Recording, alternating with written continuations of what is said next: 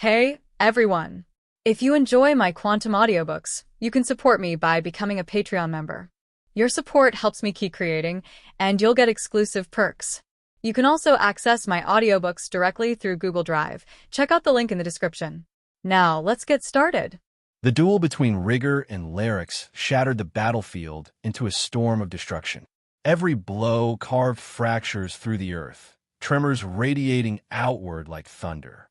Lightning sparked along Tsukiki's edge, while Larix's scimitar hissed with rising menace, sharpening with each clash as if feeding on the battle itself.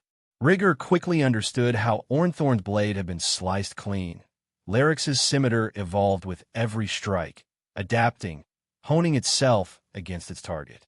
He had no time to ponder where Ornthorn found a blade resilient enough to survive such an edge. This was a fight for his life, against a North Emperor no less. And his Tuki, even fused with magic, wasn't enough to win in a straight brawl.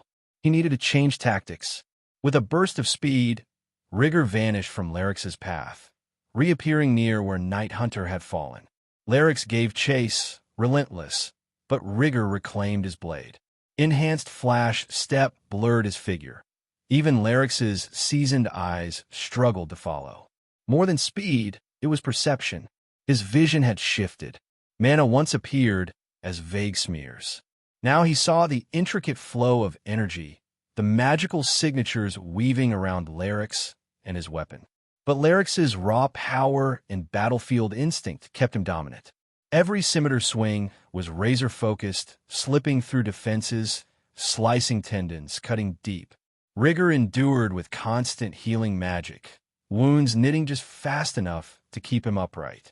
Their blows clashed like crashing storms. Shattered trees, ruptured earth. Every inch of terrain bore the scars of their duel.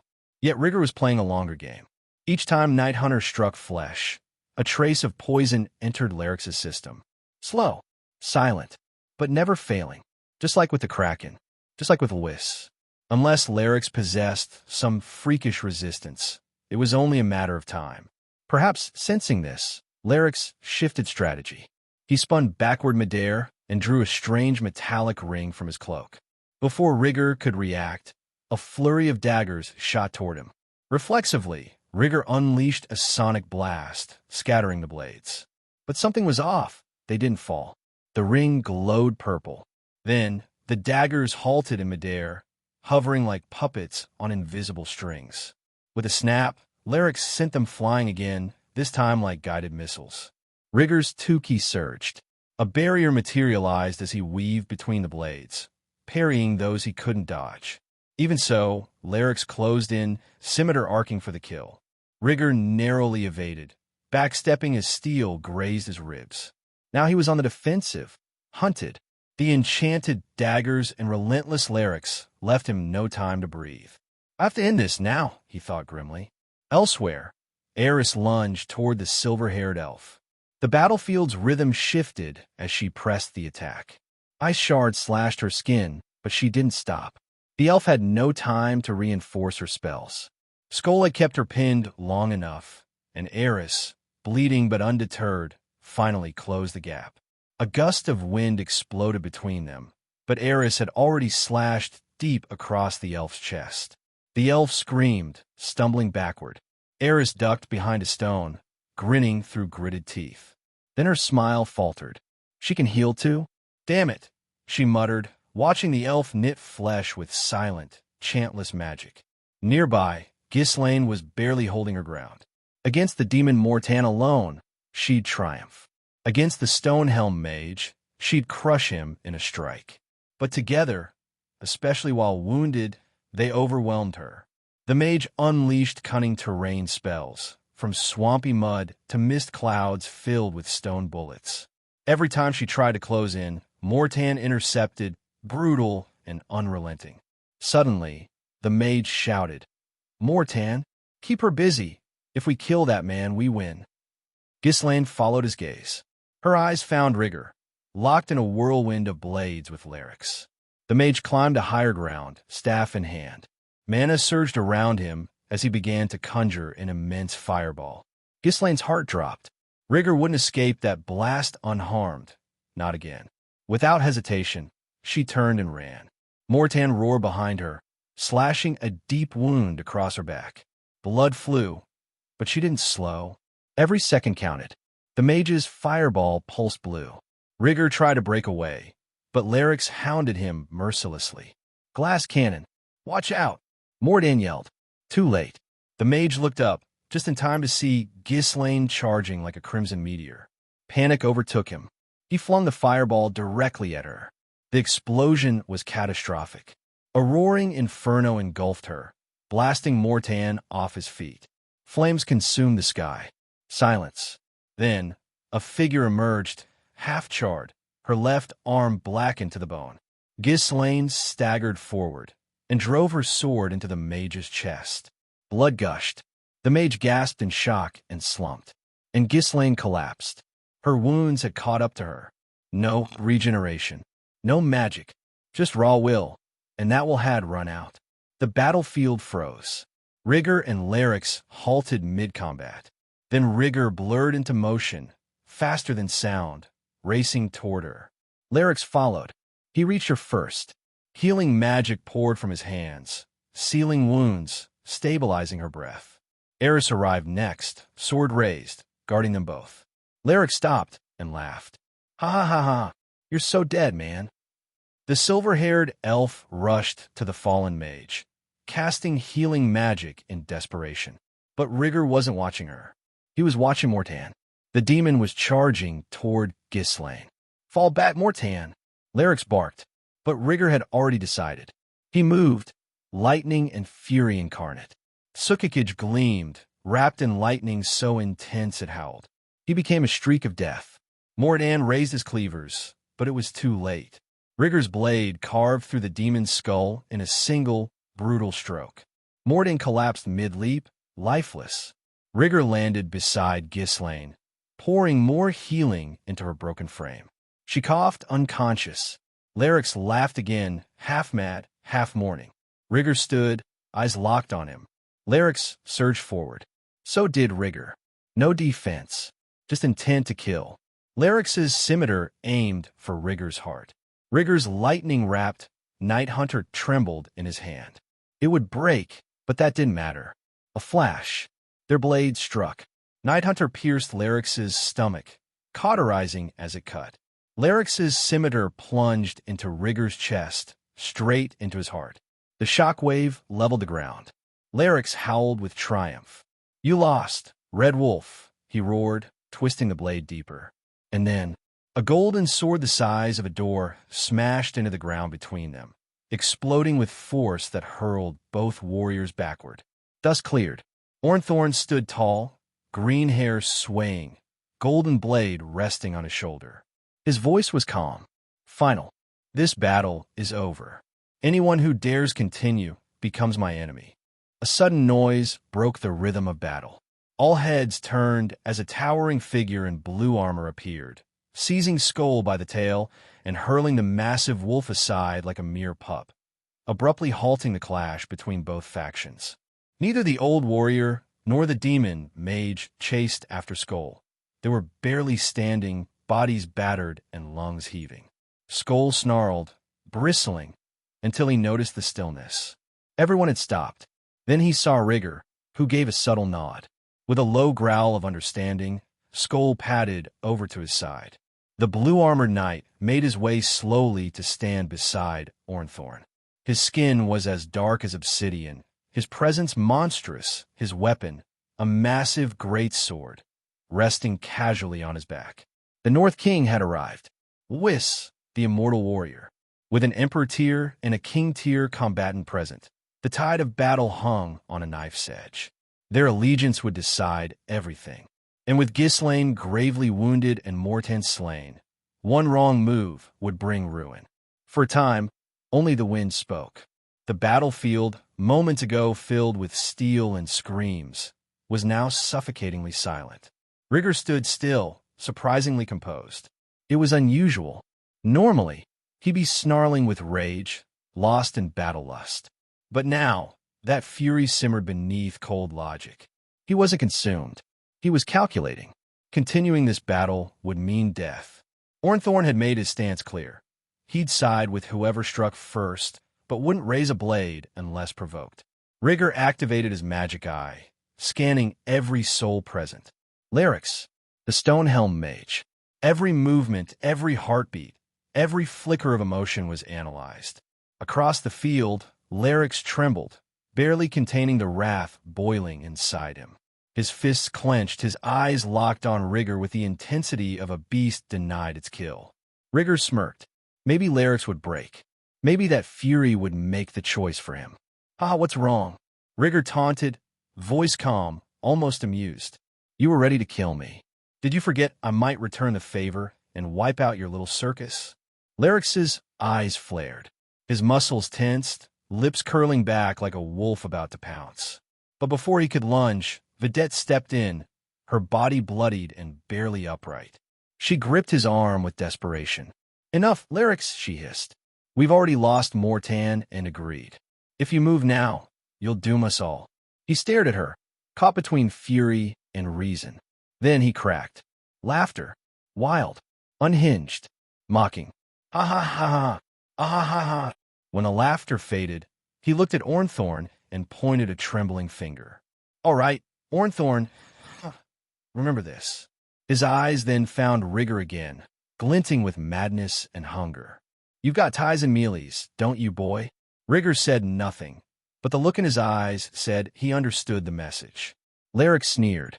"I'm but mealies. I'll find everyone who bears your legion's name and leave the forest soaked in their blood. I'll find your master and make her scream until her voice breaks."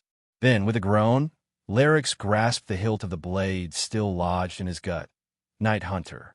He ripped it free, flesh tearing, blood spilling. "I'll keep this," he spat, lifting the blade, "a souvenir, so I never forget this humiliation." Rygar didn't flinch. His magic eye pierced through Lyrics's soul. Arguing was pointless now. The man was already broken. Eris stepped forward, fury burning in her eyes, but Rygar stopped her with a glance. Lyrics wasn't done. "You think next time you'll be stronger than me? Maybe, but strength isn't the only way to destroy someone, boy." He turned back to Ornthorn, raising his scimitar. "You owe me. I'll collect on that debt another day." Then he addressed his battered team, the old swordsman, the demon mage, the silver-haired elf, and the shell-shocked helmeted mage. The last of them, Rudeus, was still frozen in place. Lyrics barked, "Glass cannon. Wake up. Even your little girlfriend has more guts than you." The mage blinked, jolted by the verbal slap. He climbed onto his horse, shaking. Rygar smirked. "Hey, Glass Cannon, you want revenge?" Rudeus looked at him, then at his team, then back, but said nothing. The elf Sylphie helped him out, eyes downcast. Her gaze flicked to Ghislaine, then quickly away, full of hate. She memorized the red wolf's face. Lyrics's group retreated. They mounted up, Sylphie casting one final healing spell before they galloped off. Rygar watched them go. He wanted to finish it, wanted to kill them all. But Ghislaine was too injured. Skull too. And Ornthorn's neutrality remained a coin toss. Still, he smiled. Night Hunter had a trace mark. He could find it again. Find them again. He turned back to Ghislaine and resumed healing, channeling mana into her broken form. The burns, the torn muscles, the slashes. One by one, he sealed them. Only when she was stable did he tend to Skull and Eris. Eris, surprisingly, had the fewest wounds. She hadn't fought the strongest foes, but she'd faced the most. Rygar was proud of her. He normally wouldn't have even let her join such a battle. He crafted a stone stretcher for Ghislaine, continuing treatment. She had pushed herself harder than ever. Unlike Rygar, she didn't have regeneration. Her survival was sheer willpower. Eris remained vigilant, glaring at Lewis and Ornthorn. But Rygar finally finished and looked up. Lewis stepped forward first, cheerful despite the battlefield atmosphere. "Hello, everyone," the North King said warmly. Rygar stood and shook his hand. "Lewis, you have impeccable timing." Then he turned to Ornthorn. "You didn't help either side." "What?" Ornthorn exhaled. "Lyrics once spared my life. He was hired to kill my students. Instead, he told me who sent him. I destroyed that noble's entire bloodline. He said I owed him. Then, last month, he spared me again. A duel, for the Emperor's title. I couldn't repay him directly, so I stayed neutral. Rygar nodded. Then why not help him kill me? Ornthorn looked him dead in the eyes.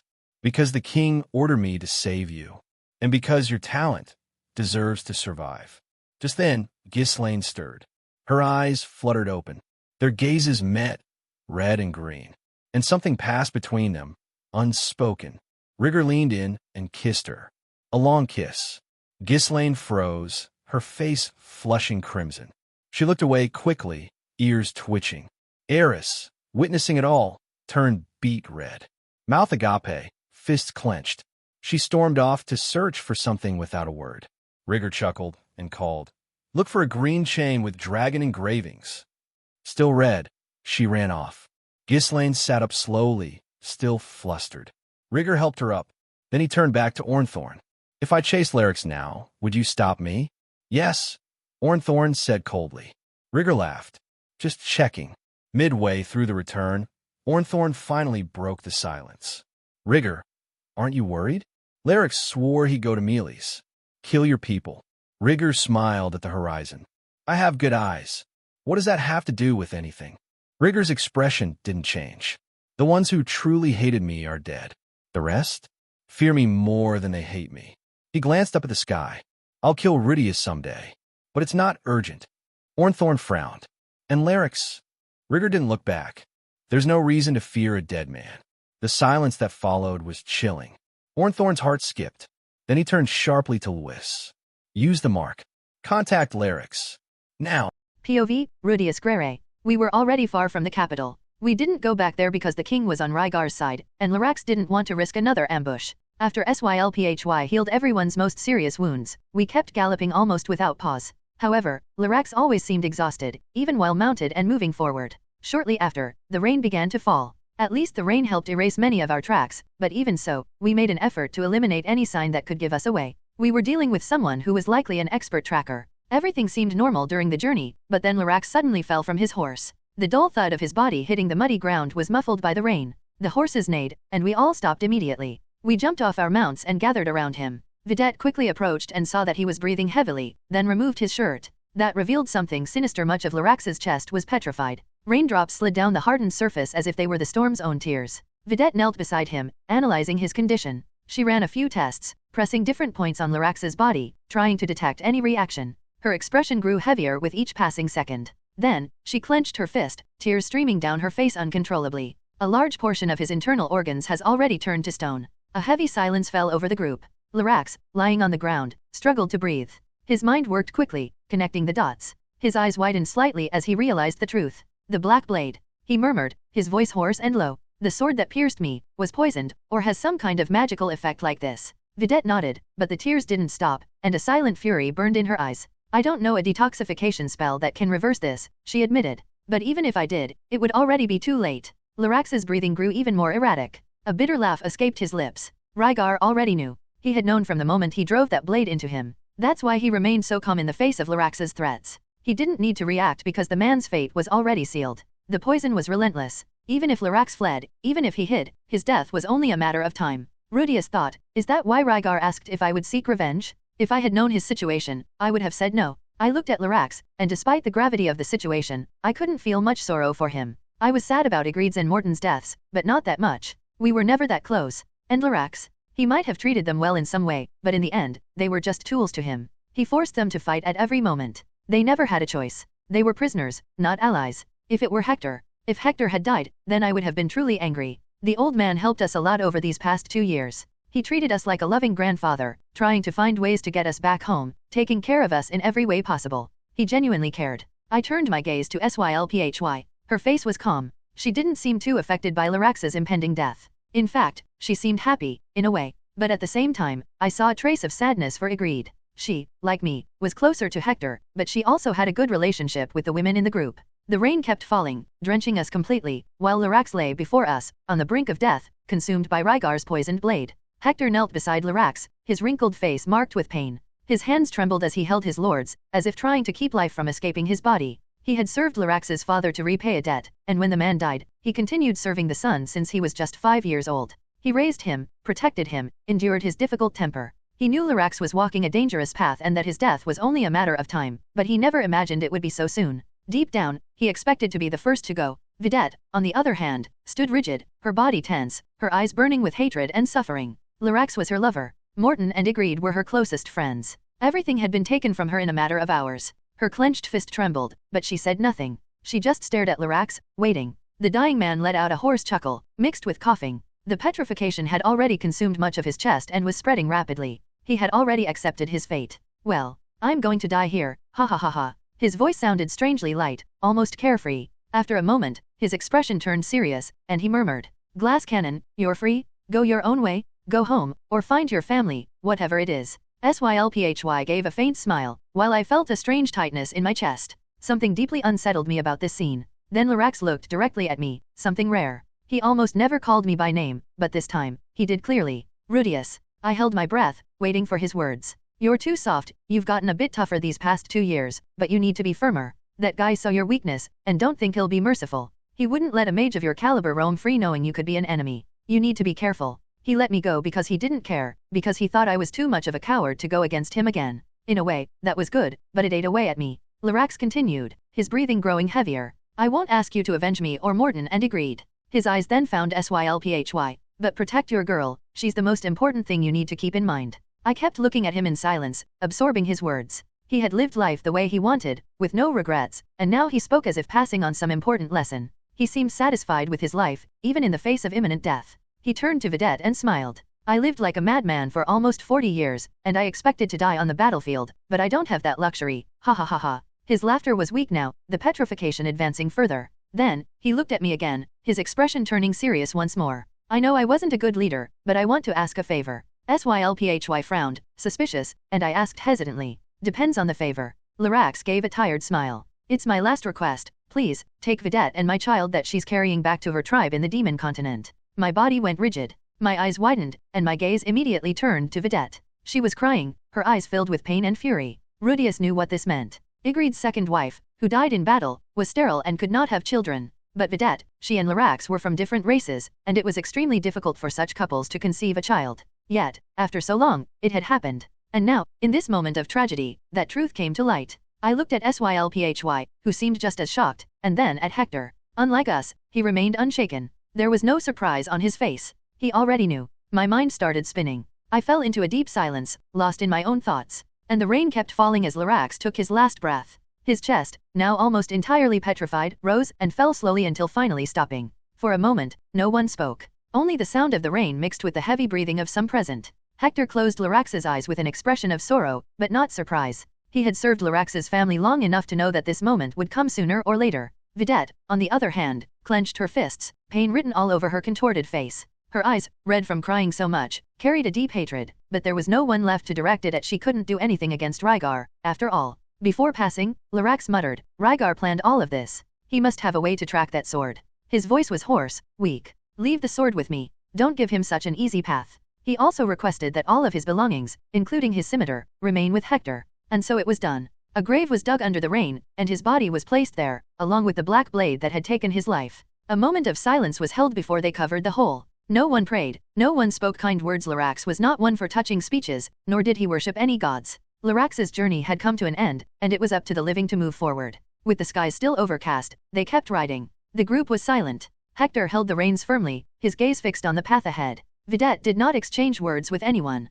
Rudeus was lost in thought, and Sylphy stayed close to him, occasionally glancing at him with concern. When they finally set up camp, exhaustion weighed on them. Rudeus lay beside Sylphy and, before he could reflect too much, sleep overtook him. Then, the white void filled his vision. "Yo, Rudeus." The annoyingly carefree voice of Hidegami echoed through the nothingness. Rudeus's mood sank instantly. He crossed his arms, narrowing his eyes. "Come on, not even a response." Hidegami feigned disappointment. "And here I am, bringing good news." Rudeus's eyes narrowed. "Good news? Your last advice didn't work out too well, did it? Half of our group is dead." Hidegami raised his hands, as if defending himself. "And I stopped all of you from dying. After all, aren't you and your little elf friend still alive?" Rudeus clenched his fists. "If you had told me how dangerous he really was, we would never have gotten involved in the first place." Hidegami sighed, shaking his head as if Rudeus were being stubborn. "Well then, forget the good news." He turned dramatically, as if about to leave. Rudeus gritted his teeth and scratched his head. Just say it already. What's the good news?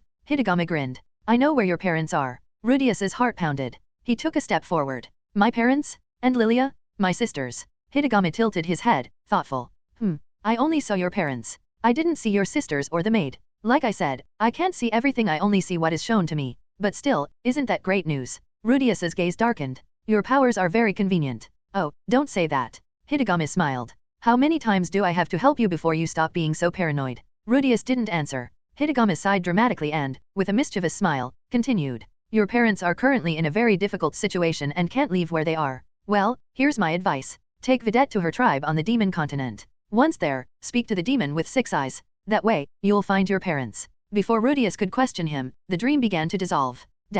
He woke up slightly startled, feeling his heart race. The fresh night air filled his lungs, and he noticed Sylphy stirring beside him. Rudy. Her sleepy voice carried a hint of concern. She partially sat up, rubbing her eyes. What is it? Rudeus remained silent for a moment, digesting Hidegame's words. He felt a whirlwind of emotions: hope, suspicion, frustration. Sylphy, he said hesitantly. I believe my parents are on the demon continent. Before he could continue, Sylphy's eyes widened, and she grabbed his hand. They are? That's great. We finally have news about someone? How are they? Her excitement made Rudeus's chest tighten. He swallowed hard. I'm not sure. It's just a lead. Sylphy frowned, noticing his hesitation. But how do you know that? She asked, suspicious. Rudeus avoided her gaze. I just feel it. Sylphy watched him for a moment, but soon her expression softened. Rudeus asked, Are you sure you want to follow me there? I'm going with you. Rudy would do the same for me. Rudeus's heart warmed. He looked at Sylphy with admiration and affection. This elf held an almost irreplaceable place in his heart.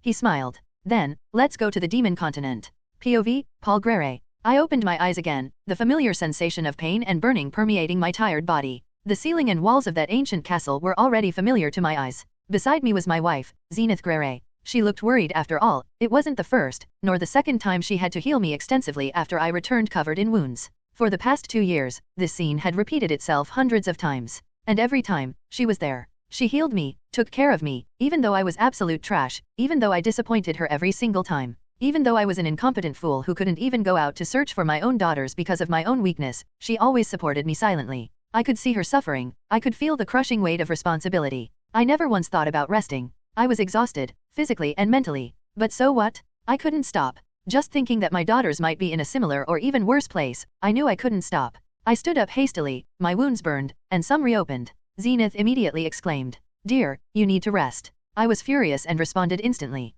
How could I rest? Aisha and Norn might be alone somewhere. Rudeus and Lilia could fend for themselves, but those two are just babies. How could I rest knowing they need me? The moment the words left my mouth, I regretted them. None of this was her fault. In fact, she was just worried, thinking about my well-being, and yet, this was how I reacted. I really am trash. Zenith lowered her head. Her eyes were sunken, surrounded by dark circles, and tears fell down her face as she whispered. I know, but you're not well. You'll end up dying like this. You won't defeat that demon woman if you don't rest. She stood up and looked at me, her eyes filled with tears. I clenched my teeth, the words stuck in my throat, a truly uncomfortable feeling. I thought about the last 2 years, in which I had trained relentlessly to defeat that woman. After 2 years, I trained until my blood flowed, until my hands bled, and the blood hardened around the sword. I trained like never before, because after searching tirelessly for other solutions, another way to escape, we discovered that we had no other way out. The only viable option was to defeat her. I had grown stronger and stronger. I defeated almost all of her guards, only 5 still surpassed me, and barely. But even so, whenever I faced her directly, I felt that insurmountable barrier between us. She was on another level. A knock sounded at the door of our room. Zenith wiped her tears and said, Come in. And then, he appeared. It was Moore, the chief of the castle guards. Moore was an immortal demon who resembled an imposing middle-aged man with white hair and beard and reddish-brown eyes. He spoke in his affable voice. Rotary has just left for his 2-year vacation. As promised, since you defeated him in combat, Paul Greyrat, he said he will deliver your letters to the Adventurers Guild and pay for them. For the first time in a long while, I felt a flicker of hope. I had asked Rotary to send 3 letters, one to the Rudeus Greyrat mansion, asking for Ghislaine's help, another to my father, the head of the Notos family, and one last to the Latreia family, Zenith's relatives. Additionally, a notice would be left at the main adventurers guilds along the way, informing where I was and asking for help from everyone I knew to find my family, including Rudeus, wherever he might be. Rotary was a North Saint and one of the fortress guards. But since he was a demon, he didn't care much about the passage of time, and his tribe lived outside the fortress. He could use his wife's and children's money to send the letters, and all I had to do was defeat him in combat. That was our bet. He was the closest thing to a friend I could consider in this place. I quickly stood up and thanked Moore, who was one of the 5 combatants here I had yet to defeat. He was always very helpful, but also annoyingly loyal to that crazy demon woman. Thank you, Moore. Moore simply nodded and left. I looked at Zenith, feeling my mood lift a little. I walked over to the window, and Zenith followed me. Before us, the immense dark walls of the fortress loomed. Further in the distance, an arid and cruel landscape stretched out, desolate and inhospitable. It had already been 2 years. 2 years since the teleportation. 2 years since we were brought to the Demon Continent, near the Necros Fortress. And since then, we had become members of the Imperial Guard, enslaved servants of the immortal Demon King, Aoi Hiroto Ryback. We couldn't leave before our vacation period, which would only occur in 10 years. Unless I defeated her. My only goal was to defeat her, no matter the cost. POV, Rygar Adoldia. I was running through a dense forest, the vegetation blurring past me as my feet struck firmly against the ground. The sound of branches snapping beneath me echoed amid the singing birds and growling beasts. It had only been 2 days since the ambush by the Prime Minister and the King's brother, which ended in a bloodbath, with all of them being killed. Right after that came the ambush by the mercenary group that I now knew was called the Tyranny Storm. Led by Lyrax, they seemed to be quite famous in Begarit. He assumed that Meles had hired them, and I couldn't help but admire such determination to eliminate their enemies. It was rare to find such a dedicated group. Ghislaine and Skull were seriously injured, especially Ghislaine. That's why I didn't go after Night Hunter immediately. Instead, I waited for her recovery before taking action. Even so, during that time, there were 3 pieces of good news and one that was neither good nor bad. The first good news, I had advanced in my path as a swordsman. Now, even if not officially, I was a sword god-style king and a water god-style saint. This advancement elevated my strength to a new level, expanding both my offensive and defensive capabilities. The second good news, my eyes had awakened to a new power. In truth, it seems more accurate to say that I could finally access their power, as they had always been there, but I simply hadn't used them efficiently. I quickly tested some of these abilities, but I had yet to fully explore them, as I spent most of my time taking care of Ghislaine and focusing on the third good news. The third good news was about King Leonard. After hearing about the ambush and my near-death experience, he made an extremely risky political move. Through investigations, it was discovered that Meles was indeed involved in the plans for my death. The Kingdom of Meles supported a coup d'état in which Livandri King Dragon, the brother of King Leonard, would take the throne of the Dragon King Kingdom as soon as I was eliminated. In practice, my survival and the subsequent massacre of almost all their forces dismantled the plan and exposed the conspiracy before it could be realized. With the deaths of 2 of his main political rivals and the destruction of a large part of their military forces, Leonard seized the opportunity to consolidate his power. He declared me a hero who had prevented a rebellion in the kingdom and hired us officially to contain a rebellion, a pretext to eradicate the remaining forces of the conspirators and absorb their followers into his faction. Leonard wanted to exterminate them completely, including their families and descendants, but I was against it. After all, just because I had accepted my wild personality didn't mean I would go around massacring innocents for no reason. I convinced him to offer surrender to the survivors, which, besides being more lenient, was also a smart political move. Those who accepted would be grateful that the king spared their lives and, consequently, would be more loyal to Leonard. With my strength and the presence of the Black Lion, the chief of the royal guard, any resistance was crushed effortlessly. The king asked me about the Mad Dragon King's sealing chain, saying it was an invaluable treasure for the Dragon King Kingdom, but I merely feigned ignorance and said I didn't know where it was. That chain was too valuable, and he was almost caught by it. It was his to research. That said, as a reward, Leonard granted me unrestricted access to the royal library and the magical records of the Dragon King Kingdom, along with various benefits for the Iron Legion in gratitude for assisting in the containment of the rebellion. In exchange, the kingdom would also benefit from an alliance with me. Although the full transition of power would take months to stabilize, Leonard was now in near absolute control of the kingdom. For the first time, I felt that this king truly considered me a long-term ally, and that mutual trust was valuable. However, with all this movement, I still hadn't had time to properly talk to my group. Honestly, something else was troubling me. Hitagame had told me not to kill the minister, and that would have, in a way, prevented the ambush, as they wouldn't have attacked in the city. This made him constantly question what the goal of this strange god was. Was he really helping him? Was he truly doing it because he would need him in the future? But after thinking for a while, he had survived and even grown stronger because of it. Probably, Lyrax wouldn't have given up if he didn't get him this time, so it was better that he solved this problem now. Regardless, he would never let his guard down when dealing with Hitagame. Now, with unlimited access to the kingdom's magic library, one of his objectives was to search for mental barriers. Hitagame always gave him a bad feeling when they spoke, and his instincts had never betrayed him. As an example, the one time recently when he ignored his danger instincts because he thought he had the situation under control, a nuclear explosion hit him not long after. Either way, Hitagame's goal remained a mystery. Now, there was one last piece of news, neither good nor bad. My sword, Night Hunter, had stopped moving. Before losing it, I had prepared a small magic circle,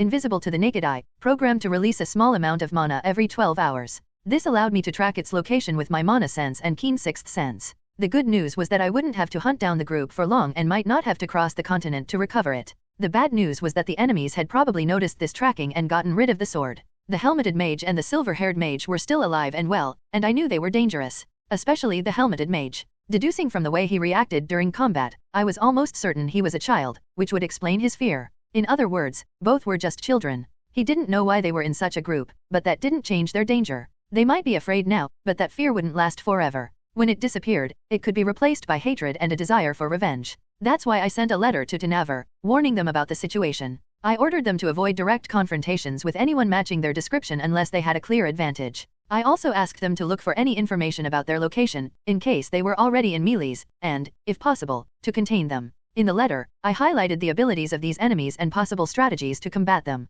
As I thought about this, I was getting closer to recovering my sword. Finally, a scent of blood and the familiar trace of Night Hunter reached my sharpened senses. The whole way there, my perception and my magic eyes hadn't detected anything, as if a void surrounded that place. But now, there it was, a lone gravestone, embedded in the ground. I approached with slow, cautious steps, allowing myself to read the inscription on the stone. Lyrax, the tyrant of the desert, leader of the mercenary group Storm of Tyranny, Emperor of the North, the Eye of 1,000 Miles, the Scorpion of Begarit, died in battle against the Red Wolf. I looked at the titles and couldn't help but think, that's a lot. With a controlled movement, I manipulated the earth around the gravestone, shifting it effortlessly. The soil gave way to my will, revealing an improvised stone coffin. The lid moved heavily until, finally, I saw what was inside. There was Night Hunter, resting beside Lyrax's body. But what truly surprised me was the expression of the deceased, a mocking smile. His fingers stiffened in death, forming an obscene gesture. Even in death, he seemed to be mocking me. I remained silent for a moment, evaluating my next action. First, I recovered Night Hunter, sliding my fingers along the blade to ensure nothing had changed. It was still the same sword, lethal and loyal. A sigh of relief escaped my lips. Then, I looked at Lyrax once more. This is for science, I murmured to myself. Defiling a dead man isn't so bad. He's already dead, he won't need this. With careful movements, I reached for Lyrax's face. My fingers moved with surgical precision, opening his eye socket. Seconds later, I removed Lyrax's demon eye, the clairvoyant eye. It was similar to my own eyes, an eye with immense power. With a touch of magic, I froze the eyeball and stored it inside a small stone box, sealing it with a magic barrier. It was a shame he didn't have the pharaoh's custom of being buried with his treasures. I would have liked that sword and that gravity ring. Well, at least I got the sealing chain. Now that I had everything I needed, I took a moment to examine Lyrax's body. His chest was almost completely turned to stone. The venom had stopped spreading when his blood ceased to circulate. Then, I lowered my head slightly and murmured, "Thank you. I'll make sure you are the last person to successfully ambush me in this life. That, I promise, tyrant of the desert." I replaced the gravestone, sealing Lyrax's tomb. With Night Hunter in my possession and the clairvoyant eye secured, I turned on my heels and began running back to the capital at a fast pace. The wind cut against my face, adrenaline still coursing through my veins, and this time, it was for an imminent battle. But this time, there was something else waiting for me. A slow smile spread across my face as I thought, now that Ghislaine is fully recovered, it's time to challenge her to a fight. It's time to make her my first wife. Deep down, I thought Verdia would be the first, but who could predict this ever-changing world, right? Once again, the capital appeared on the horizon, a cluster of imposing buildings surrounded by high walls and bustling with people of different races and occupations. Rygar felt a tightening in his chest, a mixture of anticipation and excitement. The mating season was coming to an end. Technically, that meant there was still time for Rygar to challenge Ghislaine, but honestly, that mattered little to him. In his tribe, it was more culturally acceptable to challenge one's intended partner only during the mating season, and many had sex only at that time. But Rygar came from modern Earth society. He knew he would probably feel a strong sexual desire with his current body. Since he was only 12 and already having trouble with it, he was sure he wouldn't hold back with Ghislaine, who was always showing off her body. It might seem a bit arrogant, but he was certain he would win, even without using magic. He was sure he could defeat Ghislaine. He crossed the city gates without difficulty. The guards, upon recognizing him, merely exchanged glances and waved in permission. As he walked through the streets, he noticed the stares around him. Many recognized him, some with respect, others with admiration, and a few with a hint of fear. King Leonard had done an excellent marketing job. He had spread word everywhere about Rygar's contributions in ending the rebellion that had occurred in the kingdom of the Dragon King, and he associated that with the Iron Legion, so that his name, Rygar Adoldia, became increasingly well known in the kingdom of the Dragon King. Without lingering, he proceeded to his temporary home. The spacious area, surrounded by a training yard, exuded life and energy. As soon as he passed through the gate, the scene before him made his blood boil with excitement. In the center of the arena, Ghislaine was simultaneously facing Eris, Idar, and Skal. Her trained body glistened with sweat, and her movements were fierce and dominant. Every strike was an example of raw power and refined technique, her wild nature radiating supremacy over her opponents. A daring smile adorned her face, her eyes shining with challenge and satisfaction. Eris attacked ferociously, especially animated upon noticing her teacher fighting with everything, while Idar and Skal tried to keep up with her but were easily repelled. The three together were at least able to offer some resistance, with Idar blocking and counter-attacking while Eris and Skal distracted her. In the corner of the yard, Aisha was deeply focused, keeping 3 spheres of water afloat at the same time, her expression one of absolute concentration. Further away, Lilia repeated the fluid, calculated movements of the water god style. Her progress was evident, her mastery had returned to the intermediate level after a long period of training. Rygar watched for a moment, absorbing the scene, before letting out a low laugh. Without hesitation, he slid his hand to the hilt of Tsukikage and unsheathed his sword with a sharp gleam in his eyes. Ghislaine Adoldia, he called, his voice echoing throughout the yard. I, Rygar Adoldia, challenge you to a matrimonial duel. A moment of silence followed. All eyes turned toward him. Ghislaine halted her advance, her red eye meeting Rygar's golden eyes. A slight smile curved the warrior's lips, and she tilted her head slightly, as if she had been expecting this. Lilia and Idar exchanged complicit glances, discreet smiles appearing on their faces. Everyone there knew that this moment would come. Rygar made no effort to hide his intentions. Eris, on the other hand, froze. Her expression was full of conflict, her fists clenching. Her eyes shone with something indefinable, jealousy, frustration, or something even she couldn't explain. She opened her mouth to say something, then closed it again, speechless. Aisha blinked, confused, and asked aloud, "Is the master going to marry older sister Ghislaine?" Lilia smiled and replied calmly, "Only if he wins the battle." Skal, for his part, rolled carelessly on the grass, completely oblivious to the tension of the moment. Aisha, however, seemed excited. She raised her small fists and declared enthusiastically, "You can do it, master." Ghislaine took a few steps forward, her aura overflowing with pure confidence. She moved to the other side of the arena, never once taking her eyes off the man who challenged her. Her red eye, the one not covered by her eye patch, was fixed on Rygar's golden eyes, analyzing every detail of him, every trace of intent in his posture. Rygar maintained his smile, assuming the stance of the sword god style. Ghislaine, in turn, responded in a serious voice laden with determination. "I, Ghislaine Adoldia, accept your challenge." The tension in the air became palpable. The spectators moved back, forming a circle around the arena, holding their breath in anticipation. Rygar and Ghislaine stared at each other, their imposing presences clashing even before the first exchange of blows. Neither needed any further words. In an instant, both exploded into motion, charging at each other like fired projectiles. Their swords were raised simultaneously, their blades reflecting the brilliance of the sun. The ultimate technique of the sword god style. Longsword of Light. Hiramune, the red sword, and Tsukikage, the blue sword, collided at an absurd speed, causing a deafening crash. The impact generated a shockwave that cracked the ground as dust spread and the spectators shielded themselves from the rush of air. The battle had begun. Both Ghislaine and Rygar were incredibly fast. Their fight soon became a blur that the spectators could barely follow. It was a spectacle at the peak of fencing, where every strike was calculated, swift, aggressive, and lethal. Ghislaine still possessed a superior control of Toki compared to Rygar, but he compensated with his natural, innate physical strength, allowing him to fight at the same speed and even surpass Ghislaine at certain moments. He had not yet used the flash step. If he did, even in the version that relied solely on Toki, he would become faster than Ghislaine. The fight unfolded with brutal intensity. Ghislaine held a slight technical advantage with the Longsword of Light, but Rygar was overall superior. He had recently reached the Saint level in the Water God style, mastering the flow, the primary counterattack technique of that style. Moreover, he could be considered at least a North Saint, even without using magic. Thus, little by little, he was surpassing Ghislaine in her own technique. As the fierce clash continued, the spectators reacted in various ways. Aisha, who was only 3 years old, watched intently and soon noticed something interesting. With the typical freedom of a child, she asked aloud, "Mom, if the master is going to marry older sister Ghislaine, then what about older sister Eris?"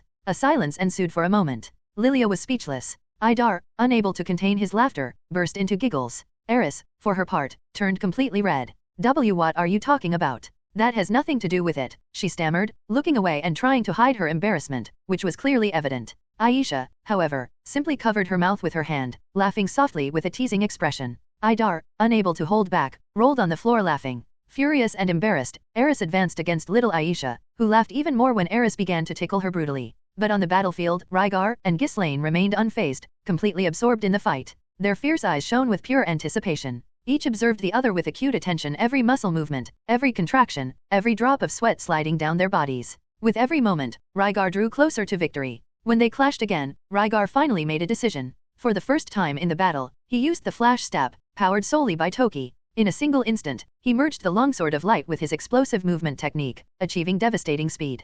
Ghislaine did not retreat, she advanced without hesitation. But in the face of that relentless onslaught, she was overpowered. A shockwave swept across the battlefield, slightly cracking the ground. Ghislaine's sword merely cut through the air. Meanwhile, Rygar's blade grazed her neck, leaving a thin trail of blood. Both were panting. Rygar, maintaining his firm position, looked into her eyes and declared, "I have won." Ghislaine stepped back, sheathing Hiramune with a satisfied smile. "Indeed, you have won." Then, Rygar stepped forward, pulling her by the waist firmly. Ghislaine's eyes widened in surprise. The difference in height between them now seemed much smaller. He pulled her in for a kiss. For a brief moment, Ghislaine tensed, but she soon surrendered, returning the kiss with passionate intensity. Her claws tightened against Rygar's skin as their bodies drew even closer. Eris, who was in the midst of a bout with Aisha, suddenly stopped. Her eyes widened, and her cheeks flushed scarlet. Aisha, on the other hand, simply watched the scene with intrigued curiosity. That day, on an apparently ordinary morning in the kingdom of the Dragon King, Ghislaine Adoldia became Rygar's first wife. Night had fallen on the bustling capital of the kingdom.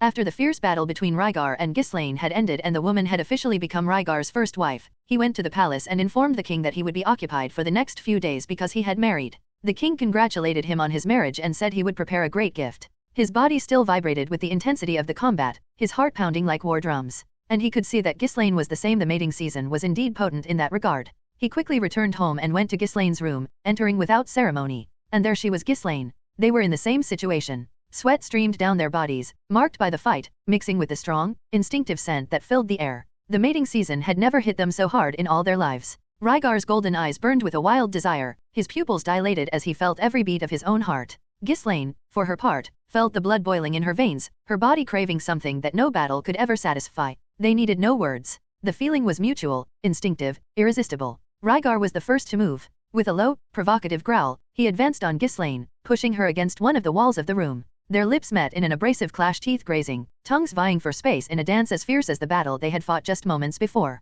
Rygar's hands slid over Ghislaine's muscular back, feeling every rigid, tense fiber beneath his fingers, as if exploring a living map of strength and desire. She bit her lower lip before pulling away for a moment, panting, her voice husky as she whispered in Rygar's ear, "You defeated me in battle, but can you dominate me here as well?" The challenge in her voice only aroused Rygar further. He reversed their positions, holding her by the waist and spinning her against the bed in one fluid motion. Ghislaine gasped from the impact but smiled, baring her sharp teeth. The warm touch of Rygar's hands on her skin made her body tremble with anticipation. She arched her back as he trailed kisses along her neck, descending slowly, while her claws gently dug into his arms. The scent of their mutual arousal was heavy in the air, the primitive need roaring in their bodies. Instincts spoke louder than any rationality, and that day, for several hours, Rygar and Ghislaine surrendered to something more intense than any battle they had ever fought. There was no hesitation, no softness. Only raw desire, overwhelming passion, and the wild call that united them in a way that words could never express. That night, they were not merely warriors. They were predators, surrendered to the clamor of the flesh, to the frenzy of the mating season, celebrating their connection in the most visceral way possible. POV, Lilia Greyrat.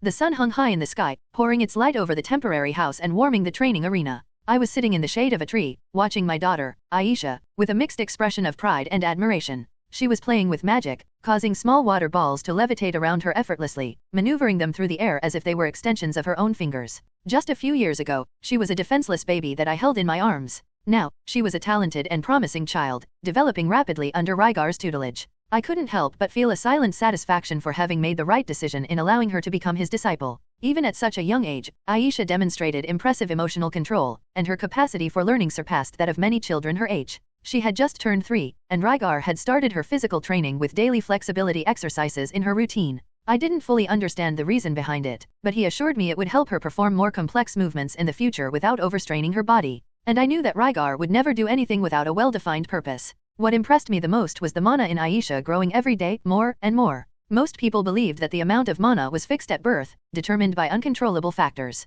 However, Rygar discovered and confirmed after several tests that mana could grow during childhood, depending on how much it was used. It was powerful knowledge. If this became public, it could completely change the way the world trained its mages. However, Rygar wouldn't share this information with others, at least not for now. I understood his reasons. After all, I could only imagine how the Azura Kingdom or even the other smaller kingdoms might use that knowledge. Then, I turned my gaze to the very spot where, just yesterday, Rygar and Ghislaine had their matrimonial duel. A discreet smile appeared on my face as I recalled the scene. I was glad to know that, in a way, I had taken on the role of matchmaker between them. In the last few days, I noticed that Rygar looked at me with a hint of hostility, as if I had stolen something from him. It was an uncomfortable feeling. I didn't fully understand why, but that feeling dissipated after the ambush he suffered. He hadn't yet told us all the details of the battle, but I already knew it had been by a group called the Tyranny Tempest. My gaze then shifted to another corner of the training field, where Eris was engaged in an intense duel with Idar. Her movements were aggressive and fierce, as expected of her. The sound of clashing swords echoed through the air, and even without the use of her magical items, her speed and strength were remarkable.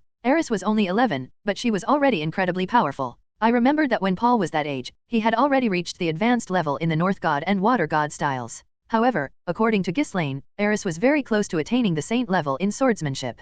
That meant she was as talented as, or perhaps even more so than, Paul. It was an impressive achievement for someone so young. But today, her fight wasn't just training, it was an outlet for her emotions. Everyone could see it. Even Rygar himself noticed. Eris had romantic feelings for him. But despite that, he continued to treat her just as a child. Rygar clearly seemed to prefer more mature and developed women in the proper sense. I even caught him watching me a few times, but it was evident that Ghislaine was still his favorite. He didn't hide the fact that he planned to marry his magical mentor, who was said to be named Verdia, yet he also made sure to emphasize that he would never give up on Ghislaine. That's why I decided to speak with Eris, thinking that if he were open to polygamy, Eris might still have a chance. I advised her to try to appear more mature, reliable, and strong, qualities I believed Rygar sought in a woman. I told her that, in time, she would grow and develop too. She listened to my words, and even though she was still angry with Rygar for not seeing her as a woman, she focused on her training. Now, there she was, pouring all her frustration into her blows against Idar. Her swords clashed loudly, and I could see the intensity in her eyes. Eris was determined. And if I knew her well, she would never give up so easily. As I thought, muffled sounds still echoed throughout the house. They had spent the entire night like that, and now it was nearly noon. I knew that Rygar possessed an incomparable vigor, but who would have thought that it applied to sex as well? How was Ghislaine keeping up with him? Was it because she was a sword king? After pondering that, I quickly dismissed the thought. The last time I coveted another woman's man, things didn't end well for me. I sighed and turned my attention back to the surroundings. It wasn't as if I had anything else to do. Amid the group's travels, I naturally took on the role of caretaker, but in this house where emissaries from other kingdoms stayed, the servants the king assigned to care for the group wouldn't let me perform any tasks. Thus, I was left only to observe and reflect on the members of this peculiar group. Idar, for example, intrigued me greatly. He was a talented and determined young man, with great respect for Rygar. That respect wasn't only because Rygar had saved his brother, but also because of his strength, leadership, and natural charisma, not to mention Rygar's destruction of his arrogance. However, unlike the other members of the Iron Legion who treated Rygar as an absolute leader, Idar saw him more as a companion, great friends, perhaps even brothers in arms. During our stay in the Dragon King's realm, Idar decided to learn a bit more about his future wife, and we discovered her name after asking the king, Isolti Cruel, the granddaughter of the current water god, Rygar. They said she was incredibly beautiful and talented, which made Idar leap with joy upon receiving the news. Who wouldn't be happy? Her marriage had been arranged by his grandmother, Eleonora, and since he respected her grandmother, who had given him everything he possessed, he would abide by that wish, regardless of who the suitor was. Fate had been generous to him, for Isolti was known for both her beauty and talent. He was even learning to cook to please his wife, but his true advantage was that he was incredibly talented in the water god style. He would undoubtedly be a good partner for the future water god. My attention then turned to Eris, a fierce red-haired girl. Rygar and Ghislaine hadn't told her about the death of her grandfather and her father. But Eris wasn't naive. She knew something had happened, yet she didn't ask any further. The uncertainty bothered her, but she chose to trust those who would protect her. Her family was no longer there, so all she had left was Ghislaine and Rygar. He had saved her life, fought for her, ensured her safety when no one else could. The bond she felt for him was intense, perhaps even greater than she realized. Eris was absurdly attached to that group. Rygar, Ghislaine, Skull, and Idar. I had no doubt that she would give her life for them. But the way she handled her emotions was unique. Unlike other girls her age, Eris did not allow herself to show weakness. Her way of dealing with her feelings was through aggression and training. Becoming stronger was her way of feeling useful, of proving herself worthy to be by the side of those she loved. Before, her goal was to reach Rygar. When he reached Ghislaine's level yesterday, her goal changed. Now, she wanted to reach both. And who could say it was impossible? She had a natural talent for the sword and an unparalleled ferocity. Her determination was both inspiring and terrifying at the same time. From the stories I'd heard about what she had endured, any child would have been traumatized. But for Eris, it only strengthened her fighting spirit. It was as if she were born for the battlefield. A born warrior. An admirable girl, indeed. I looked at Skull, that gigantic beast. Whenever I saw him, I felt a sense of incongruity. The ebony wolf was imposing, his presence demanding respect from anyone who dared approach him. But at that moment, he was rolling in the grass, rubbing his back against the ground in a carefree manner. Rygar always made sure he was clean, so I knew he wasn't just covered in fleas, he was simply having fun. Like a huge dog that could split a man in half with a single bite. I sighed as I observed the scene, and my thoughts turned to Ghislaine. She was an incredible woman, a sword king, an S-ranked adventurer, and now Rygar's wife. Come to think of it, I looked around, observing every member of the group. A disconcerting conclusion struck me like lightning. I'm the only ordinary person here. Even my own daughter, Aisha, was an anomaly. I sighed in resignation. As if sensing my dejection, Aisha paused her training and looked at me with curiosity. Mom, why are you sighing? Her innocent little face and attentive expression made me smile. I gently ran my hand through her hair and replied reassuringly. Nothing, my dear. Continue your training. She watched me for a moment, suspicious, but soon returned her attention to the water balls she was practicing with.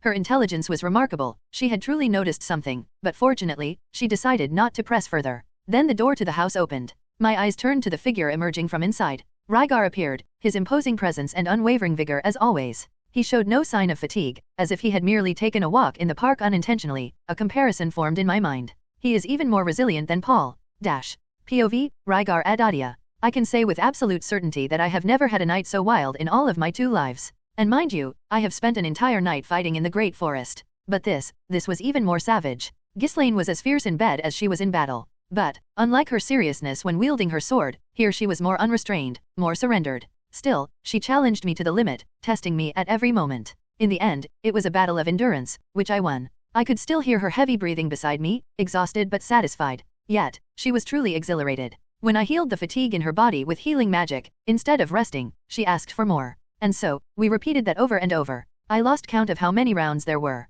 I only knew that Ghislaine surrendered herself completely to pleasure, showing no sign of regret. As I walked toward the training arena, where Eris and Idar were exchanging blows, a curious thought crossed my mind. Well, I'm already 14 centimeters, at least I know I'll be really big in the future, since I'm only 12 and already like this. I laughed to myself at my own reflection. Despite everything, my mood was excellent. I felt energized, as if that night had reinvigorated every fiber of my being. Approaching the training field, I raised my hand and greeted the group with a relaxed smile. Good morning, everyone. Eris and Idar stopped their training as soon as they noticed my presence. They turned to me with curious expressions, waiting to hear what I had to say. I flashed a confident smile and, without hesitation, declared. I was, planning. That's right. We're going to stay here for a month before we depart again. During that time, we'll train with the members of the North God headquarters, establish some members of the Legion here, learn new spells, and other important things. Idar crossed his arms and nodded, a mischievous glint in his eyes. Yes, planning, I get it. Ghislaine is doing well after all that planning. Before he could react further, Idar saw a burst of energy forming in front of him. In an instant, the discharge hit him with force, making him scream as his body contracted from the electricity. Currently, Rygar was in the magical tower of the royal palace of the Dragon King's realm, the very place where he had been ambushed last time. He was sitting amid a mountain of books, carefully analyzing ancient texts along with notes and tips detailing the advanced magic of that kingdom. Beside him, Aisha was perched on the table, immersed in reading a book on magical theory and magic circles. Her attentive gaze demonstrated an understanding far beyond what her age would suggest. Meanwhile, Eris, Idar, and Ghislaine were at the headquarters of the North God style, training intensely. Lilia accompanied them, and Rygar had let Skal go out to hunt in the forests outside the capital. Rygar enjoyed a rare privilege, unrestricted access to the royal magical library of the realm. His goal was to absorb as much knowledge as possible during his stay. Among the tomes, he found spells of king level, and even an emperor level spell called Zero Absolute. However, what caught his attention the most were the saint and king level spells of the elements of fire and earth, and he was determined to learn them all. The third prince, who seemed to be named Philip, was always present in the library, immersed in his own studies. He had assumed the position of court mage, previously held by Livandri King Dragon, the mage whom Rygar had killed. For Philip, nothing mattered but the books. His meticulous and obsessive behavior made him a true mad scientist, someone who completely lost himself in his experiments and theories. Rygar observed him for a moment before turning his attention back to Aisha. She was lying on the spacious table, bent over a large book, devouring knowledge with contagious enthusiasm. Rygar smiled and asked, "If you have any questions, Aisha, feel free to ask." The girl looked up and smiled brightly. "All right, master. For now, it's very easy." Rygar sighed at the natural genius of the girl. Even so young, her intelligence and aptitude for magic were impressive. He returned to his own studies. Once he mastered the theory, the most exciting part would follow, the practical tests. The thought of testing newly learned spells made his blood boil with excitement. His time there would be well spent, and when he left that place, he'd be even stronger. Rygar was currently in the center of one of the stone platforms of the North God-style headquarters. The place was lively as always, with many people training. The sound of clashing blades echoed through the area, along with the murmur of conversations and instructions. Some were watching Rygar and his companion on the side of the platform.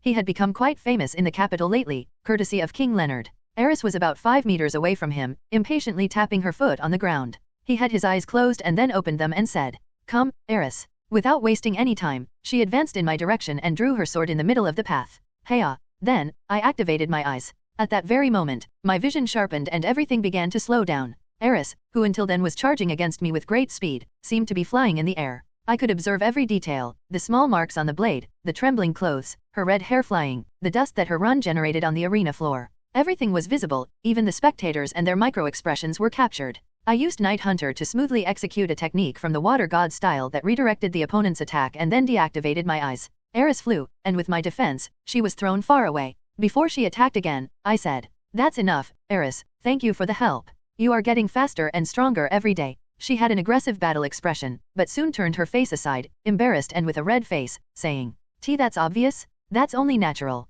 I smiled. This girl is really too soft for compliments. She's a bit cute. I activated my eyes again and looked at my hand, observing the magical power. I had discovered many things about these eyes in recent days, thanks to unrestricted access to the kingdom's library. I could access any knowledge there, which gave me a lot of information. Eris said, still not looking at me, "If there's nothing more, I'm going to train." And then, she left the training field. I turned to those watching and said, "You may use the arena now." Then, I jumped out, while thinking about my recent discoveries from researching in the library. First, the demon eyes. According to what I found, they could come in 3 distinct forms. Either you were a demonic race that was born with that eye naturally, or you received a demonic eye from the demon empress Kishirika Kishirisu, and there was a third option, the strangest one. Randomly, throughout the world, there were people who were born with demon eyes without explanation, without having demonic bloodline or anything of the sort. Rygar was one of them, just like Ghislaine. Rygar researched a bit about this phenomenon, and there were also other cases of births with strange powers, such as supernatural healing, enormous physical strength, or even the ability to control water without using magic per se. These were called blessed children when the ability was good, and cursed children when the ability was bad. Rygar had not discovered what the difference was between the cursed and the blessed children compared to those born with magical eyes, but the whole society seemed to treat them as different things. Ah, that's right. There seemed to be a saying in the demon continent about 3 demon kings, which went, Vidigati brings wisdom, Adaferatov grants power, and Kishirika bestows demon eyes. The first 2 seemed to be well-known demon kings. He wondered if they could have something to do with the other powers people were born with, but it was a shot in the dark. Well, overall, that didn't matter. Regarding his eyes, they were a bit different from normal demon eyes. They had 3 abilities that he had acquired recently. Acquired might not be the right word, after all, it was only after he finally synchronized his body and soul in Lyrax's ambush that he discovered the true power of his eyes. He saw, felt, and did things completely differently compared to before, but it's not as if these powers had appeared out of nowhere. They were already there and he just couldn't use them. But back to the main point, the abilities were: first, the magic power eye, similar to Ghislaine's, which allowed him to see mana. Second, an ability that allowed him to see everything with extreme detail and clarity, also enabling him to see very far, but it wasn't like the clairvoyant eye, it was just like seeing very well.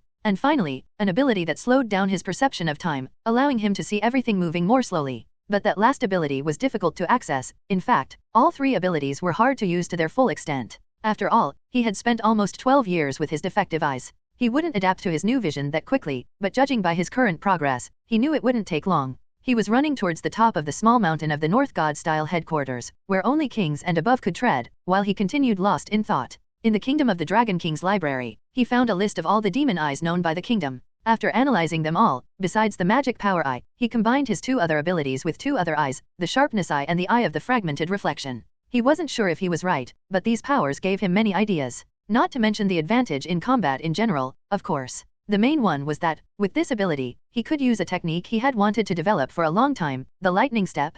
He could hardly wait for that, and this was one of the main reasons he focused so much on researching and testing his demon eyes, even though he had so many other things to do. After all, this would make him one of the fastest beings in the world, but he didn't think he would be the fastest. After all, there was Eromanfi, the brilliant, in the flying fortress of the armored dragon king. Just him was already living proof, or nearly so, since Verdia said he was a spirit, but Rygar wasn't naive enough to believe that in this vast world there weren't others with all kinds of strange abilities. While he advanced towards the top of the platforms, he began to hear the metallic sound of blades clashing violently. The noise echoed through the training field, and as he got closer, the sound of battles became increasingly distinct. The impact of blows, the displacement of air, the friction of armor against the stone floor. He could capture every detail. When he finally got close enough to see the origin of the combat, his eyes fixed on the scene in front of him, Louise, the North King, was engaged in a fierce duel against Ghislaine. The beast woman demonstrated her overwhelming strength, pressuring the demon with impressive speed. Her movements were agile and hard to follow, while Louise, even though he was a formidable fighter, was clearly on the defensive. The difference in their fighting styles was very clear. Ghislaine relied on speed and precision, while Louise trusted in his brute strength and endurance. At the very moment Rygar arrived at the arena, Ghislaine launched a fatal blow. Her blade cut through the air in a precise arc, aiming directly at Louise's neck. However, at the last moment, she retracted the blow, reducing its force just enough to avoid a complete decapitation. Even so, a deep cut opened in the flesh of the North King, causing blue blood to gush across the training field. Louise staggered for a moment, but then, with a smile, he held his own throat, which was still gushing blood, while his wound healed in real time. He said, "Haha, I lost again." The demonic regeneration did its work quickly, and in a matter of seconds, only a brown line remained where Ghislaine's sword had passed. He let out a contained laugh and looked at Rygar. "Oh, Rygar? Your wife is becoming more and more like you." Rygar smiled, crossing his arms as he watched Ghislaine catch her breath. He approached her, his intense gaze reflecting pride and admiration. "I see you can already use the most basic form of the technique." Ghislaine brushed her forearm against her forehead, wiping away sweat, and replied with a slight smile. "It's a really complex technique, but it felt natural. It's very useful if combined with the sword god style." Rygar didn't answer immediately. Instead, he leaned towards her and gave her a passionate kiss. Ghislaine did not hesitate and reciprocated, their bodies drawing even closer. There were many nights when Rygar didn't sleep properly, but who could blame him? Any man in his right mind, having a wife like her, would never just stand by watching. Then, thanks to the mating season, the two got quite excited in bed. Louise laughed, crossing his arms as he watched them. "I must say, Red Wolf, this new style you are creating is really intriguing." Rygar moved away from Ghislaine and turned to the North King. "There is still much to improve. I need to create ways for people to attain initial mastery, but I already have many techniques in mind." Louise nodded, a gleam of curiosity in his eyes. "Well, your wife seems to be quite compatible with that. You've only been teaching her for 3 days, and she already manages to use some application of what you do. Although, of course, she's not nearly as fast as you in that specific technique." Rygar returned his gaze to Ghislaine, who maintained her serious expression. "I didn't expect so much progress either." "Well, Ghislaine, hasn't Idar returned yet?" At that time, they also discovered that there was a very skilled dwarf blacksmith under the king's command, so Rygar took Night Hunter to perform some maintenance. Tsukikage didn't need that. Thanks to her ability, she became extremely resilient in battles. In fact, Rygar was under the impression that even without the fire or lightning around, due to frequent exposure to extraordinary heat, the sword itself was becoming increasingly resilient, sharp, and naturally honed. Idar, on the other hand, decided to forge a new sword and armor with the erathium that Rygar was crafting with earth magic. But the blacksmith was peculiar and said that he should watch the entire creation process, otherwise he wouldn't do anything. Due to this detail, Idar had to remain in the dwarf's forge, waiting. Ghislaine shook her head. "No, he's still waiting for the sword and armor to be finished." Rygar pondered for a moment. "I understand. I will be at the magic tower if you need me. If necessary, do not hesitate to call. I'll probably hear it." Ghislaine confirmed with a gesture, and Rygar walked away, leaving the training field behind as he headed toward the royal palace. His destination now was the magic tower, where he would continue his research and his study of high-level spells from the Dragon King's realm.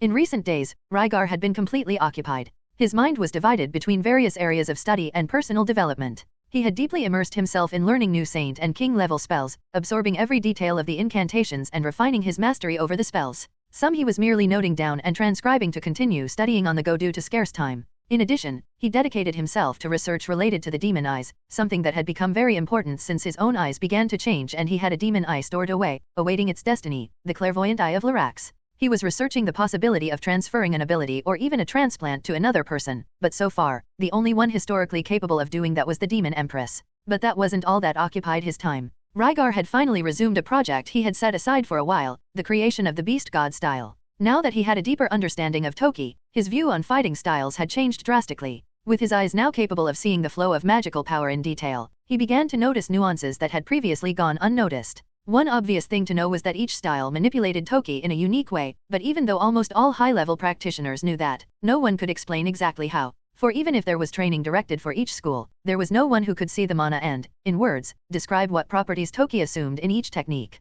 Honestly, Ghislaine could have done that, but she couldn't control her eye, and she only used it in the most basic way, something he also planned to change. With his magic power eye, he could see the sword god style, for example, refined Toki to make it sharp, clear, and extremely focused, prioritizing rapid execution and the devastating speed of its strikes. The water god style, on the other hand, treated Toki as a constant flow, more rigid and firm, yet still malleable, allowing the user to absorb and efficiently redirect the opponent's energy. The north god style, however, was an enigma. It varied too much from one practitioner to another. Some adepts focused on the pure amplification of Toki, becoming living fortresses or using unorthodox weapons, while others mastered immutable Toki, alternating between different approaches to combat as the situation demanded. Some didn't even rely so much on Toki, preferring to complement their techniques with tricks and external weapons. Now that he understood these differences and knew how to control his own Toki, Rygar established the definitive foundations for the Beast God style. The style would reflect his way of fighting and his very essence, with 3 fundamental pillars: movement, senses, and lethal strikes.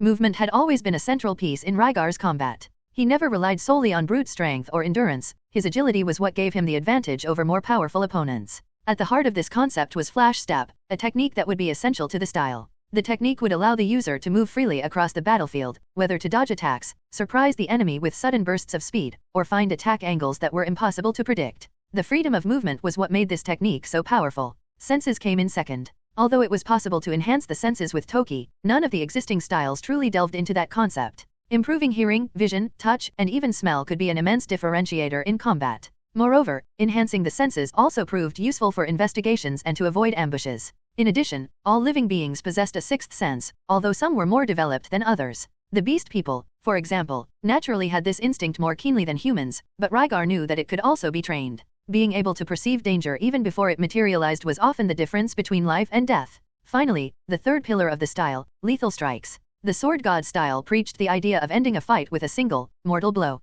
Rygar liked the concept, but he knew that many fighters had ways to counter that approach. Therefore, he chose to adapt that philosophy in a more instinctive way. Instead of trying to finish the fight with one single blow, he would simply focus his attacks on the enemy's most vulnerable areas from the start. His bestial instinct naturally led him to aim at critical spots: the throat, heart, lung, liver, tendons of the arms and legs, and the spine. Areas that, if struck, would drastically reduce the opponent's combat ability or kill them outright. The aggressiveness and brutality of these strikes made his style devastating and relentless. With these 3 pillars in mind, Rygar decided it was time to officially begin the first training of the Beast God style. The first practitioner? His beautiful wife, Ghislaine. She seemed to quickly absorb the concepts of flash step, an impressive feat considering that Rygar took so long to develop it from scratch. But Ghislaine had some advantages that he did not. Rygar was there to guide her, correcting her mistakes and refining her movements from the very beginning, and besides, the technique was already ready, while Rygar had to create it from scratch, relying only on references. Her natural dexterity and talent as a warrior allowed her to grasp the overall idea at an impressive speed.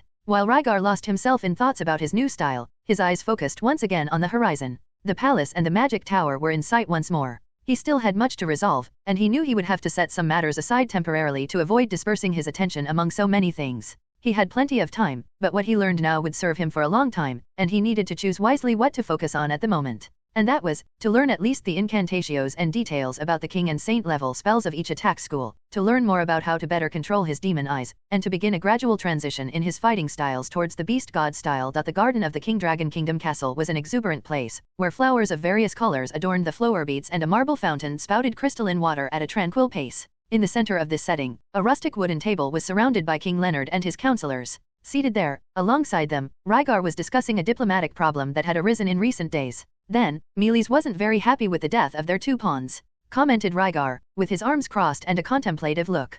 King Leonard sighed and took a sip of his tea. Yes, it's a problem. Mealy's is the country closest to us after crossing the sea, lying between us and the Great Forest, and the influence of the Great Forest is still limited.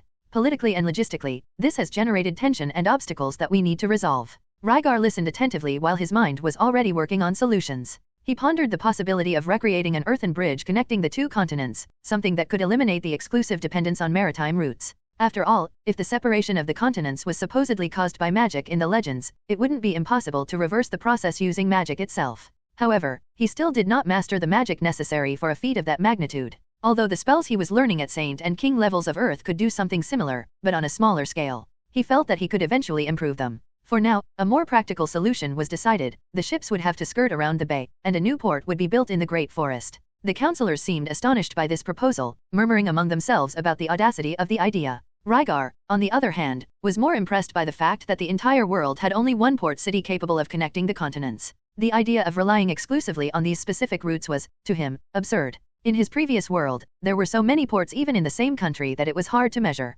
Very well, then. The first step will be to ensure that the ships follow the coast to avoid unnecessary risks. The first voyages will be just tests, explained Rygar, while making mental notes about the necessary preparations. He had already sent detailed letters to the commanders of the Iron Legion, both in the Great Forest and in Tanaver, instructing them to begin the construction of a new port city in the territory of the Hobbits. Since the sea voyage would be significantly longer, there would be a need to prepare supply stocks, define safe routes, and establish support points. While the details of the strategy were being finalized, a gigantic crash echoed through the castle. Boom! Everyone at the table instantly turned toward the source of the sound. One of the castle walls now displayed a considerable hole, from which water could be seen trickling down among the rubble. Further ahead, a small figure was trying to walk stealthily, moving away from the crime scene with meticulously slow steps. Rygar immediately recognized the silhouette and furrowed his brows. Aisha. The little red-haired girl froze in mid-motion, like an animal caught red-handed. Slowly, she turned with an expression that mixed forced innocence and a charismatic smile. Master, she asked in a sweet, angelic voice. Rygar crossed his arms and raised an eyebrow. That's not going to work on me, Aisha. It seems you forgot my lessons on the importance of caution when using magic. Aisha laughed nervously, her eyes darting quickly from side to side, seeking an escape route. Well, it was just a little accident, you know? Nothing serious. She raised her hands, trying to downplay the gravity of the situation. Rygar sighed and began to stand up. When Aisha saw the mischievous smile that appeared on his lips, she realized that things were about to get serious. Ahaha, well, I remembered that I have to do something, said Aisha, before darting off in a desperate run through the garden. If there's anything else, Leonard, send someone so we can discuss it later, said Rygar without taking his eyes off his fleeing disciple. King Leonard laughed heartily and crossed his arms. Your disciple is truly talented beyond comprehension, Rygar. Yeah, sometimes, that can be a problem. Rygar murmured before quickening his pace after Aisha. Master? Have mercy, shouted the little one as she ran through the garden, her short legs moving at a surprising speed for someone of her size. The king's counselors, who had initially been seriously discussing diplomacy, now watched the scene with incredulous and amused expressions. Rygar, for his part, ran after Aisha with a playful look, while the little girl tried in every way to evade him, leaping over bushes and hiding behind statues. The king merely shook his head with a smile on his face. Children, maybe I should have a few more of them. One of his counselors said, Your Majesty, you already have more than 30 children. King Leonard became grumpy at having his plans frustrated. A short while later, Rygar walked steadily along the beaten dirt trail, carrying Aisha in his arms. Her clothes were still dripping water, and her face, creased with a slight frown, betrayed her discontent. Her hair, normally neat, was disheveled and stuck to her forehead, while droplets trickled down her childish face. Rygar looked at her and sighed. Aisha, I know that you understand the danger that magic represents, you are smart. His voice was firm, but not scolding. I noticed that you were trying to increase the mana in the water ball to make it stronger, and I let you do that so you could understand one thing. What you used was similar to a water cannon, an intermediate level spell. Aisha continued with her cute, irritated expression, but her eyes shone with curiosity as she listened. Rygar observed her for a moment before continuing. You saw the destruction that a single water cannon can cause, didn't you? She lowered her gaze a little, reflecting, and slowly nodded. I saw it, Master. Rygar smiled slightly and continued. Now imagine what an saint-level spell could cause, or even an emperor level one. And what if these spells were used randomly like that water cannon? My master, Verdia, told me something when I was learning magic, back when I was very young. He paused, recalling Verdia's words. She said, magic exists to remind us that limits are meant to be challenged and that even the impossible can be molded by the right hands. Controlling magic is understanding its unstable nature, but also respecting it. That is what separates a talented mage from a foolishly reckless one. Aisha, who had been just listening before, now paid attention with complete seriousness.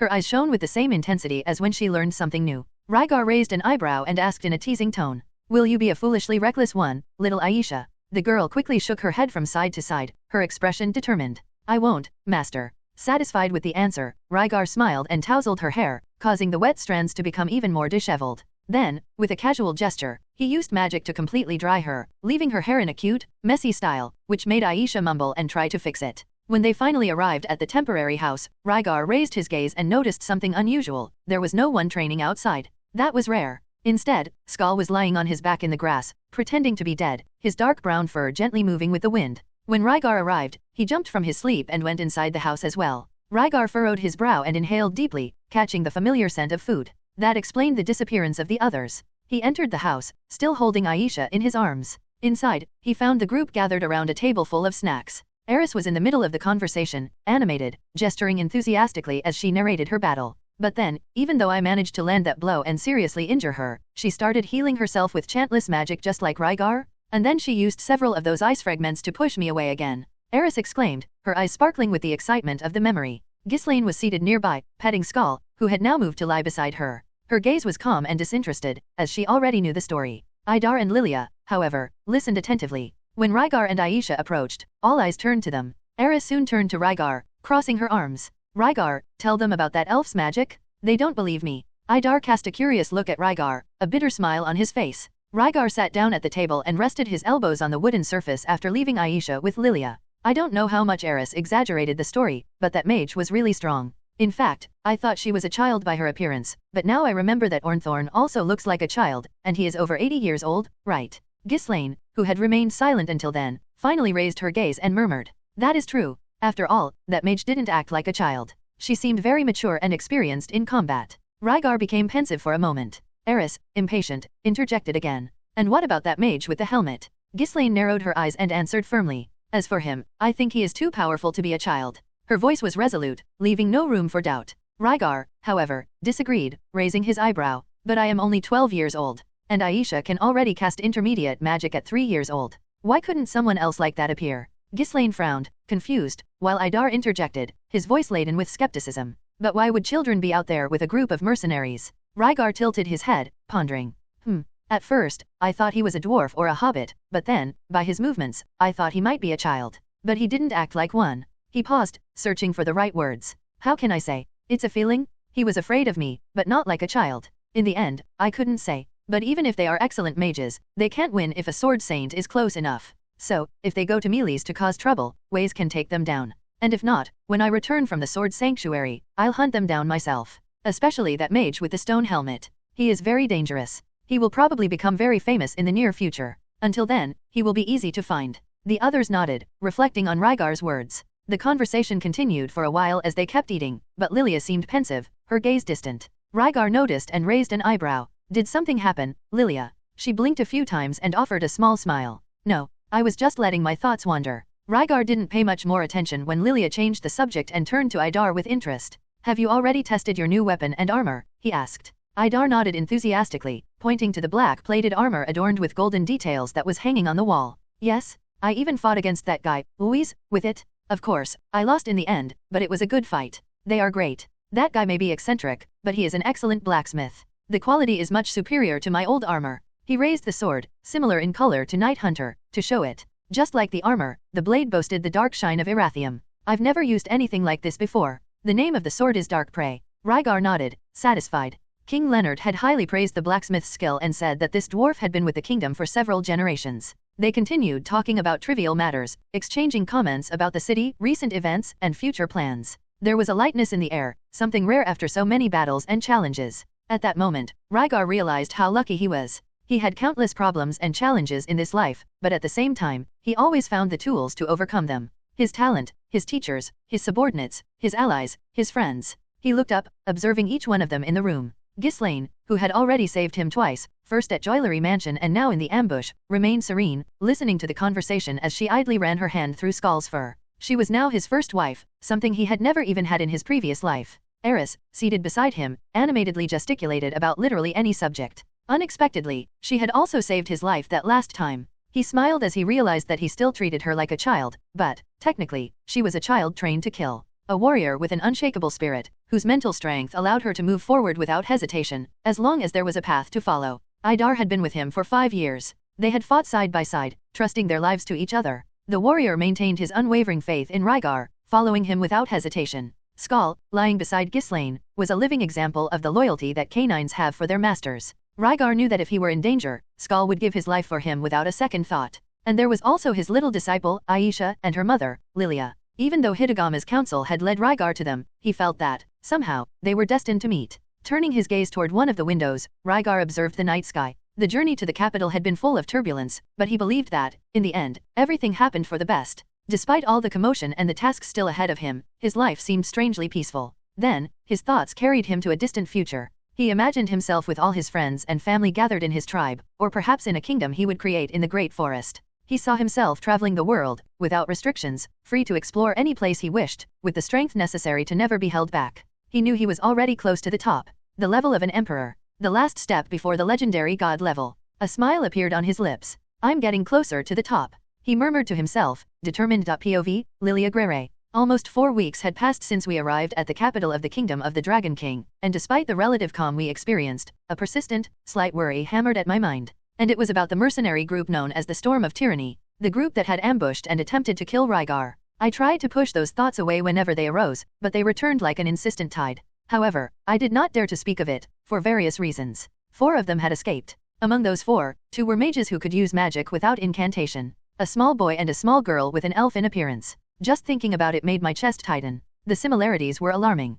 Could they be Rudeus and Sylphy? It was an absurd possibility. Even so, the thought would not leave me in peace. I spent hours and hours pondering, trying to find a more rational explanation. Magic without incantation, for example. In the past, I considered it a rare ability, something almost miraculous. But now, it was not quite so. Many of Rygar's subordinates could use it. That had made the image of magic without incantation more common, demystifying that unique ability I once thought so rare. With that in mind, it was not impossible that two independent mages might also possess it. Coincidences happen, I told myself. Another factor that made me doubt was their strength. According to what Rygar, Eris, and Ghislaine had reported, the two fugitive mages demonstrated an extremely high level of combat experience. The elf not only fought like an experienced warrior, but displayed a finesse that only years of battles could grant. The mage with the stone helmet, in turn, was not as graceful, but was even more frightening. His magic was described by Rygar as overwhelming, which was truly unbelievable considering what I had seen when we were at sea. A burst of fire capable of destroying several cities. Even if Rudeus and Sylphy were talented, reaching such a devastating level in so little time? No, it made no sense. And then, there were the contradictory details. If they were really them, why would they be with a mercenary group? Why would they act as hired assassins instead of searching for their family? Why did the elf have silver hair and not green? Why did the mage wear a stone helmet, hiding his face? And furthermore, why did they call him Glass Cannon instead of Rudeus? There were too many questions. Questions that only served to reinforce my conclusion that it was all just one big coincidence. I should be mistaken. I wanted to be mistaken. Just thinking about the possibility that it were true, a chill ran down my spine. I didn't even want to think about it being an enemy of that group of monstrous fighters, and besides, Aisha was already officially Rygar's disciple. I took a deep breath and looked around. The group was chatting normally, oblivious to the storms forming in my mind. The atmosphere was calm, but for those two mages, the future seemed uncertain and full of challenges.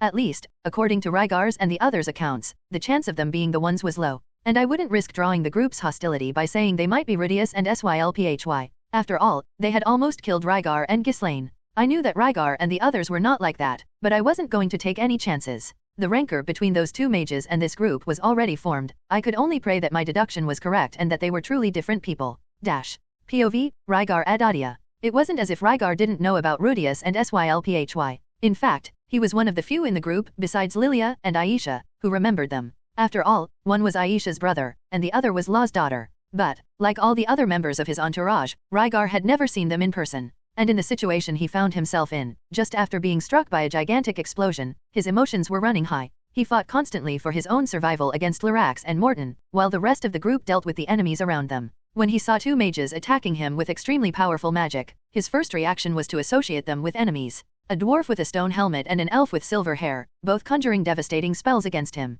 At that moment, they were just that, enemies. He didn't relate them even for a moment to distant memories. The only thing he remembered of Sylphy was that her hair was green, and the only thing he knew of Rudeus was that he had become a Saint Water Mage at the age of 5.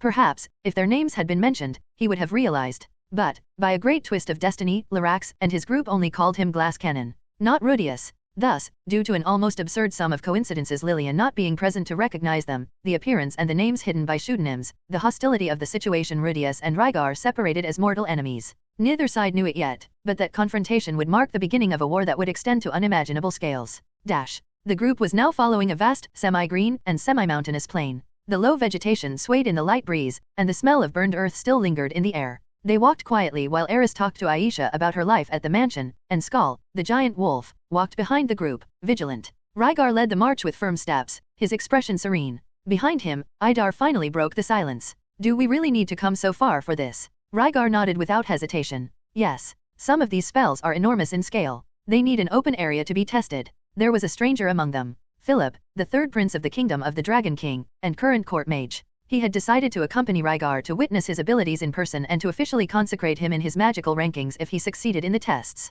The prince looked around and sighed, incredulous. I didn't believe it when you described the explosion. But seeing this, he shook his head. It's even bigger than I imagined. Ahead of them, the landscape was completely devastated. A gigantic crater stretched across the field, with cracks radiating from the epicenter. Rocks had been pulverized, there were no trees nearby, and the earth seemed to have been torn from the very force of the world. Rygar crossed his arms and observed the destruction, reflecting. This was the place where he had been ambushed, where he had been struck by the explosion from the Mage of the Storm of Tyranny. I believe we can test all the spells here, he said after a moment. After all, the place is already quite damaged. Even if the range of some spells is greater than the explosion that occurred here, it shouldn't be a problem, right? The group's eyes turned to Philip, who pondered for a moment before nodding in agreement. Really? In fact, I used to test spells in another location. But I believe that from now on, this place will serve better for that purpose. The prince turned to Rygar and unfurled a scroll. Very well, Lord Rygar. We have a list of spells to be tested. You may begin whenever you wish. Eris smiled enthusiastically and raised her fists.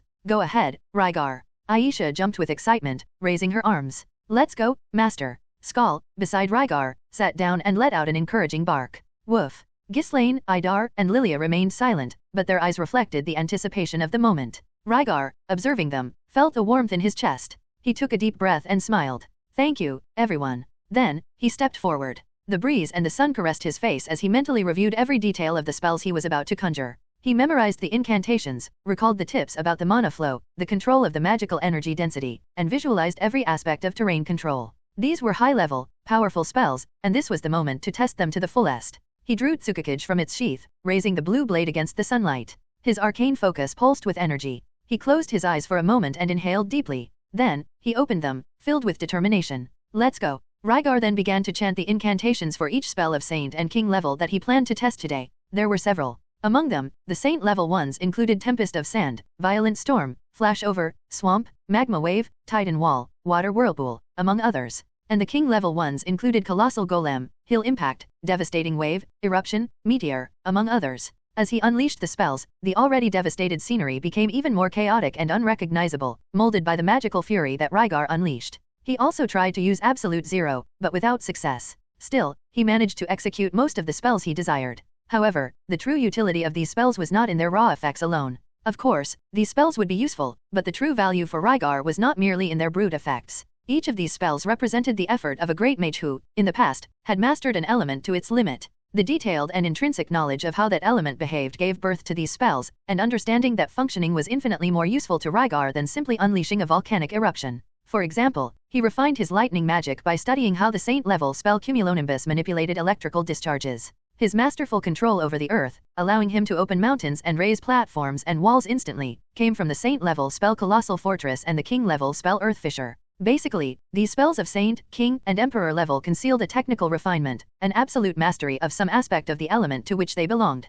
Casting them was not just a test of power, but an advanced study for Rygar. Using these spells would improve his control over the elements, giving him knowledge of how they interacted under specific conditions. That was how he truly strengthened himself, by understanding the fundamental principles of magic so that, eventually, he could create his own techniques and develop even more powerful spells. This method was a shortcut to excellence, an inspiration for innovation. His talent would naturally allow him to achieve such knowledge, but this way, he accelerated his learning exponentially. With his current control of mana, refined over many years, he managed to execute most of the spells he intended, though not all. That was not a problem, since he had memorized the incantations and taken detailed notes on their execution, and he planned to continue studying them along the way. However, his greatest gain in this study, in his opinion, was not the mastery of these impressive and majestic spells, but something else. The kingdom of the Dragon King possessed knowledge that Rygar had long desired, barrier spells related to the mind. More specifically, they held the Saint-level spell, Spiritual Sealing Barrier. This spell was capable of confining spirits and undead within a delimited space.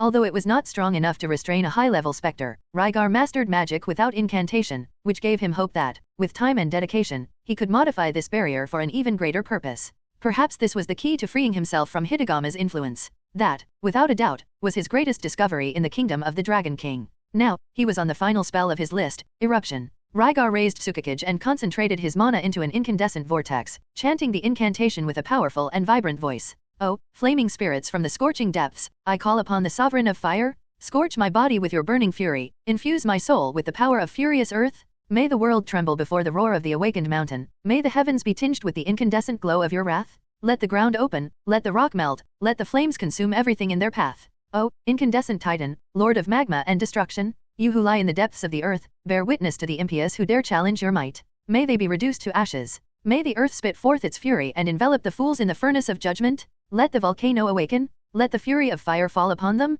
Eruption. As he recited the chant, the ground trembled violently. Cracks spread across the soil in chaotic patterns, opening fissures that glowed with a deep red, the intense heat distorting the air around. The earth roared like a giant awakened from a millennial slumber. A column of incandescent magma burst forth with explosive force, tearing through the sky with its searing fury. The surrounding rocks were hurled like flaming projectiles, while volcanic ash began to spread, obscuring part of the sky. The eruption was overwhelming. Lava spread out, forming rivers of destruction that devoured everything in its path. A deafening roar resounded, while the newly formed mountain expelled dense smoke and irregular jets of flames. The scene was apocalyptic, a true hell on earth. The spectators, after witnessing so many high-level spells capable of shaping landscapes, capable of devastating armies, all that power in the hands of a single person, were in awe. Eris watched, commented, and jumped excitedly, thoroughly impressed by the display of power. Lilia stood motionless, trying to process everything she had just seen. The young Aisha appeared fascinated by what that power represented, already anticipating that in the future she too might do something similar. Idar, beside her, crossed his arms and let out a low whistle, impressed by the magnitude of the spell. Ghislaine, unlike the others, did not show extreme surprise. Her gaze remained steady, and a slight smile formed on her lips. It was a proud, satisfied smile. She already knew Rygar's potential and, now that they were husband and wife, she felt that every one of his achievements was also hers. Philip, however, analyzed everything with a serious and impassive expression. His eyes followed every detail of the eruption, assessing the stability of the magic, the speed of the lava's propagation, the secondary effects on the environment. To him, this spell was just a demonstration, as if all the spells he had seen until now were not really a big deal. Meanwhile, Skull, who had remained confident until then, hid behind a large rock, shrinking instinctively. His lupin eyes peered from behind the shelter, ears lowered, clearly uncomfortable with the chaos unfolding before him. The landscape, which was already devastated, now seemed unrecognizable. There were walls of earth and ice everywhere. The ground smoldered, lava craters bubbled, and rivers of magma flowed slowly, leaving a trail of burning destruction. Rygar exhaled deeply, feeling the mana still pulsing within him. This was the end of his tests. Philip King Dragon, the third prince and court mage, observed all of Rygar's spells with an evaluative gaze. The vast, destroyed plain where they were gathered was now unrecognizable. After completing all the spells he had come to learn that day, Rygar took a deep breath and relaxed his shoulders. Philip stepped forward, his professional posture and solemn voice filling the space. Very well, Mr. Rygar. Considering the spells you confiscated from Meles during your time there, and those you have previously demonstrated mastery over, it is time to establish your official classifications. By the position of court mage, granted to me by my father, the 32nd king of the kingdom of the Dragon King, King Leonard, I hereby officially confer upon you, recognized by a kingdom, the following magical classifications. Philip paused briefly before continuing. Advanced level mage in divine attack magic. Saint level mage in healing, detoxification, and barrier magic. King level mage in water and fire magic. The ensuing silence was filled with murmurs of surprise from Rygar's companions. Even those who were already accustomed to his abilities seemed impressed. Philip maintained his neutral expression. His impartiality in the face of the extraordinary was something Rygar greatly admired. These classifications, in addition to your previous titles as King of Earth and Wind, make you one of the highest-rated mages in the entire world, highlighting your extraordinary mana capacity, being able to cast all these Saint and King-level spells without resting for a single minute, Philip concluded, lowering his notebook. There was a brief moment of silence before he continued. Furthermore, due to your magical discoveries including the ability to conjure without chance, magic for breathing underwater, and flight magic, as well as several unnamed spells of various classifications, and as an incentive for you to share this knowledge in the future, the branch of the Mage Guild of the Kingdom of the Dragon King grants you the A classification within the organization. Rygar's eyes gleamed slightly with interest. Philip continued, remaining expressionless. We have already sent letters to all the major magical organizations around the world. This will be official shortly. All that remains now is to deliver your identification plaque. He reached into the pocket of his robe and withdrew a shining silver plaque, engraved with symbols and inscriptions of your classifications, which only high-ranking mages possessed. With a formal gesture, he handed it to Rygar, who accepted it with a nonchalant expression. Eris, frowning, mumbled, I didn't understand almost anything. Aisha laughed and answered excitedly. The master is incredible. Ghislaine, on the other hand, was wagging her tail, a reflection of her satisfaction and enthusiasm. This caught Rygar's attention, and for a brief moment, he diverted his gaze toward her with a lustful look. However, he quickly dismissed those thoughts and returned his attention to Philip. Thank you, Philip, he said with a small smile. I imagine that this idea of asking me to share my magical knowledge came more from the elders of the Mage Guild than from you. Philip blinked, slightly surprised, before confirming. That is true. Rygar smiled inwardly. He had spent enough time with Philip to understand his personality fairly well. As long as he was surrounded by books and there was knowledge to be acquired, he cared about nothing else. It's a pity, Rygar thought, that Philip is only human and doesn't have enough time to read and research everything he desires. With a determined nod, he declared, very well, let's head back. We will depart from the capital tomorrow night. The group began the journey back to the capital, but instead of heading straight to the main gates, they decided to take a shortcut that would lead them directly to the group's temporary residence. The route was slightly different from the way there, as it bypassed the main road and went in a straight line to the house. But they ended up finding a new road that appeared to be abandoned. Philip soon bid farewell to the group with a polite wave and walked off alone toward the palace, probably eager to dive into some library and continue his studies. Rygar watched his departure with a slight smile. He appreciated Philip's impartial personality and his hunger for knowledge. If he were any different, perhaps he could have been an interesting research companion. As they walked, they conversed about trivial matters and the next stages of their journey, until Idar suddenly stopped and pointed ahead. What is that? Everyone followed Idar's gaze and saw a large stone tablet embedded in the ground, with bright inscriptions on its surface. Rygar looked for a moment and immediately recognized what it was, explaining naturally. This is a stone that lists the 7 great world powers. It is written in the language of the fighting god. The mention of the 7 great powers immediately captured everyone's attention. The group gathered around the tablet, carefully observing the carved characters on the rocky surface. Aisha, her eyes sparkling with curiosity, asked, "Master, are you here?" Rygar smiled at the little one's innocent question and lightly patted her head. "Not yet, little one. But one day I will be." Aisha looked at him with admiration and, with a gleam of expectation in her eyes, asked, "And me? Will I be there?" Rygar fell silent for a moment, pondering the question before giving an enigmatic smile. "Who knows?" Eris then crossed her arms, puffing out her chest in determination. "I will definitely be there." Idar laughed loudly at the confidence of the redhead. "It's harder than it seems, Eris. Even the water goddess is not there. Only the very best among the best can hold those positions." Eris frowned, reflecting on her friend's words, before asking, "So what are the names?" Rygar pointed to the engraved characters and read them one by one. The god technique, the dragon god, the fighting god, the demon god, the death god, the sword god, and the north god. Ghislaine tilted her head slightly to the side, intrigued. "Rygar, if you defeat my master using magic and other styles, what title would you have?" Eris immediately replied, as if it were obvious. "Wouldn't it be the mage god?" Lilia pondered and suggested. "Perhaps the god of magic. Or animal god." Idar crossed his arms and said, "Of course, it would be beast god." The group began to speculate about what title Rygar would receive once he finally reached that level. Curiously, no one questioned if he would get there, only when. It was an established fact to all of them. After all, what were the great heroes of history doing at Rygar's age? Compared to them, he had already achieved impressive feats. He mastered several schools of magic and swordsmanship at the king level, constantly created new techniques, and was capable of facing legendary monsters and renowned warriors. Moreover, his growth showed no signs of slowing down. As long as he didn't die, he would catch up. Estimating that he would reach the level of the 7 powers before the age of 20 was not an exaggeration, but a conservative projection. Ghislaine crossed her arms and commented thoughtfully, "I don't know how the classifications on these stones work. But maybe, if you defeat my master using only the sword god style, you would become the sword god." Rygar reflected for a moment and said, "The title, in itself, doesn't matter as much. What matters is being on that list with a title so that everyone knows it's me. That would put enormous pressure on my enemies and greatly facilitate finding new allies." Idar nodded, agreeing with the reasoning. In fact, among the current 7 powers, there are no records of any being affiliated with a kingdom. Azura has the water god and is already considered the strongest military force among the kingdoms. Rygar raised an eyebrow and looked at Idar with interest. "Perhaps you want to be the water god, Idar?" Idar laughed and shrugged. "Why not? After all, my fiancée is the granddaughter of the water goddess. I can't be left behind." Lilia then recalled a curious detail and commented, "In fact, Idar, your name is very similar to that of the founder of the water god style, Rygar."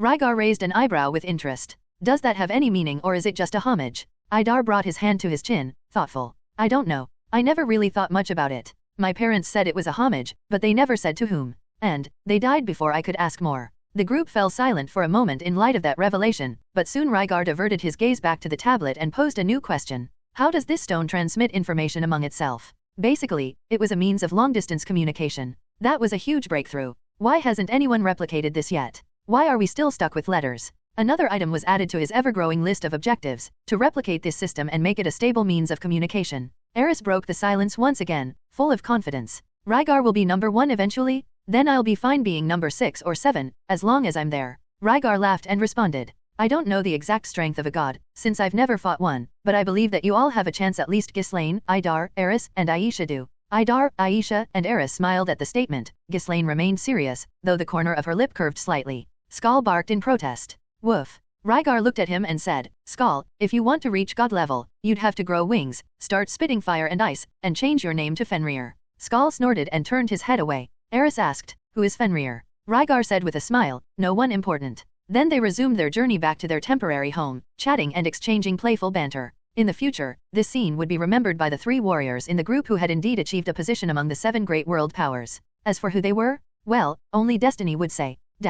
When they arrived at the temporary residence, everyone dispersed to carry out their own activities and preparations for departure. Rygar, for his part, sat in a chair, resting his elbows on the table as he gazed at a blank book before him. His list of tasks and objectives had grown exponentially, and considering the number of tomes and magical grimoires he carried with him, he realized it would be wise to record his ideas and plans in an organized manner. Thus, he decided to begin writing a book exclusively dedicated to that purpose. Grasping a pen, he dipped its tip in ink and began to fill the blank pages. At first, he mentally recounted all his objectives, from the most immediate ones to those spanning decades. The hours passed quickly as he wrote, absorbed in his notes. Among the objectives he listed were an in-depth study of the sealing effects of the chains of sealing of the Mad Dragon King which he had stolen during the minister's ambush, a relic whose true potential still needed to be understood. Furthermore, he planned to visit the flying fortress of the blind Dragon King Perogeus to unravel the mysteries of invocation magic, space-time, and gravity, rare skills that could expand his magical arsenal. Another destination of interest was the Necros Lacrosse Fortress, where several proverbs claimed that if someone sought power and strength, they should go there. He wanted to personally verify if such rumors were founded and, if there was any truth to them, to augment his strength. Moreover, there was the matter of the stones of the 7 great powers. How did they work? How did they record information? And more importantly, how could they be replicated into a more efficient and stable means of communication? This enigma was near the top of his investigation list. Rygar longed to explore the depths of the ocean in search of the legendary marine race mentioned in ancient myths. If such a people truly existed, the knowledge they possessed could be very useful. Similarly, the celestial continent and the celestial race remained as an enigma that he wanted to unravel. No one seemed to know for sure what lay there, and Rygar was determined to find out. His objectives also extended to the present and future of the 7 great powers. He wanted to learn everything about them, from their skills and philosophies to their weaknesses. Moreover, if possible, he wished to defeat them. For that, however, he needed to grow even more. A kind of barrier that could block their minds was also necessary. Hidegame was an invisible threat, and Rygar needed to discover a method to block his mental invasions and influence. There were also objectives of gigantic proportions, such as creating an independent kingdom in Meles. He knew that this was an incredibly difficult goal, but not impossible. The world's political and social structures were rigid, but he believed that with time, power, and strategy, he could bend them to his will. As he wrote and organized his thoughts, he realized something intriguing. He had spent so much time in this world and had amassed vast knowledge about its legends, monsters, uninhabitable places, lost magics, and even about the various races that inhabited it. Every secret, every fragment of information he had gathered over the years was now at his fingertips. When added to the knowledge he had brought from his previous life, he realized that his possibilities were infinite. However, as he delved deeper into these thoughts, one question began to bother him. Even with an expected lifespan of about 200 years, he doubted that such time would be enough to accomplish everything he desired. But then, why should he limit himself? There were demons and dragons that lived for thousands of years. If such beings could achieve immortality, why couldn't he seek the same? The idea seemed absurd at first, but the more he reflected, the more plausible it became. With that final thought, Rygar paused, staring at the words written in the book and contemplating what his future would be like, and all that he would achieve in this life. The moon hung high in the sky, bathing the landscape in a silvery light and revealing the silhouette of a young redhead in the training field. Eris moved with intensity, her sword slicing through the air with precision as sweat streamed from her forehead, reflecting the lunar glow. On the second floor of the house, a balcony offered a clear view of the scene. Ghislaine was leaning against the railing, arms crossed, while Lilia, beside her, watched the girl with an attentive gaze. The silence of the early morning was broken only by the rhythmic sound of the blade cutting through the air and the labored breathing of the young swordswoman. After a moment of contemplation, Lilia commented, "Really, Eris is training hard." Ghislaine remained silent for an instant, her red eyes following the movements of the girl below. Her tail swayed slightly, as if reflecting her state of mind. Lilia adjusted her posture, feeling the leather of her new ranger armor against her skin. Unlike the usual servant uniform she always wore, she now donned attire more fitting to her experience as a swordswoman. Rygar had remarked that he found it strange for her to dress as a servant and not be armed, even though she was a warrior, so she decided to change. Her training qualified her as an intermediate-level swordswoman in the water god style, so there was no reason to continue ignoring her former skills. She could still perform servant duties even without the proper clothing, and wearing armor would be safer on long journeys in case of any accidents. After a long pause, Ghislaine finally responded. She always trained hard with the sword. That has always been her greatest talent. Even though she didn't like studying or practicing etiquette, she loved the sword from the day I began teaching her. Lilia diverted her gaze from the young redhead and fixed her eyes on Ghislaine with curiosity. But training even in the early morning? She asked. Ghislaine smiled faintly, a smile almost imperceptible but laden with meaning. I used to think there was no need to train so much after becoming an adventurer, she said, turning slightly to face Lilia.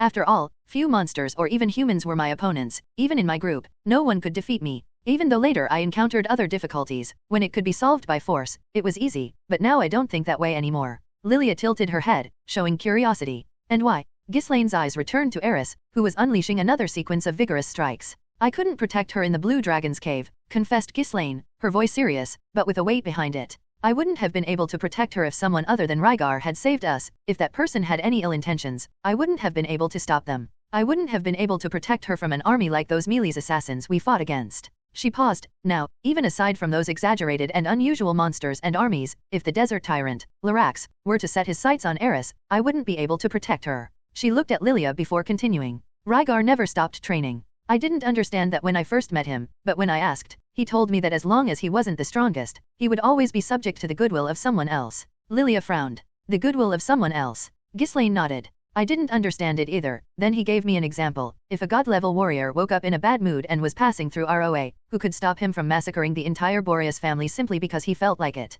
She laughed softly, shaking her head. He sees the world in a peculiar way. It's an extremely difficult situation to materialize, but it makes sense in a way. As he usually says, the world is full of superhumans who can kill you in an instant without any consequences. How can ordinary people sleep peacefully when their life or death could be decided by someone else's mood? Lilia pondered these words, absorbing them. It really is a peculiar way of thinking, but the chances of such a situation happening are very low. Ghislaine shrugged. Well, I will always encourage Eris to train. Otherwise, she will always be subject to the will of others, especially given her noble birth, and now that Lord Soros and Lord Philip are dead, that's even more true. Even if I am there to protect her, I'm not good with politics. Lilia turned her gaze to the girl training below them, her movements still firm despite evident fatigue. She thought, does Aisha have that determination? Sighing, she decided to change the subject. I talked with her, she truly likes Rygar. And I don't think it's just a childhood crush. Eris seems like the kind of girl who would dedicate her life to the person she chooses to love. What do you think? Ghislaine maintained her relaxed posture.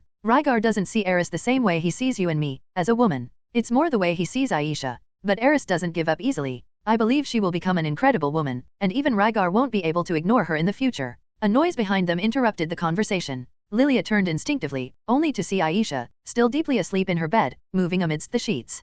Confirming that it was just an involuntary movement of the child, she returned her attention to Eris, who now paused, panting and sweaty. Then she asked, but don't you mind Rygar having more wives? Ghislaine kept a neutral expression, but her answer was direct. I don't mind, but even if I did, I wouldn't be enough. Lilia blinked, surprised by the statement. She was about to ask what she meant by that, but then realized and her face flushed. Ghislaine continued. Rygar is still young, but he already has so much energy. When he grows even more, I believe I won't be able to keep up.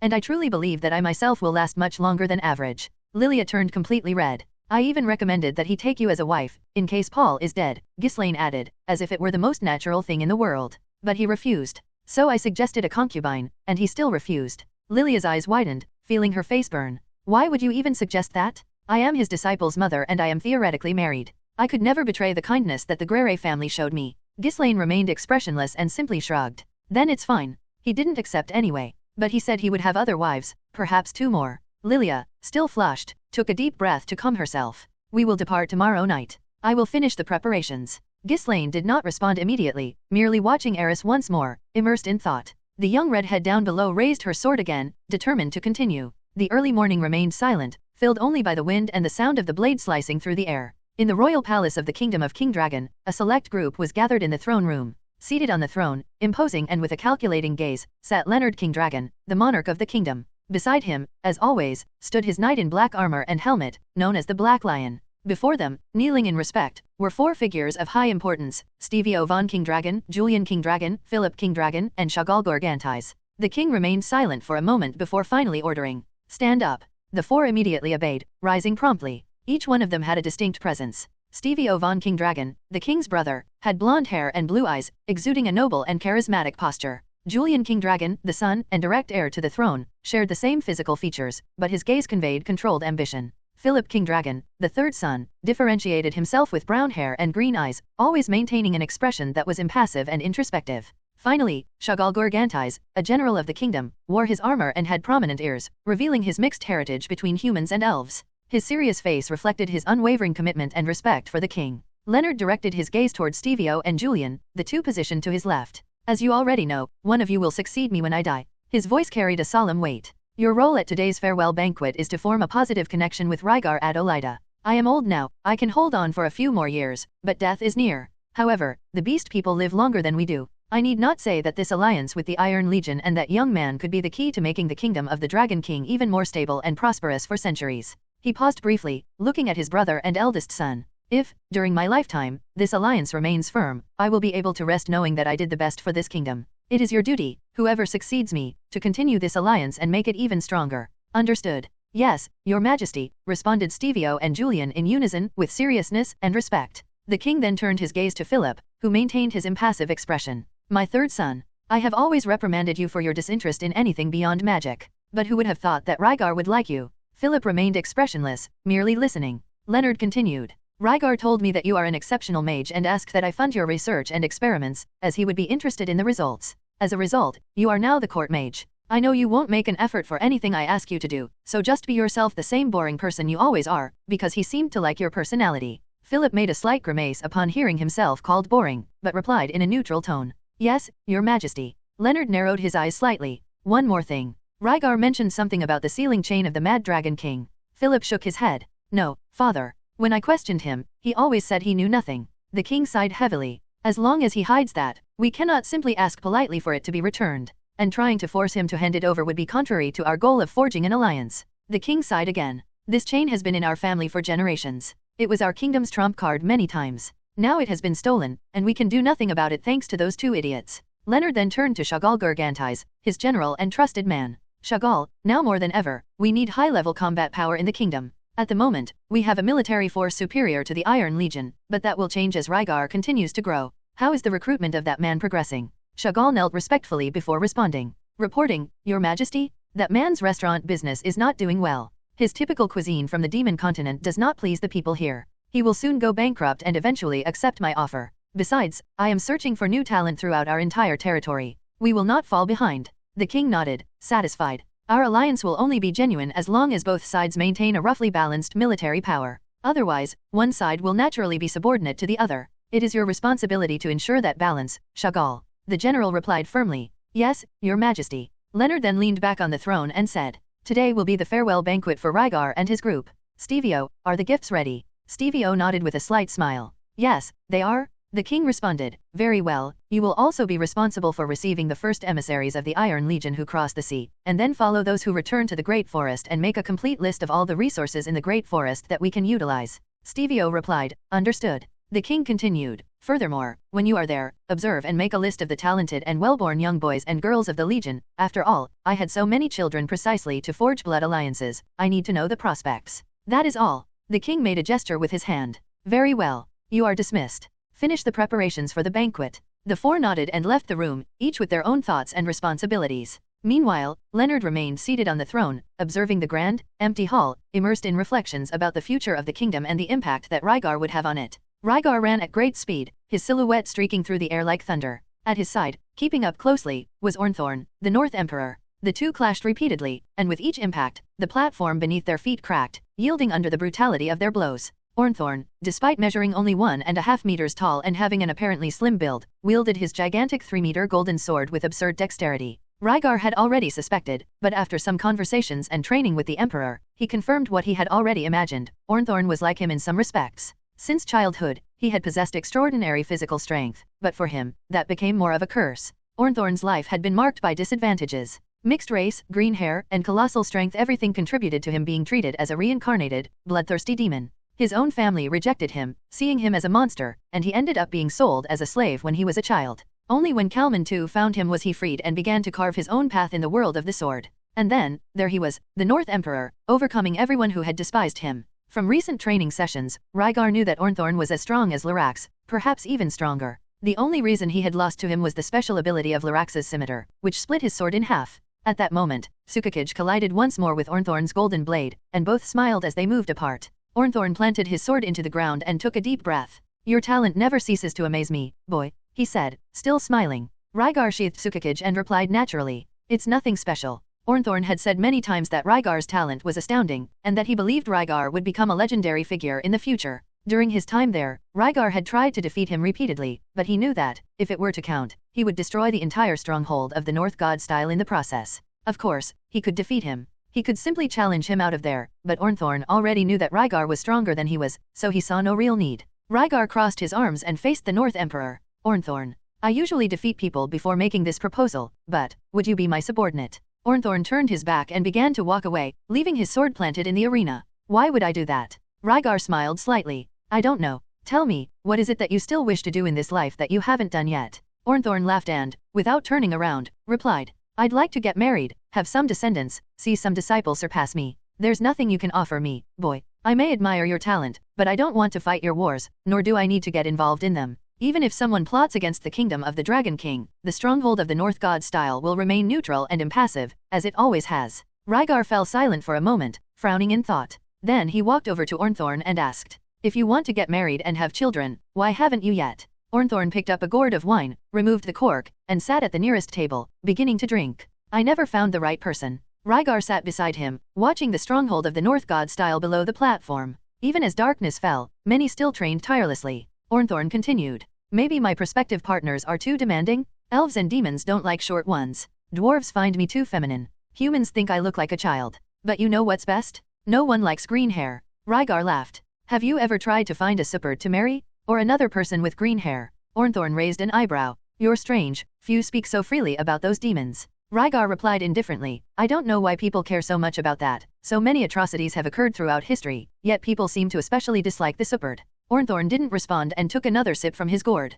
How could you help me with that if I accepted to be your subordinate? Rygar smiled broadly. Man, I was never a good cupid. Ornthorn frowned in confusion, while Rygar began laughing to himself. Ah, if only there were someone else to understand these things. The two fell silent for a moment, observing the stronghold below them. Then Ornthorn broke the silence. You're leaving today. Are you sure you don't want to try to defeat me and earn the title of Emperor? Rygar shrugged. No need. I'm already near the Sword Sanctuary, and I'm creating my own style. Soon, I'll obtain whatever title I desire. Ornthorn nodded slowly. I understand. He stood up and looked at Rygar with an assessing gaze. I'm glad that such talent and power haven't fallen into the wrong hands, Rygar Adoldia. Rygar also stood up and raised an eyebrow. How do you know they haven't fallen into the wrong hands? Ornthorn smiled slightly. You're strong, but not arrogant. You're powerful, but you possess discernment. You're impetuous, but you're not an idiot. He walked over to his sword, touching the hilt before continuing. Many great men falter at these points. With a fluid motion, he swung the enormous golden blade over his shoulder and looked at Rygar with a defiant gleam in his eyes.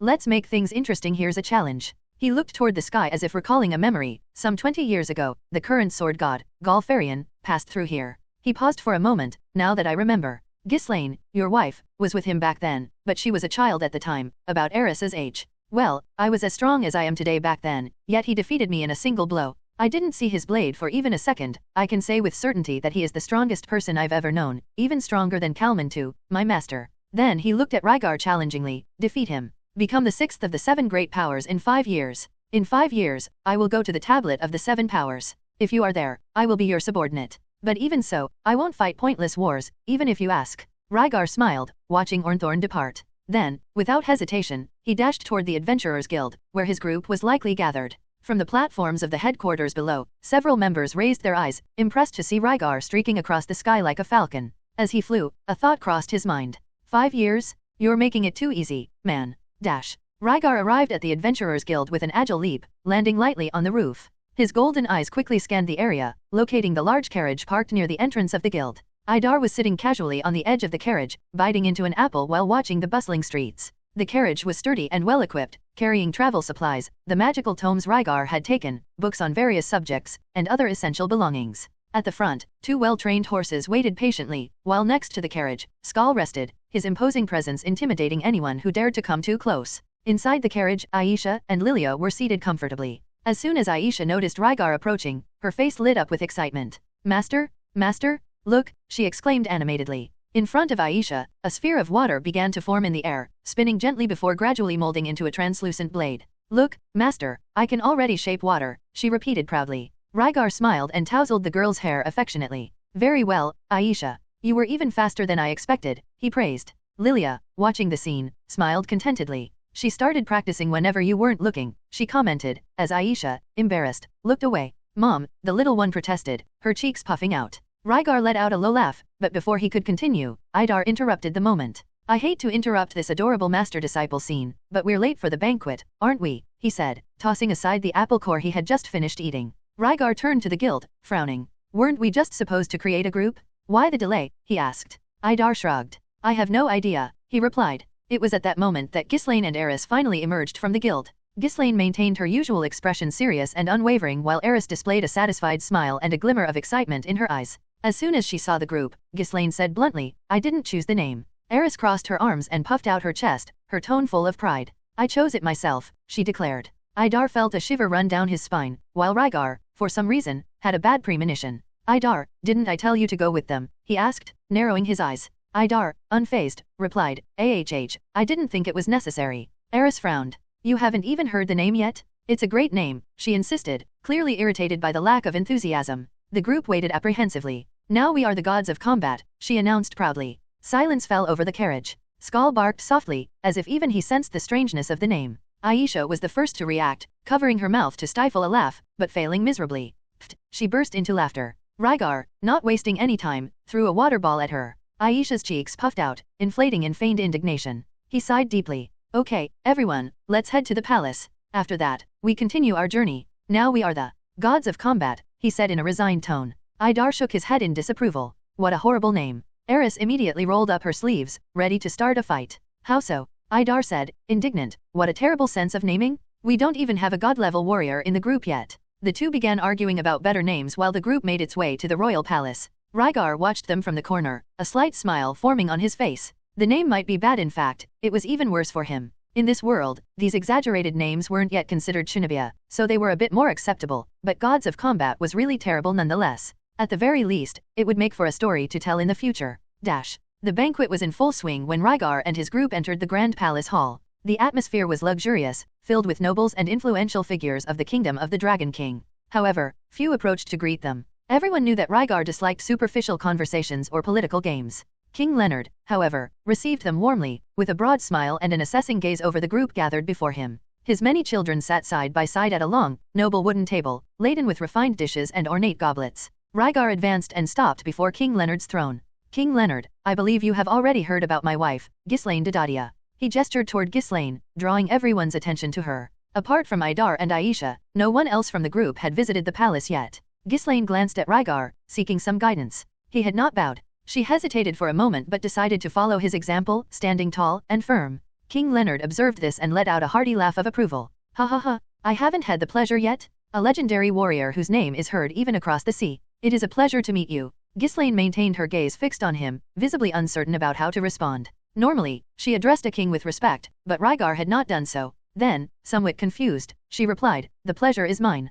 King Leonard laughed as if trying to dispel the slight awkwardness in the air. Beside him, a woman with long light brown hair stepped forward. Her eyes were perceptive, and her posture impeccable. This is my wife. She is not a warrior, but an incomparable regent. The woman made an elegant bow. It is a pleasure to meet you. I am Queen Sabrina. I have heard much about your battles in melees, Ghislaine. I would like you to tell me more about them. She took Ghislaine by the arm, guiding her to a more secluded corner of the hall. It was clear to Rygar that the queen was forcing a topic that would not normally interest her, yet Ghislaine did not immediately perceive this and appeared eager to speak. Meanwhile, Lilia and Aisha were with Idar and Gurton, the noble from the Grovewood house who had been their guide during their stay in the capital. They conversed calmly. Eris and Skull, on the other hand, had thrown themselves onto the banquet table with voracious appetites. Skull intimidated the servants with his fierce gaze whenever someone came too close, while Eris grabbed generous portions of meat and devoured them without any decorum. Rygar, meanwhile, was engaged in conversation with King Leonard, along with his son Julian and his brother Stevio. There was also Philip, the court mage, who was present but kept to himself, staring fixedly out the window as if being tormented just by being there. The party was livelier than Rygar had expected. His greatest relief was that he did not have to interact with sycophantic nobles or engage in unnecessary formal pleasantries. King Leonard seemed to understand his personality and, by all accounts, had informed the guests in advance. The difference was palpable compared to other palace festivities. This attitude made Rygar respect him a bit more. Even though he had been king for a long time and was already old, Leonard still demonstrated an open mind. The only real problem was Julian and Stevio, who tried to become his friends throughout the banquet. Rygar did not dislike their company, but their persistent attempts at conversation annoyed him. Furthermore, many of the king's daughters tried to seduce him, and the king even blatantly offered some of his daughters for him to take as a wife. It almost worked, as some of them were very attractive. After a while, Rygar decided that it was time to depart. He stood up and began to say his goodbyes. Ghislaine, returning from her conversation with Queen Sabrina, appeared shocked, as if forced to listen to a discussion about matters that would never interest her. King Leonard, before they left, made sure to present them with some gifts. There were high-quality weapons, magical items, precious stones, and, most importantly, an emblem of the kingdom of the Dragon King, which would signify their friendship with the crown. However, Rygar noticed that despite the generosity, nothing truly valuable was given. He had a hunch about the reason. Throughout the party, he heard discreet mentions of the sealing chain of the Mad Dragon King, an item that Rygar had stolen during an ambush but would never admit. Conversations about how it would be nice to recover it somehow were mentioned several times. However, Rygar remained impassive, pretending not to know anything. And then, they left the palace. The king's retinue saw them off, as did many nobles, including Girton. One could conclude that the party was fun, but even so, he began to think that in his previous life, he was actually a dwarf. After all, he had enjoyed dwarf parties much more than those of the royalty of the kingdom of the Dragon King. But perhaps it was just the royalty. Well, the party wasn't entirely bad. And so, finally, they left the capital. The carriage slowly pulled away from the city, and the city walls became increasingly distant. There was much ahead, and the journey to the kingdom of the Dragon King, filled with both good and bad surprises, turned out, in the end, to be more positive than negative. Rygar was sitting on top of the carriage, his legs crossed and his expression serious as he observed the translucent barrier ahead. The surrounding landscape was a dense forest. His magical eyes shone golden as he analyzed every detail of the spell structure. He took a deep breath and focused his energy, feeling the magic circulate and gathering a divine attack spell in front of him. And then, he cast the spell against the barrier. The impact was immediate. A wave of golden light spread upon collision, only to be reflected back with equivalent force. This is going well, but no matter how well these tests go, against Hidegame, they probably won't help me, he thought, squinting as he reflected on his options. He had been a bit confused lately. He could not underestimate the human god, but he was also not sure if he should be completely hostile towards him. His instincts always warned him that Hidegame was a threat, an entity shrouded in pure malice. But, what if I could take advantage of his advice anyway? So far, the information he had received seemed to have been useful. His eyes momentarily left the barrier and rested on Eris, who was balancing on one leg on top of the moving carriage. Her long red hair tied in a ponytail. Her posture was impeccable, both hands firmly holding her sword pointed forward, at head height. The closed eyes revealed her intense concentration. It was simple training, but effective, an exercise in balance and control. Rygar resumed his thoughts. His advice about not killing Minister Yalal would technically have prevented me from falling into an ambush as easily as I did, but it would also have prevented me from making progress in Toki at that moment. Besides, if I had followed the advice, I'm not sure I would have still killed Lyrax. But the real question is, if I hadn't been cautious because of the advice, would I have survived? He sighed, bringing one of his hands to his chin. Anyway, he said that I would regret killing the minister, but I'm not at all regretful. His thoughts wandered deeper. If only I knew something about him, about who he is and what his goals are, perhaps I wouldn't be in the dark. His mind replayed every conversation he had with Hidegame so far, and every piece of advice he had given. Suddenly, something occurred to him. Didn't he say that the Death God was in the Dragon King's realm? I completely forgot about that because of all the crap that piled up in the capital. Before he could delve even deeper into that line of thought, Idar's voice interrupted his thoughts. We've arrived in another city, he announced, pointing to the horizon. Eris opened her eyes and finally broke her training stance and put away her sword. A smile appeared on her lips as she stretched her arms and leapt from the carriage with agility. I'm starving? Skull, let's go ahead, she exclaimed. Skull, who was walking alongside the vehicle, let out a bark upon hearing her voice. Without hesitating, Eris leapt agilely and landed on the big wolf, holding on firmly, and then Skull started running towards the city. The horses, already accustomed to the presence of the creature, did not react, continuing on their path without hesitation. Rygar observed the scene for a moment before getting down from the top of the carriage and entering it. Lilia was helping Aisha read a book, guiding her reading patiently, while Ghislaine remained motionless, alert to the surroundings. The mating season had ended, but Rygar saw no reason to stop sleeping with Ghislaine. This carriage journey, however, greatly restricted any more intimate interaction between the two, which frustrated him a lot.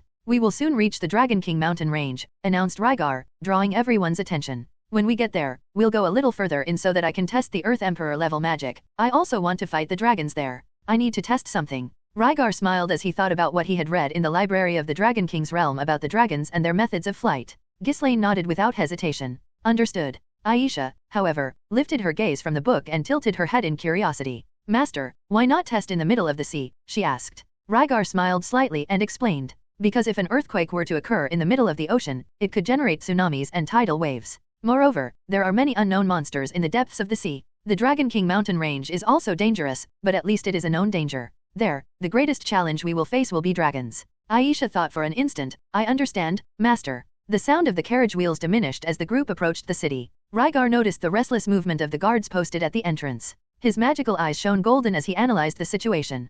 Probably, Eris's untimely arrival riding on Skull had caused a stir. Eris quickly emerged from the center of the city, still riding the big wolf, and announced excitedly. Guys, there's a swordsman at the Adventurers Guild who says he's waiting for Rygar. Rygar raised an eyebrow, surprised by the statement. For me. Yes, confirmed Eris, sliding off Skull and landing on the ground with agility. He wants to challenge you to a duel. HOH? I thought my name was already well known. commented Rygar, crossing his arms. Well, if we encounter him, I accept the challenge. Did he mention his name? Eris scratched her head, trying to remember. Was it Gendral? Or Jeriel? Something like that? Rygar made a mental note of the name, but didn't give it much importance. He was used to constant challenges wherever he went ever since he became renowned. In any case, it wouldn't hurt to see who this swordsman was. Throughout the journey, Eris always made a point of visiting the Adventurers Guild in every city they passed through. She and Idar would choose jobs along the way, eliminating any monsters that crossed their path. This served as continuous training for Eris and practice for the entire group, keeping the sense of real combat always present.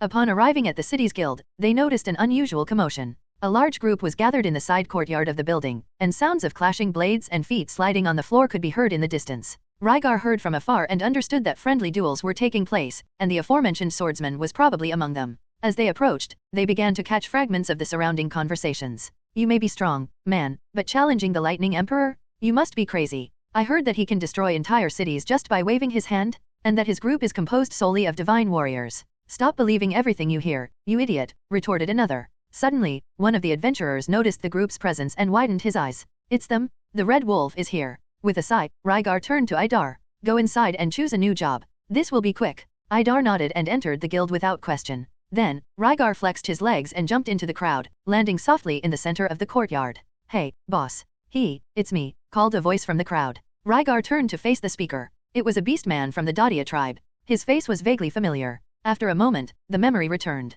When he was still a child, Rygar had fought alongside the tribe to repel invaders. This man was one of the warriors from that time, but he didn't remember anything else about this guy. It's been so long, said Rygar, giving a slight smile. The beastman laughed loudly. Ha ha ha ha, didn't I say that I knew him, you idiots? One of the adventurers huffed. Shut up, he doesn't even remember your name. Rygar just smiled slightly and turned his attention back to the center of the courtyard. A middle-aged man with brown hair was there, challenging other warriors. He exuded a familiar aura. What caught his attention was the cloak he wore. It was identical to Ghislaine's, only masculine, the cloak worn by the practitioners of the Sword Sanctuary. Are you the one who challenged me? Asked Rygar. The swordsman curled his lips into a slight smile. It's me. His eyes studied Rygar with interest. I thought of challenging you after my brother told me about your talent. I didn't believe him much, but now, hearing the rumors about you throughout the kingdom, I can't help but give you some credit. Rygar narrowed his eyes. Your brother? Do I know him? The swordsman crossed his arms and smiled enigmatically. I'll tell you if you defeat me. Please, only with the sword. I wouldn't stand a chance if you hurled a lightning bolt at me. Rygar noticed that the man's posture was not hostile.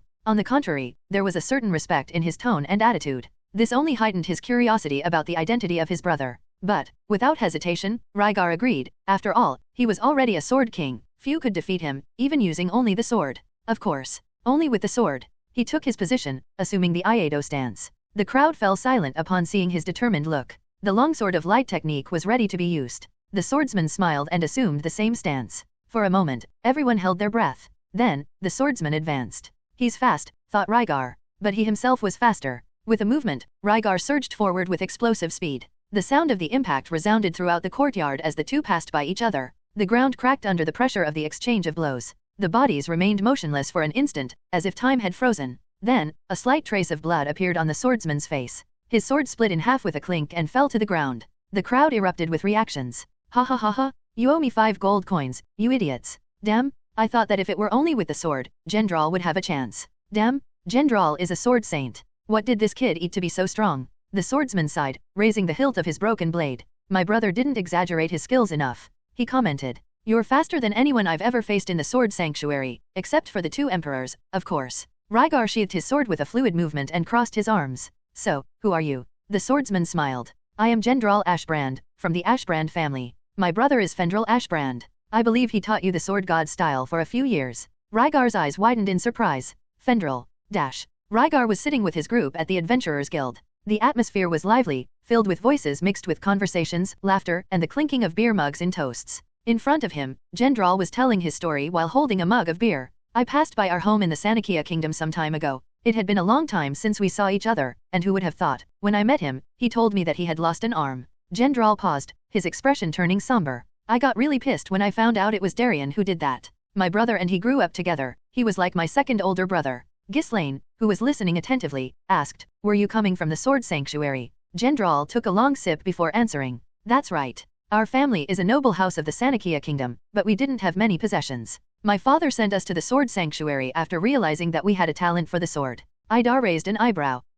Then why didn't you stay with your family in the Sanakia kingdom? Gendral looked at his mug with a nostalgic expression. Let's just say I haven't given up on getting stronger yet. I'm heading to the demon continent to test my blade. Rygar raised his eyebrow, showing interest. By any chance, are you heading to Necros Fortress? Gendral seemed surprised. HOH, you know it too? Have you been there? Rygar shook his head. I've never been, but I plan to go in the future. Gendral nodded before Rygar asked, how is Fendral? A smile appeared on Gendral's lips. His wife, Erina, is pregnant. Rygar opened a genuine smile. Ha ha ha, he must be happy. But Gendral gave a bitter smile. Not so much. The king sent him on a mission in the conflict zone. Now that he is a knight of the kingdom, he needs to make some real contributions. A sword saint is very prestigious in the kingdom. Rygar frowned. A knight? How did he manage that without an arm? Gendral seemed to remember something and replied.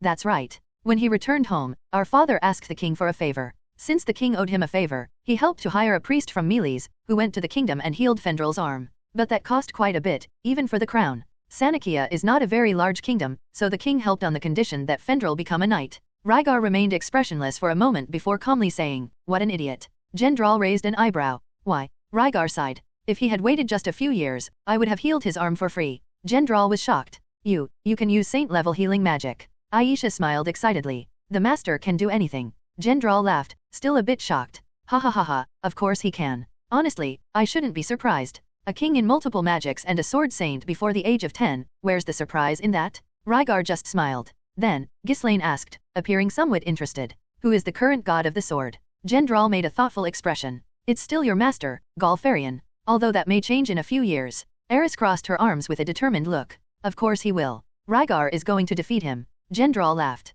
That is also possible, but I was talking about his daughter, Nina Farian. She seems to be very talented with the sword. Eris frowned, her look showing a slight discomfort. Gendral noticed and waved his hand. Well, not as much as Rygar, of course. Rygar ignored Eris's reaction and asked, when is Fendral's child due? Gendral took another sip before answering. I believe in about 6 months. Why? Rygar fell into deep thought for a moment before saying, I was thinking of visiting him and witnessing the birth of his son. But since he's in the conflict zone and the birth is so far off, I'll go to the sword sanctuary first. On the way back, I'll visit him. Gendral nodded. The group continued talking about various things, exchanging stories, information about the world, and even plans to meet again in the future. After spending a few hours talking, Gendral said goodbye to continue his journey to the demon continent. Just as he went his own way, Rygar's group also moved on and left the city. As they traveled, Rygar grew increasingly eager to fight against the Dragon Kings. But, besides the desire to test his strength against them, there was a specific reason that now occupied his thoughts. While Rygar was studying the demon eyes, as well as the various magics that intrigued him in the library of the Dragon King's realm, he found a piece of information in ancient texts. In the territory of the Blue Dragons, he had overlooked it due to his ignorance about the matter. Perhaps because he was so focused on improving his sword, on making alliances with the dwarves, and later on staying cautious with Hitagama's advice, as well as saving Ghislaine and Eris, he did not notice something that he might have seen with his magic eye. Something that, in his previous world, was almost common knowledge, even among those who neither watched nor read any fantasy. And that was, dragons fly with wings on their backs, right? Right, but also wrong. The dragons in this world were different. Apparently, they generated a force field similar to anti-gravity with their wings, which seemed to be a specialized organ for that. That was how they managed to fly. Of course, once they ascended into the sky, they also faced air resistance. When that happened, they used the wind's resistance as lift to glide. However, the dragon's flight did not depend on their wings to generate thrust. The gravitational force field emanating from their bodies was the real secret. In other words, all dragons were born with the innate ability to manipulate gravity? Rygar narrowed his eyes as he pondered this information. If dragons could manipulate gravity, then, perhaps it would be possible to learn from them. No, it was completely possible. After all, they were dragons, and if they could do that, why couldn't more intelligent beings do the same? And that thought made his heart race with a wild anticipation. The sound of impacts echoed through a mountainous area, rocks were flying and dust accumulated due to the speed of the combatants there and mixed with the cutting breath of the wind. Rygar and Ghislaine faced each other in a fierce combat, but, unlike usual, they were unarmed. Claws and fangs replaced swords and blades, and yet, the intensity of the battle did not diminish in the least. Rygar analyzed each of Ghislaine's movements with precision. Creating a training system for the future practitioners of the beast god style had not been as difficult as he had imagined. He was fully confident that the bestial race would have an easier time learning this style, as their instinctive and physical base was already geared toward this kind of combat. From the elementary to the advanced level, the practitioners could not control their toki, only use it instinctively to strengthen their bodies, so Rygar did not need to delve so deeply into each individual technique. What caught his attention the most, however, was the speed with which Ghislaine absorbed each teaching. No matter the complexity of the concepts he demonstrated, she assimilated them with surprising naturalness. The core of this style was to move like a predator, aiming to kill or incapacitate its prey as quickly and efficiently as possible, targeting joints, tendons, trachea, and even the eyes. It was as if the beast god style was tailor-made for her. Her adaptability was absurd. The style, in itself, was as aggressive as the sword god style, but at the same time also involved unarmed combat and could be applied with almost any weapon, as long as it was not a heavy tool, like a large axe or a spear. After all, its base was the user's speed, but the use of various weapons made it similar to the North god style in versatility. In just 2 months of training, Ghislaine had not only mastered the basic concepts, but also managed to adapt the flash step to her own pace. It was as if she were using a reduced version of the technique, just as the longsword of silence was the reduced version of the longsword of light. In any case, this elevated her speed and fluidity in combat to a frightening level. And that wasn't all. Before Rygar taught her, he discovered that Ghislaine had already enhanced her 5 senses and was beginning to explore the 6th. She said she did it unconsciously. Rygar theorized that this was due to her being of the bestial race. After all, no other warrior he had met bothered to enhance their senses beyond their natural increase, but most high-level warriors probably did it unconsciously to some extent. Rygar could not have been more satisfied. Ghislaine was not only an excellent practitioner of the style, but also proof that his teaching system worked, or perhaps she was simply very good at it. Furthermore, the beast god style, despite its particularities, did not conflict with the sword god style. On the contrary, the two could be used in perfect synergy. After clashing again, claw against claw, the two stepped back at the same time. At that moment, they heard Eris. H-A-A-A-A. The clanging of metal resounded, followed by the sound of an impact. Everyone turned their gaze in the direction of the combat. Eris was spinning in the air, tracing a perfect arc before landing upright on the ground. Even so, a victorious smile spread across her face. She panted, but did not hide her excitement. I hit you, Idar. It's already the 3rd time. Rygar narrowed his eyes and saw a small trickle of blood on Idar's arm. The warrior smiled and shook his head, unconcerned. Of course, and I hit you every other time. Eris snorted, sheathing her sword. This won't last very long, I'll surpass you soon. Idar laughed, sheathing his own blade. Aisha, who was watching the combat alongside Lilia, clapped excitedly. The older sister is amazing. Eris walked over to Aisha and stroked her hair with a smile. Next to the group, the imposing Dragon King mountain range rose before them, a colossal mountain range that stretched as far as the eye could see. The sharp peaks tore through the sky, covered in snow, while the bases were adorned with rugged roots and treacherous cliffs. Currents of mist moved between the valleys. The winds cut through the air with a howl and the sun cast long shadows over the slopes, creating a play of light and darkness that made the landscape even more majestic. It was a territory dominated by nature in its rawest form, a territory inaccessible to humanity. Rygar took a deep breath, feeling the energy of the place. He turned to the group and announced, "Okay, everyone ready? Remember, Ghislaine and I will be able to sense any approaching danger, but it's always good to be cautious. Don't stray too far from us, Aisha and Lilia, understood?" Eris smiled, pleased to notice that her name had not been mentioned. Aisha, for her part, straightened up and said seriously, though she only looked cute, "Yes, sir." Rygar smiled and tousled her hair. Lilia, however, seemed hesitant. She cast a worried look toward the mountain range and then at Rygar. "We really don't need to go. We would be a burden. We can wait here in the carriage with Skull." Before Rygar could respond, Idar intervened with a carefree laugh. "What nonsense? When will you again have the opportunity to witness Emperor-level magic?" Rygar nodded. "I did a quick reconnaissance earlier. On the path we'll take, there's only one dragon and some smaller animals. If I sense any other creature approaching, we'll retreat immediately. But it's unlikely to happen." Lilia hesitated for a few moments, but in the end, she sighed and gave in. "Okay, then let's go." Rygar turned to Skull and gave one last instruction. "Skull, take care of the carriage." The wolf let out a bark, as if he understood the message. With that, the group began the ascent. Aisha climbed onto Rygar's shoulders, while the others advanced on their own. Rygar and his group crossed the mountains without difficulty. Even Lilia, the weakest in the group, was an intermediate-level swordswoman, and her Toki already unconsciously modified her physical capabilities.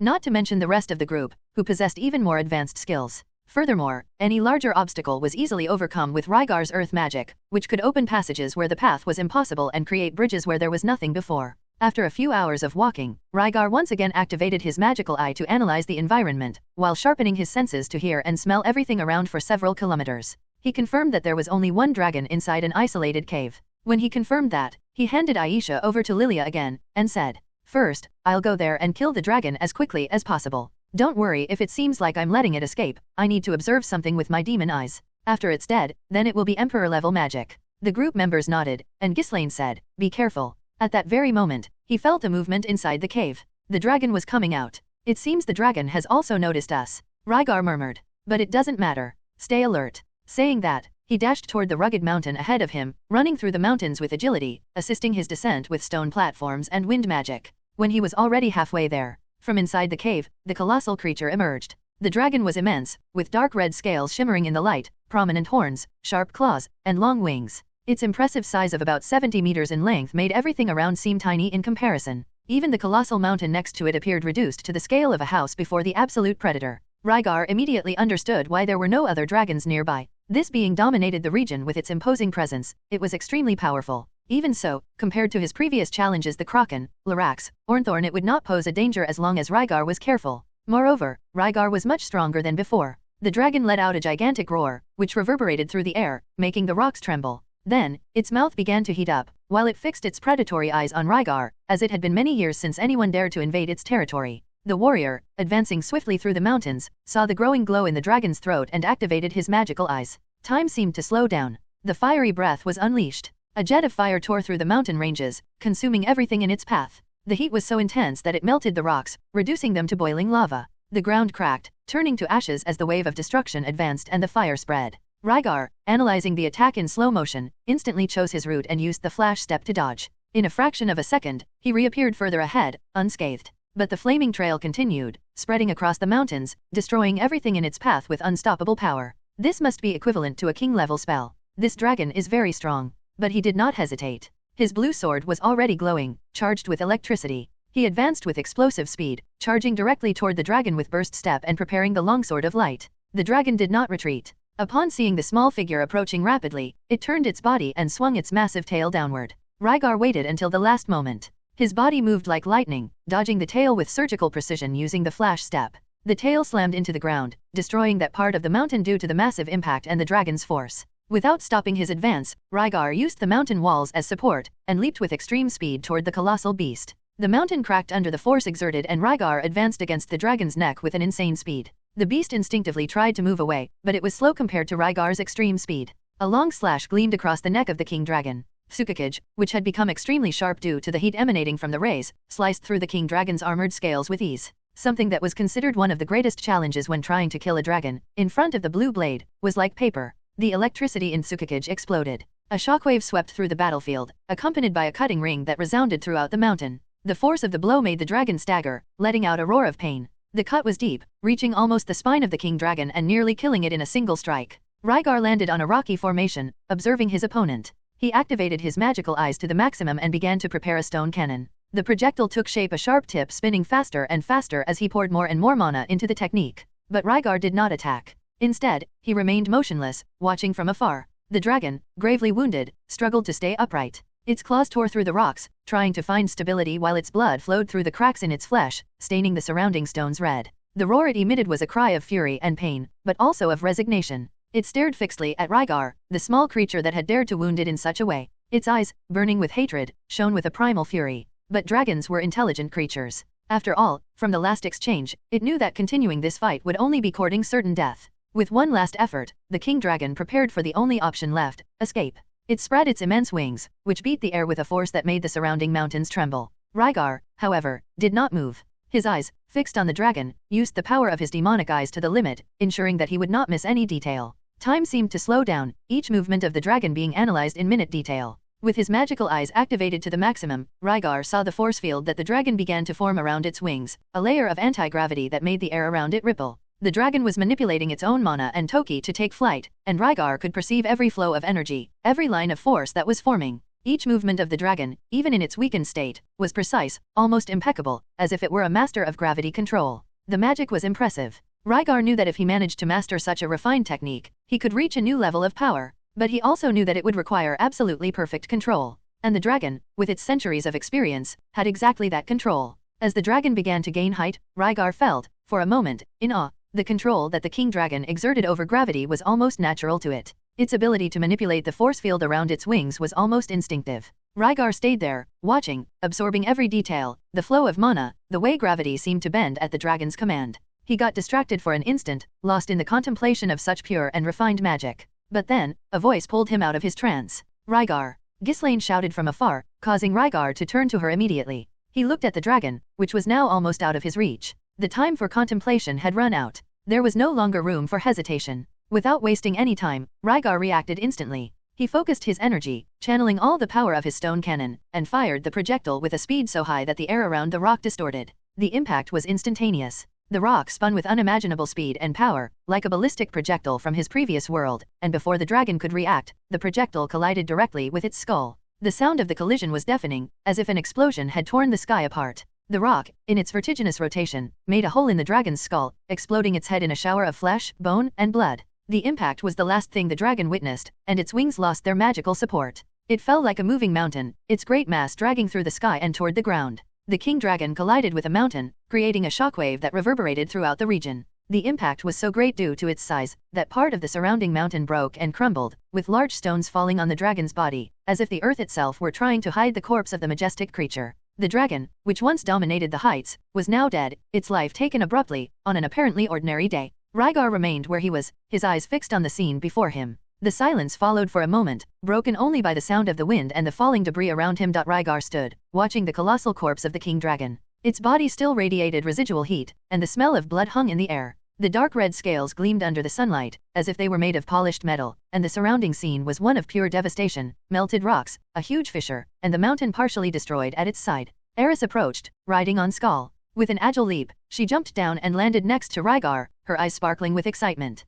The rest of the group was also approaching, moving at a more measured pace. Rygar, Eris exclaimed excitedly. We got a mission at the Adventurers Guild to collect King Dragon scales. Every 10 pieces of scale count as a rank S mission. Rygar smiled at her enthusiasm and nodded. If no one takes them, they'll just rot here anyway. If you want, you can start removing some scales. Without hesitation, Eris drew her sword, excited, and ran toward the dragon, eager to begin the task. Meanwhile, Rygar raised a stone tower beneath his feet, lifting himself several meters off the ground. From up there, he activated his demon eyes and honed his senses to the maximum. The world around him became sharper: the sounds of the mountains, the rustle of the wind, even the slightest movements in the surroundings. He inspected every corner within a considerable distance, alert to any hostile presence. But there was nothing. It seems this dragon did a good job spreading its reputation, Rygar thought as he noticed the total absence of nearby monsters. Even the most fearsome predators avoided that area, fearing the king dragon, though he was already dead. Descending from the stone tower, he joined the group.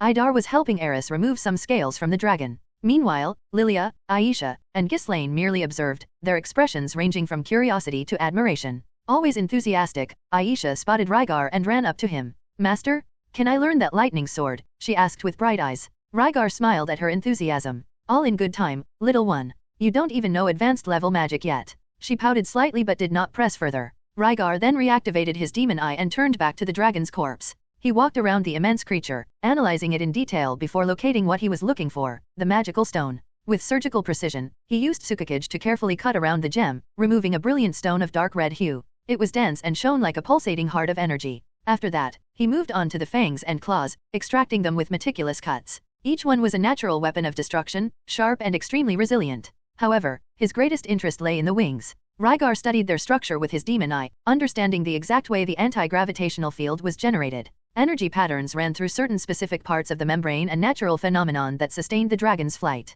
He mentally marked the precise points where the effect was strongest and, with precise movements, cut only those sections, preserving their magical structure. With this, I can better study how dragons fly, he murmured. This will be my gateway to gravity magic. Once they had collected what they could carry, they stored the rest in sturdy backpacks. Rygar then molded a massive box out of earth, where they deposited the surplus materials. Even dragon meat was separated, something rare and valuable that they could later prepare. After one final sweep around to confirm there were no imminent dangers, Rygar gathered the group and announced, "Okay, everyone. Now, you will witness an Emperor-level earth magic. The earthquake." Aisha responded excitedly, "Yes." Idar said nonchalantly, "You sure hyped it up, better make it impressive." Rygar simply smiled, "It will be." Emperor-level magic, earthquake, was no ordinary spell. A good example was Absolute Zero, which froze everything on a large scale and at a completely different level of cold. But even though it was undeniably powerful, its effects on the environment could still be somewhat mitigated afterward. But not earthquake. This magic altered the very foundation of the world. Its use not only caused destruction but left irreversible scars on the environment, permanently changing the geography of the affected area.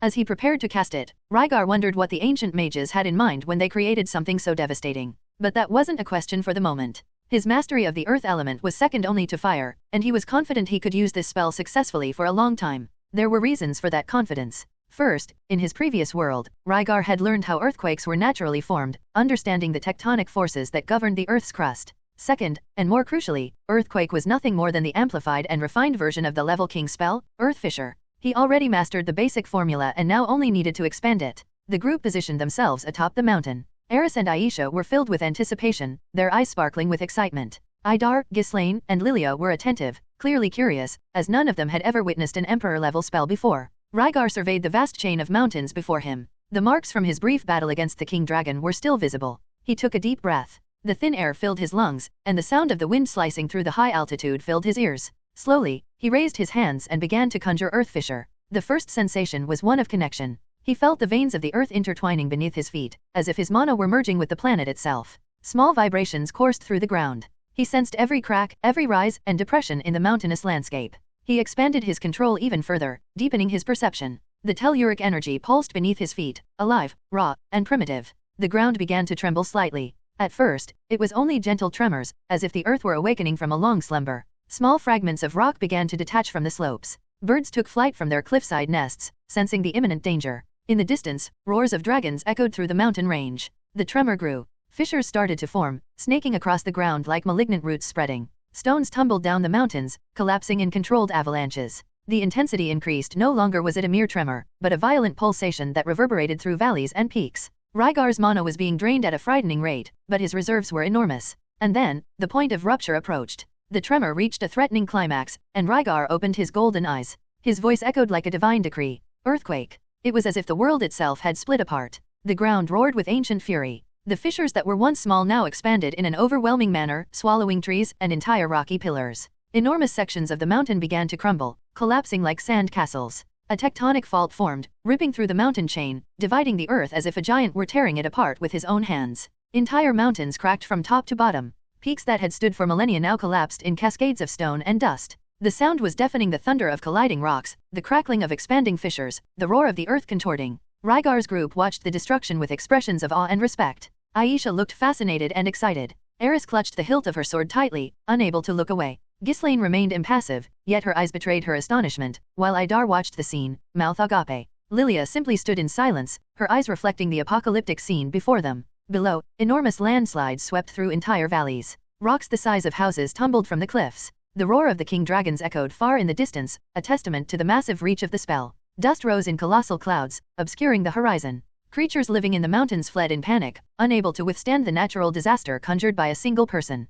Rygar remained motionless atop the mountain, feeling the power coursing through his body. It was intoxicating. What had he just done? Created an event that could reshape the landscape of an entire region. His mana surged within him, vibrant, almost wild. He felt he had touched a threshold that few had ever dreamed of reaching. With heavy breaths, he observed the absolute destruction he had wrought. At that moment, a subtle change occurred within Rygar, something he did not yet perceive, but that would grow over time. Something that could shape his future in unexpected ways. The dust storm began to subside, revealing a new world, a world that Rygar had reconfigured with his own magic. Idar said with a still slightly shocked smile, "I think you can consider yourself the youngest emperor-level mage in existence." Rygar smiled. "Perhaps, there may have been others, maybe Aisha's brother, Rudeus, will surpass me soon." Aisha said with conviction, "No one can surpass the master? The master is invincible." Eris agreed solemnly, "Yes, Rygar is invincible." Lilia looked somewhat uncomfortable and sighed as she gazed at the scene of destruction. "I really can't argue with that." The group fell silent for a moment, and then Rygar grabbed his large backpack, improvised some stone wheels on the stone box, and said,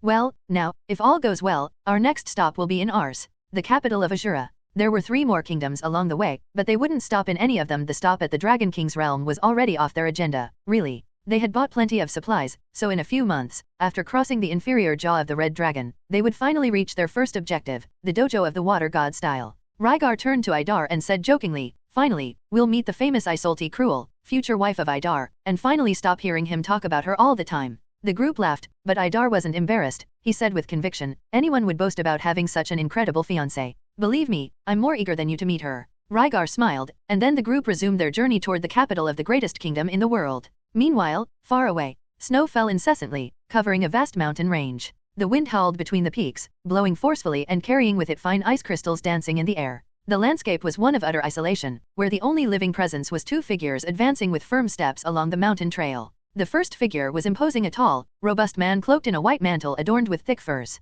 His silver hair shone under the pale light of the sun hidden among the clouds. But what stood out most were his golden eyes, piercing, intimidating, imbued with an aura of absolute power. His face was serious, expressionless, and his movements calculated and silent, as if every step had been predetermined. Beside him, a girl walked lightly. She wore a deep blue cloak that stood out against the surrounding white. Her long black hair was partially hidden by her hood, and her face was concealed by an ornate white mask with delicate patterns, hiding any trace of emotion. As they walked, a tremor almost imperceptible even to the finest warriors reached them. The wind seemed to change direction for an instant, as if the earth had breathed differently. It was subtle, but enough for the silver-haired figure to stop abruptly. His golden eyes narrowed slightly as he turned his head, fixating on a point on the horizon with an inscrutable look. The girl beside him stopped, her expression unreadable beneath the mask, and asked in a calm yet curious voice, "What was that?" The man remained motionless, his expression unchanged, as if absorbing something from the surrounding environment. After a brief silence, he finally replied, his deep voice resonating firmly and indisputably, "We're taking a small detour."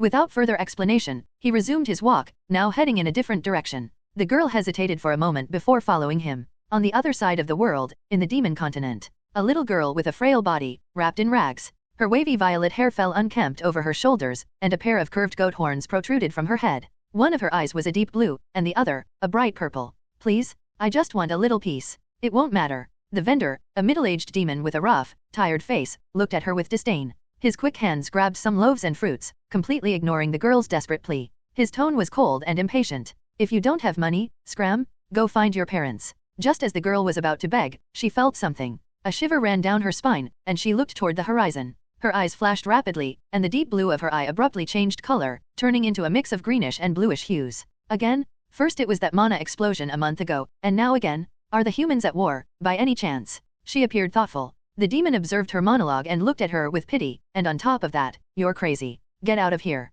The girl left, and then continued to stare at the sky, until her stomach growled. She looked again at the food stall from which she had been expelled. "Damn, what's the use of being the demon empress if I'm so poor?" POV, Aoi Adoldia. "Captain?" They entered the forest. The voice of one of my men echoed among the trees. I pondered for a moment before giving the order firmly. This will be our last chance. If they manage to leave the forest alive, we will be entering the jurisdiction of the Order of the Temple. Surround them and do not let them escape. The 3 warriors by my side promptly replied, "Yes, sir." 2 of them dispersed, their silhouettes disappearing among the dense vegetation. The 3rd appeared by my side as we advanced through the woods. In recent years, the Legion had been growing without stopping. In terms of military power, we accepted new members every day, and each one of them received systematic training according to their talents. Standing out above all was Taze, our commander at the Tanaver headquarters. Recently, we celebrated Taze's coming-of-age ceremony. He challenged anyone brave enough to a duel. I even joined in, and I lost. He was stronger than ever, even on his own, and as he was always accompanied by that enormous ebony wolf, few were a threat to him, even across the continent. Other talents also showed great progress, like the little dwarf Rufus, who was making enormous strides in his earth magic. His control was extremely refined. Even at only 6 or 7 years old, he could overpower advanced level warriors using only earth magic. Few could match him, and besides, just like Taze and Rygar, he also had an enormous ebony wolf as a bodyguard. Garrison, the half-deer boy, proved to be very talented with the spear. Although I didn't much like the weapon, I had to admit the boy was skilled. Several other talents constantly emerged in the Legion, especially in the Great Forest, but I didn't know much about them, since I had only been in Tanaver and its surroundings lately. Economically, we quickly became a huge mercenary and adventuring force, and since we had a monopoly on the resources of the Great Forest, most of our businesses had far more demand than supply, which made us grow rapidly. 2 months ago, we received several letters from our leader, Rygar Adoldia, the Supreme Commander of the Iron Legion. The letters contained both good and bad news. Among the good news was the confirmation of a large-scale alliance with the Kingdom of the Dragon King. Along with that news, Rygar sent detailed instructions on how to conduct future negotiations with that kingdom. But this kind of political matter was not my priority. My role was to be a warrior. I was the first sword saint to emerge among the bestial tribes after our leader, and I carried great responsibility on my shoulders. I saw Rygar grow from an extraordinary child into an indisputable leader of the Great Forest. My faith in him was absolute. Although I didn't say it out loud, I firmly believed that Rygar would be the 3rd beast god, succeeding Geiger, the legendary hero who appeared thousands of years ago among the bestial race. I believed and was certain that Rygar would lead the bestial race to a new glorious era. For that reason, I dedicated 120% of my effort to the Legion. If Rygar were to lead our race to the top, we would have to be his unwavering support. Weakness was not an option. That is why, upon receiving the next letters, our fury exploded. Rygar reported an ambush carried out by a mercenary group called the Storm of Tyranny, targeting his life. Among the enemies were extraordinary mages and a northern emperor, a situation of certain death for most people. But, at the end of the letter, we felt pride. Our leader not only repelled them, but also killed both of the most powerful opponents. The emperor, before dying, threatened to come to Meles and massacre every last one of our members.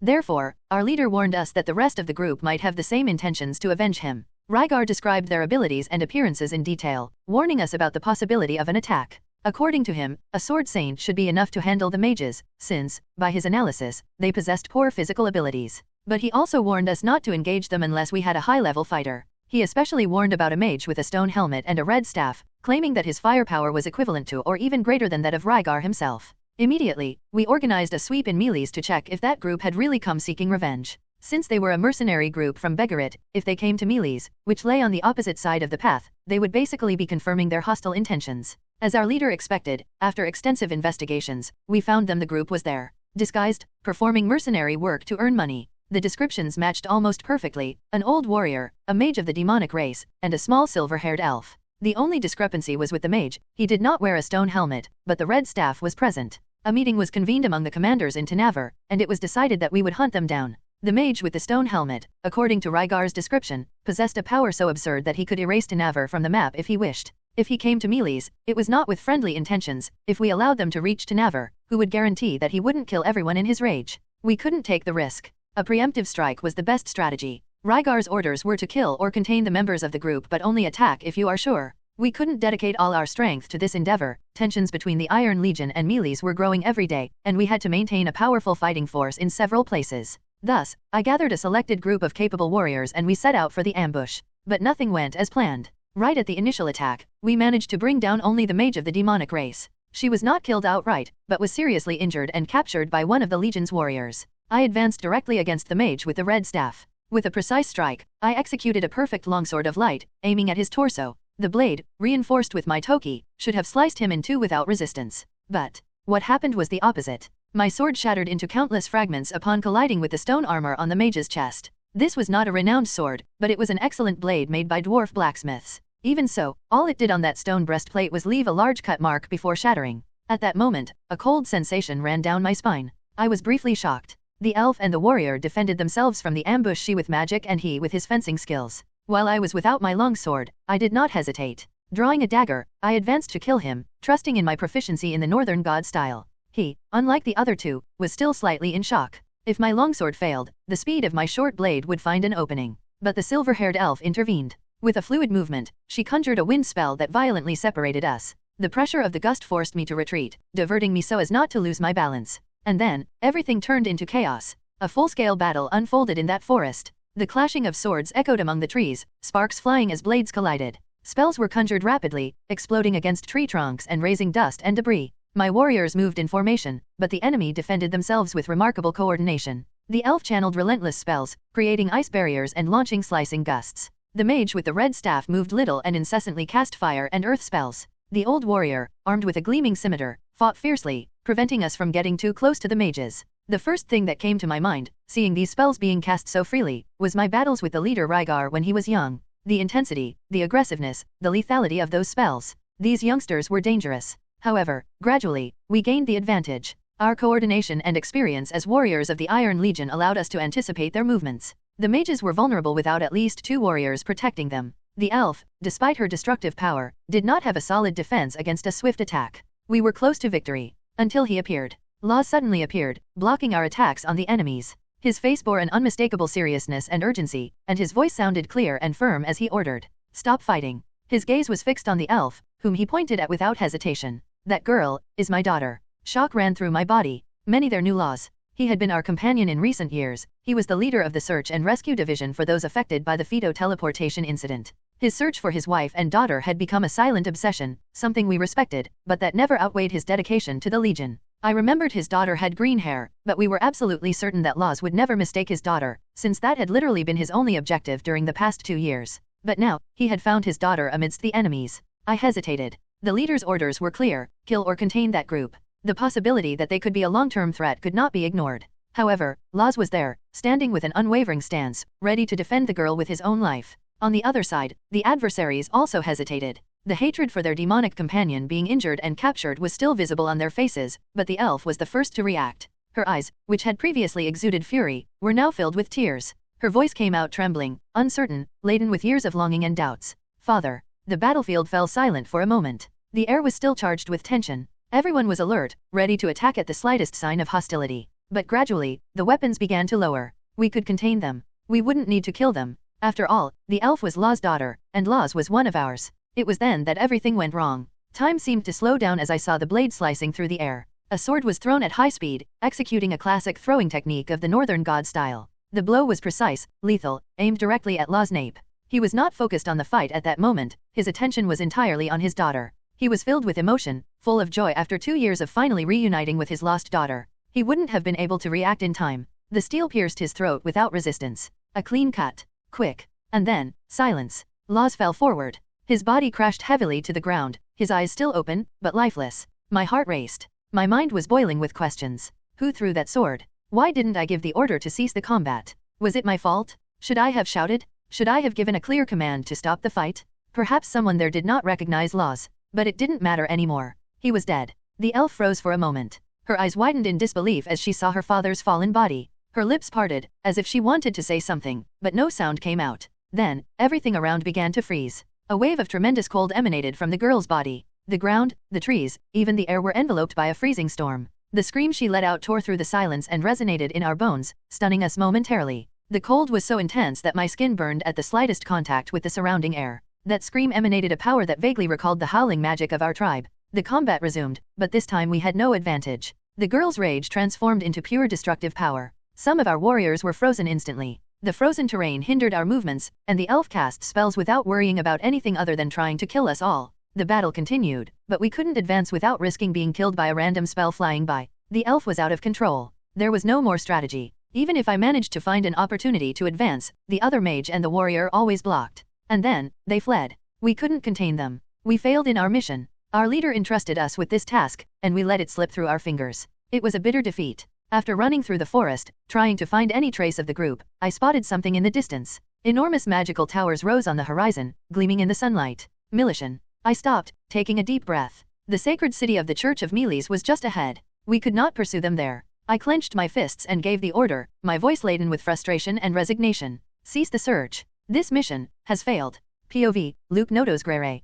I woke up with a start, cold sweat dripping down my forehead. Before I even had time to think, I had grabbed my sword and dashed out of the room in maximum alert. I ran down the narrow palace corridor, my steps echoing in a frantic rhythm, until I reached the door of Princess Ariel's room. Derek. I shouted urgently. The mage, who was sleeping seated in a chair next to the door, woke up startled, his eyes widening as he noticed my urgent expression. The guard next to him also looked surprised, but Derek, being an experienced mage, understood immediately. Without hesitating, he got up and opened the door with an agile movement. We burst into the room in an instant. And it was then that I saw him. A hooded figure, moving with agility, was entering through the window. He advanced toward Ariel's bed, where the princess was still fighting off sleep, unaware of the impending danger. My body moved before my mind could process it. My enchanted boots, a rare artifact that amplified my speed, allowed me to cross the room in the blink of an eye. The assassin noticed my approach and reacted immediately. He tried to dodge to the side, drawing a thin, lethal blade, but I was already on top of him, thwarting his strike. Our swords clashed, sparks flying in the air with the impact.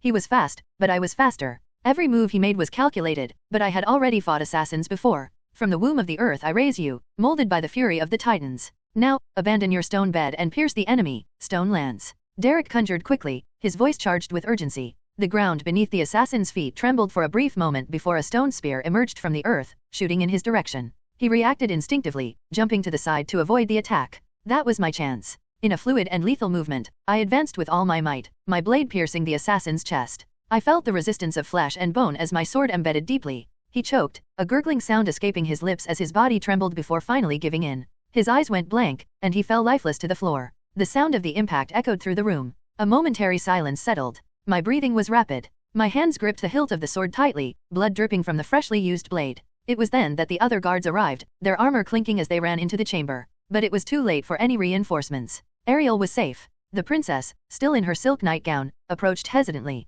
Her eyes shone in the dim light of the room, reflecting the flash of the magical lamp beside the bed. She stopped before me and, to my surprise, held my hand delicately. "Thank you, Luke," she said, her voice soft yet full of gratitude, accompanied by a radiant smile. I felt a strange warmth in my chest, but I immediately knelt on one knee, bowing my head respectfully. "Just my duty, princess," I replied with a small smile. Derek, who was watching the scene intently, frowned and murmured. "That was too close, Luke. How did that assassin climb up to that window?" He walked to the window, inspecting it with sharp eyes, but soon turned back to me. "How did you know?" he asked, his voice laden with relief and curiosity. I smiled lightly, trying to hide my worry. Just a premonition, I replied casually. But inside, I was uneasy. I looked at the night sky through the open window, feeling a weight in my chest. According to his words, this was just the beginning. The princess was only 11 years old, and I was 12, but this was already the third assassin, and this one even invaded the princess's room at night. If he hadn't warned me, how could the princess survive? I needed to convince Princess Ariel to leave the kingdom of Azura as quickly as possible. That was the advice he had given me. Only then could we survive.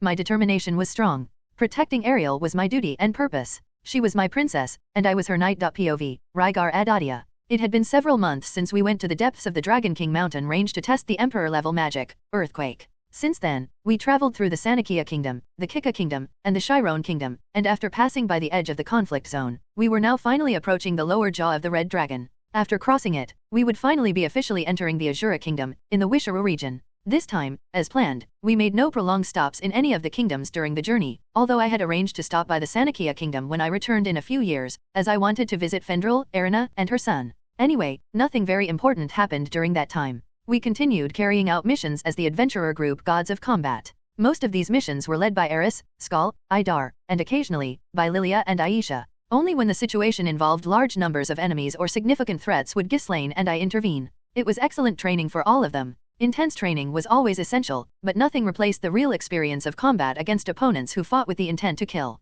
In one of our nightly conversations, Idar mentioned that they were close to reaching rank S as adventurers. Although it was a notable achievement, for me, rankings were never a priority. What mattered was each of their individual growth and their ability to survive and thrive in this world where strength was a major factor. Furthermore, along the way, many warriors appeared to challenge me to combat. After hearing that I had become a North King, it was only natural. Some challengers were really strong, but none offered much resistance. As we approached the Azura Kingdom, information about the missing persons from the Fido teleportation became more frequent in the cities, but no news emerged about Paul, Zenith, Rudeus, or Hilda. They were still listed as missing. There were few options remaining regarding their whereabouts. They could have been taken to a distant continent, such as the demonic or celestial continent, could be imprisoned somewhere remote either as slaves or in a labyrinth or, in the worst and most likely scenario, they could simply be dead. Eris already knew about the death of her father, Philip, and her grandfather, Soros. She did not react with despair or denial. Even at the Iron Legion base, when she learned about the rescue group and the deaths among the victims, she had already prepared herself for that possibility.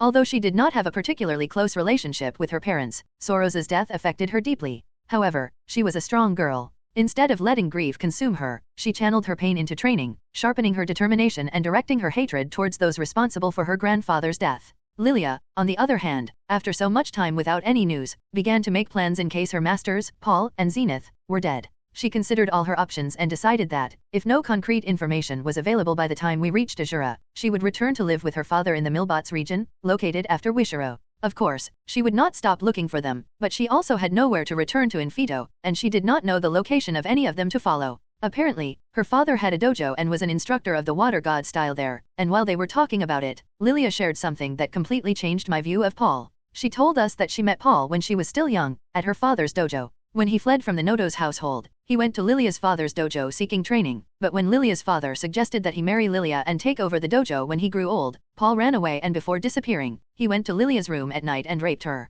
That account filled me with disgust. I could not understand how Lilia, after all that, became that man's wife. She explained that when she was expelled from the palace after being injured while protecting the princess, and was looking for a job, she saw an opportunity in him. If he did not accept her as an employee, she could blackmail him with that information. But after serving him for years, she realized that he had changed. Paul had become a respectable man, in her words. But I did not agree with that. To me, Paul had always been just an irresponsible womanizer according to the accounts of those who knew him. His ability to seduce so many women was even impressive from a certain point of view. But a rapist? That crossed all limits. My instinct was one of repulsion. When I first encountered Lilia, I had tortured to death the adventurer who was trying to rape her. What was I supposed to do, knowing that Paul was Lilia's first man and had raped her? The fact that Lilia had forgiven him for it confused me even more. She said that she felt anger towards him for a while, but after working at the royal palace for many years, she realized that Paul was one of the more reasonable cases among the nobles. Ghislaine didn't know about this either, and when I asked her about what he was like in his adventuring days, she said that, at least in the time they were in the same group, she hadn't seen him do anything like that.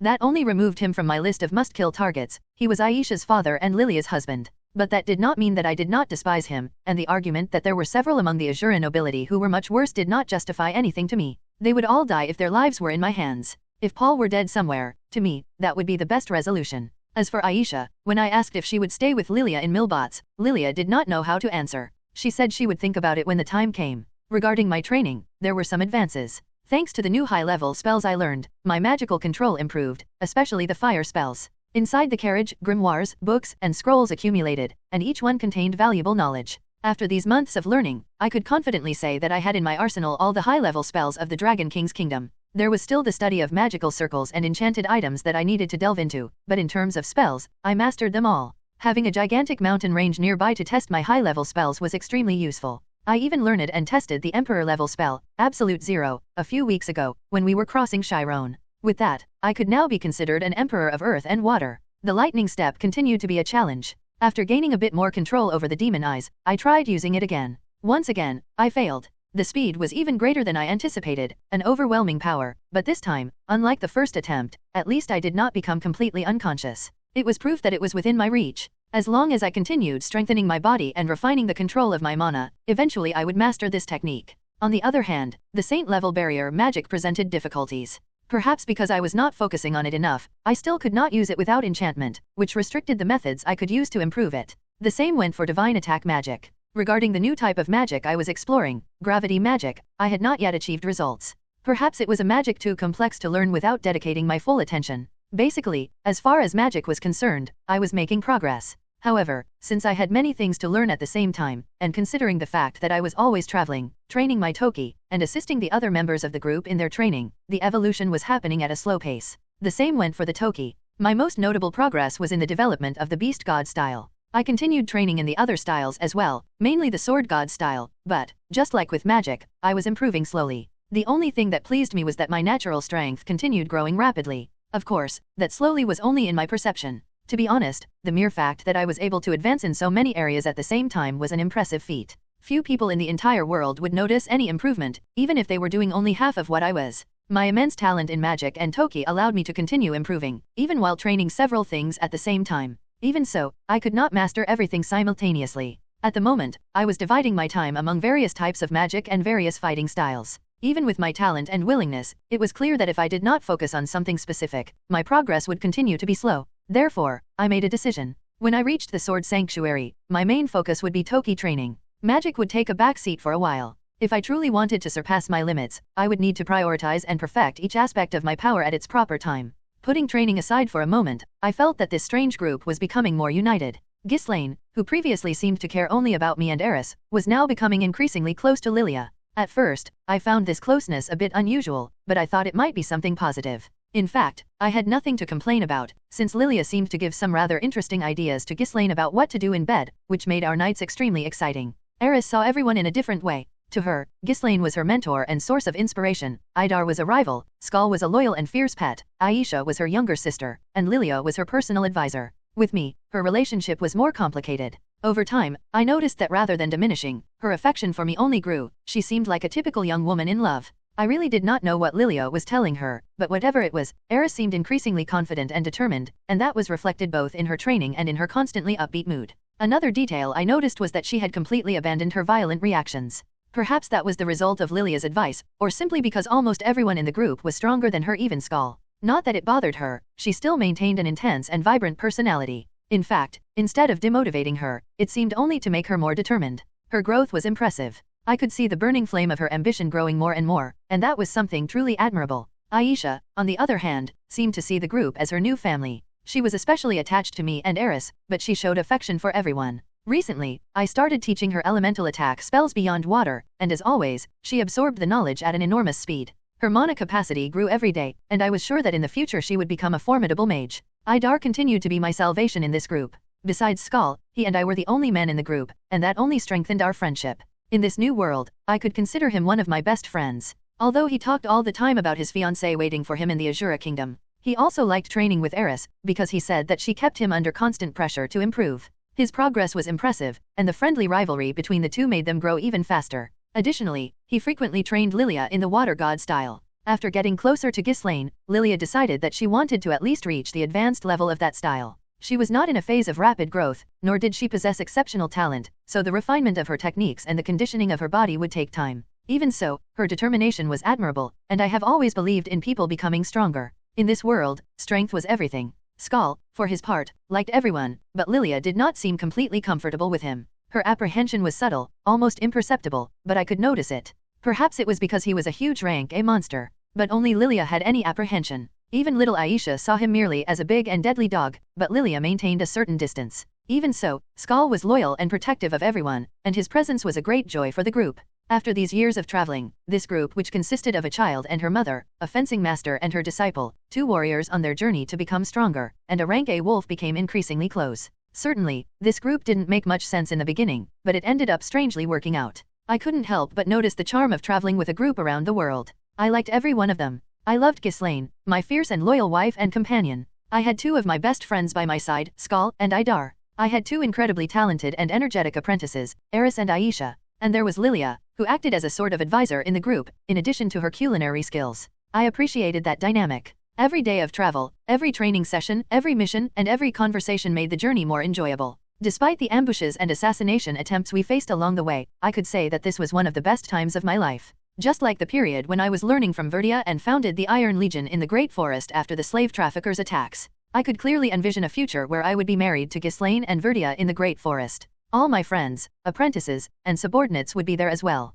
Several questions hovered in my mind. How would Eris handle Linnea and Persna? How would Ghislaine act around Verdia? Who would be the strongest among my wolf, Taze's wolf, and Rufus's wolf? Would little Aisha eventually surpass them all in strength? These questions left me curious and excited. I also constantly worried about the Iron Legion. Since I left, I had been wondering how they were faring. In the worst case, Melees did not have a military force strong enough to invade the entire Great Forest. But, in the best case, when I returned, the Legion would be a gigantic and influential force. I had complete trust in my companions, but even so, the worry never completely disappeared. Well, from here on, we would be leaving some of our members along the way. Lilia, and perhaps Aisha, would stay in Milbot's, Idar would remain in ours, and Ghislaine and Eris were still an unknown, as we would first have to see the situation in Fito. Depending on the situation, they could stay, or accompany him to the Sword Sanctuary along with Skal. While he was still lost in thought, Idar's voice called his attention. There it is, the lower jaw of the Red Dragon. Rising before the group was the great mountain formation that spanned the continent. Looking at the place, Rygar sighed.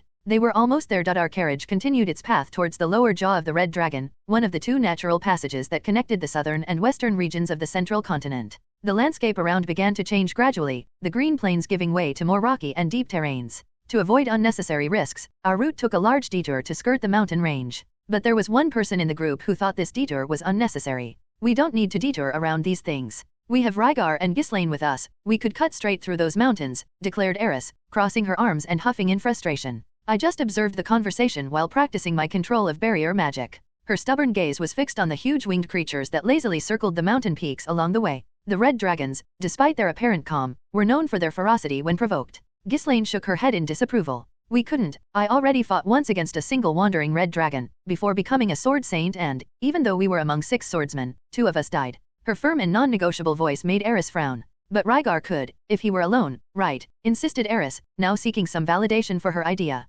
Aisha, who was listening to the conversation from the side, immediately supported. Yes, the master could, isn't it? She said with a sparkle of admiration in her eyes. Ghislaine fell silent for a moment, pondering Eris's and Aisha's words. Then, she looked directly at me before giving her answer. Perhaps. She seemed uncertain, which made everyone in the group turn their gaze towards me, waiting for my answer. I took a deep breath and balanced my head as I thought. I couldn't. Even I would get tired fighting hordes of those monsters. It's not just a matter of strength, but also of wear and tear and numbers. My answer made Eris puff out her cheeks, clearly unsatisfied. Lilia, who had been silently listening to the conversation until then, interrupted. But didn't you fight the blue dragons of Melees when you were teleported from Fito? Her voice was calm, but carried a touch of curiosity. Ghislaine smiled slightly as she recalled the episode. That's why I say we couldn't. She looked at Lilia and then at the others. Eris and I wouldn't have survived a prolonged fight against the dragons, let alone have managed to get out of that cave if Rygar hadn't split the mountain in half. Eris, now recalling the event, broke into a confident smile.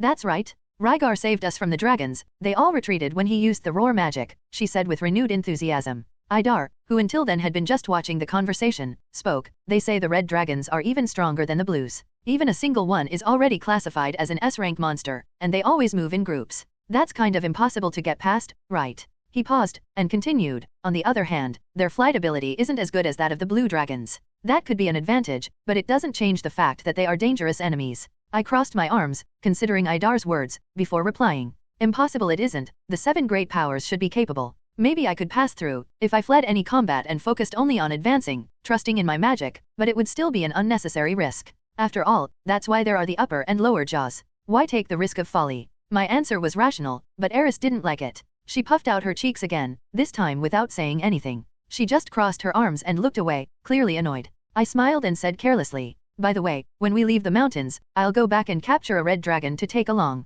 Idar's mouth opened in shock, Eris and Aisha seemed instantly excited, and Lilia just looked at the sky with an empty gaze. Ghislaine also said with a smile, Skal is going to be jealous. Idar said, how do you plan to carry a red dragon around? People already complain about Skal. Did you know that the red dragons are symbols of disaster for all the nearby villages of the mountain range? Rygar remained impassive, nothing you say will convince me. In the legends, Laplace tamed the king of the red dragons. Why couldn't I tame a normal dragon? Idar looked at him with an empty look. Rygar continued, besides, I've tested these Mad Dragon King's sealing chains several times. Anything that gets trapped in here for 2 minutes can't use magic, which nullifies its flame breath. Must be why they wanted to trap me with them. He picked up the green-colored magical chains with a dragon carved along them, the treasure of the kingdom of the Dragon King that he stole after being ambushed. Besides, the sealing cannot be broken by physical force. In fact, I still haven't completely understood how it works. Putting it to use will be good to discover more about them. Idar gave up arguing. Eris said super excited, that's right. Let's take one. Can I decide its name?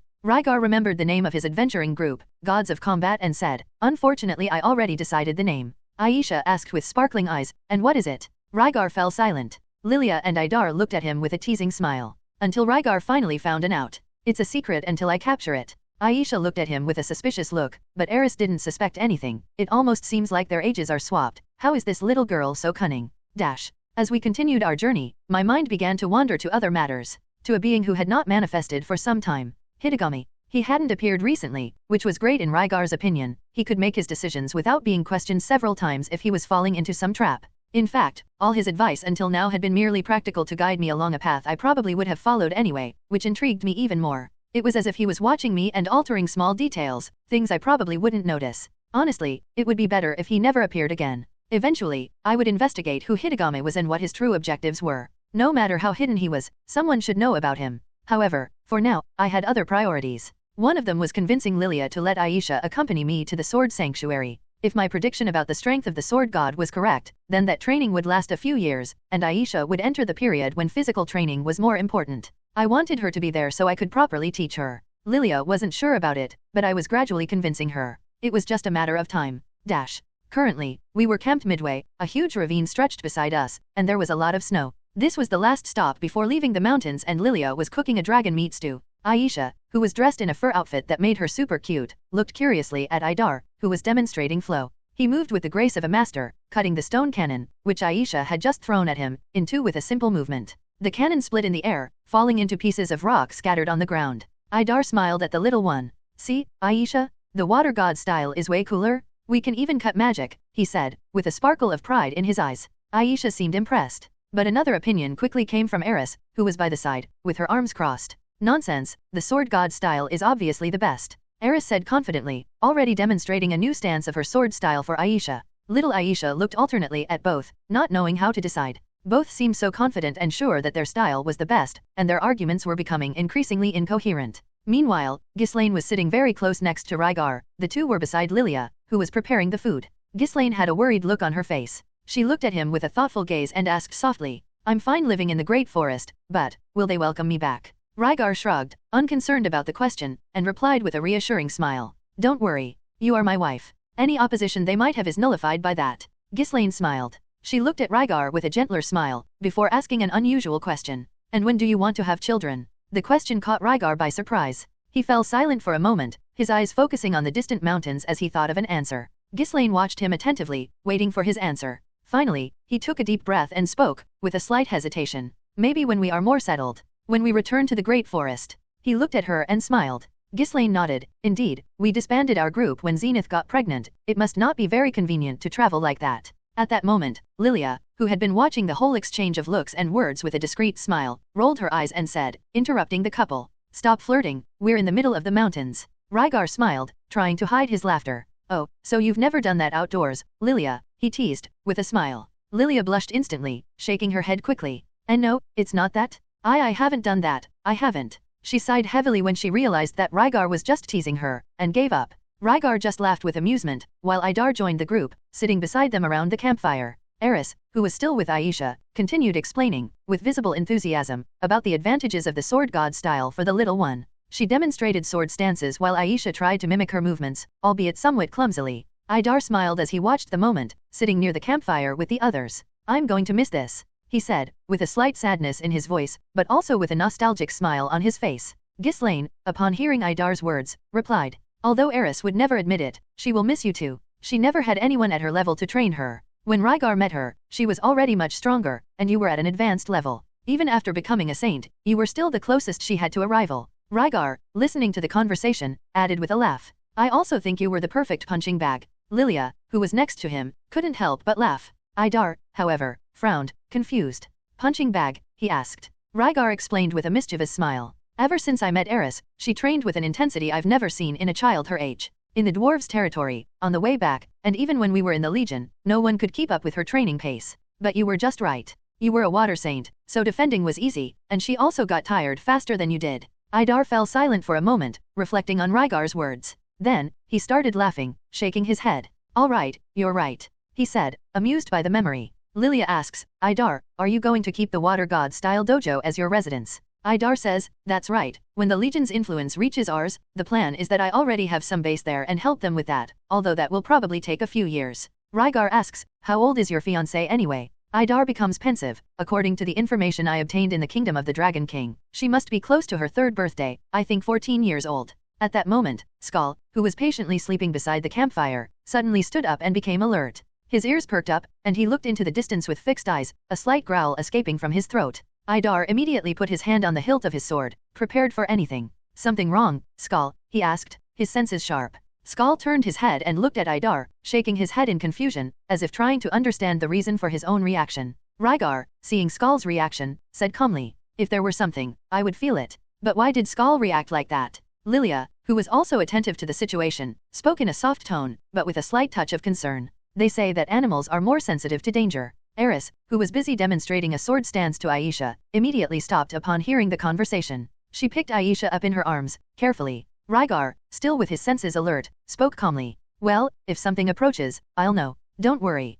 And so, as the night advanced and the calm of the mountains surrounded the group, everyone relaxed slightly. Perhaps if Rygar had investigated this phenomenon a little deeper, things might have been a little different. Maybe, if they hadn't made this last stop, something could change. But Rygar couldn't feel the same as Skull, in any way, no. That was something reserved only for beings of this world. The group continued their journey under the scorching sun as Lilia recounted her experiences in the royal capital of Azura. Her voice carried a nostalgic tone as she spoke of the ruthless political games within the palace. There were many princes and princesses, but the games in the palace are cruel. One by one, they died. I don't know how many remain now, but the favorite to inherit the throne seemed to be the firstborn, Grabbles of Azura. Rygar was about to ask other questions when suddenly his ears perked up, the hairs on his arms stood on end, and he looked in a specific direction. Instantly, the others felt the change and their hands moved to their weapons. The reaction was automatic. They had learned to trust Rygar's perception, whose long-range detection ability was unmatched. Not even Skull could surpass him in that. He stayed alert for a moment, analyzing. He picked up the presences with his keen hearing, and he could also sense the smell, then activated his demon eyes.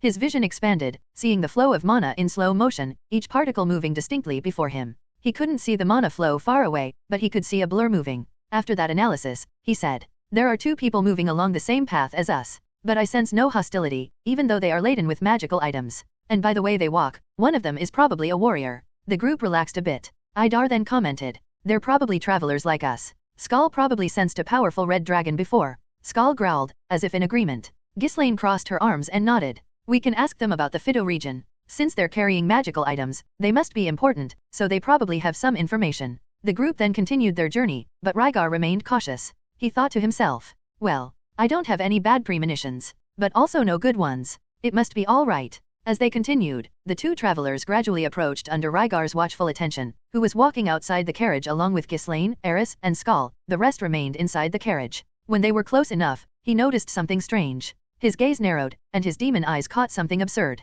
What kind of an absurd amount of mana is that? This guy had even more mana than the mage who ambushed him in the Kingdom of the Dragon King, and besides, his toki was completely different from anything he had ever seen. It was then that he realized that only he continued walking. The rest of the group had stopped. The horses, too, were paralyzed. When he turned, he saw Lilia holding the reins of the paralyzed horses, her face pure fear. Her face was pale. He looked around and everyone was in the same situation. Ghislaine was gripping the hilt of her sword so tightly that the blood had stopped circulating. Aisha, inside the carriage with Lilia and Idar, was clutching the warrior's sleeve and hiding her face, completely terrified. Idar, Eris. Even Skal was paralyzed. The wolf's hairs were completely bristled, and he didn't even dare to let out a growl. No one was breathing loudly. Rygar was extremely confused. He didn't understand what was happening. The travelers were getting closer and closer. After not understanding the situation, he pushed his demon eyes to the limit. Time slowed down. The world around him became sharp. Every detail, every speck of dust in the air, every slight muscle contraction on his allies' faces was visible to him. Then, he observed them. The first was a tall man with silver hair and golden eyes. He wore only a white coat made of some kind of leather, but Rygar immediately saw that it had magical properties. The man's gaze was penetrating and intimidating. His irises were so small that one could see all the white around them. When he looked at him, when he saw that silver hair and those golden eyes, he felt a thirst for blood. A part of him wanted to tear him in two right there. But he was now in control of himself, and he wouldn't start growling like a beast. So, despite an unsettling feeling, it was just that. An annoyance. After all, looking closely, he was certain. He couldn't win. It wasn't just his mana capacity. It was everything. He felt that he was facing a superior being. In strength. In status. An absolute predator at the top of the food chain. That was the feeling. Then, he looked at the girl. And his mind short-circuited. What is this? One of them had more mana than any other being he had ever encountered. And the other, had nothing. Absolutely nothing. She was a girl with long black hair, something very rare in this world. And, for some reason, he felt that she was slightly familiar. She wore various magical items all over her body and a white mask, which was also a magical item. These two were anomalies. But again, even though both were clearly coming toward his group, he felt no hostility whatsoever. Aren't they the source of this? His pupils darted quickly, scanning everything around. No magic. No magic circle. No hidden monster. Then why did everyone suddenly freeze like that? He noticed all of this in milliseconds using his eyes. He even noticed that Lilia had peed. But he couldn't find the focus. He wouldn't be able to carry everyone and flee from there, so the only option was to talk. At that moment, his magical eyes reached their limit. The world returned to normal. He placed his hand on the sword hilt and said, in a firm voice, "Stop right there." Rygar stepped in front of Ghislaine, positioning himself at the forefront of the group. His body was tense, and his mind teemed with questions. The man with silver hair and golden eyes stopped along with the girl by his side. His cold gaze swept over Rygar's group before he spoke, his deep voice. An ebony wolf. Rygar maintained his firm posture, holding Tsukikage tightly, but without unsheathing the blade. "Who are you? What have you done with my companions?" he asked, his voice laden with caution. The man, without changing his expression, observed the group. All the warriors in the group were ready to attack, weapons in hand, eyes fixed on him, as if facing their worst enemy and greatest nightmare. What an unusual group to encounter, he murmured. Ghislaine Adoldia, Eris Boreas Greyrat, Lilia Greyrat. His gaze narrowed slightly. "And is that Aisha Greyrat?" Ghislaine growled aggressively. "How do you know our names?" Rygar was confused. Ghislaine's reaction was extreme. What was happening? He looked at his group. "Do you know him?" he asked, his voice calm yet full of inquiry. "No," answered Eris, Ghislaine, and Idar simultaneously, their voices trembling, their faces pale. The man turned his attention to Idar and Skal, his eyebrow furrowing. Rygar sensed the hostility. "Rygar? What are you doing here? You should be dead." Idar clenched his fists, gritting his teeth. "I don't know you, and my name is Idar." Rygar felt his confusion and tension increase.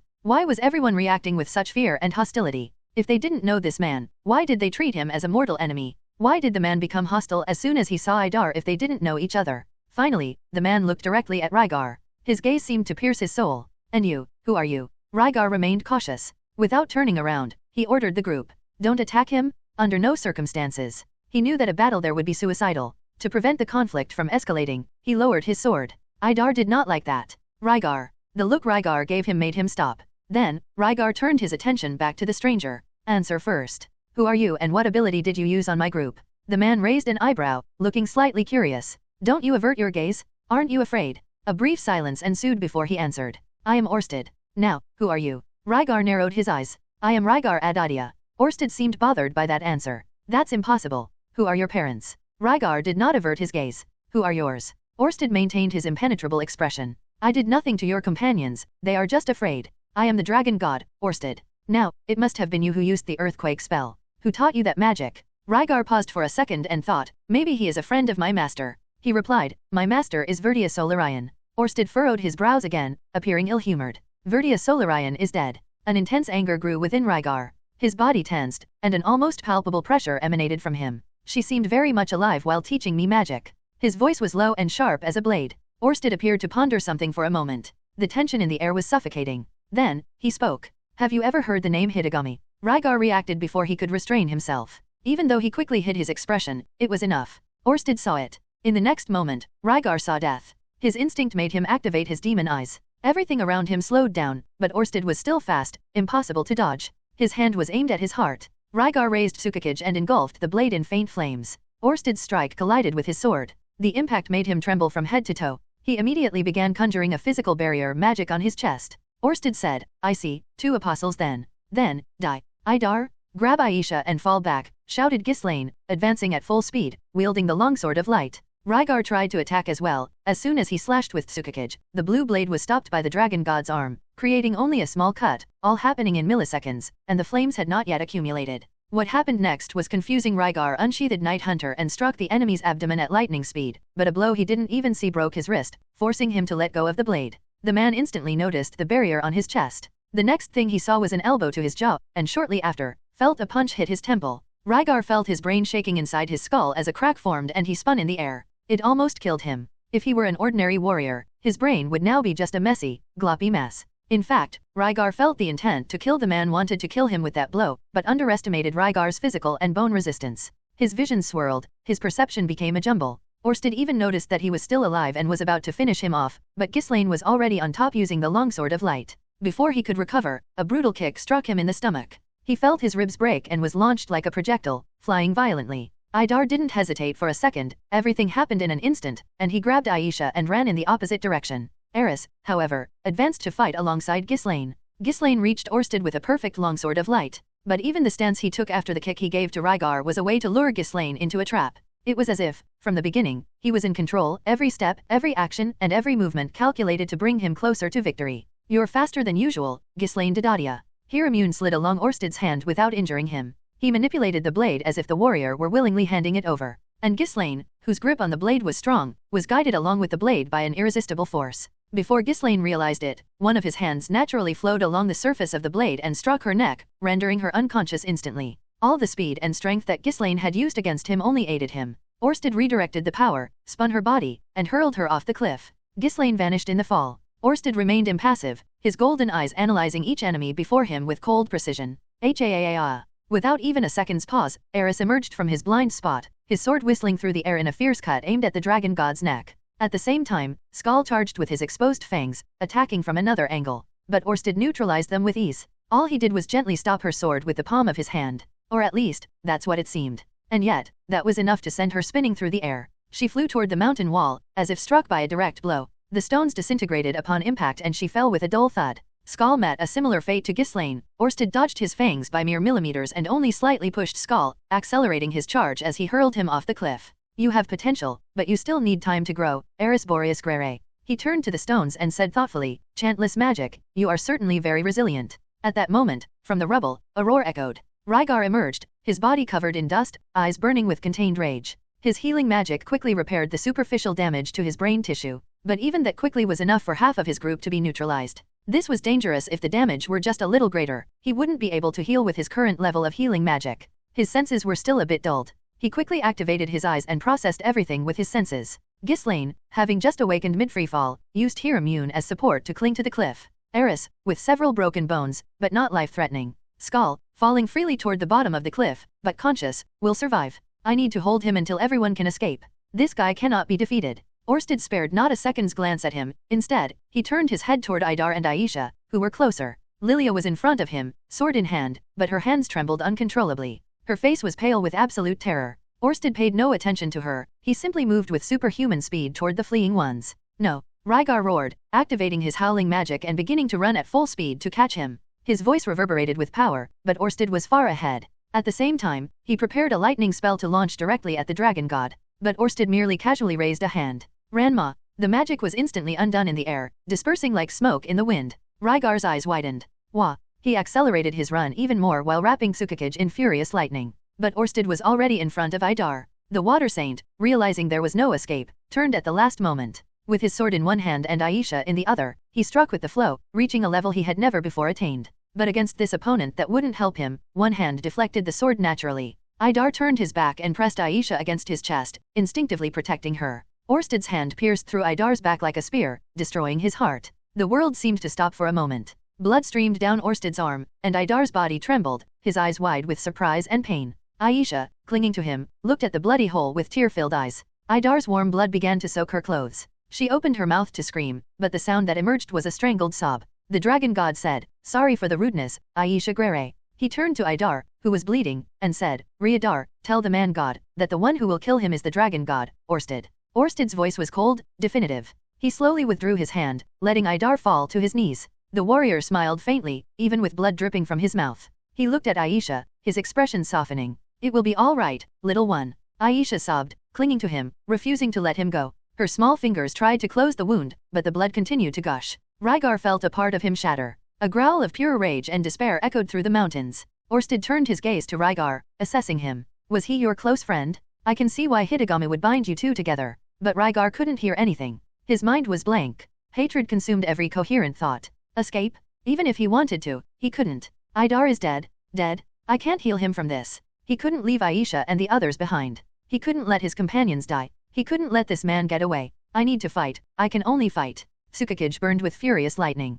Rygar launched himself at Orsted with everything he had. The dragon god blocked his charge with his arm, as before, but was slightly surprised when he felt a deep cut on his arm. "You use magic in an interesting way, or is it that sword?" But Rygar did not answer. He attacked again. Blow after blow, his fury was channeled in every movement, but Orsted was faster, stronger. His technique was unmatched. He began evading the sword, learning Rygar's patterns with terrifying speed. The fight lasted shortly. Rygar barely noticed when his hand was crushed and Tsukakage was wrenched from him. The pain came next. A punch to the chin made him stagger, dazed. In the next moment, 3 brutal strikes pierced his torso, easily penetrating his barrier. Lung, kidney, heart. He staggered. What? His body was failing. Blood flowed freely from his wounds. His knees buckled. His vision blurred. He collapsed against a wall, leaving a trail of blood on the floor. He tried to get up, but his body wouldn't obey. He looked around and saw the girl. Eris, who had been trying to drag herself into the fight to help, looked at him with an incredulous stare. "Aya, our Rygar. Rygar." Eris screamed, her voice full of horror and despair.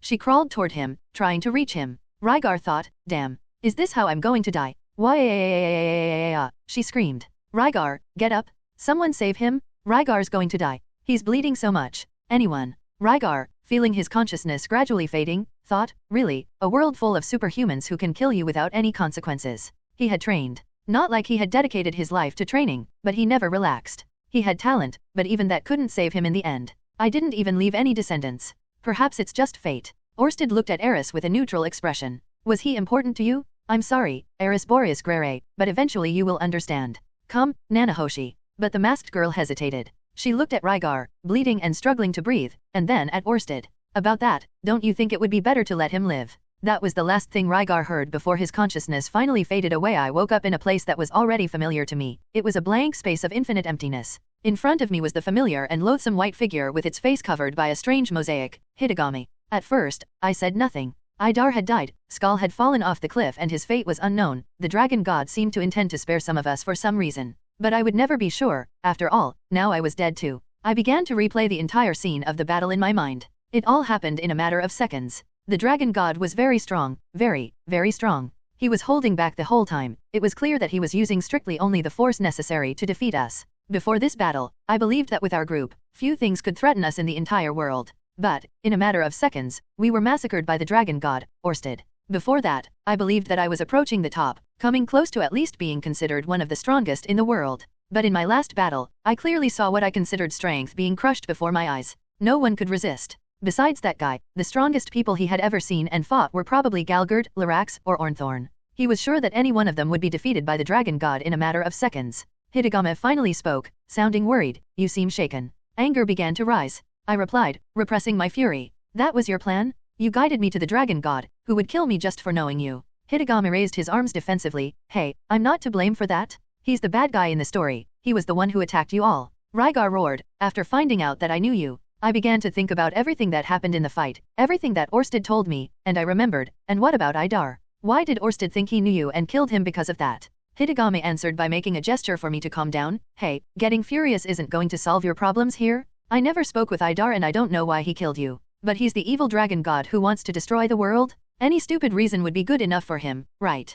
Cut that out. You must have done something stupid for him to hate you so much." You damn god! I shouted. That doesn't matter now, after all, I'm already dead. You've achieved your goal. Are you happy? Hidegame fell silent. I, too, said nothing more. A silence remained for a while in the absolute void. After it seemed that I had calmed down, he said, "Is it over?" I did not answer. Then he continued, "You're not dead yet." I was surprised. What? Then, Idar too. But he interrupted me before I finished the question. No, Idar is really dead. That gave me another shock. That's right. And I already said that Orsted is my enemy. You're blaming the messenger here. How was I supposed to know that he would attack you out of nowhere? I was struggling not to start cursing that damn god again. The fury was consuming me, but as he said, it wouldn't help me now. Normally, I wouldn't give Hidegame the time of day, but now he might be my only source of information about my current situation. You can see this kind of thing, can't you? If he's such your enemy, and you claim to help me, why didn't you warn me about him? We would have waited a day or two and then followed the same route. I said, holding myself back to remain rational. Hidegame sighed. I can't see anything related to the dragon god. It's one of his curses. I smiled sinisterly, beginning to think that this guy was just messing with me. How could his powers be so convenient? Even so, I forced myself to calm down. Are you sure that not being seen by you isn't a blessing? And what do you mean by one of his curses? What are the others? Hidegame promptly raised 3 fingers. He has 3 curses. The first is the one that makes him hated or feared by all the beings in the world, without exception. I thought about the reactions of all the members of my group when they saw Orsted. I had never seen Ghislaine with as much fear or hatred as at that moment, not even when she was surrounded by blue dragons in the Blue Dragon range. The same goes for the other members. No one seemed to know him, but everyone seemed frightened, as if they were facing their worst enemy, yet there was still a flaw. And me? I asked. That must be because you are technically from another world. Thinking that it made sense, I continued, and the other curses. Another one is the one that prevents me from seeing anything about where he goes, what he does and with whom he interacts. Everything about him is blurred to me, which prevented me from warning you that you would encounter him. I fell silent, signaling for him to continue.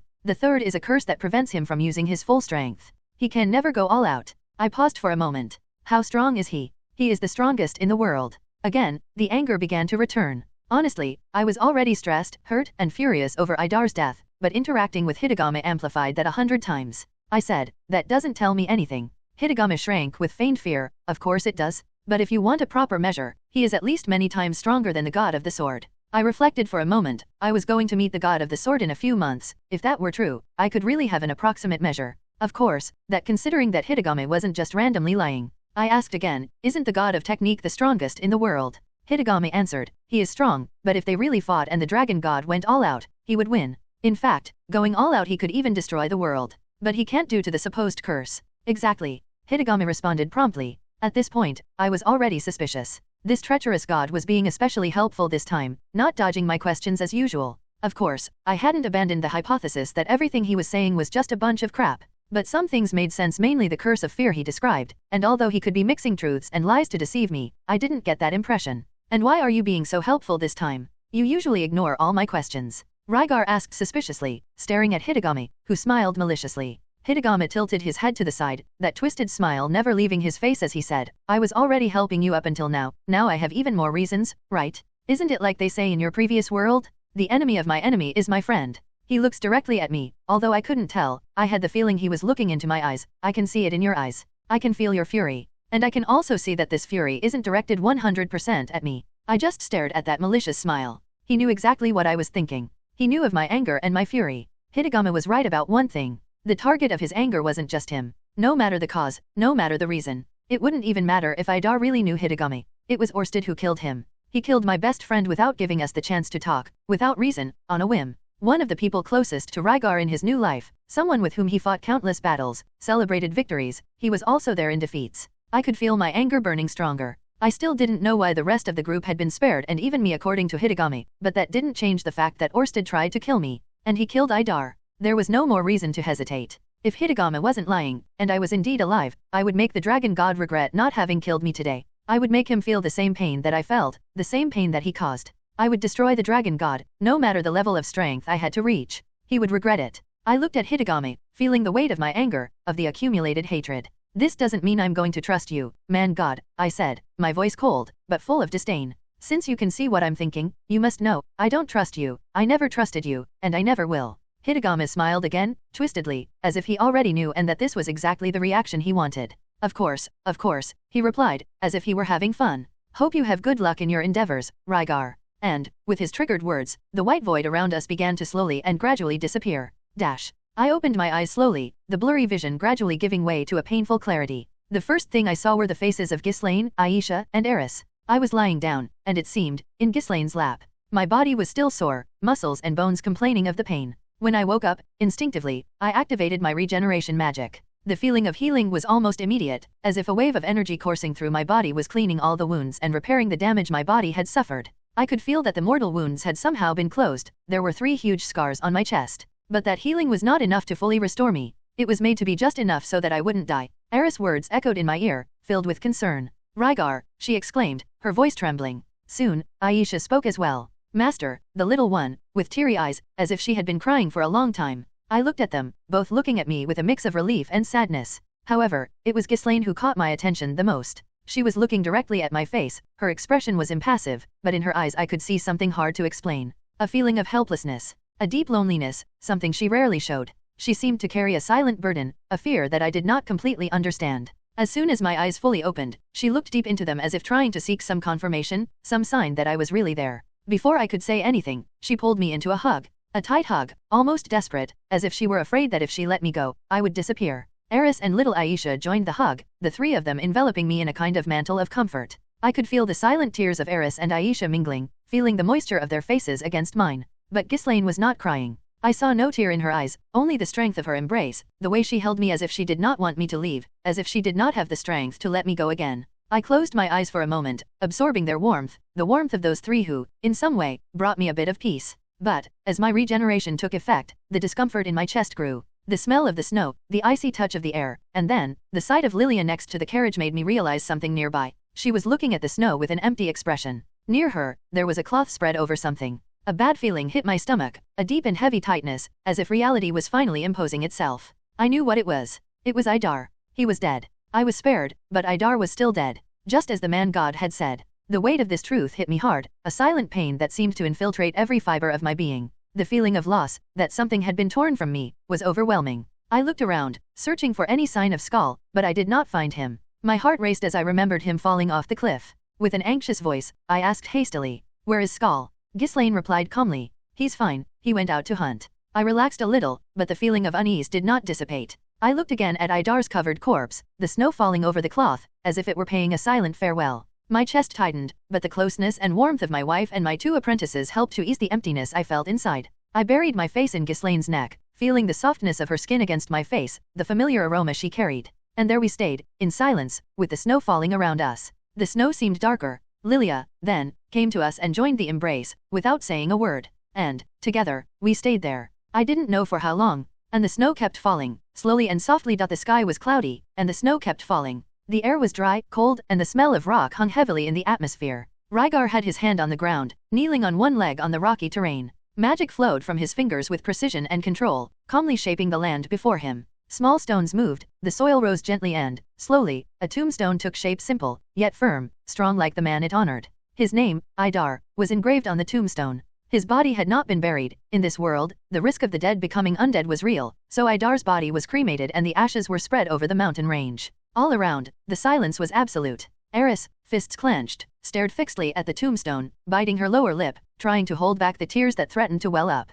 Ghislaine remained serious, motionless, arms crossed, a penetrating gaze fixed on the tombstone. Lilia held Aisha in her arms, who trembled slightly, sobbing quietly with her face buried in her mother's neck. The sound of approaching footsteps slowly echoed. Skal appeared among the mountains, his body covered in dust and scratches. He carried in his mouth the corpse of a large monster with twisted horns, something resembling a goat, a native creature of the region, typical prey of the red dragons. His eyes, normally alert, were somewhat empty. Skal walked to the tombstone and dropped the creature beside the grave. After that, he only moved a few steps away, stopping beside Ghislaine. The group remained there, motionless, for long seconds. Then Rygar, still on his knees before the tombstone, lowered his head, closed his eyes, and whispered, "I will not forget, Idar, do not worry, I will avenge you." The impact of those words was immediate. Eris widened her eyes and turned to him, shocked. Lilia remained still, her lips parted, as if she had heard something impossible. Ghislaine, on the other hand, remained impassive. Her eyes did not change. To her, it was obvious. The group resumed their journey shortly after.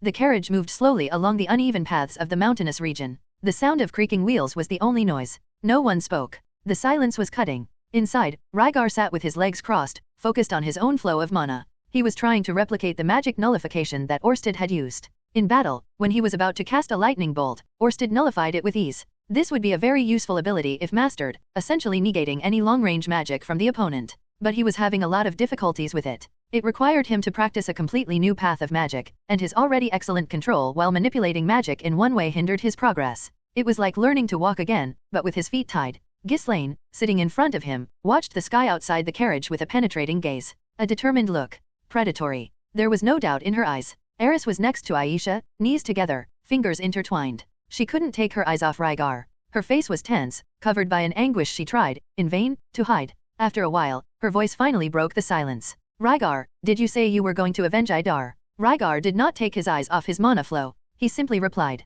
yes. Eris swallowed hard. She hesitated, then whispered, you almost died this time, aren't you afraid? Rygar finally stopped his training and looked at her. At that moment, Eris' face, even as she tried to appear firm, trembled. He observed her, and also looked at Aisha, who was staring at him. Both, so young. Eris was barely almost 12 years old and Aisha, only 4, but with a mind as sharp as few. Both had faced something that would leave adults collapsing. He approached, picked up Aisha in his arms, and carefully placed her in Eris' lap. The two looked at him in surprise. Then, he spoke with a firm yet gentle voice. Eris, are you worried about being defeated easily? Yes, she whispered. He is not an opponent you should compare yourself to right now, Eris said, but I trained so much. Rygar interrupted, listen, you two are still very young, you still have plenty of time to get stronger. He paused. Even I and Ghislaine were defeated easily, but that's only a problem if you aren't planning to improve even more. He looked at the two intently. Everyone is afraid, there's no problem with that. If you're afraid it means you're alive. You two were incredibly brave today. And then he continued.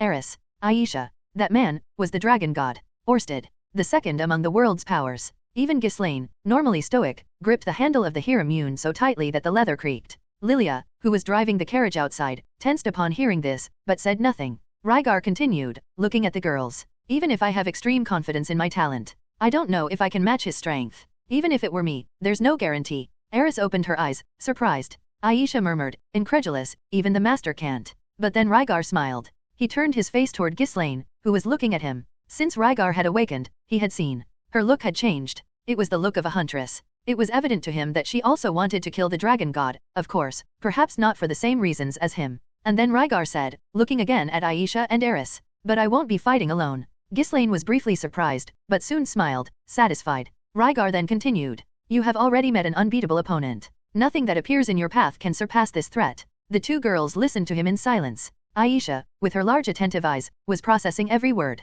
Eris, after a moment, took a deep breath, her eyes beginning to shine, and exclaimed forcefully, I too, I will help kill the dragon god. I will also avenge Idar. Aisha looked at her, and then turned her eyes to Rygar, hesitantly, and then, Master, may I? Rygar extended his hand and patted both of their heads. With a smile, he replied, little Aisha, you're probably still too young for that. He paused and said, but even so, I will give you both a test. The two sat up straight, eyes alert. He crossed his arms and calculated something mentally. Finally, he spoke clearly. If you want to help with this, you must, at the very least, be able to defeat me, without me using Toki or magic. A silence followed those words. Eris stared at him intently. She had never defeated him in combat, even without him using Toki. His natural strength was simply too great, she hadn't even come close. But now, more than ever, she wanted to. Yes, she shouted, determined. Aisha, on the other hand, remained silent. But her eyes narrowed, and soon she began to calculate, processing mentally what would be necessary to surpass her master under these conditions. A 4-year-old child, with the gaze of a strategist. Ghislaine simply watched it all with a slight smile on her lips. Lilia, outside, listened silently. The journey continued. The tension that had previously existed in the carriage dissipated a little after that. After the conversation with Rygar, Eris had fallen asleep leaning against the side of the carriage, her face still a little furrowed. Aisha, nestled in her lap, slept with her forehead gently pressed against the older one's chest, her features serene. Rygar was silent, as always when he trained, but there was a certain softness in his expression. His left hand sculpted the air slowly, manipulating the earth to create a statue of a red dragon. His right hand, however, rested on Ghislaine's neck, tenderly caressing her long silver hair. The warrior remained there, with half-closed eyes, leaning against him, relaxed but with the same wild and determined presence that seemed to have dominated her since the confrontation with Orsted had awakened. From the front seat, driving the carriage's reins, Lilia watched the girls sleeping. Her eyes were teary, but her expression was firm, like someone about to make a difficult decision. After a few seconds of hesitation, she spoke. Rygar, you can take Aisha to the sword sanctuary. Rygar turned slightly, surprised. That wasn't the answer he expected. In fact, after everything that had happened, he was sure Lilia would flat out refuse to let Aisha go with him. But she allowed it? Why? He asked, looking at her. Lilia was silent for a few seconds. Ghislaine also turned her eyes to her, alert. And then, Lilia took a deep breath and answered, in a low voice, I don't want Aisha to feel what I felt at that moment. Lilia lowered her eyes, looking at the trembling hands on the reins. Her voice trembled. That man, Orsted, he went towards my daughter. And I couldn't do anything. I was paralyzed. Even if I wanted to, my body wouldn't move. I didn't have the strength to fight. I didn't have the strength to protect her. She clenched her fists, as if trying to push the memory away. I don't want Aisha to be like me. I don't want to trap her in a life of helplessness. She is very talented, if she can choose. I don't want to be the person who held her back. Rygar fell silent. There was understanding in his gaze. Ghislaine remained quiet, but her gaze was fixed on Lilia. Then let her choose, Rygar replied. When the time comes, Aisha will decide if she wants to go or stay. Silence returned for a moment, heavy yet serene. It was Ghislaine who spoke next, her voice low but direct. Rygar, who is the godman? She did not look at him this time. Her head was still resting against him. You once asked us about him. And Lilia said that when the dragon god killed Idar, he asked to send a message to this so-called godman. Moreover, Orsted only attacked us after you reacted to the name, and also called you both apostles. Rygar thought for a moment, and concluded that he had no reason to hide it. And then he told. He spoke about the strange white world where he first encountered Hidegami. He recounted his appearance, a smiling white figure, but with a face hard to remember. He explained his enigmatic words, his attempts to gain Rygar's trust. Lilia and Ghislaine listened in silence. Rygar spoke about the dwarves' territory, about the instructions he received in dreams, about subtle and treacherous manipulation, and finally, about the last time he saw him after being killed by Orsted. If this man appears in your dreams, do not trust him, Rygar said, his voice laden with seriousness. I consider him as dangerous as Orsted, but he is a different kind of threat. Cunning. Invisible. A manipulator. Ghislaine became pensive, and then asked, in a low voice. All right. Rygar, do you really not know if you can reach the strength of the dragon god? Rygar fell silent again. Hidegami's words were still in his mind. If he takes a fight seriously, the entire world could be destroyed. He wasn't sure how much of that was true, but since there were legends of continents being split in half and such, it would be plausible to some extent. He answered. I don't know. There are still many things I don't know about magic, and about Toki. Perhaps, someday, I will reach that level. But he is on a different level. It's hard to say. Then he turned his gaze back to Ghislaine. I think I will be able to say when I discover the strength of the sword god. After all, before I consider defeating Orsted, I need to defeat your master first. She fell silent. Her gaze lost itself on the horizon, but there was a glimmer of anticipation in her eyes. And then, the conversation diverted. The three exchanged words about the path, about training, about the little things. The tension dissipated like dust in the wind. But even now, everything was different. The group seemed incomplete. They had traveled together for the last 2.5 years, and Idar's death left a crack that would never truly be filled. When they finally emerged from the lower jaw of the Red Dragon, the vastness of the Azura Kingdom plains greeted them. The carriage stopped, and Rygar jumped out with a fluid movement. He carried the sealing chains of the Mad Dragon King tied to his belt. His eyes turned to Tsukakage, his blue sword, which had been disarmed before he lost consciousness, and his swords could have been taken without resistance, but he left them there for some reason. At least he didn't take Tsukakage, he murmured, relieved. After all, he had already lost all the memories he carried with him when he was ambushed. That sword was his memento of his mentor, Verdia Solarian, who, by the way, Orsted said should be dead. He would send a letter to her warning her to leave the Great Forest, just for safety. Further ahead, the rest of the group had already set up a small camp. A tent, an improvised campfire. There was no threat. At least, not immediate. Rygar turned to the group, his expression resolute. I will be back in the blink of an eye. And then, in an explosive impulse, Rygar dashed back towards the mountain range. His silhouette disappeared among the stones and the icy winds. His goal now was only one. To capture a red dragon. And with that, his oath of vengeance would begin to take shape. POV, Rygar Adoldia. Until just a few days ago, I was excited about the idea of capturing a red dragon. After all, who had never dreamed of riding a dragon? Even when I found out I was in a fantasy world, that was one of my first thoughts. It would be a symbolic step toward absolute power, a bestial warrior, flying on a creature that the inhabitants of this world consider walking calamities. But that excitement disappeared after the incident with the red dragon's lower jaw. At several moments, I considered simply giving up. Forgetting that idea, following the course of the journey with the rest of the group, and focusing on anything else, for I was disheartened. But in the end, I decided to continue. There were obvious benefits in taming a dragonflight, reputation, dominion, and perhaps, subconsciously, a part of me wanted something to fill the void that had recently opened. But the truth is that I wasn't patient enough to tame a dragon. Not even close. Jumping between the rocky and snowy cliffs, running along the rough ridges of the mountains, my eyes gazed at the horizon, but my mind returned. It returned to the moment when the dragon god pierced Idar's chest with his hand. And every time that scene replayed in my head, a new wave of anger flooded over me. A dry, cold, constant fury. And I knew that it wasn't my body out of control as before. It was just hatred. Anger for not being able to do anything. What would I do, after all? Go to the dragon god and kill him? Just imagining it, my blood burned. But that burn didn't push me forward, it corroded me from within. It was impotence. A cursed feeling I hadn't felt in years. The memory of being weak. Of being beneath. Of not being able to protect someone. I continued climbing. One step after another, the mountains became my hunting ground. It was then that I detected my first target. A wandering red dragon. He was young, lost from the group. Red dragons weren't good at aerial maneuvers. They could glide for days, fly in a straight line as far as the eye could see. They were very resilient. But thanks to their inability in complex maneuvers, they often glided out of their territory. Sometimes, they ended up in nearby villages or towns. Sometimes, they just ended up at the base of the mountain range, which is where I was now. Thanks to that, I didn't need to delve deep into their territory. It was enough to wait for the wanderers. But I wasn't in the mood for a long game. I just wanted a dragon that obeyed. One that submitted.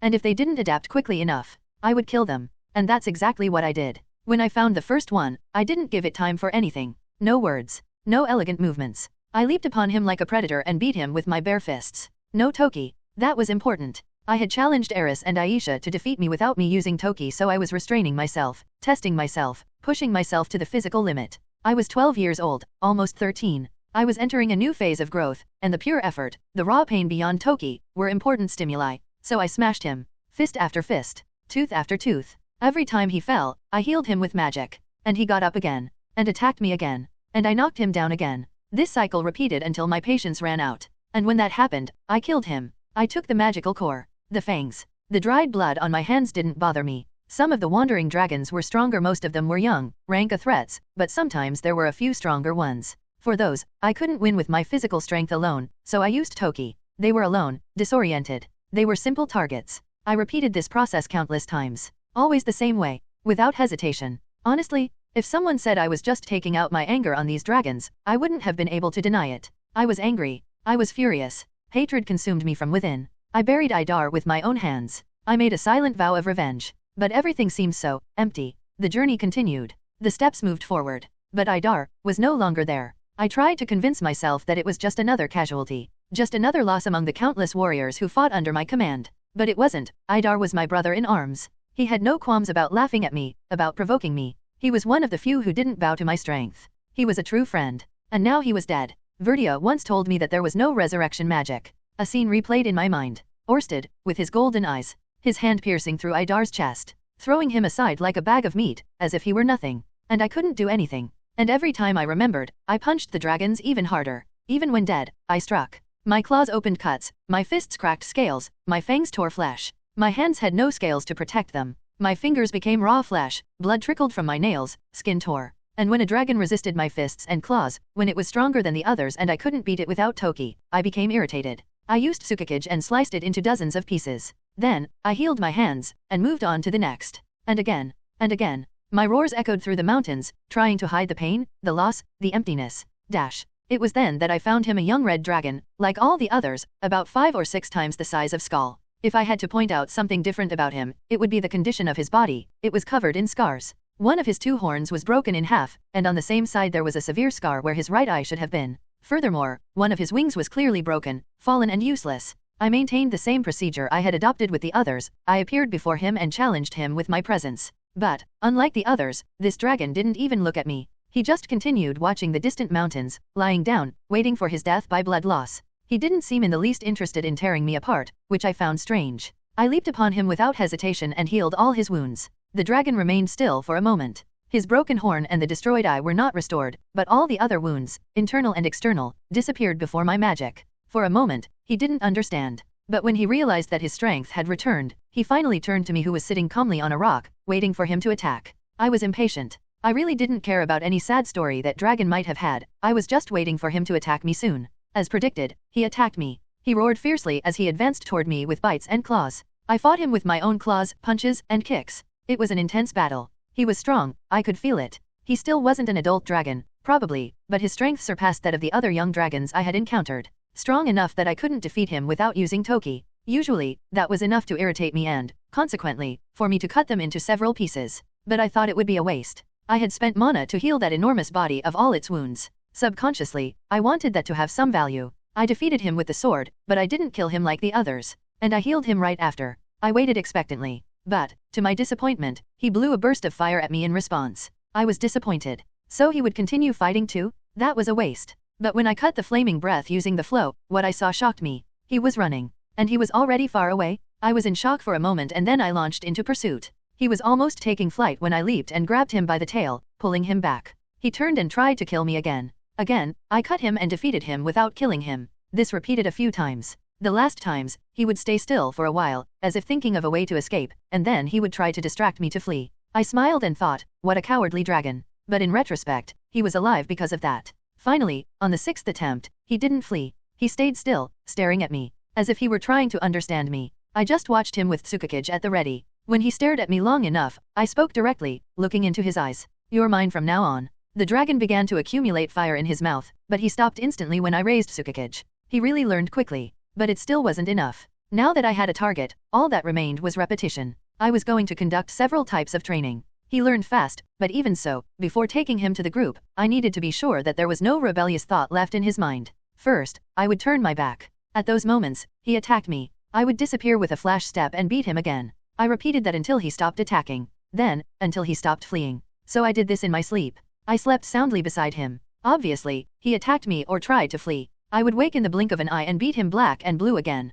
This phase took a little longer, but, as I had already said, he adapted quickly. He quickly learned what he needed to do to avoid being beaten and killed, and what he couldn't do. The days passed. I would take him around. When another wandering dragon appeared, I brutally killed it. That also served to teach him what would happen if he resisted too much. Sometimes, I would tell him to run. He had some intelligence. After looking at me confused for a few moments, he would take off flying or running. I let him feel free again. And then, I captured him again. When he returned, he tried to flee again, for he had experienced freedom once more. But I taught him again that he couldn't escape. He couldn't. Little by little, using various tactics of psychological manipulation and animal training from my previous world, I slowly brainwashed him. When he did something I liked, I gave him meat and healed his wounds. When he fled or acted violently toward me, I beat him and didn't heal his wounds. The classic of rewarding good actions and punishing bad actions. But this was a red dragon. That required me to constantly show that I could finish him off at any moment. They were intelligent, but still, taming such a wild creature took time. That was one of the reasons I chose a dragon that adapted quickly so I could quickly teach him who was in charge.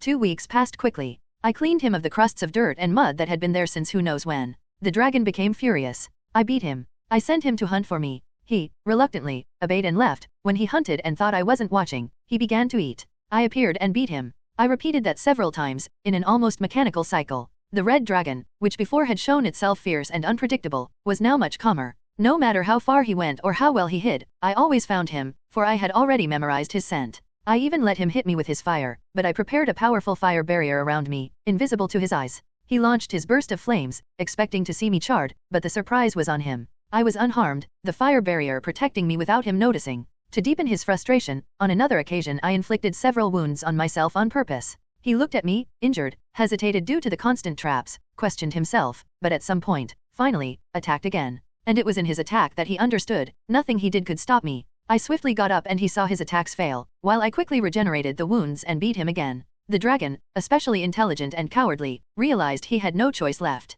He had no control over what was happening. I wasn't there to destroy him, but to force him to adapt to my will. He resisted, but deep down, he understood he was lost. I knew he wasn't completely submissive or loyal yet. I knew that if given the chance, he would flee. But I wasn't planning to completely tame him that quickly. For now, that was enough to ensure he wouldn't attack the group at night. He behaved in an acceptable, controlled manner. That was something. One day, I looked at him and said, "That's enough. Let's go." It was at that moment that I took the Mad Dragon King's sealing chains and placed them around his neck, ensuring that he couldn't gather mana to unleash his fiery breath. His confidence was further shaken by that. Upon feeling the weight of the chains, the big red dragon recoiled, feeling that control over him had been even more reinforced. Then I grabbed the bag with the magical cores and fangs of the dragons I had killed. With that, I headed out, and the red dragon was at my heels. During those 2.5 weeks, I was very busy, but I also had time to think. My fury was still alive, but the fight against the other wandering dragons provided a perfect outlet to relieve the tension that had been building inside me since the encounter with the dragon god. We ran back, and at one point during the journey, I rode on his back.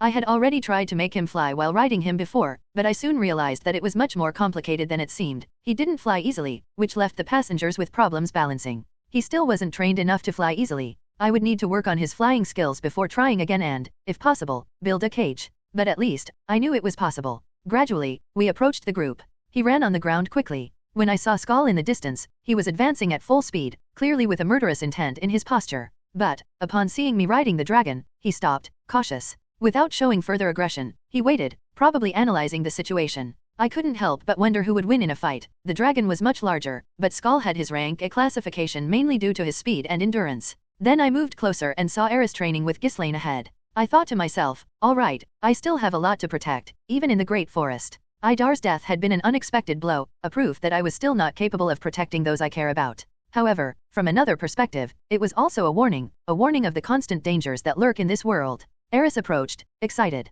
Ghislaine was on guard, ready to act at any moment, and Lilia, cautious as always, watched intently. Aisha, beside them, had her eyes shining with curiosity. When Eris came closer, the dragon almost began to act aggressively. However, I caught his attention with a shock, reminding him who was in control there. The dragon stopped immediately. Eris, watching everything in awe, asked excitedly, "What's his name?" I froze for a moment. I hadn't yet given the dragon a name. I looked at the dragon, thought quickly and then leaped from his back. I signaled for him to lower his head, and the two pairs of golden eyes met. I smiled and, in a firm tone, said, "His name is Escalar." The dragon looked back at me, with a deep meaning in his eyes. He understood. He comprehended that he had been named. That would be his name. Escalar. Finally, the first dragon had been captured and domesticated. Of course, we still needed to completely tame it, break that last trace of resistance in its eyes, and maybe make it see us as companions. That was going well. Time was doing its work, and fear too. One day, to test the limits of that proud beast, I decided to leave the group for several hours. It was left to travel with the others, free from my constant shadow.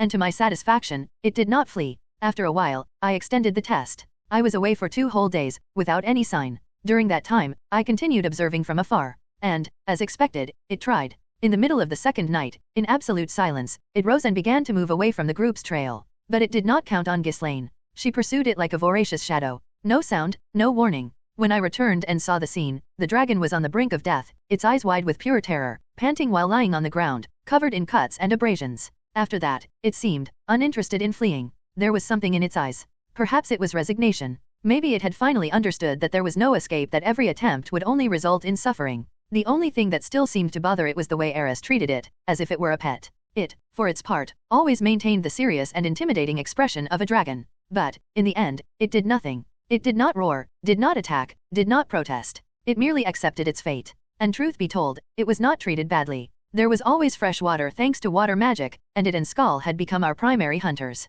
Every day, they went out together to hunt. Skull, however, seemed to be trying too hard. He probably thought he could lose his position if he did not show enough utility to the group. Anyway, the days passed. Gradually, we crossed the Wishiro region, an area known for its low hills and crystal-clear rivers, and finally arrived at the province of Milbots. We continued searching for information in every adventurer's guild we passed by, anything about Paul, Zenith, Rudeus, or Hilda, Eris' mother, but we found nothing. And then, it was decided that Lilia would leave the group and return to her father's dojo. After telling me that Aisha could go with us to the Sword Sanctuary, Lilia had spoken with Aisha in private. They talked for a long time. I did not know the content of their conversation, nor did I ask, but after that, it was basically decided that Aisha would go with us to the Sword Sanctuary. It was Aisha's choice, although it was probably related to what Lilia had told her. Thus, we continued our journey. Obviously, entering a city with a red dragon was not an option. Skull already attracted attention and was stopped by guards several times, with his 4 meters of height and piercing eyes. But a red dragon? That was a sign of calamity in any region of that kingdom.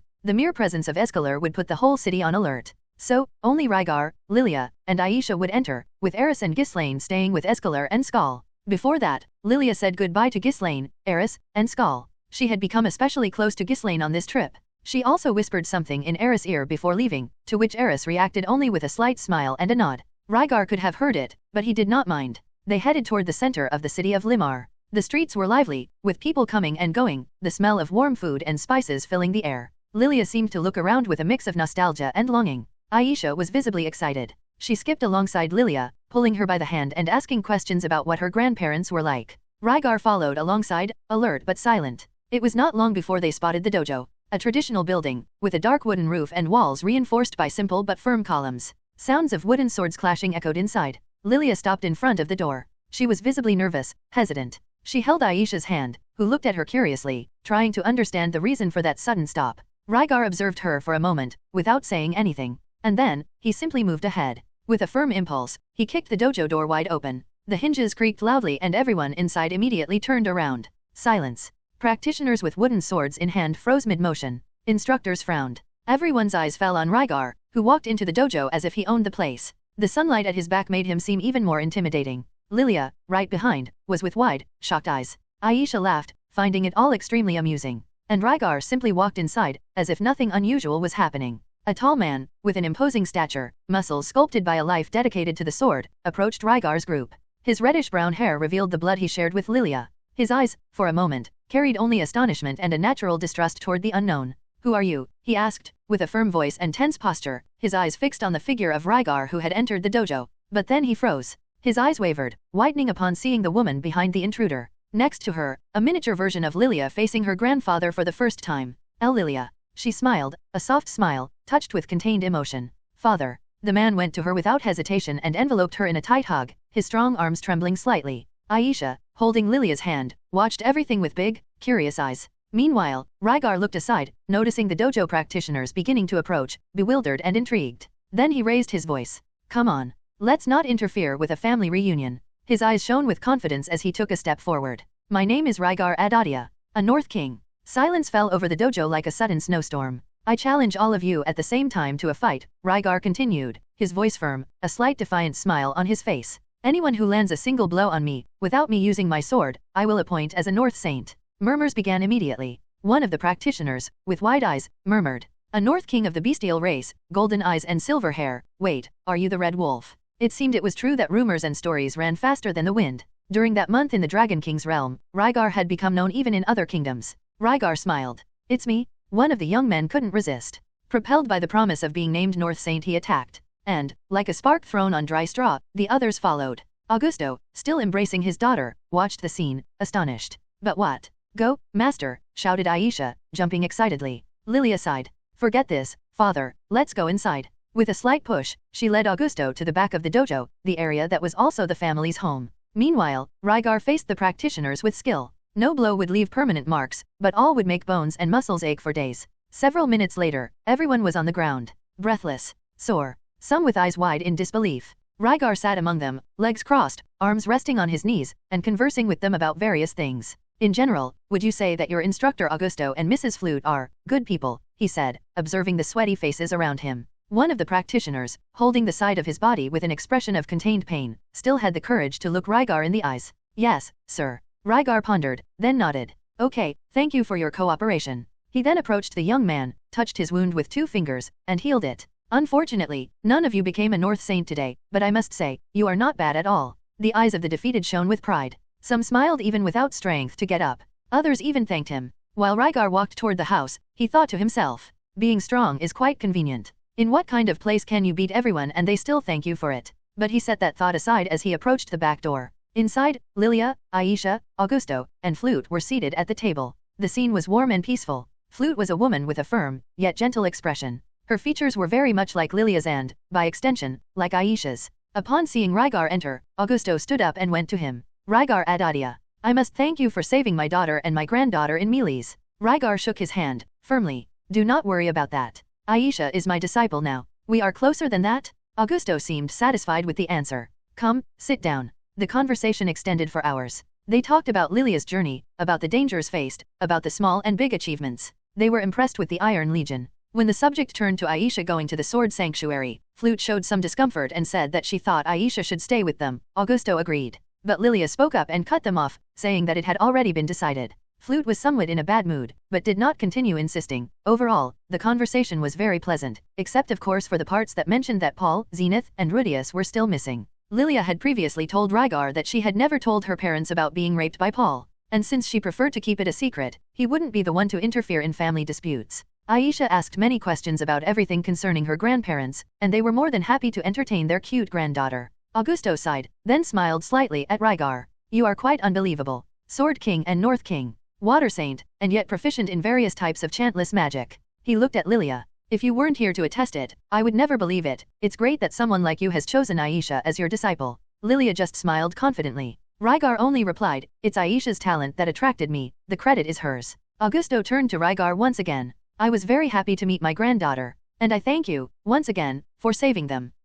He paused for a moment, his voice faltering. Wanted to spend more time with her, but I know that is just the selfish request of a grandfather. Then, he took a deep breath. I will write to Ryuda, letting her know that you will be going to the Sword Sanctuary. She will probably be interested in a talent like yours. Rygar nodded with a slight smile. Thank you for that. I have always been interested in the secret techniques of the god of water style. Idar's name was not mentioned. That was a night for reunions, for restored bonds. Mentioning his death would make the atmosphere sad again. Rygar also discovered something curious. The current water god, Ryudaraya, and Eleonora, Idar's grandmother who was in the Great Forest, had both been senior disciples of Augusto. The three had known each other since youth and were old friends. The next day, Rygar and Aisha were ready to leave. The morning sun began to illuminate the narrow and quiet streets around the dojo when Augusto and Flute came to the entrance with several packages in their hands, clothes, a new pair of reinforced boots, since it was cold in the north, homemade sweets, and even a lucky charm made by Flute. Aisha was the center of all attention and was loving it. Flute held her as if she did not want to let go, smoothing her brown hair.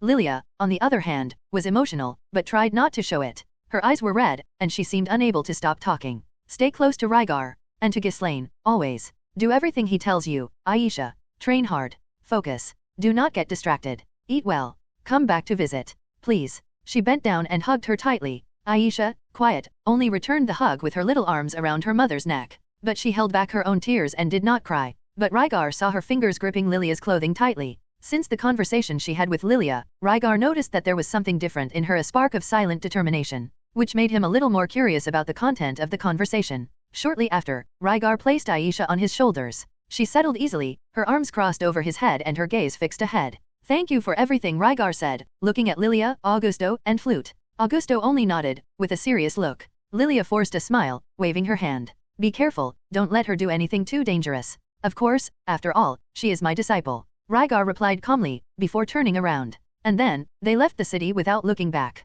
The road stretched out before them, and there was no longer any reason to go through ours. With Idar dead, the path now went straight to Fito. The weight of the recent events still hung over their thoughts, but for now, Rygar kept his focus ahead. There was much to teach, and Aisha his disciple was ready to begin. Our group got smaller again, at least this time it was an appropriate farewell. Without Lilia, our group again seemed a little different, as if something was missing, but we prepared for that unlike when Idar left us. We continued our journey, this time, heading toward Fito. Even without entering cities with Escalar, we passed by roads, trade trails, and smaller settlements that dotted the central region of the Kingdom of Azura. It didn't matter how far from the main road we were, the simple silhouette of the vibrant red dragon was enough to cause a commotion. I lost count of how many merchants abandoned their carts and ran off. Terrified travelers dismounted their mounts in a hurry. On some occasions, braver warriors prepared to fight, until they realized that there was a group of people in a cart, calmly walking right in front of the creature. It was always the same cycle: fright, tension, confusion, and then came the explanation. At first, Rygar took it upon himself to calmly explain that Escalar was a tamed dragon, under his command. He explained how he had managed that, demonstrated with small commands and made it clear, above all, that there was no danger. But as the encounters became more frequent, he began to delegate. Sometimes, it was Eris who spoke. Other times, he himself. Ghislaine also tried, but neither of the two girls was exactly communicative. He tamed it, said Ghislaine, with a serious expression. It's a pet. Eris added, crossing her arms with a proud expression. Obviously, those answers didn't explain anything. Fortunately, Aisha was always nearby to translate. Even at 4 years old, she already understood the basics of social etiquette and knew how to put into words what the two warriors left hanging in the air. Our dragon is not aggressive and doesn't attack anyone without my master's command. It's like a horse, only much bigger. See, it's obeying perfectly, she said, excited, her eyes shining as she demonstrated. No matter how tiring it was, Rygar took the trouble to explain every time, not only to avoid immediate disasters but because he wanted to build a solid reputation. If in the future Escalar were seen in another region, or if he himself were passing by here with him, he wanted people to already know who he was, and that the name of the tamed dragon was linked to him. These merchants and travelers to whom he explained, if only one of them told the story, it wouldn't have much effect, but if they were all of them, people would start to give credibility to the story. It was at this part of the journey that the nicknames began to emerge. Because of Skull, the enormous ebony wolf, and now of Escalar, some people began to call him the monster tamer. Others called him the Beast King. Rygar didn't mind. Meanwhile, Escalar was progressing in his flight training. It is worth noting that he had tried to flee by air a few times in the past, but he discovered that it was very dangerous, since Rygar would hit his wings with bursts of ice, wind, earth, among others. Either way, that would result in him falling in free fall. As a young dragon, he was already capable of flying long distances. His endurance was great, but he lacked mastery when it came to taking off and performing more complex maneuvers. But with encouragement and under Rygar's guidance, he improved every day. And it was in this process that Rygar had his first success with gravity magic. He observed the dragon flying for hours, attentive to the movement patterns, to the way the wings managed the construction of the anti-gravity field. Then, he tried to reproduce the theory with his mana several times. It lasted only for an instant. A light, unstable tug, that made a small stone float just for an instant before dissipating. But even that small breakthrough was a milestone. We crossed several villages and agricultural fields, and in all regions the pattern repeated, people running, startled by the sight of a dragon. Until one day, already halfway to the north of Ashura, we were intercepted. A group of knights came within Rygar's senses. There were about 20 of them, armed, with banners of the kingdom of Ashura. They formed a blockade line in front of the road, hidden in a classic formation to ambush monsters. They had clearly been sent as an extermination group, probably after alarming reports about the presence of a red dragon traveling around. But at least the leader was smart. When we approached and he saw us walking calmly in front of the creature, he signaled for his men not to attack. Then he cautiously approached the group alone. His eyes narrowed when he saw Ghislaine, seeming to recognize her. Ghislaine Adoldia. He hesitated for a second. Then you must be Rygar Adoldia, are you traveling with this? After a long conversation and a well-controlled demonstration of Escalar's obedience, I explained that the dragon was under my command, and that we would take it with us beyond the kingdom of Ashura, to the north of the central continent. The knight pondered for a while. Very well. But to ensure there are no problems, 5 of my men will accompany you until you cross Ashura's borders.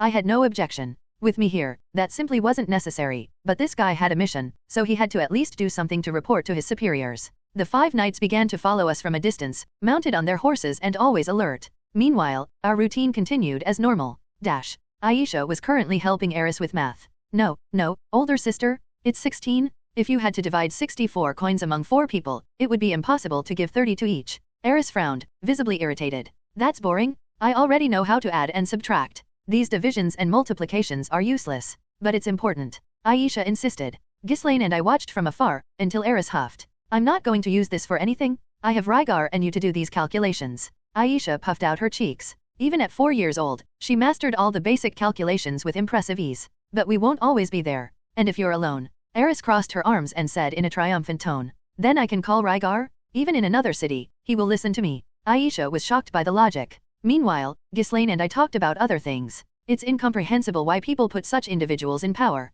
I commented, with a certain disdain in my voice. I mean, even an advanced level warrior could kill most of the Asuran nobles and even the king if left unchecked. We were talking about the nobles and important figures of the kingdom of Ashura, and even of the other kingdoms. Ghislaine, with half-closed eyes, replied, once Lord Philip told me that there were 2 basic paths in life, that of the strong and that of the intellectuals. He told me that the strong always ended up serving the intellectuals. I raised an eyebrow. That's ridiculous. The ideal for a leader is to be strong and intelligent. Ghislaine seemed to think, then said, so, if you could choose only one, would you say that to be a good leader, someone needs to be stronger or more intelligent? I fell silent for a moment before answering, intelligent. Ghislaine smiled victoriously. Ashura and other kingdoms have remained that way for a long time. I sighed. That was true. I myself wanted to go to Ashura and kill everyone I disliked, but I wasn't able. Ours might be rotten to the core, but he knew there were many dangers there. The water goddess, the emperors of the north end of the water, king-level fighters, and who knows how many secret magics hidden under the palace or protected by unknown items. After all, it was the capital of the greatest kingdom in the world.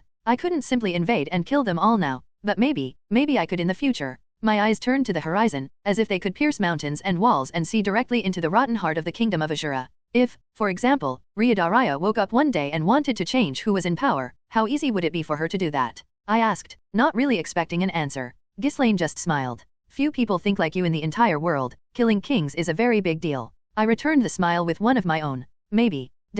After a few more days of travel, we finally entered the region of Fido. The knights continued following them from a distance, without making contact. The place was now deserted and silent. The atmosphere was oppressive. Almost 2 months had passed since the encounter with the dragon god. During that time, after the mourning, after the pain, everyone resumed their training with redoubled determination. No one talked much about what had happened. But the absence of Idar still weighed heavily. And with Lilia's departure, the group seemed even emptier. Even so, there was something different in those who remained. After everything, there was a new shine in them. A conviction that wasn't there before. Even little Aisha was training her magic with more dedication. Eris came to me frequently, asking me to heal her fatigue after long training sessions, and as soon as she felt her strength return, she went back to training without hesitation. Ghislaine and I didn't stop either. Our training continued with even greater intensity. Eris frequently challenged me and I faced her without using my Toki, as promised. She was improving faster than ever. With Aisha, things were even better. I finished teaching all the elemental and intermediate spells of attack magic. She learned at a surprising speed, so we began barrier, healing, detoxification, and divine attack magic. She showed a special affinity for barrier, healing, earth, and water magic, in that order.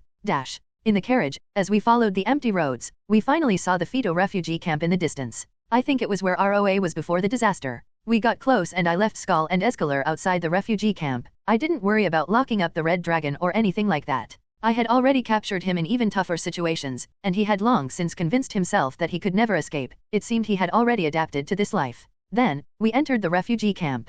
Aisha, as always, looked at everything with curiosity. Eris said, "Ghislaine, this is." Eris pointed to a mural. At the top of the mural was the name Lord Sovereign of Fito, James Boreas Greyrat, and beside it, search situation information, deceased or missing. Below were the names of the missing after the incident, listed in alphabetical order by village and city. Ghislaine said, "Let's look at that later." And Eris nodded, yes. The list of the dead was incredibly long. Moreover, the Lord Sovereign mentioned in the header of the document was no longer Soros, since he was dead. We headed into the building. When we gave the names of Eris, Ghislaine, and Aisha at the counter, the middle-aged woman attending quickly slid back. Then she returned with a middle-aged man in her wake. He was bearded and had white hair, wearing clothes that seemed a little fancier than those of a common citizen. Ghislaine greeted him, "Alphonse." "Miss Ghislaine." "Lady Eris." He bowed briefly to Eris and looked at me. "Lord Rygar, I've heard a lot about you. On behalf of the Boreas family, I thank you for helping Lady Eris return. I will ensure that you are duly rewarded." I said, "There's no need." I looked at Ghislaine. "If you know about me, you must know that Ghislaine Adoldia is now my wife. I hope you choose your words carefully in the conversation that follows, because I don't care about Asuran nobility." I released a small pressure. He began to sweat cold and looked at Ghislaine, who did not refute Rygar's words, and after that, "Oh, of course. Let's move inside." They then went further into the building. Aisha went along. I only warned him now because Ghislaine told me that he was a loyal servant of the Boreas family, so it would be better if he at least knew that he wouldn't have much choice here. We sat around a table. Ghislaine looked at him and said, "Have you had any news of Lady Hilda?" Alphonse hesitated, and then said, "Lady Hilda remains missing. As you may already know, Lord Soros Boreas Greyrat and Philip Boreas Greyrat are dead." Eris clenched her fists. I just watched in silence while I played with Aisha. The butler looked at Ghislaine and hesitated for a moment, and finally said, "I am the last servant of the Boreas Greyrat house." Ghislaine raised an eyebrow and said, "And all the others? They returned to their families or are dead. After all, we no longer have any real power to keep them." Ghislaine pondered and asked, "Which do you think would be the best course of action for Eris?" The butler looked at me and said directly, "There are two options that I consider valid. First, it must be said that Lord James, the current ruler of Fito, will not accept her in his house. But Lord Philemon Nodos Greyrat contacted me saying that if Eris had nowhere to go when she returned, he would take her as his concubine." Ghislaine frowned and murderous intent leaked out. "He was one of those responsible for Soros's death." The butler remained calm and said, "Even so, for us, only the political power he now holds is important. That would be the best for the region of Fito and for the Boreas house in the long run, since the faction of the second princess has lost its power and she recently fled the kingdom. Minister Darius is gaining power, and Lord Philemon seems to be on good terms with him." Eris became extremely nervous and the tension in the room built up. Meanwhile, I thought, are people blind? First Ghislaine, a sword king, serving a random noble, the water goddess Ryadaria serving the crown, and now they want to bury Eris's talent by having her marry a random noble to obtain political power. I must be the crazy one here. Why does everyone seem to think that makes sense? The tension remained until I looked at him and naturally said, "Forget that idea. Eris is not going to marry any noble to help save the name of a family that doesn't even exist anymore, and the region of Fito is not her responsibility."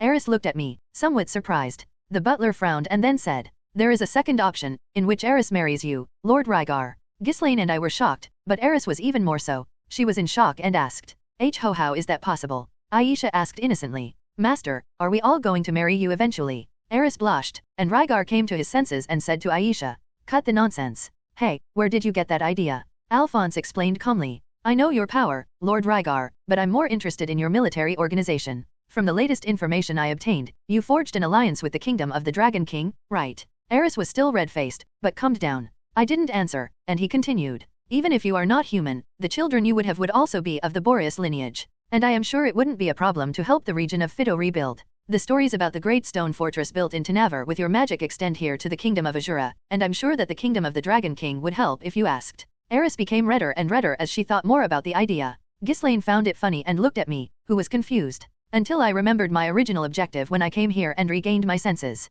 Right, I only intended to say that I would take Eris away. How did it come to this? I looked at the butler. This guy really caught me off guard with that. I said, "We will evaluate the options. Let's go, girls." Ghislaine stood up and Eris strangely got up, avoiding looking at Rygar. Aisha ran ahead. If Rygar knew exactly what Eris's fate would be after marrying Philemon, things might not have ended so well for the butler. As soon as Rygar, Ghislaine, Eris, Aisha, and the others left the building, Rygar's ears suddenly perked up when his sixth sense warned him. One look, someone was watching them intently. With attentive eyes, he scanned the people ahead. People were walking hurriedly, children were running. Amid that constant flow, he located her. A woman cloaked in a grey mantle, hiding her body and hair, had stopped upon noticing the group. And, after recognizing them, she began to approach, step by step. Rygar felt no hostility, but the woman was clearly coming to speak with them. Ghislaine, he said, catching his companion's attention. Do you know that woman? She's coming here. Ghislaine looked in the direction Rygar indicated, while next to them, Aisha teased Eris, who was still visibly embarrassed due to Alphonse's proposal.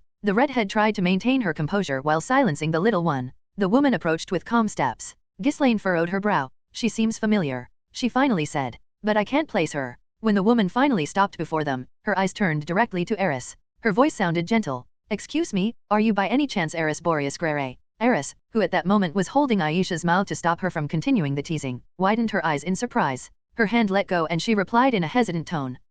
Yes, I am. The woman slightly tilted her head. You look very different. I knew you when you were very little. She then diverted her gaze to Ghislaine. I was entrusted with delivering this letter to Eris Boreas Greyrat, or to Ghislaine Adoldia, if I found her first, so that you would deliver it to her. Ghislaine narrowed her eyes, still confused. And who sent the letter? The woman slid her hand inside her cloak, retrieving a carefully folded envelope. It was Lady Hilda Boreas Greyrat. The impact of the name was immediate. Ghislaine, Eris, and Rygar exchanged surprised looks. Ghislaine stepped forward half a pace, her voice growing more intense. Where is she? The woman was startled by the sudden reaction and took a small step back, raising her hands in a defensive gesture. I don't know. I didn't open the letter, I swear. She just told me that Alphonse would probably lie about her situation to coerce Eris into marrying or something like that. She paid me to wait here for 5 years, and to deliver this letter if she appeared. Since I have family here, and I was really going to stay, I accepted. Rygar analyzed every micro-expression of the woman. Her breathing, the sweat, her heartbeat, and everything indicated that she was telling the truth.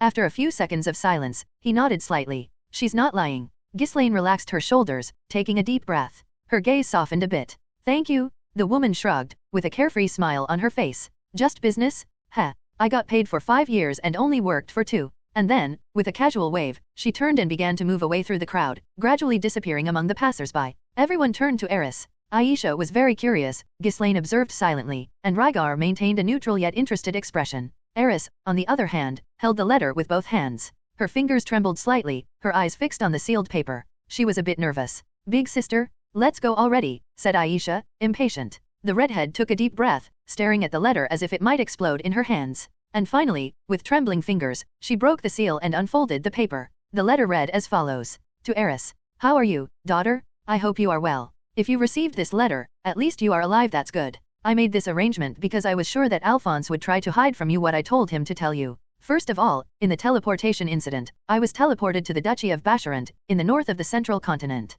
After selling my jewels and belongings that were with me, I rented a place to stay and began working as a temporary receptionist in an adventurer's guild for a while to earn money. Apparently, no one recognized me as a noble, so I couldn't get guards to escort me back to Azura. I stayed there for a few months, until I found a group of adventurers who were traveling to the kingdom of Azura. I joined them. A swordswoman in the group even taught me a bit of fighting. Anyway, I was somewhat lucky. From what I heard, many others had terrible fates. When I arrived, your grandfather, Soros, had just been executed, and the news that your father had been found dead in a labyrinth in Chiron had just arrived. Alphonse told me that I should become the concubine of a minor noble to help the Boreas household. But do not accept anything he proposes, Eris. You have no responsibilities to fulfill with Fito, and with your father and grandfather dead, neither do I. After leaving those arrangements, I fled back to the Duchy of Basharant, so I believed that Alphonse would lie to you to try to take advantage. I became an adventurer along with the group that traveled with me. I already have connections and a place to stay there, in the city of Hylar. I know I wasn't a good mother to you, Eris, and I want you to know that I deeply regret it now. If you have nowhere else to go, I ask that you consider coming to the Duchy of Basharant and living with me. If you are with Ghislaine and want to become an adventurer, or if you are with someone else and already have a place to go or stay, I ask that you at least send a letter letting me know you are safe. But do not accept any proposal from Alphonse. Your grandfather and your father have already died because of this calamity. Our family has nothing more to owe the kingdom of Azura. Anyway, Eris, I am so sorry for having been a terrible mother. But I want you to know that I love you. P.S. If Ghislaine is with you or reading the letter, I thank you for bringing Eris back. Soros and Philip are already dead, so if Alphonse is trying to make you continue serving the Boreas household, as my last order as the wife of Philip Boreas Greyrat, I, Hilda Boreas Greyrat, release you from your services and responsibilities with the Boreas household, and I thank you for the time you served us. As one last selfish request, I ask, please, take care of Eris if she wishes to stay with you. If you are a stranger who helped Eris, I thank you deeply. I know it's an irrational request, but I hope you can help her settle or travel to the Duchy of Basharant. I will do my best to reward you for that. Signed, Hilda Greyrat. Rygar smiled. Well, it seems that her mother is doing well. Eris held the letter firmly, her eyes brimming and silent. Ghislaine, looking over Eris's shoulder, murmured in surprise. Lady Hilda seems very different. Rygar furrowed his brow, curious. How so? Ghislaine smiled slightly, her eyes full of distant memories. She was much more stern and cold than that, from what I remember, of course. I would have never imagined her writing a letter like this, or even considering being an adventurer. But, she pointed to the end of the letter, this is indeed the symbol of the House of Boreas. Rygar fell silent for a moment, contemplating the implications. Well, at least her mother doesn't want her to marry a noble. Not that that was ever really an option. He then turned to Eris. Anyway, the decision is still yours, Eris. Do you want to go live with your mother? Or follow us to the Sword Sanctuary? Eris seemed to hesitate for a moment, and murmured, but what about Alphonse's other options? Her expression turned a bit discontented, and she walked away with a slight, ill-humored huff. Ghislaine couldn't help but smile at the young one's expression. Rygar thought, it can't be, was she planning to accept Alphonse's second proposal and marry me? Eris clenched her fists and proclaimed loudly, of course I'm going with you all to the Sword Sanctuary. I can visit my mother any time after that. Rygar realized that, even with the moving letter, Eris still harbored some apprehension about her mother, but she didn't seem to mind that much. He nodded with satisfaction. Very well. We leave tomorrow morning. He then turned his eyes toward the refugee camp that stretched ahead. Hundreds of makeshift tents and fragile structures spread in all directions, like poorly healed scars on the land. Families trying to reorganize after the disaster. Rygar took a deep breath and murmured, first, I'm going to lend a hand here. With the sun descending on the horizon, Rygar began his work. Using advanced, Saint and King level earth magic, especially the powerful Colossus Fortress, he erected the first structures solid, practical, and functional. They were not castles or intricate and resilient fortresses like the base of the Iron Legion, but housing complexes with simplicity and efficiency. The walls emerged from the earth, windows formed by magical molds, and roofs appeared molded with firm magic. The magic flowed from his arms like rivers of silent power. The construction, even though it was quick, demanded concentration and adjustments. After all, it was not a war fortress, it was a home for ordinary people. After a while, a short, elderly man in carpenter's clothes approached and began asking for more specific directions: stables, protective walls, moats, storage areas. He spoke without restraint and with boldness. He seemed to know a lot about construction and knew what they needed most in that refugee camp. Rygar respected that, and under his instructions, he shaped the structures with precision. Everything was ready a few hours later: simple houses, larger buildings to shelter several families, artificial wells with clean water, basic defensive structures, rustic weapons made of stone hardened with magic. While I was building, the people gathered and whispered, and some shouted my name. When we finally finished, they were raising their arms, running through the new streets, emotional. Many cried. Others prayed. They were calling him savior, hero, even a god. Rygar, used to this kind of exaggerated reaction when he used his magic on such a scale, raised a hand and gave a brief speech, promoting the Iron Legion. Perhaps he could recruit some good members here? Then, he smiled, waved, and departed. He did all this casually, but it would earn him enormous fame among the people of Fito. He had done it for two reasons. First, the most important, because he could. It cost him nothing, and those people were victims of a natural disaster who only wanted to rebuild. Since he could help so easily, he saw no reason not to do it. The second reason was more practical: to silence Alphonse. The old butler might try to oppose Eris and Ghislaine's departure, not that his opposition would amount to anything even if he did nothing, of course. But after this help, he would have no argument. With everything ready, Rygar ran through the newly built streets, crossing the field transformed into a village. Upon reaching the carriage, he found Eris, Ghislaine, and Aisha already waiting. Aside from the two monsters in the group, now I'm the only man. You're missed, Idar, he thought, with a half-smile. Seeing him, Aisha cheered. Master? Is it true that you can build a bridge in the middle of the ocean? Rygar almost choked. What? Who told you that? Aisha pointed at Eris, who folded her arms and nodded, as if she had won a debate. Didn't you build all of this in one day? It may take a while, but a bridge, you could do it. Rygar scratched his neck, a bit embarrassed. Technically, maybe it's possible between two ports, but in open sea it's much more difficult. No bridge holds without support. I would have to create enormous pillars all the way to the seabed. That would take a long time. And, well, we don't even know what lies in the depths. Aisha spoke with conviction. I knew it. Eris seemed displeased. But, you'll manage it someday, won't you? Rygar looked at her for a moment, reflecting. Yes, actually, I'm planning something like that. Eris turned to Aisha with a victorious look and walked away aimlessly without saying a word. Big sister. Aisha called. We're leaving. Where are you going? Eris froze mid-step, huffed, and silently returned, boarding the carriage. Aisha turned to Rygar, smiling. Be gentle with Eris, Aisha, he said. Aisha's expression changed. She became more serious and replied, yes, master. Then, she too boarded the carriage. Rygar approached Ghislaine, who was gazing into the horizon, watching the refugees organizing. Thinking about your time working here, he asked. She turned with a small smile. Yes. Rygar climbed into the carriage seat and began guiding the animals. Did you speak with the butler? I did, replied Ghislaine. He didn't agree, but he also had no power to stop us.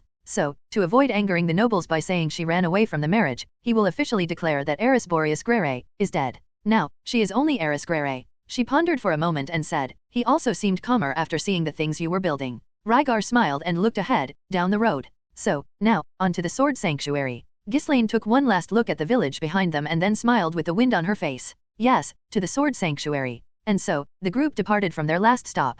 Eris, Aisha, Ghislaine, Rygar, Skal, Escalar. Together, they crossed the continent towards the far north of the central continent. During their journey, they had gained new members, lost others, faced epic battles, crossed seas, mountains, cities, caves, and forests. They captured a dragon and were almost massacred by the dragon god. Now, after resolving the situation of Eris and her family, no urgency pursued them. No immediate shadow threatened them. Only the sound of the carriage wheels on the road, and the wind blowing toward the sword sanctuary. The place known only as the sword sanctuary was located at the far north, in a harsh and unforgiving region, covered in snow all year long. This was the location where the first sword god chose to establish his school, and where he spent his final years training the most skilled swordsmen. In current times, the sanctuary had become the preferred destination for those seeking to perfect their technique. Swordsmen from all over the world came there, men and women, seeking not only mastery of the sword but also the wisdom and spirit that accompanied training under the gaze of the sword god. It was a place from which many new talents emerged, and anyone who truly wished to study the path of the sword was encouraged to make at least a pilgrimage to that sacred location.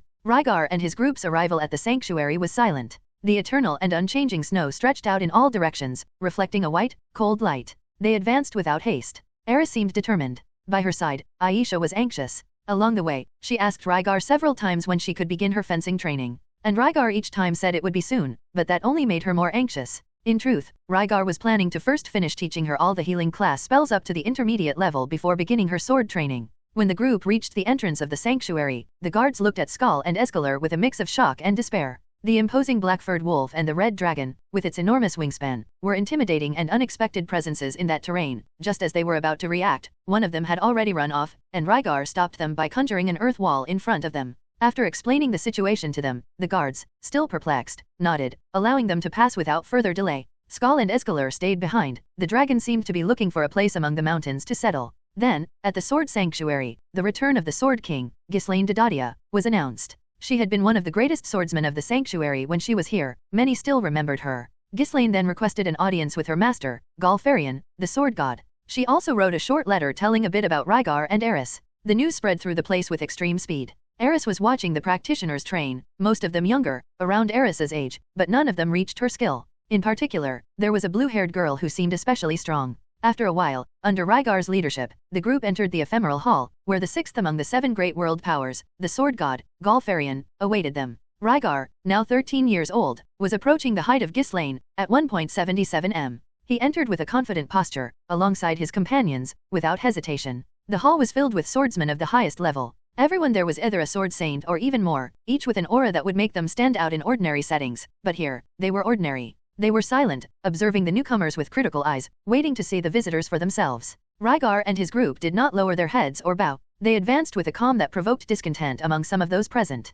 One of the sword saints, bothered by Ghislaine's attitude, shouted, "Hey, Ghislaine, you are in the presence of the sword god? Have you forgotten what you learned?" Before she could stand up to confront them, the sword god, Galfarian, raised his hand with an imposing gesture. "Silence," he said, his voice laden with authority. He looked at Rygar with interest, a gaze reflecting the curiosity of a master who recognized something peculiar in one of his visitors. Then, he turned his gaze to Ghislaine and said, "I see you have recovered your fangs, Ghislaine. I see in your eyes the desire to become stronger." Ghislaine grew serious and responded respectfully. "I only made it this far thanks to your teachings, master." She paused, the weight of her words visible in her eyes. Then, she continued, looking at those present. "This girl is my disciple, Heiress Greyrat, and this is my partner, Rygar Adoldia. The little one, Aisha Greyrat, is Rygar's disciple." Galfarian's gaze turned to Rygar, who remained unruffled, seemingly disinterested in him. The sword god could not help but provoke the young man. "Aisha, you don't seem very pleased with me, boy," he said with a smile, his eyes gleaming with curiosity. Rygar observed him calmly, a deep and calculating look, before responding as if it were a fact.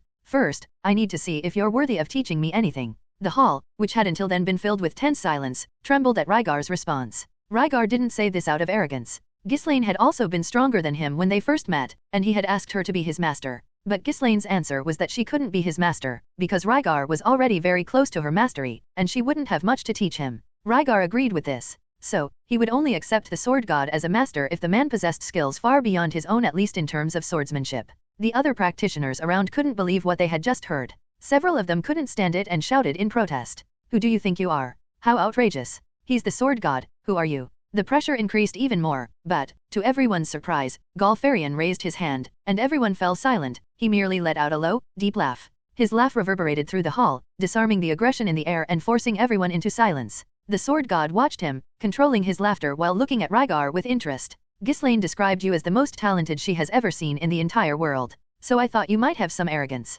But I am curious. If not even I am strong enough to impress you, who are you trying to reach? Rygar's eyes shone with an unwavering fire, and he stared at Galfarian without flinching, his response full of conviction, as if it were the only possible truth. The dragon god, Orsted. I will kill him. Everyone in the hall recognized the words dragon god, but none of them had ever heard the name Orsted, with one exception. Galfarian, on the other hand, let out a booming laugh. His smile, now fiercer, widened to the point of displaying an almost malicious satisfaction. The other swordsmen present watched the bizarre spectacle with bated breath. The sword god was laughing, but the sword god understood something they did not. If Rygar wanted to kill the dragon god Orsted, that meant he intended to become at least the strongest person in the world. Ha ha ha ha, so you want to kill Orsted, huh? He looked at Rygar with a playful smile. And here I was thinking I was the only one who wanted to kill that bastard. He looked back at Rygar, his smile transforming into an expression of challenge and curiosity. Really, compared to the dragon god, I am way outclassed. But hey, talking is easy. He paused, his eyes sparkling. Do you think you can do it?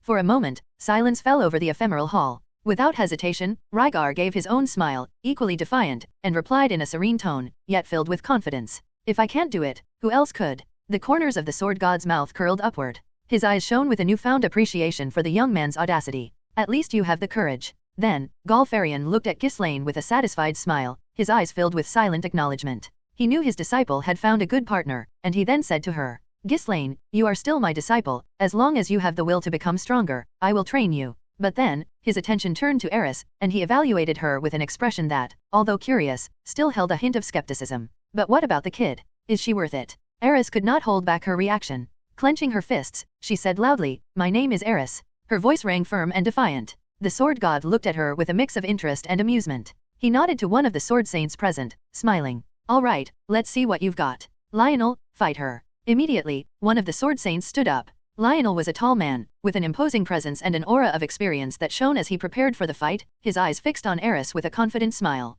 Eris drew her sword with the same energy and strength she always demonstrated and attacked without delay. Lionel was an experienced warrior and already anticipated the strike. The clash of the blades reverberated through the hall, and the battle began. She was far from a novice. With every movement, Eris demonstrated skills that put Lionel to the test. Her strikes were fast and precise, and her endurance was impressive. For a moment, it seemed she might win. She resisted bravely, her sword slicing through the air with the precision of an experienced warrior, but the level difference between her and Lionel was evident. Murmurs intensified among the practitioners. After all, Eris was only 12 years old, yet she fought with such mastery against a sword saint it was a true display of strength. Until finally, Eris was defeated. She quickly got up, panting, but her gaze did not waver. Galfarian observed everything closely, his smile never fading. Then, in an approving tone, he spoke loudly, his voice resonating in the hall. You have talent. You are already an excellent warrior, and you have a good fire within you. He paused, his gaze fixed on Eris, as if deciding her fate. If you can wield the longsword of light in 3 months, I will accept you as my disciple.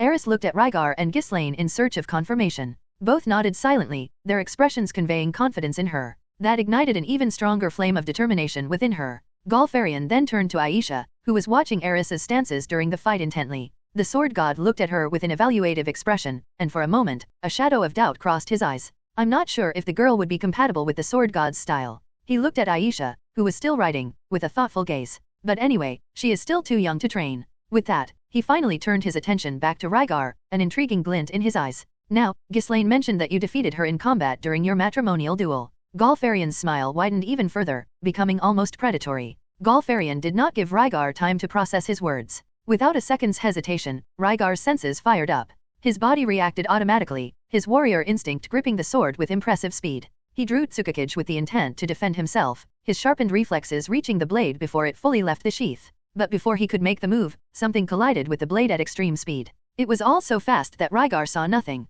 He didn't even have time to activate his demon eye. He didn't see Golfarian draw his sword. He didn't see the movements of the sword god. He didn't see the blade coming toward him. And before he could react, the force of the blow hurled him out of the ephemeral hall like a projectile fired from a cannon. The impact was deafening. Rygar was launched through space like an arrow shot from a bow, and his body was hurled with incomparable force, shattering the structure around him. He only had time to feel a whirlwind of pain from his broken ribs due to the impact before being thrown out of the hall, landing in the debris far away. Golfarian's laughter echoed through the environment, loud and resounding. He did not hold back, laughing gleefully. Ha ha ha ha ha ha ha. The sword saints, the kings, and the emperors present fell into absolute silence, frozen in shock. They had never seen anyone treated that way by Golfarian, as even the emperors could not see the attack. It is fair to assume that the sword god attacked with full force. That certainly would have killed the guest, right? Ghislaine, on the other hand, remained calm. A muffled sound was heard outside the hall, followed by an abrupt movement, a figure rising from the debris. Her eyes were shining intensely, and a fierce smile was stamped on her face.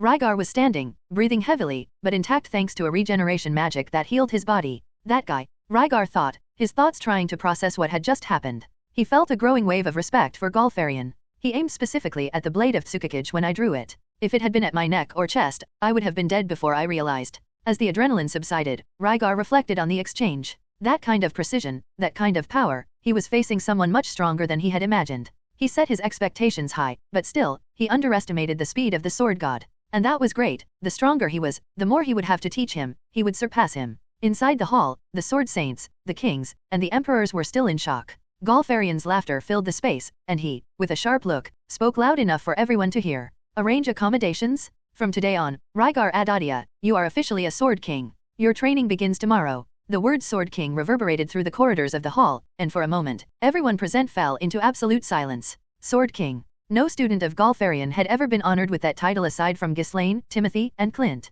For those there, it meant that Rygar was being accepted as Golfarian's most important disciple, who would train him personally. It was something that few could dream of. The idea that someone as young as Rygar had been chosen to be trained by him generated a mix of envy, jealousy, and admiration among those present. Although some sword saints felt a twinge of frustration that Rygar was promoted so quickly to a sword king, no one dared to contest Golfarian's decision. For none of them would dare say they could withstand that blow, none of them thought they would be alive after it. The smiles on the faces of the sword saints slowly faded. There was no longer any room for disdain or provocation. And so, on his first day at the Sword Sanctuary, Rygar was officially declared a Sword King, and a disciple of Golfarian, the most powerful swordsman alive. To Navar City, in the Meles continent. POV, Taze Adoldia. It had been almost 3 years since our leader, Rygar Adoldia, had set off on his journey toward the Sword Sanctuary. 3 years since I last saw him, leaving behind only his unwavering determination and the responsibility to keep the flame of the Iron Legion burning. Much had changed since then. The Iron Legion, once a regional group of warriors, had become a true large-scale military and organizational force. The Great Forest, full of a variety of races and bestial peoples, also thrived under our protection, becoming a refuge for enslaved races. New members joined the Legion every day, and in the past year, a decisive milestone occurred. One of the first slaves we freed at Zantport, back at the beginning of the Legion's creation, returned.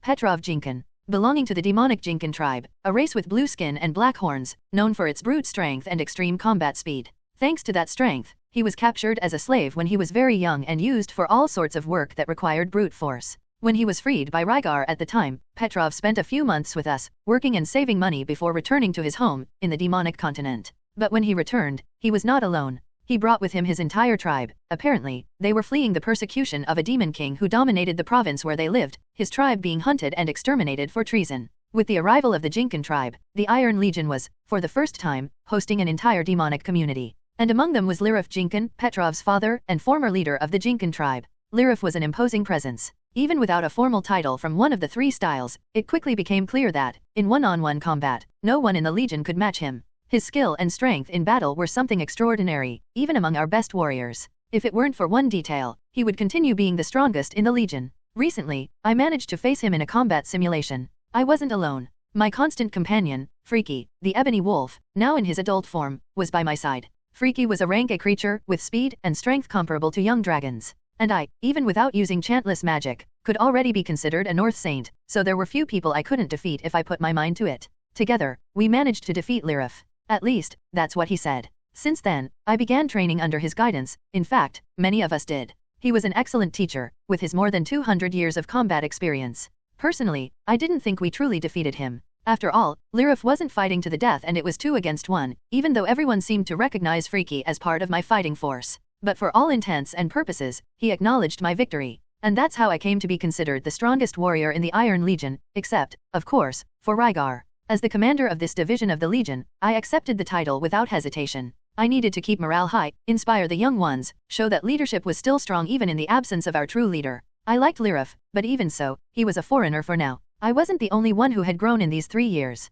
Killian did an impressive job in the Great Forest. Even though we hadn't fought together for some time, I heard reports of his incredible growth. Linnea, Persna, and Lisana also evolved considerably. Moreover, with the unification of the forest races under our banner, hidden talents began to emerge. From different bestial tribes, people with immense potential, who had never received proper training, were now becoming fighters, healers, strategists. Our strength grew day by day. However, not everything was rosy. A persistent problem was haunting our operations, melees. While I was analyzing reports in my tent, one of my men appeared. It was Tavan, the deputy commander of the Legion's intelligence division. "Commander," he shouted, calling my attention. "Speak." "We were attacked again in melee's territory. Our forces were captured and killed. The slaves that accompanied the troop were also killed or captured." I frowned. The attacks were becoming more frequent and brutal. "Where are they taking the captives?" "Hillhurt, sir." "That's where they are being taken. A regular troop should take 3 days of travel, but we have evidence to believe that this is one of melee's traps. If we send only regular warriors, we'll just be sending more people to die.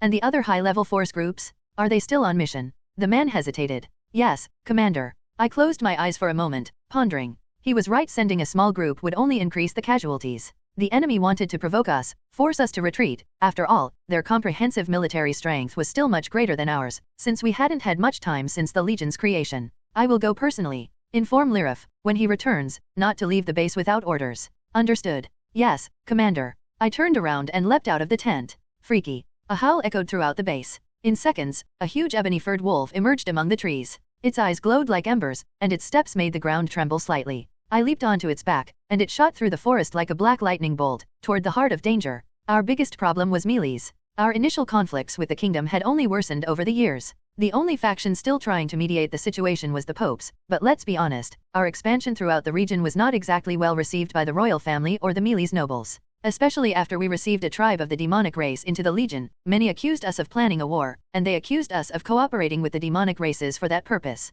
The Temple Order considered us heretics and hunted us as if we were beasts, while we fiercely resisted their attempts at oppression. The conflict intensified every day, like embers blown by a hot wind. The Instruction Order, initially considered our best chance for an alliance, eventually distanced itself after the Joilery family incident, and even the Church Order, which remained neutral for quite some time, began showing signs of unease. There wasn't much that could be done about it. Our activities were, in fact, aggressive in relation to these established powers. We spread members of the Iron Legion throughout the melee's territory, infiltrated strategic regions, and even established forward bases in the Kingdom of the Dragon King and on the demonic continent. For a while, these actions were easy to maintain. But then, everything changed with the emergence of the memory Maiko. By looking into someone's eyes, she is able to see a person's surface memories, memories that someone holds in mind. This also extends to being able to see memories related to that subject, and the longer she looks into someone's eyes, the more memories of that person she sees. She allied with the Cardinal's faction, our main opponent. Cardinal LeBlanc seized this opportunity as a divine gift, using it as living proof that God was on their side.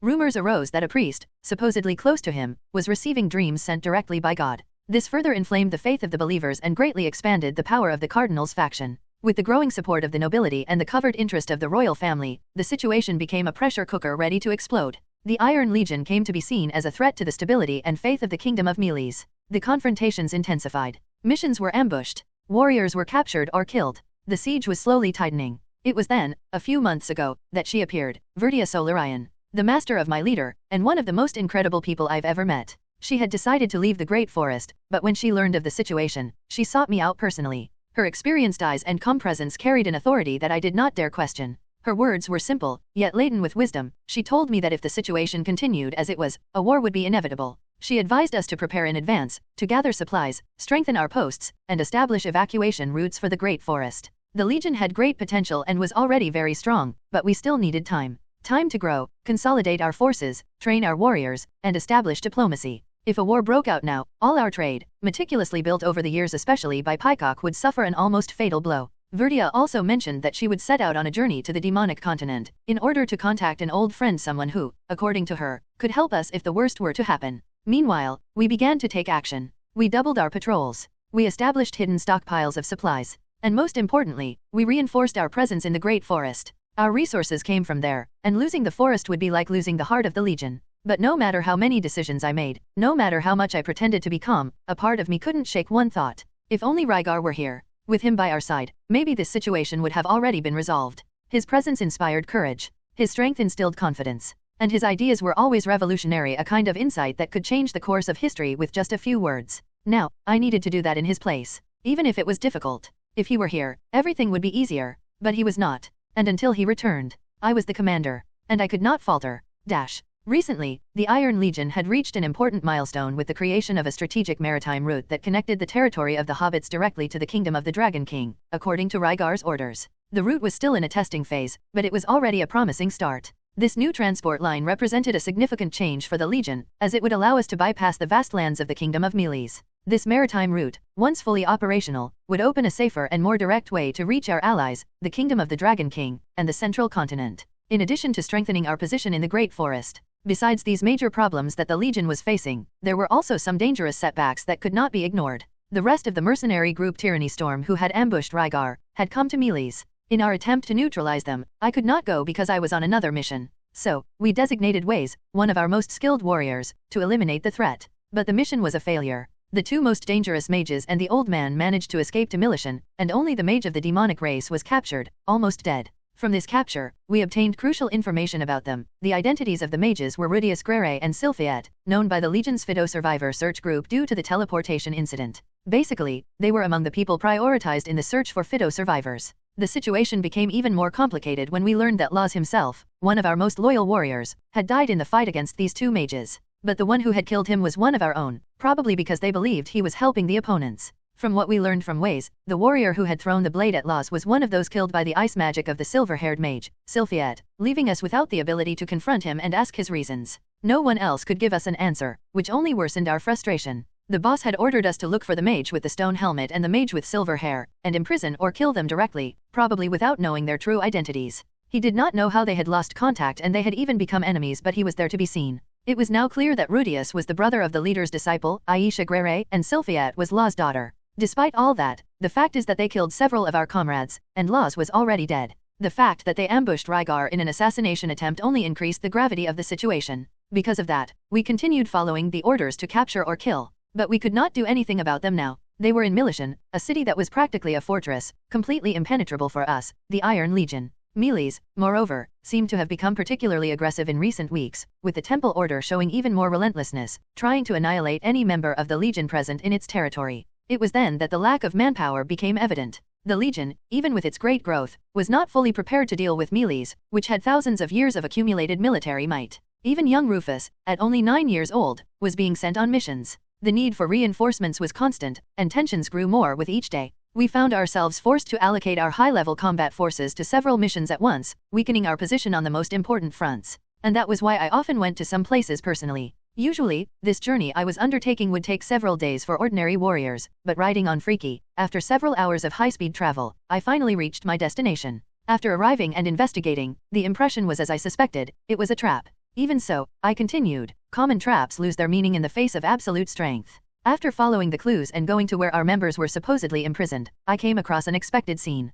Before me, a well-prepared troop of the Order of the Temple was positioned, and leading them was a renowned warrior in Meles, a water saint. The terrain was set up to encircle us, but, as usual, that did not scare me. Freaky and I were unbeatable below the saint level, both due to our extremely rapid mobility and the versatility of chantless magic. I wasted no time with introductions. I got straight to the point. I tried to negotiate with the troop's leader, offering freedom for my captured men and for the slaves who had been taken, so that there would be no carnage. But he remained firm in his position, calling me a demon, and claiming that since I commanded a monster to fight on my behalf, I was one too. The same religious nonsense as always. When words failed, I made the decision everyone expected of me. Freaky and I launched the attack. The confrontation was brutal. The warriors of the Order of the Temple were quickly crushed. Their forces were not prepared for the destructive power and mobility of a rank A wolf being directed in full combat, much less for chantless magic. There was no mercy. It was a clear message to anyone who wished to challenge us, the Legion would not easily back down. At the end of the battle, only silence remained. There were a few survivors among our warriors and the slaves, which was good. The roar of the fight still resonated in the air as I observed the remnants of the enemy troop. This was becoming more and more common. With each encounter, violence became more necessary. If we let the enemies escape, they would return with greater force to kill our men and retaliate. There was no longer any room for hesitation. The Legion was preparing for war, and war was about to begin. Every battle, every strike we exchanged, made us stronger, but the cost was increasingly high. Verdia had spoken the truth, and now it was impossible to deny. We were about to enter into a conflict of unimaginable proportions. POV, Rudeus Greyrat. Rygar can do anything. That was the thought I had, etched deep in my chest as an absolute truth. I saw him fight countless battles, and I saw how all of them seemed easy for him. At first, Ghislaine defeated him, but soon he overcame her. And after that, he surpassed everyone who crossed his path. To me, it was undeniable, Rygar was the strongest in the world. Even when he was ambushed by several high-level warriors, he survived, and turned the tide. I faithfully believed that there was no enemy capable of killing him, nor any force strong enough to bring him down. And I loved him. I loved Rygar with all my heart. That was why I trained so diligently. I wanted to be by his side. I wanted to be worthy of fighting alongside him. I longed for that. Everyone around me always said I was talented, so I never doubted it. And when I fought the bandits in melees, I proved my talent for the first time. The second time was when I helped save Rygar from the ambush. That was the best feeling I've ever had in my life. After that, Rygar stopped treating me like a child. It was then that I realized I could truly walk beside him. If I became strong enough, I could fight for him, with him. I was jealous of my mentor, Ghislaine, when he made her his wife. But, at the same time, I was happy for her. It was a strange feeling, a mix of jealousy and joy. So, I continued training with everything I had. When I grew up and became stronger, Rygar would accept me too. I was sure of it. My faith in Rygar's strength was unshakable. He was invincible, unstoppable, until we encountered the dragon god. That day, I felt fear, true fear. In that moment, I understood the real meaning of powerlessness. With just one hand movement, he completely neutralized me. Against Ghislaine, he seemed to use some sophisticated technique. Rygar was the only one who managed to strike back and even wounded the dragon god more than once. Still, Rygar was defeated. Completely. We all were. Idar died. Rygar too. And I couldn't do anything. I could only beg for him to be saved. And to this day I don't understand. That girl, she suggested healing Rygar. And he did. He healed Rygar, but he did not save Idar. I was in shock. I had never felt so weak. I thought I had become strong, but in the end, I couldn't do anything. I'm still capable of nothing. And now, Idar was dead. I relived that moment hundreds of times in my mind and in my nightmares. The moment when Idar and Rygar died. But even so, Rygar and Ghislaine remained standing. Neither of them seemed to fear. Both were determined. And then Rygar told me, he looked me in the eyes and said that maybe he wouldn't be able to defeat the dragon god alone, but he wouldn't face Orsted alone. He still believed in me. He believed that we could help him. In me, in Ghislaine, and in Aisha. Then he challenged me. He said that I needed to defeat him, but without him using Toki. He had already said that eventually I would be capable of that if I didn't stop training. So that's what I would do. I would defeat him. I would become worthy of helping him, both in the battle against Orsted and for the rest of my life. We talked a little about the battle against the dragon god, and we discovered that, despite all his strength, he used known techniques. Deadly techniques. He wasn't an absolute being. He wasn't an unbeatable deity. He could be defeated. I think it was on the day I managed to wound Rygar, even if it was just a scratch, that my nightmares stopped. I stopped being afraid, and began to dream, to desire. I dreamed of Rygar, Ghislaine, Skull, Aisha and me, all together defeating Orsted, and I dreamed of our life after that. An ambition was born. A goal was set. Rygar said that the dragon god was several times stronger than the sword god. So, my objective was clear. First, defeat Rygar without Toki. And then, I need to defeat the sword god itself. The Sword Sanctuary was an ancient land, marked by countless legendary battles. In the present, it was the home of the sword god style, but it hadn't always been so. A century ago, that very ground belonged to the water god style. In those days, the leaders of both styles engaged in a duel that went down in history, and the water god emerged victorious, conquering the sanctuary. However, years later, he was defeated by a new sword god, who took back the place. Since then, the sanctuary has belonged to the strongest swordsman of each generation, who carries the title of sword god and teaches his techniques to the most promising students.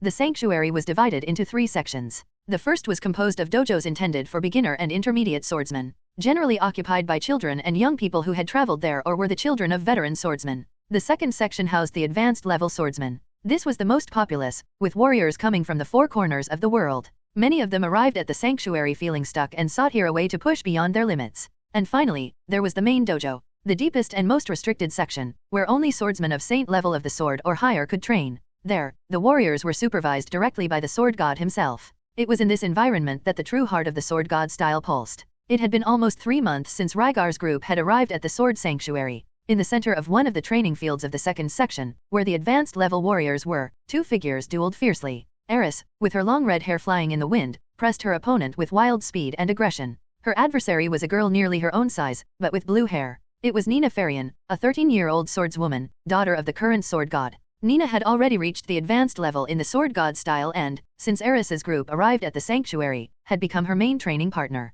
Eris didn't stop. She trained tirelessly, interrupting her efforts only to eat or sleep. No matter the weather, no matter the injuries. Daily, she sought out Rygar and asked him to ease her exhaustion with healing magic. Rygar always told her, "You already have the ability to use the longsword of light. You're just holding back." The technique of the longsword of light required absolute concentration. You needed to know how to wield the sword with both hands, in other words, be equally good with both arms. That was because straining the dominant hand would make the blade deviate, even with the slightest involuntary movement. The key was to channel all the battle aura into a single, precise strike, cutting in a straight line. It was simple, but that was the greatest secret of the longsword of light. But Eris already knew that. Both Ghislaine and Rygar had taught her to train with both hands long ago, preparing her for when she reached that point. She had trained relentlessly, perfecting both her left and right. But even so, she still couldn't master the technique completely. With one final blow, Eris disarmed Nina, who fell to her knees, covered in bruises and small contusions. The girl moaned in pain, but her gaze remained firm. Eris approached and knelt beside her. With a smile, she calmly recited, "Divine power is rich and nourishing. It offers the strength to rise again to those who have lost their strength. Heal." A soft light shone in her palm as some of Nina's bruises began to disappear. Nina panted slightly and watched her in silence. Eris smiled, amused. Again. Nina took a deep breath. After looking deeply into Eris's crimson eyes, she replied firmly, "Again." And the two returned to training, their bodies exhausted but their spirits indomitable. Eris intended to leave that place as quickly as possible at first, mastering the so-desired longsword of light rapidly, but things did not go as well as she had hoped. Since arriving at the Sword Sanctuary with Rygar and the others, this had become her only objective, for by learning it, she would also become a disciple of the Sword God and could train with Rygar and Ghislaine. However, no matter how hard she tried, she couldn't use the technique even once. Rygar advised that, instead of isolating herself in her own efforts, she should find someone with a similar ability to train with. Eris, reluctant at first, ended up following Rygar's suggestion. Nina Farian was the daughter of the Sword God and 1 year older than her. Even so, Eris outclassed her in combat. Nina was incredulous. She had always been the one who defeated those much older than her. The situation had never been reversed. This left Nina extremely shocked at first. She went to speak with Farian and met Rygar, who was even more absurd, being only her age, but already a sword king. After that, for a few days, she didn't show up for training. But when she returned, she challenged Eris every time, with pure determination and willpower to surpass her, and thanks to their repeated duels, they eventually became close. Eris was no longer that aggressive and arrogant girl from a few years ago. Her aggressiveness had been tamed by Rygar, and her arrogance had been crushed by everyone around her after the teleportation incident. She had met many talented swordsmen, mages, and warriors on her journey, and after traveling with Rygar's group for so long, she had understood one important thing: aggressiveness and arrogance would get her nowhere. Moreover, both Rygar and Ghislaine constantly repeated that the sword god style was rational, based on tactical thinking and emotional control. If she wanted to improve, she needed to think. For the past 2 years, that was all she had heard while fighting to advance to the level of Sword Saint. But it was difficult. She knew, from Rygar's own words, that she already had what it took to use the technique. However, for some reason, she still couldn't execute it. So she trained relentlessly. From time to time, Rygar would come to the dojo where she trained, ask about her progress, and observe the room with eyes that shone in a subtle golden hue. When she asked what that was about, he explained that he used his demon eye to check if there was anyone talented there. That's how he recommended that she train with Nina. Although she was ahead of her, the difference wasn't that great. Moreover, Nina possessed something rare. She seemed tireless and determined to beat Eris at any cost and didn't give up easily. That was why Rygar pointed her out. He saw talent, but often, the greatest motivator would be a rival. That would make them grow even more. After several days of intense training, the two were waiting for the instructor to speak with them. The instructor for both, a middle-aged sword saint with deep scars on his arms, appeared behind them and commented, crossing his arms, "Nina, you still overuse your left arm. Because of that, Eris always knows that your attacks will lean a little to the left." Nina huffed, frustrated. "And Eris, your technique is excellent. Theoretically, you should already be capable of using the longsword of light." Eris frowned. That was becoming an annoying mantra. Everyone said that, and yet she still failed. Before she could shout in frustration, the instructor raised a letter and said, "The Red Wolf sent this to you. He said you must go where this letter indicates." Eris widened her eyes, surprised. She became excited, but also confused. Why didn't Rygar come to speak with her in person? Why a letter? For a moment, she thought about questioning it, but her impulsive nature spoke louder. "It doesn't matter," she said, skipping with joy. She grabbed the letter with a gleam in her eyes and turned to Nina. Keep training, Nina. That way, you'll never catch up to me. Nina gritted her teeth, determined, and then jumped to her feet. Hey, you there, she shouted, pointing to a young man with brown hair watching from afar. Let's train. Dash. POV, Rudeus Greyrat. Following the instructions on Rygar's letter, I went from building to building, and I realized that, in fact, it was a map. A very simple map, with several reference points, simple enough that even I could understand it. I was excited. It had been a while since Rygar had come to watch my training. I followed every point on the letter carefully. A tree with a hole at its base, a rock that resembled a fallen tower, and then, further ahead, the path began to narrow until it led me into the middle of a forest.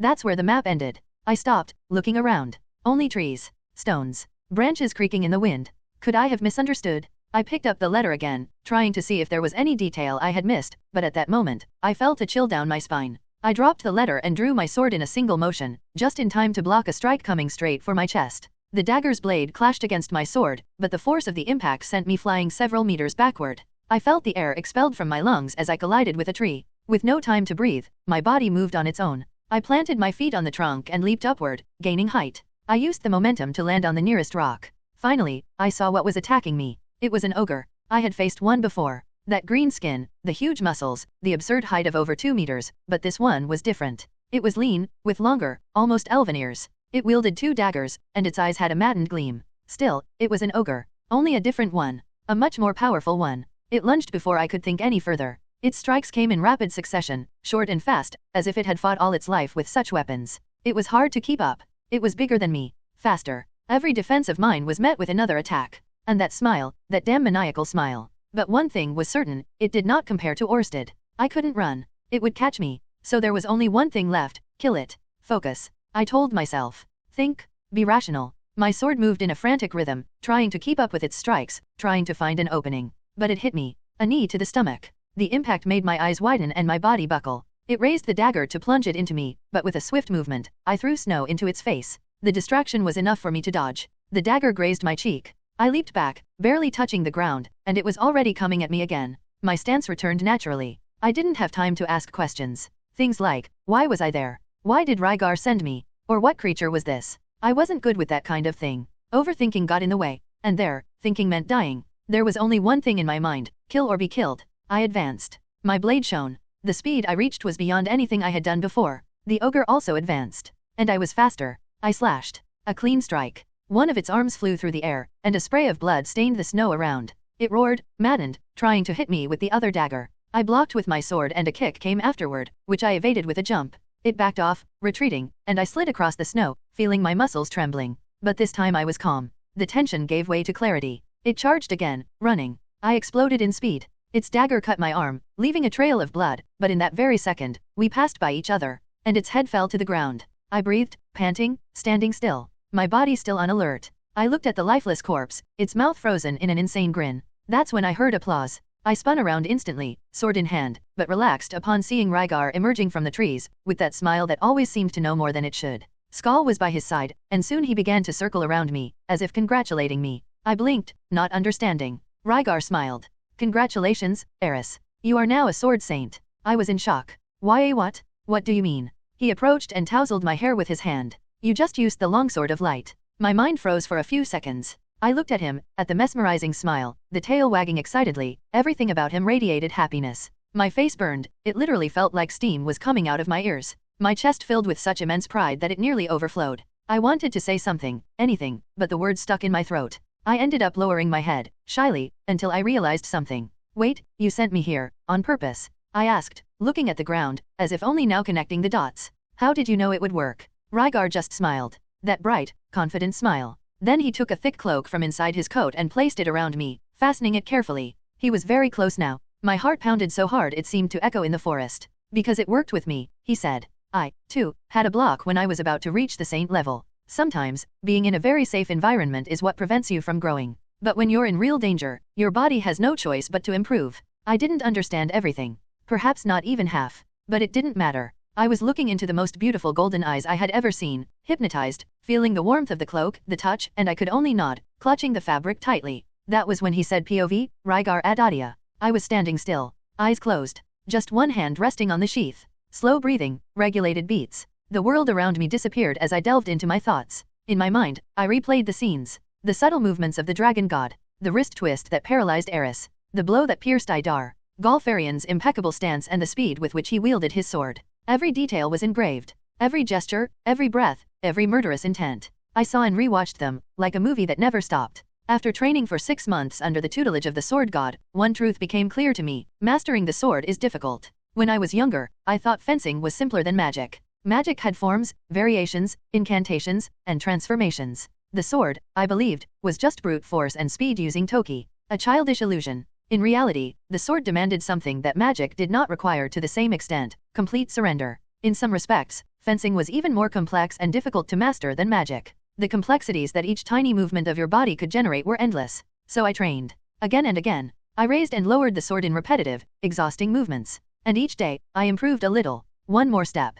A cleaner cut. A more efficient twist. Each day, my speed increased. Each day, my control of Toki refined. But also, each day, I saw how much was still missing, how far away I still was. If it were just in terms of Toki, Ghislaine was faster. Timothy was faster. Lyrax was faster. The sword god was faster. And Orsted, the dragon god, he was on a completely different level. So distant that I didn't even know if he was reachable. I recalled the teachings of the sword god. You already know, if you want to surpass me, you cannot do the same things I do. I will teach you everything I know, but you must interpret these techniques in your own way. You're already creating a style, right? Just swing the sword without thinking about anything. When you get tired, think. When you're tired of thinking, get up and start swinging again. And that's exactly what I did. I frequently trained with the sword emperors and with the sword god, and he taught me everything about the sword god style. And after learning several things, I would go far away and swing the sword. I kept swinging. Up, down, faster, cleaner, firmer. I did 10 repetitions, then 100, then 1,000,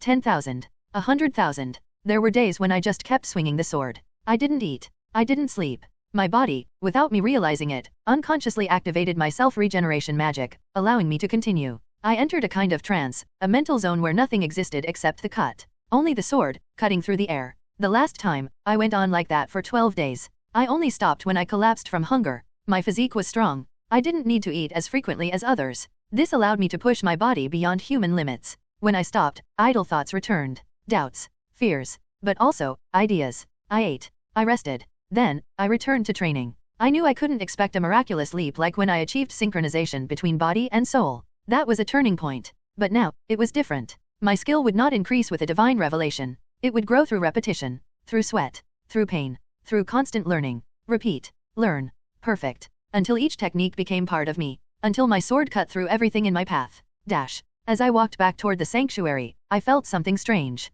A sound cutting through the silence of the forest, the sound of battle. I stopped. My senses sharpened immediately, Toki flowing naturally through my veins to enhance my senses, like a living current. I focused. The sounds were coming from the direction where Escalar and Skal were. My red dragon and the black wolf had developed a strangely efficient cooperation over time. I made constant visits to ensure that Escalar did not forget who the true master was, but this was the first time I heard a fight happening there. Without hesitation, I dashed toward the location, at extreme speed, but with a calm mind. Jumping between the trees and cutting through the wind, I reached the top of a hill. And then I saw Escalar and Skal were engaged in combat against a man I had never seen before, an impressive man, by the way. His robes were dyed in iridescent tones, like a liquid rainbow. Underneath, he wore only high boots that reached his knees. 4 swords were strapped to his waist. His face displayed a vivid peacock tattoo on his cheek, and his hair was tied up in a peculiar way, flaring out at the top like an inverted parabola. At the exact moment I arrived, Escalar exhaled a powerful burst of scarlet flames toward the stranger, and, before my eyes, the man disappeared.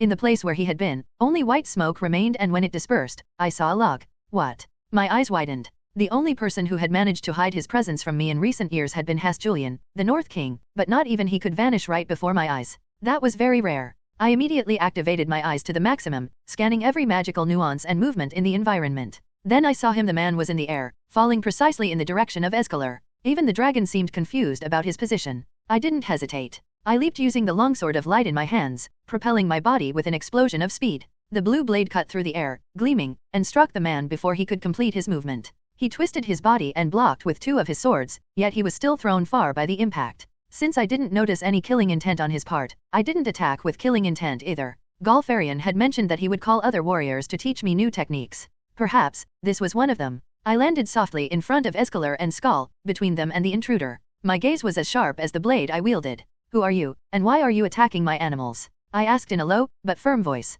Keep in mind that your answer may decide whether you live or die. I released an intense wave of bloodlust, dense like a storm about to break. The ground beneath my feet cracked. The man visibly trembled, but smiled. Calmly, he sheathed his swords, one by one, and raised his hands in a non-threatening manner. Who would have thought it was true? You really tamed a dragon. Impressive, Lightning Emperor. His tone was light, almost amused. You may refer to me as Aubert, the Peacock Sword. A North Emperor. He made a brief, exaggerated bow. I had no intention of killing your animals. When I saw them, I suspected they were yours. After all, few pairs of wolves and dragons roam around without devouring each other. I just wanted to test my skills against a dragon, since I had never fought one before. I continued watching him in silence. My eyes analyzed every detail, the tone of his voice, his breaths, the vibration of Toki. No hostility, no lies. But still, something about that man bothered me. There was something in him that reminded me of Hitagame. That treacherous aura, of course, on a smaller scale. An unsettling presence. I pushed away some of the bloodlust, but remained alert. I did not trust him. But for now, I decided not to insist. And I wanted to know more about this peacock sword. Walking along the snowy road that led to the sword sanctuary, two visitors of a rather unusual type were approaching its main hall. One was an elderly woman, perhaps in her 60s. The expression on her face suggested that she was somewhat petty, otherwise, she would have been the picture of a kind and harmless lady. At that moment she was dressed for travel, but it was easy to imagine her in more casual clothes, reclining in an armchair while knitting something with wool. Only one detail seemed incongruous: the old woman carried a slightly short sword at her hip. Seeing this, a skilled swordsman might have noticed that her relaxed posture was just a facade, and that even the fastest attacks would not be able to hit her. But enough beating around the bush. The woman's name was Ryudaraya, and she was the reigning water god. She perfected the ultimate technique of her style, the Blade of Deprivation, and ranked among the strongest warriors of her generation. Accompanying Ryuda was a young woman with light blue hair, perhaps about 15 years old, whose face bore some resemblance to hers. She, too, was dressed for travel and also carried a sword at her hip. Is this the sanctuary, Mistress Ryuda? The elderly woman replied, yes, my dear. Take a good look, this is the den of beasts you've been so eager to visit. The girl seemed nervous. Oh, now I'm getting nervous. Have some confidence in your abilities. Unless they pit you against the sword god or one of the emperors, you will do fine. Of course, if the story of the Red Wolf is true, against him as well, but we still have to confirm that. Thank you, Mistress Ryuda. Speaking softly to each other, the two set foot into the sword sanctuary. At first glance, this sacred place looked like an ordinary city. There was an inn, a weapon shop, and an adventurer's guild. On the streets were the usual adventurers and merchants, hurrying about their various tasks. However, there was one unusual thing in this town. Practically everyone who resided here was trained in the sword god style. In this place, a skinny village girl was sometimes stronger than the bulkiest of adventurers, yet not everyone trained daily in the sanctuary. Should we book a room at the inn first? It won't be necessary. We'll stay at Gaul's house. Ryuda advanced with difficulty, making a shortcut to the other side of the town. After a certain point, the adventurers and merchants became less common and more people in martial arts uniforms carrying wooden swords began to appear.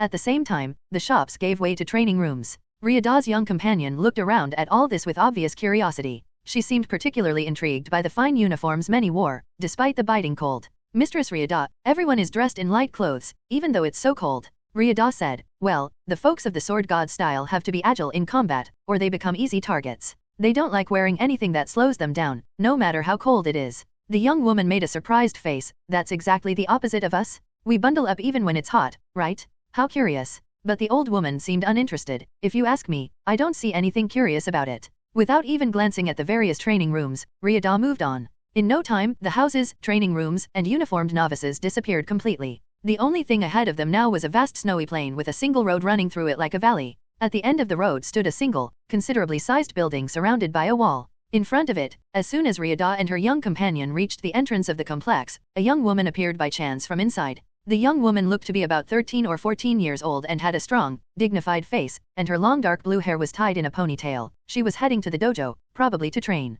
However, upon seeing Ryuda, she quickly turned and placed her hand on her sword. Do you have any business with our hall, ma'am? She asked, her tone openly cautious. Ryuda studied the young woman's face closely, and after a moment, the grumpy expression on her face softened significantly. Oh my, is that you, Nina? Look how much you've grown. The young woman only looked at her doubtfully, keeping her hand where it was. Ah, you don't remember me, do you? Well, I suppose you don't. You were very little the last time I was here. There was a nostalgic glimmer in Ryuda's eyes, but the young Nina Farian had no memory of her. The only thing she was sure of was that this old lady was a terrible threat. The girl by her side wasn't sloppy either. Nina noticed that she was at least on the same level as her. Well, I'm here because a friend sent me a letter about a young man named Rygar Adoldia. He said he was coming to the sword sanctuary. Besides, I intercepted a letter from Gaul calling me to come train some of his students along the way. Dear, would you mind taking me to him? Nina was surprised by these words. Many came to this place seeking Galfarian, but specifically seeking out Rygar was a first. But most were presumptuous fools who convinced themselves they could take the title from their master.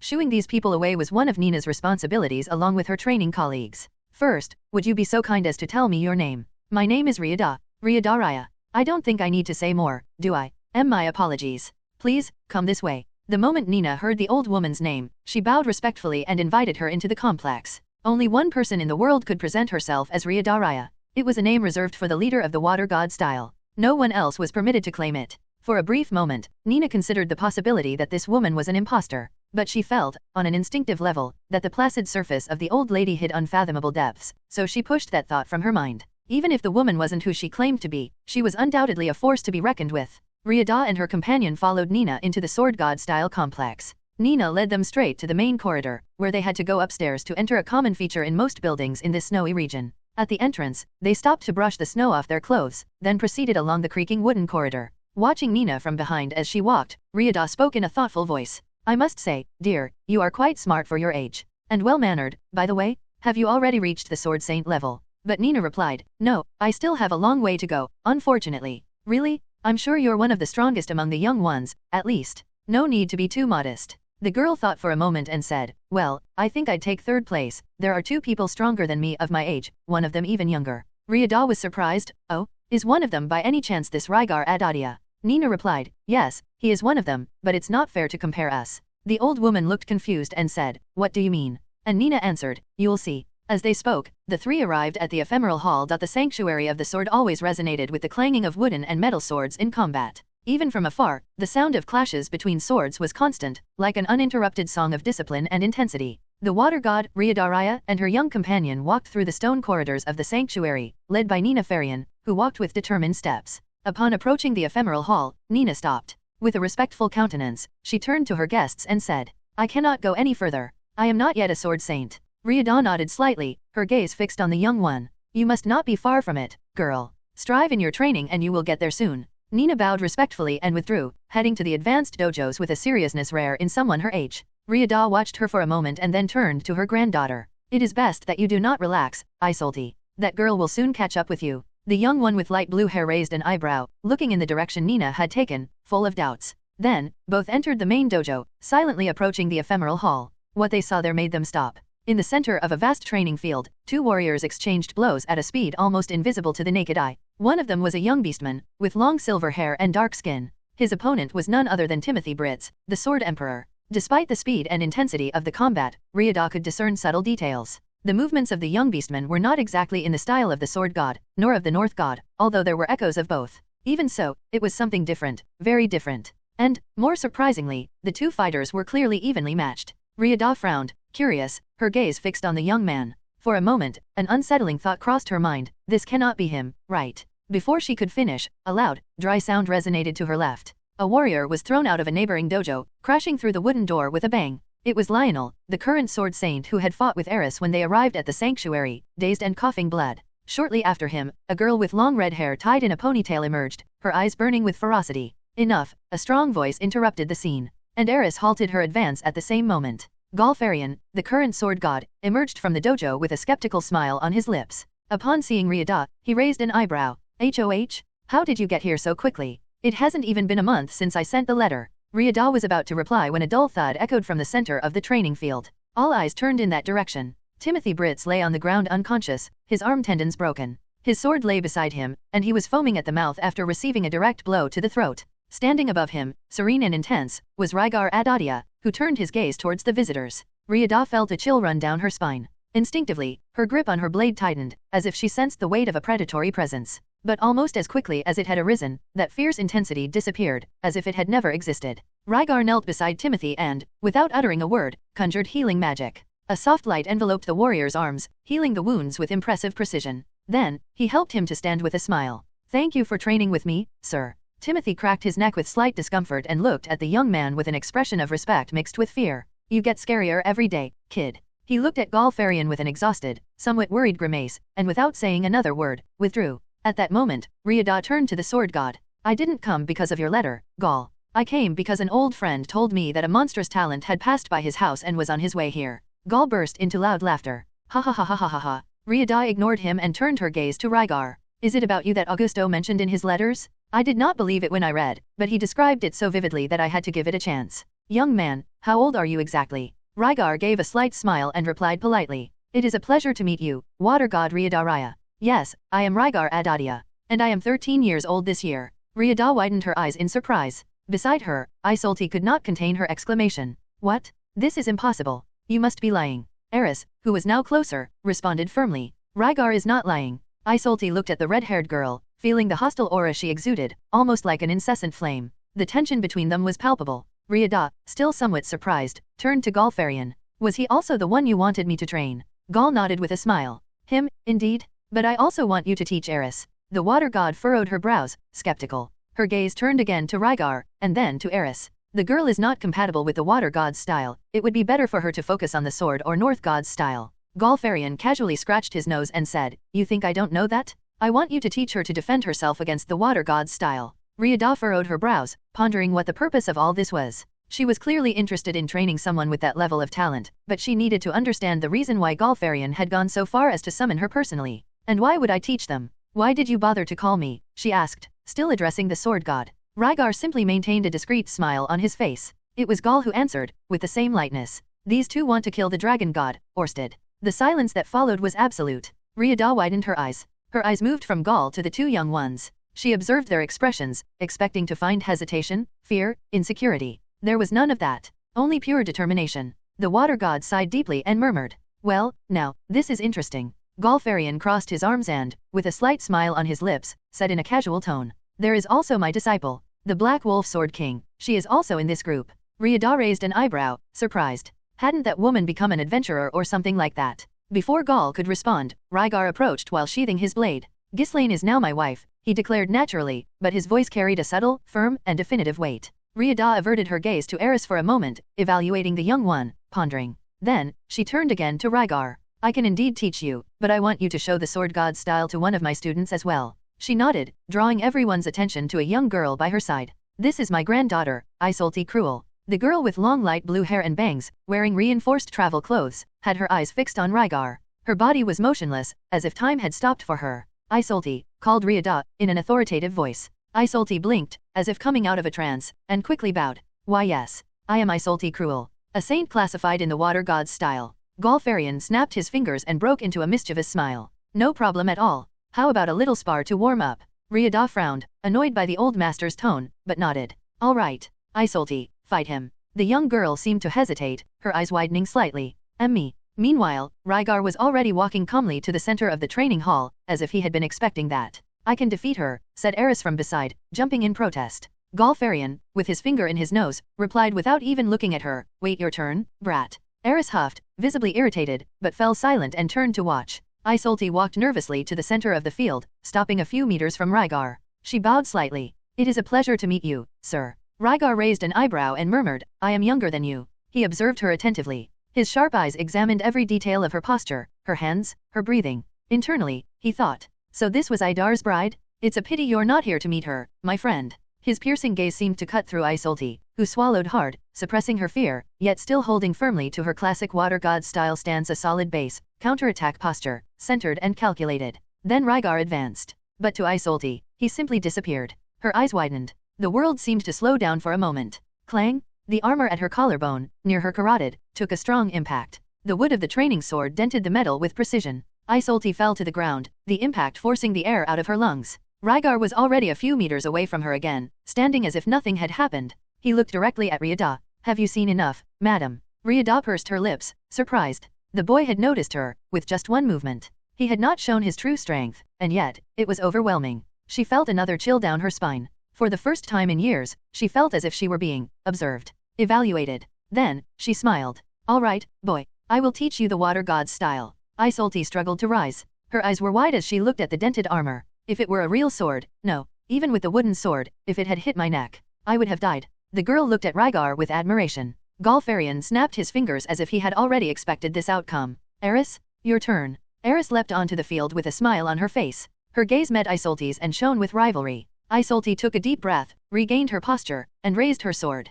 The fight began. Eris advanced like a beast, with swift and wild attacks, spinning the sword in quick and lethal movements. Isolde, on the other hand, held firm, her defense was precise, like an unyielding wall of steel. The sound of swords echoed through the hall, drawing practitioners and disciples who gathered to watch the duel. The floor creaked beneath the fighters' feet, sparks flew with each block. One blow grazed Eris's shoulder. Another scraped Isolde's face. The tension mounted. But in the end, Eris backed off for a second. Isolde took advantage, spun her body, and executed a counterattack directly at the opponent's center of gravity, causing her to fall to her knees. Eris remained still, staring at Isolde, out of breath. The young blue-haired woman was equally tired, but her eyes shone. Not with arrogance, but with defiance. Rygar observed in silence. When Eris's gaze met his, he smiled and nodded. You did very well, Eris. But the young one merely gritted her teeth, appearing frustrated. Galfarian scratched his beard. That was close. But don't be discouraged, girl. You still have a lot of time to grow? Ha ha ha ha. Eris turned with a huff and walked out, upset. At that moment, the hall doors opened again. Ghislaine entered with firm steps. Beside her came Aisha, who looked excited and curious about what she saw. Ghislaine raised an eyebrow upon seeing the crowd around the training field.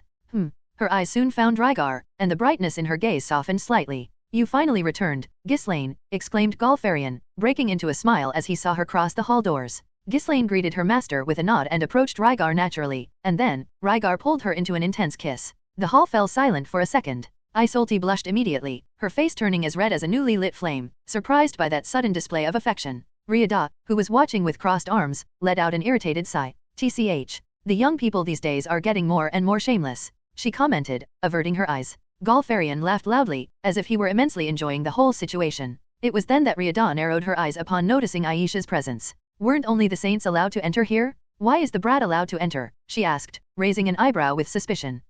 Theoretically she can be considered a saint, replied Galfarian, smiling mysteriously. Ryada turned to him, confused. What? Ha ha ha, but in magic, not in swordsmanship. Gal finished, laughing. The shock in Ryada's eyes was visible, as she stared fixedly at the light brown-haired girl. That's right, said Aisha proudly, placing her hands on her waist and puffing out her chest. I am the water saint, Aisha Greyrat. Who are you? She wore reinforced cold-weather clothes, tailor-made, a gift from her grandparents Augusto and Flute. The fabric was dark with bluish details and reinforced seams on the shoulders and arms, protecting against wind and ice. Even in her defiant pose, Aisha looked adorably cute and determined. Ryada remained silent for a few seconds, still processing what she had heard. Then she smiled, a calm, almost maternal smile. All right. I feel like I'm getting into something very complicated here. Questions can wait, she murmured, crossing her arms. Then she bent slightly, looking Aisha in the eyes. I am Ryada, the little water saint. I must say, you are very much like your mother when she was your age. Aisha widened her eyes. You knew my mother. Only when she was very little, replied Ryada, with a distant look, as if recalling another time. Then she turned and faced Rygar, the smile disappearing from her face, replaced by a serious and analytical expression.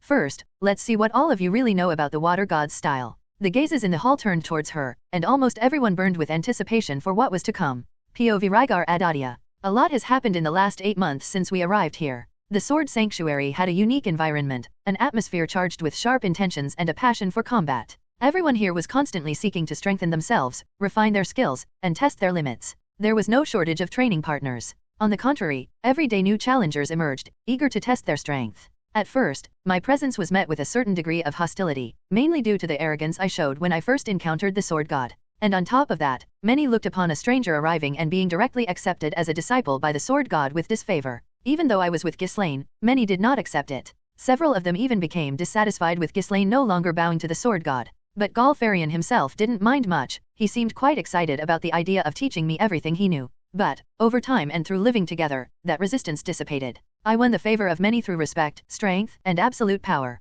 However, there were also those who harbored envy and resentment toward the talent I demonstrated. I kept my promise to focus on my physical evolution and the strengthening of my Toki while I was at the Sword Sanctuary. Magic continued to be a small part of my daily training, but fencing occupied most of my time. I even spent entire days immersed solely in the practice of swordsmanship, seeking to refine every strike, every parry, every movement. Even so, I did not bother to hide my magical proficiency, and that generated a wide range of reactions once it became public knowledge. Some saw me with admiration, others with respect, and others with fear. There were also those who felt envy and even some with a strange fanaticism. One of the saints of the sword even asked me to teach him the beast god style, which I openly demonstrated while training with Ghislaine and teaching her. Since Galfarian did not oppose, I accepted, even though I did not devote much attention to his training. Over time, he gathered a small group of followers who began to act as a faction within the dojo. To prevent this faction from becoming a problem, I delegated some trivial tasks to them, such as ensuring that Skull and Escalar received water regularly. My two monstrous companions were living on a nearby mountain.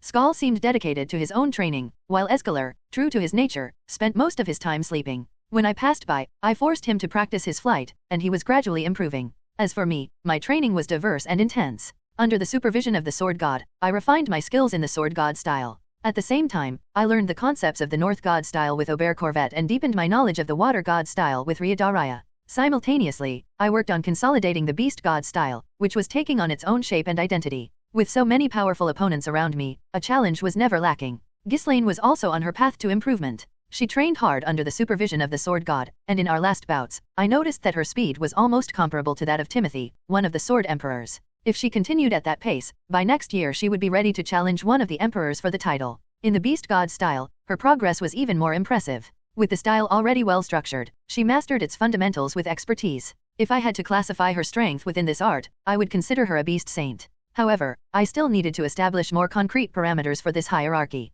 Another significant breakthrough was managing to convince Ghislaine to try to better control her magical power. Despite its extreme utility in combat, she had never fully explored its potential. If mastered properly, it could become one of her greatest advantages in battle. Eris was growing like never before. She took very seriously the promise that said if she could defeat me without me using Toki, she could help in the fight against the Dragon God. And so, she frequently challenged me to duels. However, to her misfortune, this was also the time of my greatest physical growth. My body was strengthening rapidly, and my physical strength alone was already enough to defeat Sword Saints even before arriving here. But it wasn't just brute strength, I also had much more combat experience and sharp senses that gave me an advantage against her. Even so, Eris was catching up at an alarming rate. It was like a constant race. Every day, I grew stronger, but if Eris continued at that speed of growth, she would inevitably catch up with me and eventually surpass me in that regard. After all, even if I were strong, without Toki, I couldn't use refined techniques like flow or the longsword of light. I had to rely purely on strength. Even if my strength continued to grow, there would come a point when I could no longer defeat her. But, for now, that was still manageable. Eris trained almost as intensely as I did. But unlike me, who learned the Water God style with Ryuda, she spent most of her time fighting against Isolti Cruel. The two were practically balanced, with neither consistently gaining victories over the other. Their battles were fierce, drawing spectators in the dojo almost every time they occurred. Eris also learned the Sword God style directly from Golfarian and absorbed some techniques from the North God style with Aubert Corvette. Her progress was evident, and with each duel I observed, I saw a warrior refining herself more and more, like a blade being carefully sharpened. In the months that passed, I began to truly admire the will that always burned within that girl. Like an unquenchable flame. Aisha, on the other hand, was the one who experienced the greatest growth among the group. During this period, she became the youngest saint-level mage in history. Her 5th birthday was approaching, only a few days away, but about 3 months ago, she came to me with a determined expression. I want to be the youngest saint-level mage in history, she told me. Apparently, she had heard countless times about how her older brother, Rudeus, had reached saint level at 5, and that motivated her to surpass him. At that time, she already had an impressive mana reserve for her age and mastered almost all the advanced level spells I knew. Not with mastery, but enough to cast them reliably. Her natural affinity for magic was astounding, but I wasn't sure if her mana reserve would be enough for a saint-level spell. As a solution, I suggested she use Night Hunter as a focus, thereby reducing the required amount of mana. With her fierce determination, Aisha accepted the challenge and studied and trained hard to make it happen. And then, on her 3rd attempt, she succeeded. She cast Cumulonimbus, the saint-level water school spell, marking her name in history as the youngest to achieve such a feat. The pride I felt at that moment was indescribable. My heart filled with admiration and anticipation for Aisha's future. As recognition for her achievement and the effort she demonstrated daily, I prepared a special gift for her upcoming 5th birthday in a few days. But magic wasn't the only path Aisha was treading. She had also begun learning fencing, training simultaneously in the 3 great styles Sword God, Water God, and North God. The goal was to see in which one she had the greatest compatibility, and so far, her performance in all was impressive. She was also learning some basic techniques of the Beast God style. Her rapid learning and keen intelligence made any challenge something she could overcome with effort and dedication. On top of all that, Aisha also managed something that few would, permission to enter the ephemeral hall. Golfarian, despite his strict rules, made this exception for her. Technically, she can already be considered a saint, so why not? He said with a mischievous smile. Of course, this didn't happen solely because of her talent. Aisha, with her natural wit and cuteness, knew how to slowly manipulate the situation, winning the favor of many within the Sword Sanctuary. Every day that passed, she became smarter and more cunning, a trait that, without a doubt, she inherited from her mother. With that, our routine at the Sword Sanctuary continued intensely, filled with battles, learnings, and growth. Ghislaine and Rygar appeared very enthusiastic and excited to teach me. The sword god tried to convince me to use the water god style only as an auxiliary and to focus on becoming the fastest blade. He seemed eager for me to become faster than him. More than that, he seemed eager for me to become faster than Orsted. He watched me closely and, at times, one could notice a nostalgic glimmer in his eyes, as if he saw in me his young, strong, and ambitious self. However, at the same time, the faster I became, I could feel a silent conflict growing within him. Rygar, on the other hand, taught me the 5 secret techniques of the water god style with dedication. She told me that if I really focused on this style, I could even be the next Rygar and master all 5 techniques, becoming the second in history to achieve such a feat after the first Rygar. It was hard to ignore her excitement when she talked about it. Aubert, for his part, simply taught me and Eris in a casual manner. He came to help out as a favor to the sword god. Honestly, he seemed to be a little afraid of me, although he tried not to show it. Even so, I still had a lot to learn from him. His techniques were truly mysterious and, despite his lack of enthusiasm in teaching us, when he demonstrated his skills, it was impressive. In any case, the Sword Sanctuary, in the last few months, was buzzing with activity. During this period, I received some letters from my master Verdia, from Taze, Killian, and others. I also sent some back. However, due to the great distance, I did not know exactly what was happening in Meles at that moment. From the latest messages, despite the growing conflicts with Meles, the Iron Legion was thriving more than ever. That made me happy. Along with the letters, some warriors from the Iron Legion also arrived to train at the Sword Sanctuary. When they saw me, they were absolutely shocked by my strength. They had already heard about my feats along the way, but when they saw me with their own eyes, they were extremely impressed. Still, they brought several news items from the Great Forest. The mating season had also arrived again. The truth was that I always had energy, all year round, and Ghislaine and I, now having a private space, did it all the time. But during mating season, my desire was particularly strong. This led to an incident a few days ago. I was fighting Eris and, mind you, Eris was 13. She was beginning to mature as time passed and, as my desire was at its peak and my body was still that of an adolescent, even after having spent the previous night with Ghislaine, I still became aroused. Of course, I made sure Eris didn't notice, and after that, I went to Ghislaine and we had sex again. Ghislaine still accompanied me in bed, although it was tiring, she seemed to enjoy it. But how long would that continue? And when I turned 15 or 18, I knew Ghislaine liked it, but I also didn't want to overwhelm her with my infinite desire. Although, for now, that wasn't a big concern. Well, changing the subject. At this moment, I am concealing my toki with a technique from the North God style, and watching 2 young people outside the training area of the Sword Saints. They were training in one of the training fields where advanced level warriors trained. One of them was Nina Farian, training with dedication. The other was a boy of 9 or 10 years old. He was training, or rather, being beaten by Nina. He was the son of the Sword Emperor Timothy Britz. His name was Jinno Britz. Pov, Rygar Adoldia. Nina advanced against Jinno Britz with great speed. Her small, yet extremely trained body moved with razor-sharp precision. Her strikes were direct, fast, and carried the weight of months of hard work. Every step she took was laden with determination, and I could see in her gaze the burning desire to surpass herself. The reason for this intensity came from 8 months ago, when Eris arrived at the Sword Sanctuary. I was there on the day Eris was accepted into the Advanced Warriors Dojo. I remember she was irritated at not being able to train in the Central Dojo alongside Ghislaine and me. Even so, Eris was already an extremely skilled warrior and left a trail of defeated opponents behind in the Advanced Dojo.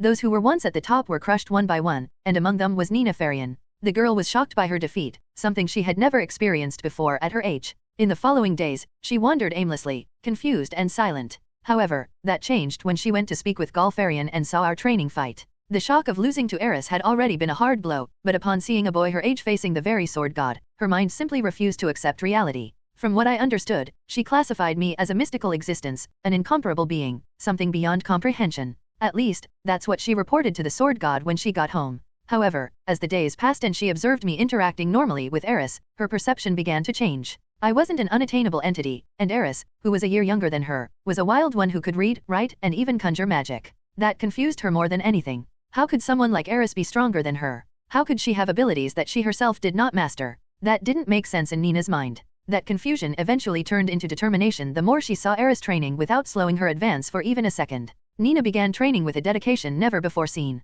Her days were filled with constant battles, rigorous studies, and endless challenges. As I had told Eris to find a training partner, they soon became close. She challenged Eris countless times in the 3 months that the girl trained in the advanced dojo, and when Eris was promoted to the Sword Saint level and left the advanced dojos, the girl redoubled her efforts. Now, at 14 years old, the same age as me, she was just one step away from reaching that level as well. Initially, I thought of helping her, as I saw great potential in her as a rival for Eris, but now I realize that won't be necessary. Nina was forging her own path. However, there was something even more absurd happening before my eyes. While Nina and Jinno fought, my gaze turned to the boy. He was peculiar. Jinno Brits wasn't someone who stood out at first glance. His presence was muted, and if I hadn't paid attention to him, he probably would have gone unnoticed. My interest in him began when Nina started dragging him into her training sessions. He was 4 years younger than us, only 10 years old, meaning he had already been an advanced swordsman since the age of 9, perhaps even before that. That, in itself, was already impressive, but not enough to be considered something absurd at the Sword Sanctuary.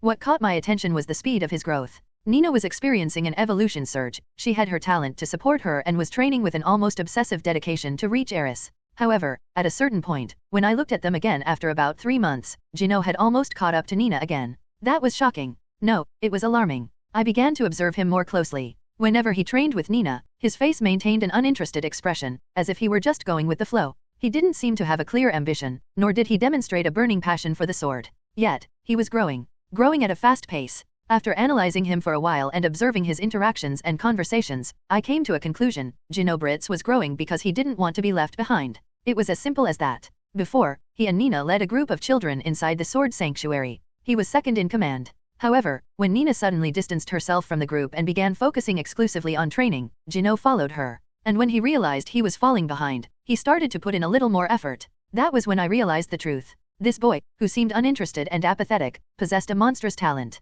Even without any grand ambition, without a higher goal, he simply did not want to be left behind by Nina specifically. And that need, that silent instinct to keep up with Nina, made him evolve at a rate that bordered on the absurd. What kind of talent was that? It was as if he were destined to grow, no matter what he did. Perhaps it was just a twist of fate that such talent was given to someone without ambition. Rygar watched the 2 young swordsmen for a few moments, knowing that if he wanted to recruit them for the Iron Legion, he would have to act while they were still young and impressionable. However, it wouldn't be an easy task. Nina was the daughter of the Sword God, and Jinno, of a Sword Emperor. Taking the 2 best talents of the new generation of the Sword Sanctuary wouldn't be simple. Still, Rygar wouldn't give up without trying. With a slight sigh, he deactivated his magical eyes and openly approached the 2. Both Nina and Jinno turned, surprised. Nina, upon recognizing him, broke into a wide smile and took a few steps in his direction, but soon stopped and tried to hide her excitement, quickly regaining her composure. They had spoken several times before, and Rygar had helped them with training tips, which made them see him as a respectable senior. Nina, however, seemed to show an even greater interest, although Rygar hadn't paid much attention to that. "How are you?" he asked, with a slight smile. "Have you already gone to see Escalar and Skal?" Nina's eyes sparkled with excitement, and she replied animatedly. "Yes, we went. The Iron Legion people took us." Jinno, for his part, also became a bit interested. After all, he had never seen a red dragon and a wolf of that size, even more so domesticated. There was a spark of curiosity in his gaze. "How did you tame them?" he asked, intrigued. Rygar smiled, crossing his arms. "That's a trade secret," he replied enigmatically. "Only my organization knows the method." He let the words hang in the air for a moment, allowing the curiosity to deepen before changing the subject. "Anyway, Jinno, I spoke with your father and he allowed me to take you on the small expedition I am going to undertake." Jinno seemed hesitant for a brief moment, but his gaze soon shifted to Nina. She had already confirmed that she was going and clearly wanted him to go as well. He had never left the Sword Sanctuary before and, although he didn't know what to expect, the idea of exploring the world beyond the sanctuary's limits didn't interest him much. After a moment of reflection, he replied in a subdued manner. "Okay." Rygar nodded, satisfied, and then turned his gaze to Nina. "Nina, Aisha also asked me to invite you to her first birthday, which will be in a few days. You'll go, right?" Nina smiled broadly and shook her head affirmatively. "Of course, I'll be there." Rygar smiled, pleased with the response. "Great. Continue your training. See you soon." With that, he walked away, leaving the 2 young swordsmen in their training. At the Farian family home, Rygar was silent in the middle of the dojo. Ryadaria was in front of him, her short golden sword unsheathed. The atmosphere was silent, and Galfarian watched without saying a word. The essence of the sword god style was to strike with a long blade as quickly as possible. There were many techniques within this style, but the main and most powerful was the longsword of light, and within this philosophy, there were 3 general stances. The first was a mid-range stance, the basic stance of the sword god style, capable of countering any technique. The second was the high stance, an aggressive stance, suitable for those who break through the opponent's technique and push them back. The last was the draw stance, a defensive stance, used by those who read the opponent's technique and perceived the perfect moment to attack. Essentially, those who read the opponent preferred the draw stance, those who broke through the opponent preferred the high stance, and those who didn't specialize in either preferred the mid-range stance. Eris, who had an innate sense of rhythm and actively sought to break through her opponents, preferred the high stance. Ghislaine, with her keen smell and hearing as part of the feral folk, excelled at reacting instinctively and preferred the draw stance. The sword god could fight from any of the stances with equal proficiency. Rygar, for his part, generally opted for the draw stance or the high stance. He was currently in the draw stance, eyes closed, trying to find a way, a single moment of opening that would allow him to invade the space of the reigning water god. But every time he thought about attacking, he hesitated. His body said that advancing would be like running toward death. His breathing remained rhythmic until, in a single instant, his ears trembled imperceptibly. His eyes opened, and he advanced at his highest speed towards the opening he had seen. His confidence was unshakable. However, as soon as he got closer, he felt as if he had been swallowed by a soft cloud. Ryuda's sword moved slowly, deflecting Rygar's blade by mere centimeters before striking him with the unsharpened part of the weapon, forcefully throwing him to the side. Everything happened in a single instant. Ryuda was smiling, amused. Rygar, nursing the bruise on his arm, asked while looking at the sword god, "Do you really know a way to get past her defenses?" Galfarian only smiled enigmatically. At that moment, a woman entered the dojo carrying 3 cups of tea and some snacks. It was Caitlin Farian, Gal's wife. "I brought some snacks, everyone," she said. Ryuda smiled and replied, "Thank you very much, Caitlin." Rygar approached, taking one of the cups. "Ha, if Orsted can do half of what you do with the water god style, I'm still far from being able to beat him." Ryuda pondered for a moment. "I believe he can, but I don't know what his limits are in that art." Galfarian laughed out loud. "If it were that easy, kid, someone would have already done it. But, as long as you keep growing at this pace, you definitely have a chance." Rygar looked at him and asked, "And you? Do you think you have a chance?" The sword god smiled fiercely. "Hard to say." He looked at the sky, thoughtful. "The dragon god knows the sword, water, and north god style, but if I'm faster than him, none of that will matter." Ryuda snorted. In any case, Rygar knew that for Galfarian, defeating the dragon god was impossible. In fact, since the sword god had encountered the dragon god before, he probably knew this as well. Gal continued, "I only encountered him once when I was still a sword saint. My skill already surpassed that level, of course, but even so, I completely lost. And I never saw him again after that." He looked directly at Rygar, with an intimidating smile. "But, after that, I never lost another battle either."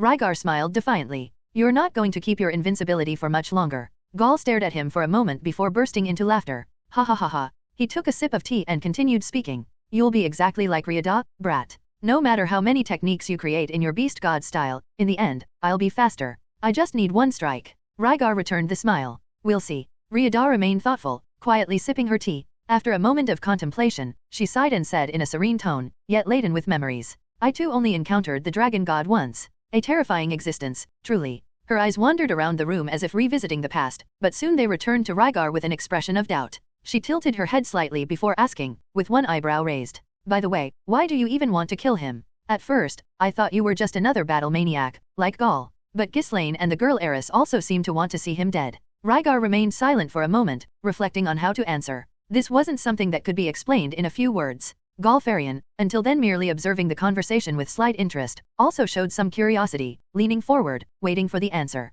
After a few seconds, Rygar took a deep breath and asked in a lower, yet firm tone, "Do you know a woman named Eleonora, Master Ryuda?" The mention of the name caused the old mistress's eyes to widen for a brief moment. Her posture, previously relaxed, became more alert. "Eleonora," she repeated, surprised. "You know her?" Rygar gave a slight smile and replied, "She is currently the instructor of the water god style in the Great Forest, at least, if nothing has gone wrong." Ryuda showed a mix of relief and anxiety upon hearing that, but soon she seemed to remember something important. Her gaze grew more intense and her voice carried a certain urgency as she asked, "Do you know where her eldest grandson is? If I'm not mistaken, his name is Idar." Upon hearing that name, Rygar felt a tightening in his chest. His expression, which until then had shown a slight hint of nostalgia, closed in melancholy. A heavy silence fell over the dojo. He lowered his eyes for a moment before lifting his head and beginning to speak about the events that led him to meet Idar. How they had fought against each other, then stood side by side. How they had traveled together, him, Ghislaine, Eris, Idar, Aisha, Lilia, Geese, and Skull training every day.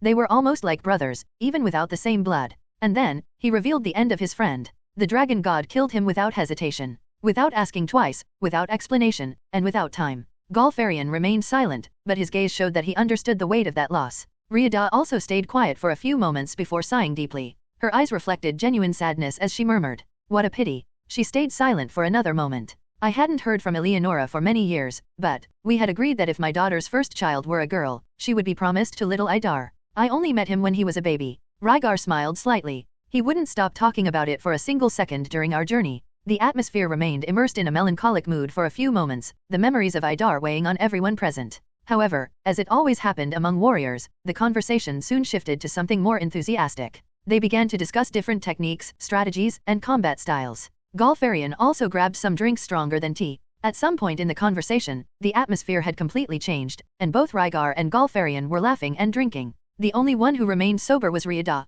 When the night was well advanced and the bottles were empty, Rygar finally said his goodbyes. The cold night wind hit his face, helping to clear his mind a bit. Tomorrow would be an important day. Tomorrow would be Aisha's birthday. With that thought, he followed his path back home. POV, Aisha Greyrat. Aisha Greyrat's life had a rather troubled beginning. The girl herself believed that her life truly began only when she was saved by her master, Rygar Adoldia. These were her most intimate and genuine thoughts. Before that, everything was just an uncomfortable prologue, almost as if she had been born in the wrong place at the wrong time. Aisha Greyrat was a genius from birth. Not only in language, but in practically everything her mother taught her. She learned with ease and speed. Aisha quickly understood why each subject was useful, which made the learning process even more efficient. Cleaning, laundry, languages, math, history, geography, sciences, she absorbed knowledge like a sponge. Even when she was teleported to Meles at only 2 years old, Aisha still managed to stand out. But with that ability to stand out came a burden. She realized early on that being different, being smart, clever, shrewd was not necessarily a good thing. On the contrary, as long as she could remember, standing out brought problems. When she was just a baby, it meant being reprimanded by her own mother for being better than Norn, her incompetent little sister. After the teleportation, that role was taken over by her grandmother Claire Latreia, as well as nearly all the nobles of the Latreia house. In essence, Aisha may have been born with a sharp mind, but she was unlucky at the start of her life. She almost became an orphan at the age of 2 when an adventurer with bad intentions attacked her and her mother. For a long time, her only redeeming qualities were her cuteness and early intelligence. A little girl trying to understand a world too harsh for someone so young. But everything had a turning point. That turning point was when she met her master, Rygar Adoldia. In Aisha's eyes, he was a hero riding a white horse, an absolute being who could do anything. He inspired that kind of reaction in people. And with Aisha, it was no different. He was a mage, a warrior, an inventor, a leader, a healer, an adventurer, and everything he did, he performed with absolute mastery. When Aisha joined Rygar's group, it was the first time in her life that she was surrounded solely by people who were, genuinely, kind to her. For the first time, she felt that she did not need to hide her intelligence or hold herself back. A place where she wasn't rejected for shining. Not even her mother could freely criticize her within that group without 2 or 3 others speaking up to defend her. Especially Idar, Rygar, and Ghislaine. The more she grew up around that group, the happier she felt. It was as if she had finally found her true place in the world. And when her master accepted her as a disciple, it was, without a doubt, the happiest day of her life. Thanks to the expectations of her master and the rest of the group, she pushed herself. She gave her best. Everyone around her was willing to teach her all kinds of things, patiently, carefully, respectfully. She learned from Geese how to deal with people, how to be polite, how to show gratitude, how to make requests, how to refuse demands. She learned from Idar and Rygar about the world, about ethics, about the complexity of the societies in that world. From her older sisters Ghislaine and Eris she learned about strength and resilience. Even if someone wasn't smart, they could still stand out in other ways. Power was one of those ways, a concrete way that changed the world. The brilliant Aisha quickly understood how important these skills were in life. For her, the world was simple. You just had to learn once. And whatever she didn't learn directly, she could observe, copy, and master on her own. Soon, she realized that everyone around her was good at some things and bad at others. Geese was much smarter than almost everyone in the group, but he didn't know how to fight. Ghislaine was extremely strong, but she wasn't very clever. And all the people in the group and those they encountered along the way followed this same pattern. Except Rygar. Rygar was different. Rygar was perfect. She gradually fed that fanaticism. It was reinforced by everyone around her. Everyone seemed to believe that Rygar really could do anything. And Aisha believed it too. And over time, she began to recognize her own worth. After all, Rygar accepted her as a disciple. If he, who was an absolute being, chose her, then she must have some talent. It was logical. It was real. And so, she dived in head first. She learned everything she could. She swore to herself that she would follow her master forever. That was infinitely better than the options destiny had placed before her before then, serving a perverted brother as her mother once insinuated or being the servant of a crybaby, spoiled little sister, as her grandmother wished. She put all her being into ensuring that her master would never abandon her, that he would see in her a value so great that he couldn't leave her behind. She gave everything of herself. And the 2 years she spent traveling with that group made her love them as her true family. After all, her true mother was there. Her little sister would be raised as a petty noble in Meles. Her father was just a vague memory. Her brother's mother was just a blur. Those who were with her now, yes, these were her family. While traveling with them, her future seemed bright, full of promises. Everything seemed possible. Everything seemed right. Until they met him. The dragon god, Orsted. If the first 2 years were the happiest, the encounter with the dragon god knocked her off her pedestal of happiness with a strong punch. Orsted. If her master Rygar was a shining and kind god, then for her, Orsted was an evil demon, cloaked in darkness. An abyss of horror and suffering. Her master had taught her that there was no absolute good or evil, but for the first time, Aisha disagreed with him. That was evil. The feeling of Idar's blood falling on her as she tried to cover the wound with her little hands was still vivid. The warm blood dripping between her trembling fingers, her rapid breathing, the growing despair as Idar's strength faded before her wide eyes. The dragon god killed her family. He killed Idar, who was trying to protect her. He also injured everyone else. And he killed her master. He killed her god. Her warrior on the white horse. The one who fought with all his might to protect them. Aisha remembered the screams, the clashing of magic and steel, the dust rising on the battlefield, but most of all, she remembered the moment she saw Rygar's body being pierced. The next memory was hazy. The girl who accompanied Orsted seemed to have convinced him not to kill Rygar completely. Or maybe just to postpone it. Aisha didn't know, nor did she want to know. The next thing she clearly remembers is that she was crying. Crying in Rygar's arms. Everything fell apart. The always cheerful atmosphere of her family turned darker, heavier, as if a fog had covered their sunny days. At some point, Rygar seemed to notice how Aisha and Eris were behaving and how affected they were, and he decided to speak with both of them. Aisha didn't pay much attention to the words. The master seemed to have set some kind of challenge for her and Eris to motivate them. But all she absorbed from that moment was one truth: the master did not give up. The master was still young. The master would become much more powerful. He would overcome the evil dragon, but he had asked for help. He said that he would need their strength. Then Aisha understood, she too needed to be strong. Strong enough to help him. Some time later, her mother, Lilia, had a long conversation with her. Lilia explained that Aisha would accompany Rygar to the Sword Sanctuary. She spoke about her father, about her half-siblings, about how she should be strong to one day find and help them. And, surprisingly, she also spoke about how Aisha should try to become her master's wife in the future. It was a gentle conversation. Serious. Almost solemn. Lilia said that Aisha was talented. That she had the potential to be someone great. But she also said something that Aisha kept to herself, that blood always came first. Aisha superficially agreed with everything. Every word. Every promise. If that meant following her master, if it meant staying by his side, then she would say yes as many times as needed. But the truth was, she didn't care what Lilia said about blood or family. Because for Aisha, those were her true family. After saying goodbye to her mother and even meeting her grandparents, Aisha promised herself that she would protect her mother in the future. The group then continued their journey and now, they were at the Sword Sanctuary. It had been several months. Aisha progressed a lot. She began to learn fencing and mastered almost all the magical schools up to the advanced level. Recently, she also became a saint in the water element. Thanks to that, her master took her to her first real battle alone. She went up against a Terminate boar, and she easily won by completely freezing her opponent. Life there was intense and demanding, but Aisha dedicated herself with everything she had. She pushed herself every day, because even with the biting cold and long training sessions, those times were still happy. Ghislaine, her older and fierce sister, was there. Eris, her other sister, impulsive, proud, determined too. And above all, her master, Rygar, still breathing, still smiling, still fighting. She also made other friends at the Sword Sanctuary. Today was a special day, her first birthday, 5 years old. Aisha woke before sunrise, with her heart racing and a sparkle of excitement in her eyes. It was her birthday, and she knew that her master had prepared something incredible for her. She couldn't wait. She quickly dressed in her reinforced swordsman clothes, made with furs resistant to the cold. The sleeves were a little loose, but the weight of the clothing made her feel stronger,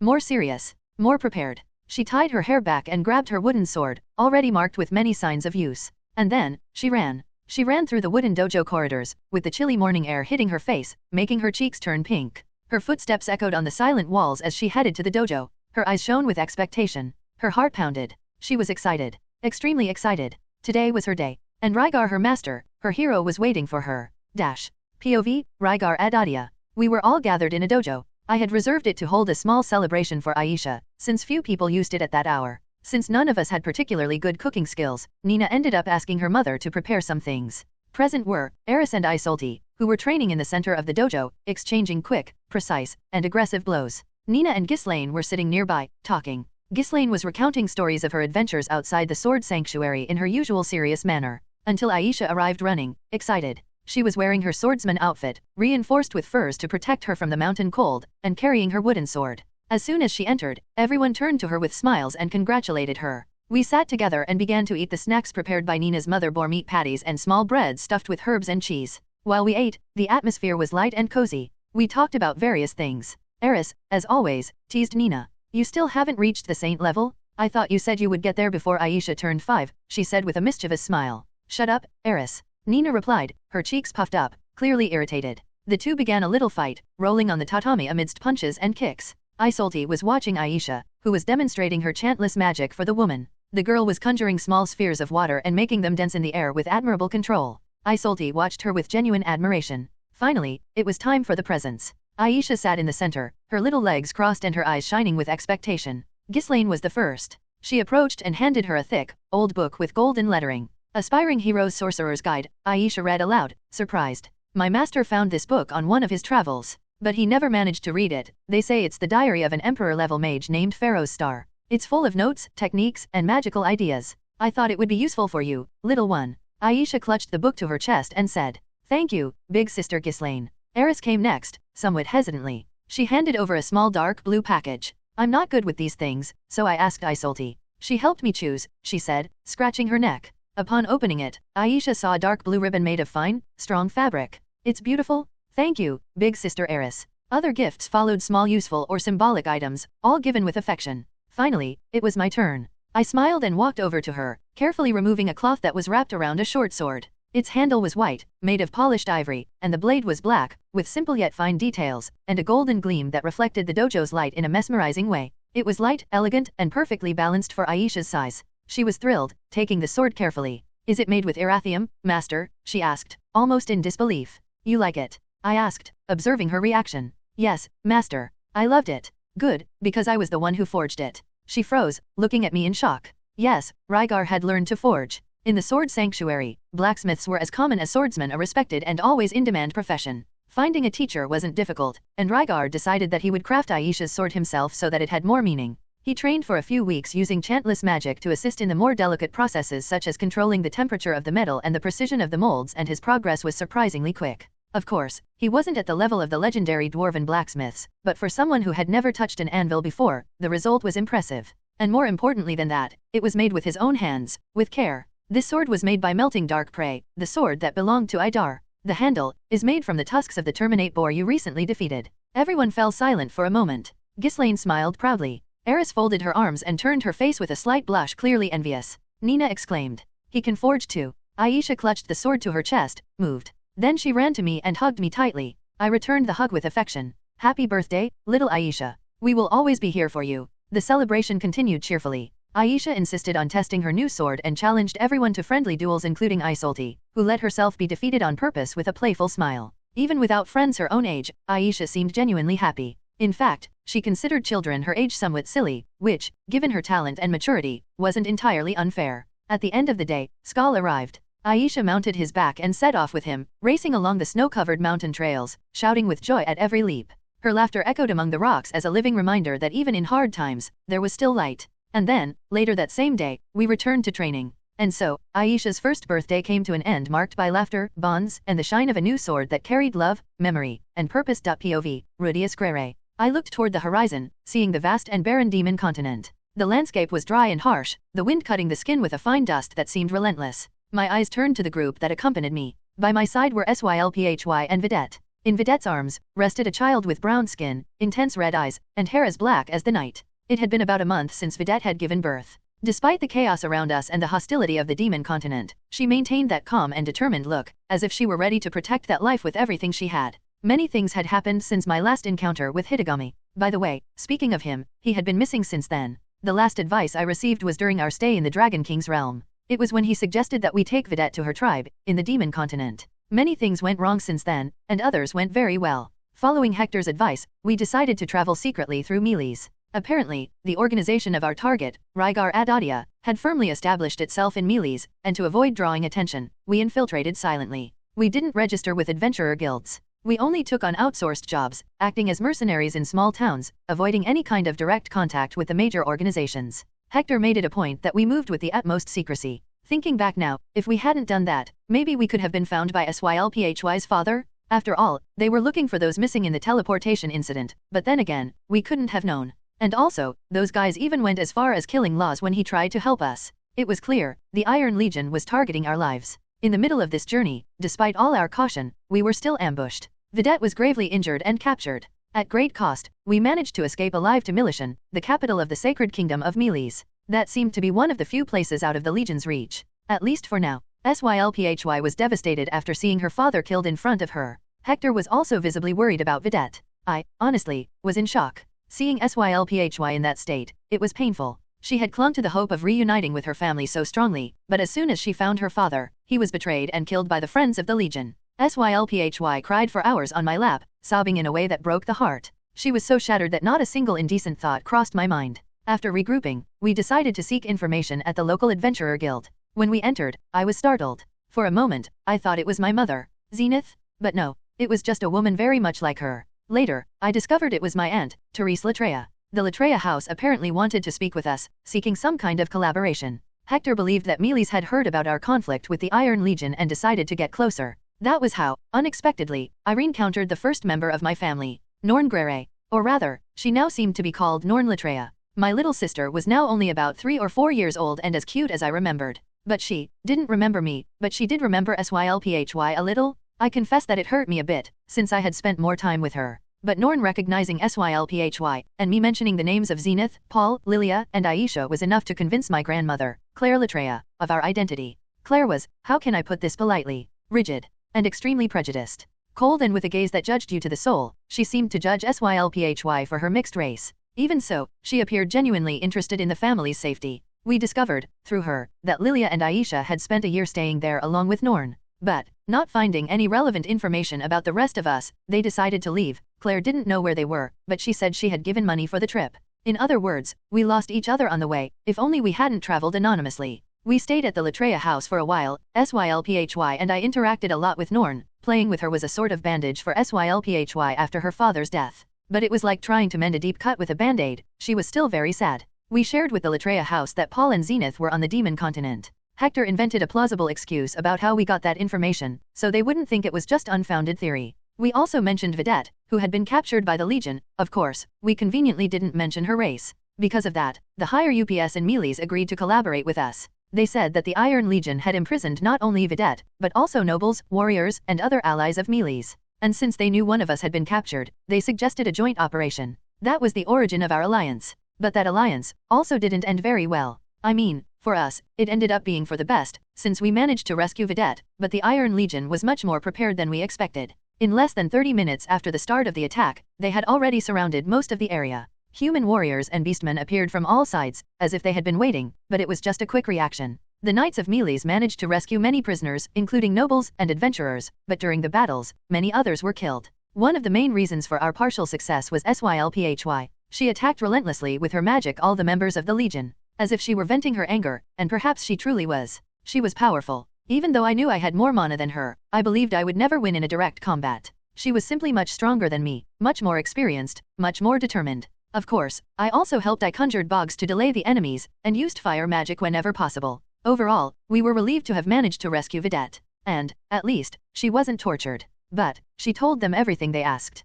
She didn't lie. She wanted to avoid any possibility of torture that could affect her unborn baby. It was understandable, but it meant that they now knew everything about us, which made me uncomfortable. Thanks to Sylphy, the situation wasn't a complete disaster for Meles. They thanked us and rewarded us, even though I could feel the judgment in their eyes when they discovered that the woman we were trying to save was of the demonic race. My grandmother, Claire Latreia, sent knights from the Latreia house to escort us through the Great Forest to Zantport. That was her way of helping in the search for Zenith, and she trusted me a little more because Norn seemed to like me. The Iron Legion could already be spread everywhere, but they weren't a unified kingdom. There were many gaps to be exploited for those who had traveled for many years through the Great Forest. There were 8 sacred knights marching silently as our escort, all subordinate to the Latreia house. The strongest among them, Ghislaine Latreia, was a cousin of my mother, Zenith. A man with an imposing posture and eyes that seemed to scrutinize every step we took. We crossed the forest toward the demon continent. Most of the journey went as expected, only beasts and monsters as obstacles, until they appeared. Some warrior of the bestial race noticed us at some point. We were ambushed by several of them. Leading the attackers was a girl our age, very talkative Rygar Adoldia. She used chantless magic with incredible versatility, and mixed that with fast and unpredictable fencing. She reminded me of our fight against Rygar. That fighting style was familiar. Under Rygar's leadership, half of our group was exterminated, including Hector. He died protecting Vidette, who was still pregnant. I was in shock. Sylphy too. But soon after, the fury came. A rage that took over both of us. Only this time, it didn't help. On the contrary, Rygar took advantage of our carelessness, our blind anger, and delivered an almost fatal blow to Sylphy. Her sword cut Sylphy's face, destroying one of her eyes and leaving a large scar. Sylphy nearly died, because of my incompetence. When we finally realized the gravity of the situation, we decided to flee. But Linnea pursued us. She continued casting long-range spells, keeping us constantly alert, preventing any rest. Sylphy and I managed to disperse most of the pursuers by occasionally casting large-scale spells at them. But Linnea pursued us relentlessly, and worst of all, she taunted. She mocked Hector's death, insulted, ridiculed, prodded at our wounds. The Knights of Melee said they were just tactics to make us stay and fight. That we should ignore her. But how? How to ignore that? Sylphy, Vidette, we all wanted to see her dead. But we couldn't. At least not there, not at that moment. When we finally managed to escape her reach, she shouted, "Heh, you're lucky Killian is too busy to deal with you," and disappeared. After fulfilling their mission and escorting us to Zantport, the Knights of the Latreia house returned to Milishan. We don't know if they managed to come back alive, but I hope so. Our group continued the journey. Sylphy, and Vidette, now shaken by Hector's death, carrying anger, remorse, guilt, and sadness. Thus, we took a boat toward the demon continent. Sylphy was now blind in one eye. The scar was no longer there, but the eye couldn't be reconstructed by advanced level magic, so she started using an eye patch. Upon arriving, we went to the Adventurer Guild. And we discovered something unexpected. Master Roxy was already on the demon continent, looking for me and my family with my father's old adventurer group, the Fangs of the Black Wolf. Months passed. Vidette gave birth. It was Lyrax's child. His name, Ajax. We ventured deeper into the demon continent. Many things happened during that time, but in all of them, Sylphy was by my side. As long as she was with me, I could move forward, I could strive to improve, that was my thought. One day, while we were traveling and Ajax had a fever, crying a lot, Sylphy and I were fighting monsters. We were tired, but steadfast. One of the monsters managed to get past us and ran to Vidette and Ajax. We were shocked and nervous, but then, arriving to save our skin, we met him for the first time. Rudeus Greyrat. POV, Lineage Adoldia. When I returned to the tribe and dispersed the hunting party, I went straight to the chief's room of the tribe, Gustav Adoldia, my grandfather. The tall trees of the great forest swayed gently in the wind, and the scent of moss and wet earth filled the air. The ground beneath my feet was familiar, the sound of warriors training in the distance gave me a sense of normalcy. But my mission had not ended well. Upon entering my grandfather's room, he was gathered with other warriors around a large rustic wooden table. As soon as he saw me, he dismissed the others with a gesture and turned his serious gaze toward me. "Were they eliminated?" he asked, in a heavy voice. I snorted and crossed my arms, flicking my tail impatiently. "TCH, no, Naya? They managed to escape. The old man and most of the Melee's knights were eliminated, but that Rudeus and the elf got away alive, Naya." My grandfather frowned, a sigh escaping his lips. If Killian hadn't had to go to the front line, we could have finished this here. I couldn't help but agree. Killian was only 14 years old, but he was already a monster in combat. Despite the serious and unapproachable facade he always maintained as the leader of the Legion, he was undeniably the fiercest warrior of his generation. No one in the Great Forest dared claim they could beat him in a direct fight. In addition to using chantless magic masterfully, he was proficient in the North God style and the Water God style. But his most dangerous point was his wind magic. It wasn't for nothing that he became known as the Gale Reaper around here. Perhaps Tenzin Tanaver could win, it had been many years since I saw him fight. I scratched my ear disdainfully and muttered, "If only Persna were with me, I think we could have taken them down, Naya." My grandfather just sighed, massaging his temples. "It's a shame. Let's focus on Melees for now." The chief of the Fondia tribe, of the Half-Bears, refused to send troops to the front line. It seems he wants to distance himself now that Killian isn't around. Go and crush his confidence again if necessary, replace the leader. "I trust you." A small smile threatened to appear on my lips. I was a bit happy that Grandpa trusted me so much, but outwardly, I maintained my pose. "Humph. Not even a minute's rest for your granddaughter, Naya? What an excellent leader, Naya." I muttered theatrically, leaving the room with exaggerated steps, as if I were outraged. Still, I went to continue my mission. Among the young ones, only Killian was stronger than me, but he was stronger than everyone, so that doesn't count. Of course, between me and Persna, I was obviously the strongest. Lisana was very strong too, her ice magic was the best in the Great Forest. But she was more of a mage, and not much of a warrior. But there were many veteran warriors in the tribe who had evolved a lot in recent years. With my chantless magic and fencing, I was definitely among the strongest, though not in second place or anything like that. Actually, the main reason I was going was quite simple. All the other elite fighters already had missions. In turbulent times like these, there was no rest. While I ran through the village, I observed the tribe members in action. Children training with wooden swords, axes, and spears, warriors moving through the trees fluidly, the smell of roasted meat coming from the dining area. The Great Forest itself was experiencing a prolonged period of peace, despite the borders being in constant tension. There was no one daring to invade the Great Forest like before, and even if they did, they would soon be caught due to the vast reach of the Iron Legion. And that was due to one person, Rygar Adoldia, our chief. The one who changed everything.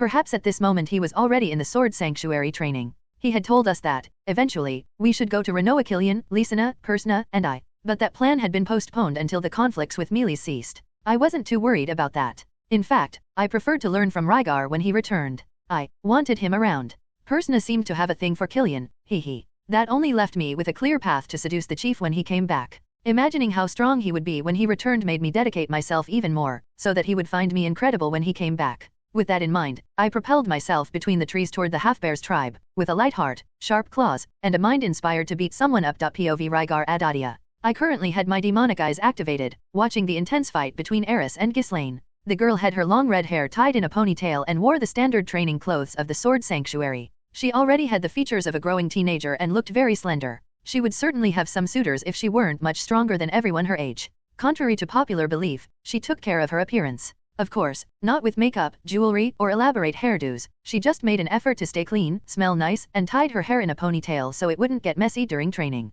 In recent years, she also never stopped liking me. She wasn't trying to seduce me or anything like that, but she didn't hide her passion for me in any way, showing her affection directly, yet still acting in a tsundere manner. Once, Aisha suggested that she cut her hair, but I said I liked her long hair, and since then she never considered that possibility. This girl really liked me. Then I looked at my wife, Ghislaine. Over the years, we had become much closer than I had ever been with anyone. It was a relationship based on trust. Ghislaine was a formidable woman and warrior, and I knew I could trust her. Even if I made a mistake or had problems, I could count on her to help me. Her determination to protect those close to her naturally made her someone you could rely on. But being more powerful than her gave me another perspective. Before she met me, she was a lonely woman. Being so strong, she was on a level too high for others to relate to. She also had her weaknesses. Her thoughts were very simple, and she wasn't usually good at complicated social interactions. But I considered that a charm. She was straightforward. It was simple. If it benefited her and her loved ones, she would do it. If it was harmful, she would show her fangs. Besides, she was a wild lover in bed. They say constant sexual activity changes a woman. Ghislaine had definitely changed a bit over the years. Her skin was softer, more elastic. She had become more feminine. This also affected her mood, which was much more positive. Of course, all this might just be in my head. She might simply be happy, and changed because of it. Besides, as a warrior, she only grew fiercer each day. Just thinking about her body, my thoughts began to wander and I started to get aroused. In the midst of the fight, Ghislaine caught the scent of sexual arousal and looked at me with a provocative smile, which I returned, signaling with my eyes. Ghislaine then advanced with greater speed and finished her training with Eris. Both were panting and sweating. Ghislaine said, "Very well, Eris, today's training is over." The girl was a bit puzzled at seeing the training interrupted out of the blue, but when she saw her mistress leaving the dojo and me following her figure with a mischievous look, she seemed to understand something. Humph. She blushed and turned, leaving the dojo as well. And I, naturally, followed Ghislaine. Our room was on the second floor of a simple, yet solid wooden house, built by the warriors of the Sword Sanctuary themselves. Upon opening the door and entering, I noticed that Ghislaine was already there. She was lighting a candle near the bed, which cast a faint, flickering light over her sensual body. When she saw me, she surprisingly asked, "Rygar, what do you intend to do about Eris?" I was surprised by the question, slightly furrowing my brow. "What do you mean?" I replied, still approaching. Ghislaine calmly put away her immune and, after a moment of silence, said firmly, "You understand. Eris likes you?" I pondered for a moment, my eyes drifting to the window where I could see the village surrounding the Sword Sanctuary. The light of dusk reflected off the wooden roofs, and the sound of crickets began to fill the air. "Eris is still young," I finally said, as I set my weapons aside. Ghislaine interrupted. "At her age, she would probably already be married if she were still a noble. Maybe it would take a little longer because it's Eris, but you understand, she isn't that young anymore." I turned and looked at her directly. Ghislaine watched me with seriousness, but without judgment. She continued, "I see that you care about Eris, that you take care of her, believe in her. I know you aren't indifferent to her. And you must know that the reason she trains so hard, dedicating herself body and soul, is so she can be by your side, both as a warrior and as a woman." She paused and sat on the bed, her eyes fixed on mine. "I love you, Rygar. And you already know I don't mind you having other wives. Even as your wife, I must acknowledge that the admiration Eris feels for you is different." I sighed, knowing she was right. It wasn't as if I didn't feel anything for Eris. She was an extraordinary young woman, talented, intense, passionate. There was a living flame in her, impossible to ignore. Few people could remain impassive in the face of such pure and transparent passion directed at themselves. As Ghislaine had said, Eris was extremely devoted to me and was willing to risk her life for me, as she demonstrated when she saved me during Lyrax's ambush and fought Orsted even knowing victory was impossible. And even my adolescent body reacted to her. But there was one last barrier, something deeply rooted in my conscience. Despite having lived more than a decade in this world, the moral norms of my previous world had not completely disappeared. I still considered that anyone younger than the age of adulthood in this world, 15 years, was not old enough to think about such things. It was a complex feeling. I could perfectly understand why Eris had fallen in love with me, and I foresaw that, in the future, she would become a true beauty. Still, my psychological restraints prevented me from crossing that line. Until I finally answered Ghislaine, who waited in silence. 15 years. The fierce woman smiled, her eyes sparkling with a mix of approval and provocation. Her tail swayed slightly, and her ears moved in an almost amused way. I continued. When Eris turns 15, if she still has the same feelings, I will reciprocate her. I looked at Ghislaine like a wolf watching a lamb or perhaps another wolf ready for the hunt. But before, I added, with a mischievous smile on my lips, I have other matters to attend to. Ghislaine immediately understood. Without further words, I advanced toward her with burning desire in my eyes. She responded with equal excitement, a predatory smile on her face and her muscles tensing in anticipation. The candle flickered with the abrupt movement of the bed as it was touched, casting dancing shadows across the walls of the room. Outside, night was slowly descending over the village, but in there, everything was about to ignite. POV Rygar Adoldia R18. With nothing holding me back, I grabbed Ghislaine with one arm, pulling her into a passionate kiss while my other hand wandered over her body, tracing her curves that were still slightly slick with sweat before I reached between her legs, massaging her slit while our tongues danced with each other. Ghislaine, not waiting for me, began to remove the cloak that covered her, while one of her hands wandered towards my cock. Feeling her wetness, I finally inserted a finger in her, hearing her moan in my mouth as I gently bit her lip, causing her legs to tighten a little more around me. Maneuvering my wrist beneath her for a better angle, I started moving my fingers in a familiar rhythm, feeling Ghislaine tighten around me while her hands removed my clothes with practiced ease. We climbed into bed as the last pieces of clothing were thrown anywhere. I was already hard enough, I wanted nothing more than to feel her inside. Then, while feeling her fluids running down my wrist, I withdrew my fingers, the movement making her shudder as I moved my hand to position my cock at her entrance. She couldn't hold back her moans when I plunged completely inside her. She moaned as her arms wrapped around me and her lips met mine. While kissing her intensely, I began moving, starting slowly and gradually increasing the pace. After a few moments, I stopped kissing her and turned my attention to her breasts, starting to suck one of them, my fingers pinching her nipples while she moaned. Rygar, that was, MMH. I smiled as I increased the rhythm, my free hand moving toward her clitoris without interrupting the thrusts. We knew exactly what each of us liked from the years we had spent as lovers, and therefore I could drive her crazy easily. I became increasingly aggressive as I realized she was getting more and more aroused. When I saw that she was nearing climax, I got even closer and whispered in her ear, "We've only just started and you're almost there." Ghislaine didn't even answer me, her attempts at speech being muffled by her moans. With one hand pinching her nipple between my fingers, I used my other arm to lift her, leaving her suspended in my arms as her body writhed. I felt an enormous excitement as a wave of pleasure began to course through my body. I'm coming too. Between moans, Ghislaine said, "Come inside me," and squeezed her legs to prevent me from moving while her claws firmly gripped my back. I moved my hands to grab her hips as I pushed as deep as I could inside her, releasing my semen as I felt her grip my cock. Her body trembled, and I watched her eyes shake and her mouth twist into various expressions as she too reached her orgasm, her hands moving downward to grab mine as we interlaced our fingers. I laid her back on the bed again. Ghislaine kissed me once more, and then, she herself turned me over and got on top this time, and said with a provocative smile, "We still have a lot ahead of us." Now lying in bed, she began her path of kisses and licks, continuing until she reached my groin, stopping to hold my cock, gently licking the tip while looking at me. "What? We're only at the beginning and you're almost there," she purred as her tongue continued to lick, making me tremble with arousal. The coup de grace came when she wrapped her breasts around me, effectively performing a tityob technique that I had made sure to teach her. Ghislaine had gotten better and better at it, and I was enjoying every moment, until I felt it again. It's almost there. When I was about to come, I pulled the fierce woman's head, making her swallow completely as my semen gushed down her throat. She slowly pulled her mouth away while looking at me with a lustful gaze. More specifically, she looked at my cock, still erect and unyielding, even after coming twice. She said excitedly, "Inexhaustible, as always." Before I could respond, she got up and climbed on top of me, crawling over to my hips as she aligned my cock with her entrance. And then, she sat down, taking me to the extreme as I felt her warmth engulf me, making my hips move unconsciously. She moaned as she felt it enter again. Ugh. I felt a crazy heat as I experienced the sensation of her pussy mixed with her saliva. She began moving faster and faster. I felt her insides writhing on top of me as her hips moved, her guts tightening as she moaned, her hands on my chest. I raised my hands to caress her breasts and squeezed her nipples while she began to move even faster. "GRK, she muttered, her eyes squinting as she increased the pace of her movements and looked at me. "Hi, I love you, Rygar." I pulled her in for a long kiss, and when we broke apart, I said, "I love you too. Then, give me all of your love as well." And then she increased the speed even more. I was nearing my limit once again.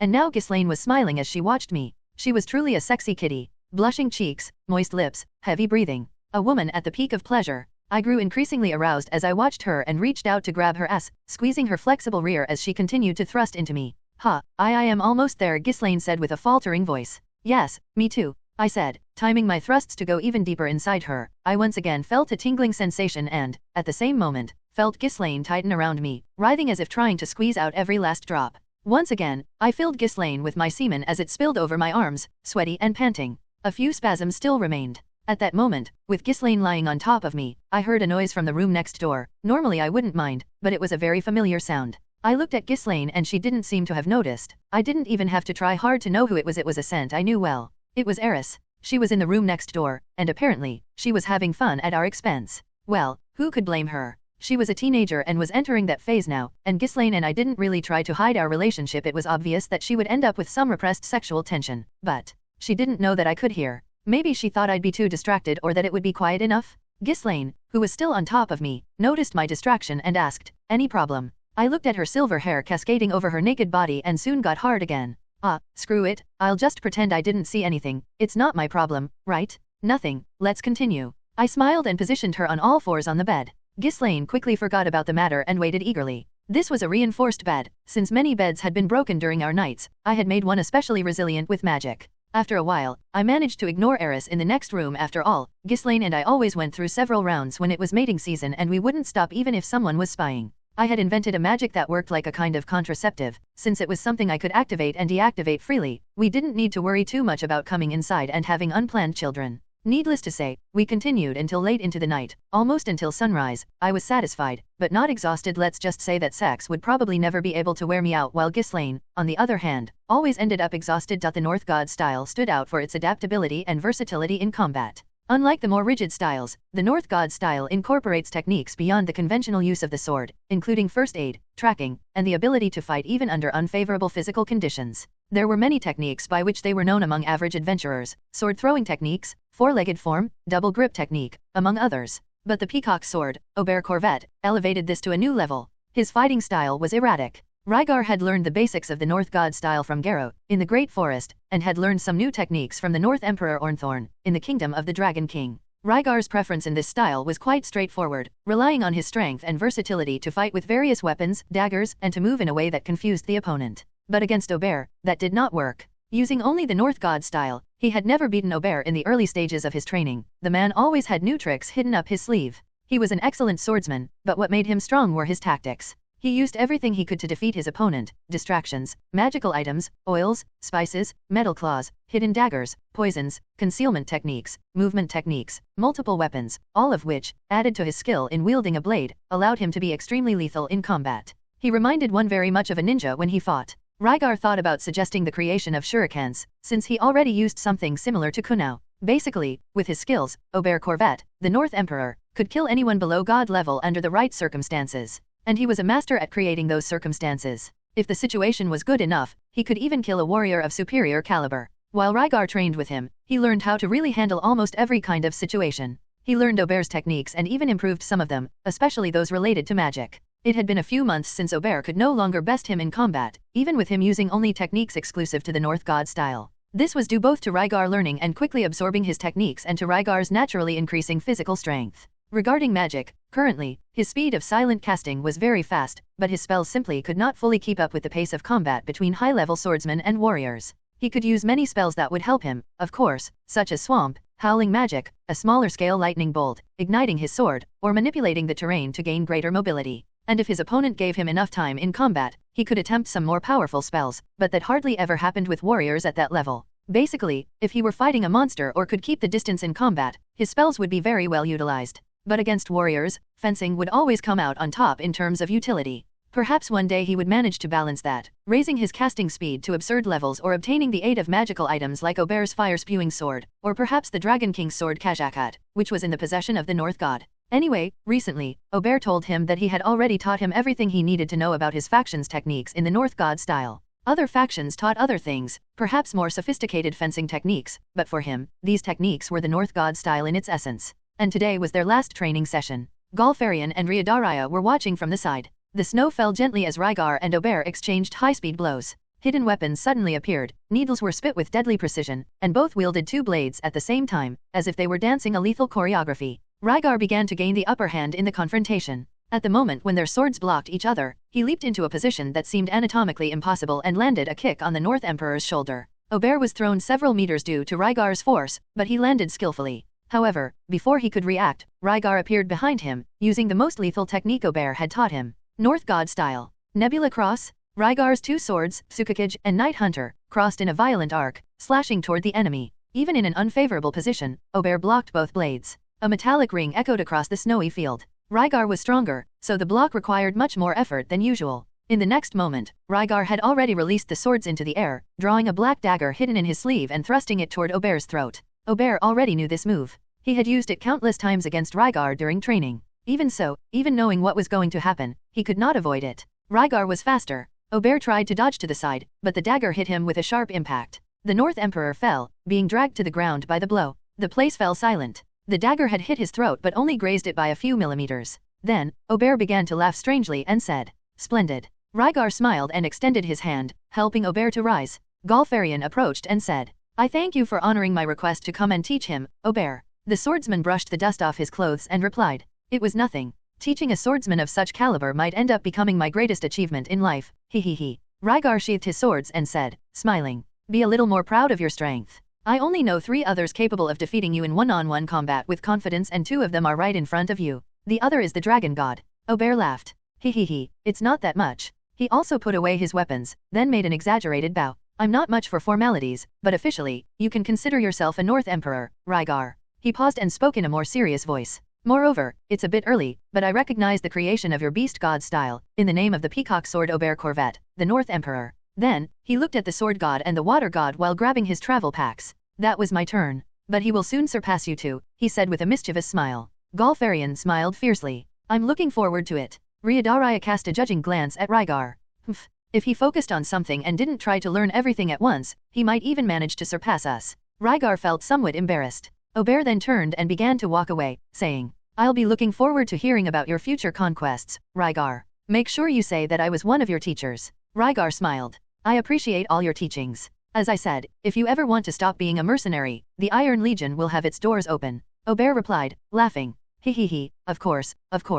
And so, the figure of the man became increasingly distant on the horizon, marking the end of Rygar's training in the North God style. Rygar had invited Aubert to the Iron Legion several times. Without success, it seemed he still had unfinished business in the Azura Kingdom. At first, Rygar was suspicious of the man, for he gave him a feeling similar to that he felt with Hitagame, the aura of a trickster, but over time, the two grew closer, Aubert even admitting that he was somewhat afraid of Rygar during a certain point in his training. The North Emperor was a mercenary without scruples, but if he was your friend or ally, he could be considered excellent company. His combat philosophy was also something to admire. He was truly an excellent fighter. Overall, Rygar enjoyed having him as a teacher and hoped to eventually recruit him. Rygar, Ryada, and Gal watched as Aubert distanced himself more and more. For a moment, none of the three said anything. Then, Gal broke the silence. "Are you leaving on your expedition tomorrow? Have you decided who will go?" Rygar nodded slightly, his eyes still fixed on the trail left by Aubert. "Yes. I think I'll leave tomorrow. There's no reason to delay now that Jinno has also become a sword saint." "That's right. A month ago, Jinno Brits had broken Eris's record and become the second youngest saint in history after Rygar, achieving this feat at 10 years of age. What was most impressive was that he did not possess any supernatural physical enhancements like Rygar or Ornthorn. Rygar had witnessed it personally. His skill came purely from his talent with the sword. Initially, it will be Eris, Nina, Jinno, Aisha, and... He looked at Ryada, seeking confirmation. The elderly woman sighed deeply. "All right. Isolti can go too. She's been bothering me for months since I forbade her, but rest assured of her safety when they are in the Red Dragon range." Rygar smiled contentedly. "Of course. I'll be the only one to go deeper into the range. The others will only fight against the wandering dragons." Ryada seemed satisfied upon hearing that. It will also be good for her to have some experience fighting monsters of that size. Galfarian smiled bitterly. "It's strange that none of us are questioning little Aisha going along." The three began to head back to the ephemeral hall. Ryada, upon hearing about Aisha, instantly brightened. "Hey, boy, you heard what she said the other day, right? She wants to focus on the water god style. Don't stop her and make her practice her crazy style. She has great talent in the water god style." Galfarian grumbled, TCH. He seemed irritated for having lost such talent to the water god style. Rygar just smiled. "Of course. I told her, when she was young, that she would try all the styles, but focus on what she found most suitable for herself at the beginning of her training." Ryada nodded, satisfied. "The girl is smart. I feel that, even if everything went wrong, Eris or Nina would end up dying before her." Gall laughed out loud, ha ha ha, that's true. Rygar had some objectives in taking this expedition with this group. One of them was an attempt to pull these geniuses into the Iron Legion. Another was to ensure that Eris and Aisha gained some battle experience with their new level of strength. Especially Aisha, whose experience was still very limited, and he himself also wanted to test his current strength. But the main objective was related to Escalar and the Red Dragons, although that was a topic for another time. Upon arriving at the ephemeral hall, Galfarian entered first, followed by Ryada and Rygar. Nina was involved in an intense training session with Eris. The two warriors were training with an intensity rarely seen. 3 months earlier, Nina Farian had reached the rank of Sword Saint at 14 years old. Since then, Eris, Nina, and Isolti had entered into a fierce competition. They still trained with other members of the dojo, of course, but the confrontations between the three stood out. Jino, for his part, was fighting with another Sword Saint. He relaxed for a few moments, but upon looking at Nina, he resumed training. However, Rygar clearly noticed that he was only doing the bare minimum to keep up. There wasn't a burning desire to evolve there. Ghislaine was in a sparring session with Timothy Britz. As soon as the sword god entered the hall, everyone turned to greet him, but Galfarian exclaimed, "Continue your training? Except Nina, Jino, and Eris, come here." The sword emperors Timothy and Clynt positioned themselves beside the sword god. Ghislaine also approached upon seeing Rygar. Gal sat down and observed the three young ones before him. Eris and Nina wore intense and breathless expressions, while Jino showed disinterest. "You will go with Rygar tomorrow outside the sword sanctuary." "Jino, Nina, do you know why I agreed to this?" The two looked thoughtful. Gal looked at his daughter. "Nina," she replied, "to gain experience in real life or death fights." Galfarian nodded. "That's one of the reasons." "And you, Jino?" The boy thought and spoke hesitantly. "To learn how to fight monsters." Gal raised an eyebrow and sighed. "That too. Eris should know the answer I want." And Eris looked at Rygar and Ghislaine. Whenever she was about to say something, she first observed their reaction. When Ghislaine nodded, she replied, "Is it to show them what the outside world is like?" Gal smiled. "Exactly. You two have lived in the sword sanctuary your whole lives without ever leaving. That isn't necessarily bad, but Rygar reminded me that this could hinder your growth and suggested taking you along. So, thank him." He looked at the two. "Besides the fighting experience, it's important for you to see for yourselves what people are like out there, how the world works, so you don't limit your vision to what you can only see within the limits of the sword sanctuary." Nina looked determined. Jino, on the other hand, showed apprehension. Meanwhile, Rygar was talking with Timothy and Ghislaine. The Sword Emperor commented, "It's good that Jino is going out. Maybe that will take away that dead fish look he always carries on his face." Rygar laughed and looked at Ghislaine. "Are you sure you don't want to come?" Ghislaine shook her head. "Those monsters they will face, I have already fought them all. I've even fought a wandering dragon before. And if it were for me to help on your other mission, with the dragons, I would only be a burden. Instead, I'll stay and train as much as possible while I'm here." Rygar nodded. "All right. Skal will also stay. He'll keep you company." After that, everyone continued their training. The journey would probably last only about 2 months, since they were relatively close to the upper jaw of the Red Dragon, and the members of the Iron Legion in the Sword Sanctuary had already located targets. Tomorrow, they would be departing. Rygar thought he needed to say proper goodbye to Ghislaine tonight. Jino Britz was born in the Holy Land of Swords. His father was a sword emperor and his mother was the younger sister of the sword god. He was 3 years old when he became self-aware. Jino had been wielding his sword for as long as he could remember. He picked up a wooden sword for children and learned to handle it with his father. Just like that memory, Jino's childhood days were full of swordsmen. Waking up early, running and practicing swordsmanship, training after breakfast, training after lunch, taking a small break after dusk and dinner, practicing swordsmanship, and then going to sleep. That was the kind of life it was. That said, Jino did not particularly like swordsmanship. He trained as if it were natural, but he only did it because his parents made him. He never did it on his own. But when he was young, that was okay. There were only those who were practicing swordsmanship near Jino. Other children also acted as if it were natural, and his father, the Sword Emperor, Timothy Britz, as well as his mother, who was the younger sister of the Sword God, praised Jino for learning new techniques. Even an old retiree complimented Jino for being an admirable child when he ran around with a wooden sword. There was no room for doubt. Swordsmanship was common sense to Jino. However, as Jino climbed in rank, his surroundings changed. His father, who was satisfied with the mere fact that he could hold a sword, became more strict as he rose in position. "Balance your sword to master your opponent. You are still weak, do not get so confident just because you are overflowing with talent." In this way, he taught Jino and repeated severe training like never before. Even the adults at the dojo, who at first used to watch Jino with sympathy, began to turn to him with rude looks as he passed through the intermediate and advanced ranks and beat them in matches. At that moment, swordsmanship for Jino changed into something he was not interested in. Even so, it was not as if he wanted to do something else. If he were a child from another country, he might have said something like wanting to become an adventurer. However, for Jino, the idea of leaving home never occurred. For some reason, not even his parents taught him something like that. Because it was unnecessary. Jino never knew that there was an ever-expanding world outside the Holy Land of Swords. For Jino, the Holy Land of Swords was the entire world. Swordsmanship was the same as breathing air and eating food. That is why he continues to practice it. For someone like him, his childhood friend Nina was also his only friend. Nina was the daughter of the Sword God. In the Holy Land of Swords, anyone below the level of the Sword Saint was not authorized to enter the main dojo. Anyone with a level not higher than advanced, including children, was thrown into dojos near their homes. Nina was the daughter of the Sword God, but she was no exception. Nina was not the only child of her generation, but she was the only one at the same swordsman level as Jino. He got along well with her. In the Holy Land of Swords, the popular topic was always about swordsmanship. However, despite the fact that Jino did not like swordsmanship very much, he was a unique genius and his talent in swordsmanship was extraordinary.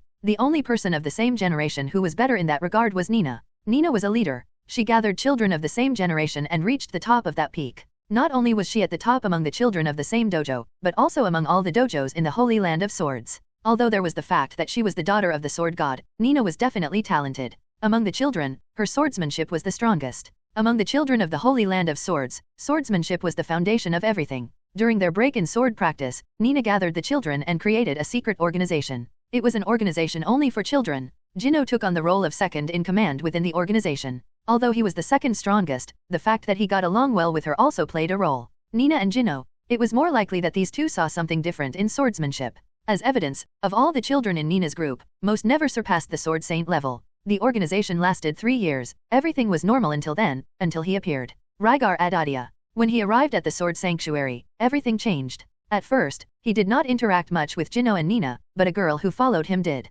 As soon as she arrived at the Sword Sanctuary, she was assigned to the dojo where Nina and Jino were, Aoi Greyrat. At the moment Aoi arrived, she made an impressive debut, defeating Jino and Nina in an instant, defeating everyone else in the dojo and proving her unparalleled ferocity. She left a strong impression. Moreover, unlike the dojo practitioners, she knew how to read, knew math, and even knew how to do magic. A complete defeat. But even that was not a huge change for Jino. For Jino, something like losing was an everyday occurrence. Although he was praised as a genius among his generation, he always lost to Nina. So, it was the same as before. Nina was the one who changed the most. Nina was different from Jino. She had never lost to anyone in her generation. She was the one who defeated adults and older ones, not the other way around. For a few days, Nina did not train. She just watched Aoi, who trained intensely every day. Jino spoke with her and she no longer seemed the same, as if she had lost her will. She spoke with her father, and at that point she also met Rygar Adoldia. She then began to observe the training of this new swordsman who had arrived at the Sword Sanctuary. It was after a few days that Nina resumed training. Jino still talked with her normally during his training, but Nina dismissed the group she had created among the children of the dojo. She stopped all her activities that were not training. From that day, Nina changed. She began to train many times with Aoi, aiming to defeat her. She dedicated herself intensely to surpassing Aoi, and thanks to that, the two became like rivals. At some point, Aoi became a Sword Saint and went to train at the inner dojo. Nina doubled her efforts to reach her. Achieving the Sword Saint rank became her main goal. Observing Aoi train, she became more serious and sincere regarding the art of the sword. She rarely associated with other swordswomen and her arrogant nature also disappeared. She spent most of her breaks in special training. Although this special training was nothing more than exchanging blows with Jino in sparring sessions. Following her like a lackey, he exchanged blows with her countless times. Exchanging blows silently. Those days passed. One day, while Nina and Jino were training, he appeared. A member of the Beastman race, his name was Rygar. Bearing a talent that soared through the skies like the midday sun, he was not only a sword king, but he was proficient in other styles and even was an excellent mage. From that day on, Rygar began to appear from time to time and give some tips to Jino and Nina.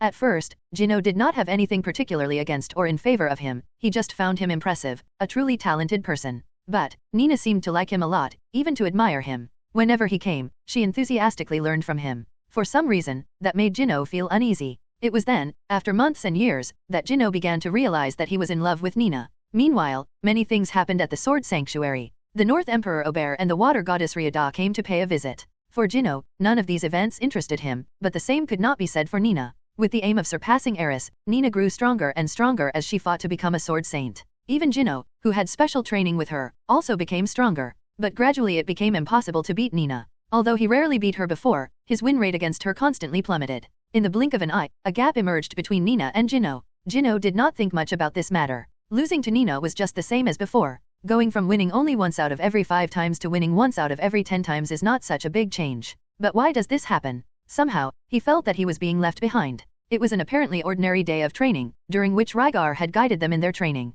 Seeing Nina and Rygar interact so friendly was uncomfortable. After training, Nina went home, but Rygar stayed and called Jinno. He seemed to train a lot with his father, the Sword Emperor Timothy Britz, and must have noticed that Jinno and Nina trained together a lot, so he must have spoken out of consideration. His words were casual: "It's better to work harder on your training, otherwise, Nina will become a sword saint and you will be left behind." And then he left. Jinno was in shock. That's it. If Nina became a sword saint, she would start training at the inner dojos. At that moment, he thought that was bad. Nina was his only real friend. He liked her. He did not want her to leave. From that day, he began to train with more enthusiasm. He wanted to become a sword saint. If he did that, no matter how far she advanced, they would be training together in the inner dojos. He already knew the theory to become a sword saint: balance between body strength, a quick and straight, lethal, and powerful strike. Performing the longsword of light was simply refining the longsword of silence to its peak. And then he trained. This time, motivated to improve, and quickly, he advanced. More or less at the same time as Nina, he became a sword saint. As time went by, Rygar gave more and more attention to Nina and Jinno. Even when Rygar was not there, he was frequently a topic when they were training. For some reason, Jinno did not like that very much, but he also did not mind Rygar much. He was helping him get stronger, he seemed to understand what motivated Jinno, and he helped him achieve what he wanted. He helped him reach Nina and he was really amazing. They had always called him and Nina talented, but Rygar was on another level. After all, the water god, the sword god and even a North Emperor came to train him because of his talent. He also had a disciple who was already a saint-ranked mage who was 5 years old. He even tamed a giant red dragon. He was confused. He did not know why he felt uneasy the more Nina talked about Rygar. Rygar also spoke with him many times. He repeatedly said how talented Jinno was, but that he lacked motivation. It was the same as his father said. But Rygar was different. He gave him concrete reasons for it. If you're not stronger, you will be left behind. If you don't make an effort, Nina will slip out of your reach. Even he did not know why, but he was convinced of it. He did not want that to happen. Lately, Nina seemed to be talking about going on an expedition with Rygar and Eris.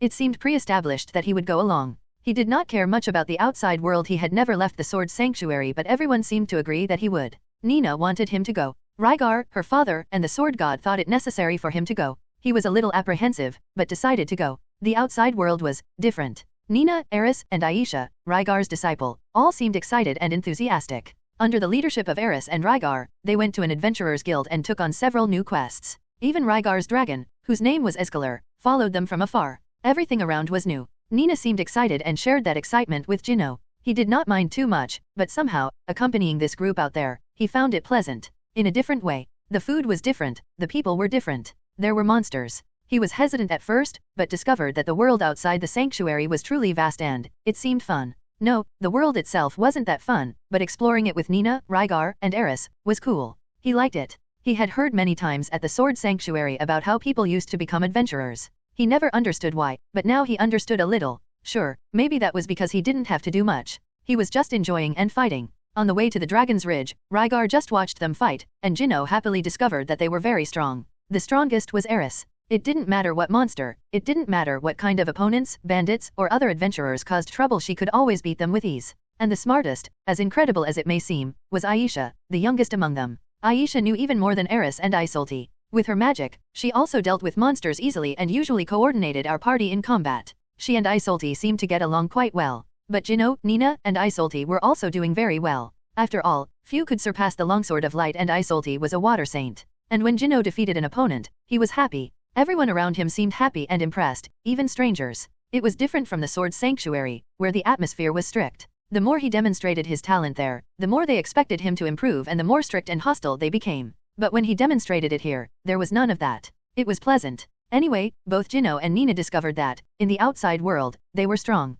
That remained a fact, until they arrived. Until they reached the upper jaw of the Red Dragon. POV Rygar Adoldia. After we said our goodbyes and with all the preparations for our small expedition made, I went to Escalar and told him to follow me. And then we set off. Eris, Aisha, and Nina were excited at the idea of killing a red dragon. Isolti tried to maintain a composed and calm demeanor, but of course, she was having fun as well. Jinno seemed a bit apprehensive at first, but gradually he realized there was no real threat and began to relax. He was generally a quiet boy. We had a route mapped out that would allow us to return in 2 months, if nothing went wrong. The members of the Iron Legion residing in the Sword Sanctuary region had done extensive research of the area. There were many monsters in the north of the central continent, but most of them were beyond the magical triumvirate, which would make the journey unnecessarily long. Therefore, we decided to look for monsters closer by. Fortunately or unfortunately, there had been a recent wave of monsters in a nearby region and the Iron Legion had sent me the information. We then set off toward that place as our first target. As soon as we arrived at the local adventurers guild, we gathered information about a horde of goblins and hobgoblins.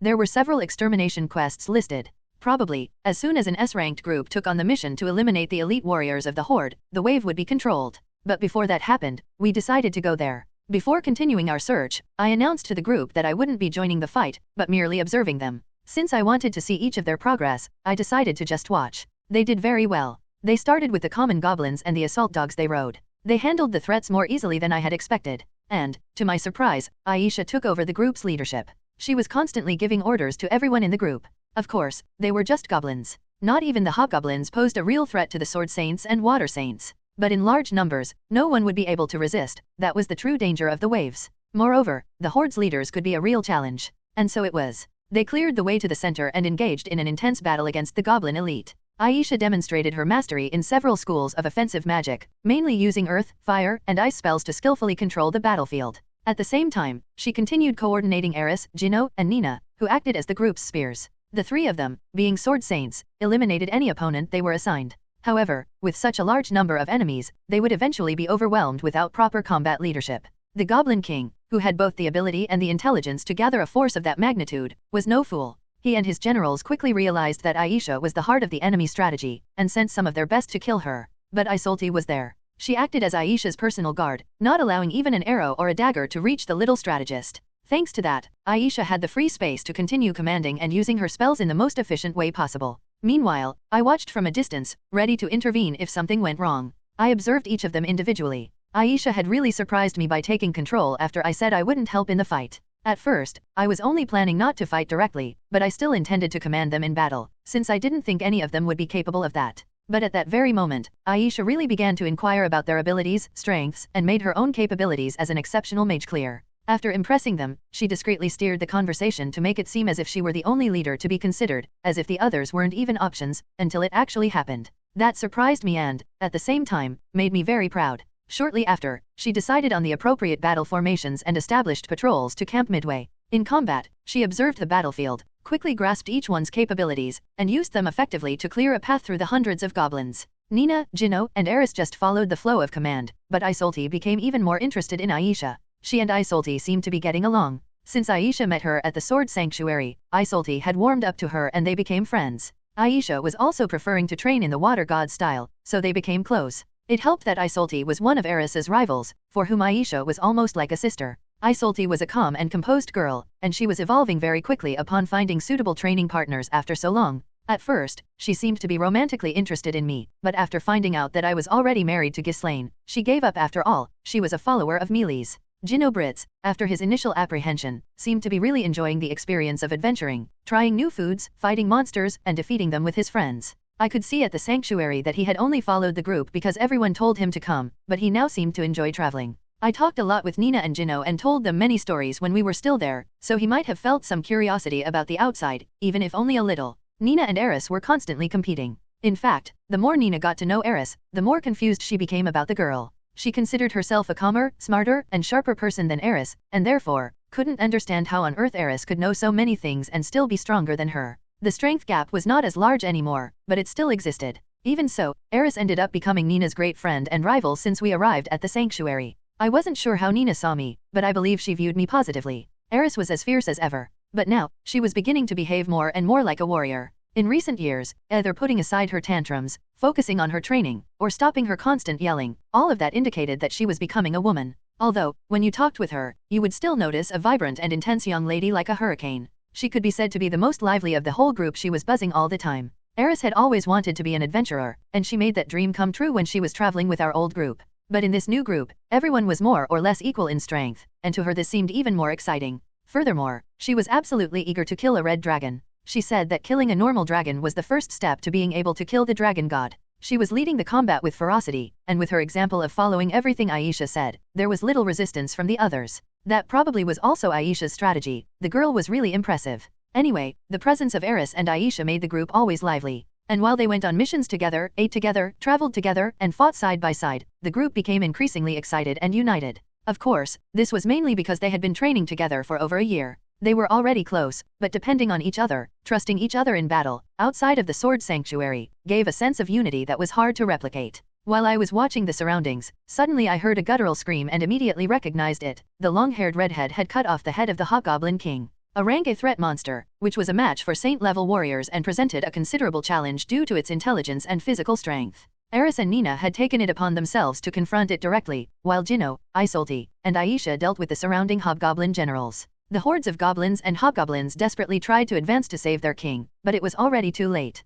When they saw their leader's head being raised by Eris, a scream of panic spread among them. Order disappeared from the battlefield, and most of the monsters began fleeing in panic. Still, some hobgoblin generals managed to contain the chaos, rallying some warriors and trying to resist. It was then that Aisha, with her eyes gleaming with adrenaline and determination, gathered a huge exodus flame above her. They're just targets without their king?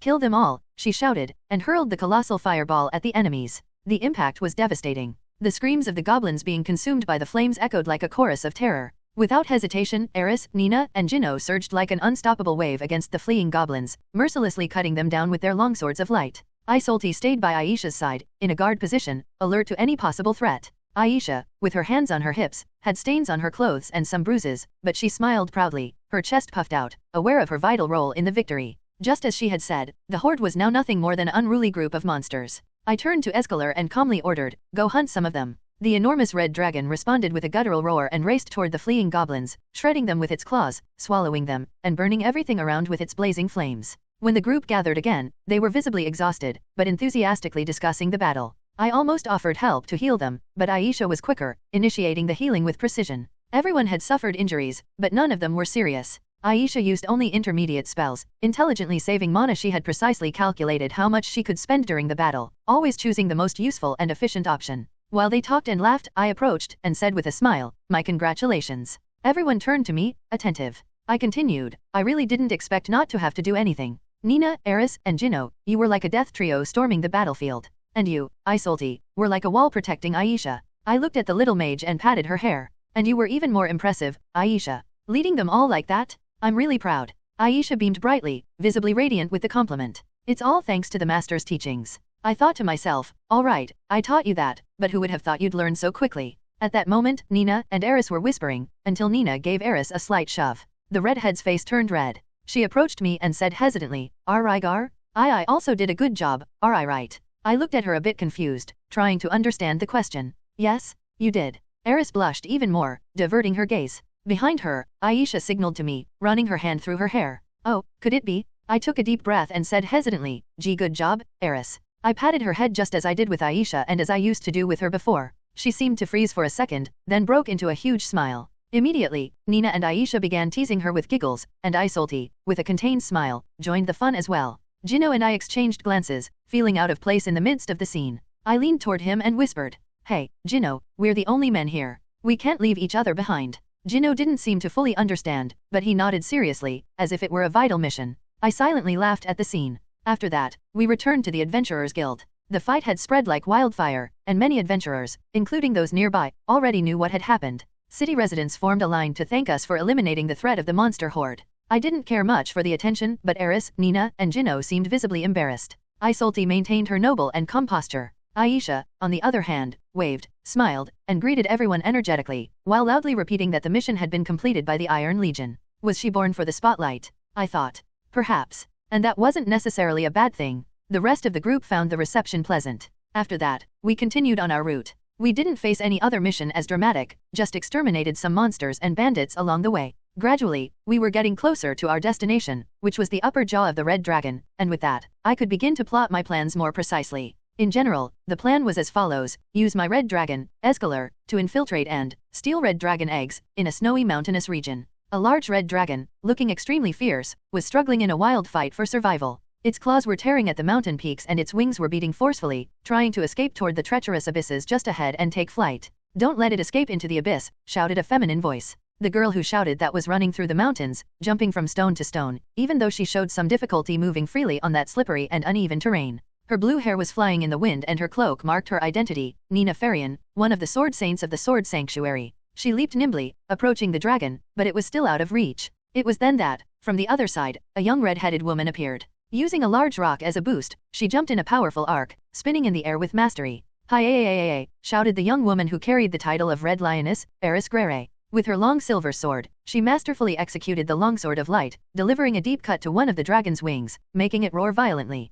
The dragon writhed in pain, its body contorting as it lost its balance, its front arm ending up striking the red-headed girl. The impact threw Eris away, hurling her against a rock outcrop and causing a great shock. She struggled to catch her breath and stay upright. The dragon, enraged, turned with flames already forming in its throat. In a second, it unleashed a powerful flame breath in Eris' direction. The explosion was rapidly approaching, but before it reached her, a small figure appeared in front of her. "Water shield," shouted Aoi Greyrat, the little girl of only 5 years who, in the face of the flame breath, seemed tiny. An immense barrier of water formed in front of the two, blocking the breath. The impact created a gigantic cloud of steam that enveloped the battlefield. Unshaken, Aisha commanded. "Isolti, block the way to the precipice. Nina and Jinno, disable its other wing. Cut off its escape route." As the steam dissipated, Nina had already repositioned herself, cautiously circling the dragon, dodging its strikes and looking for an opening. This time, the red dragon was an adult. Compared to the dragon that Eris had decapitated with a single blow the previous day, this one was larger and more robust.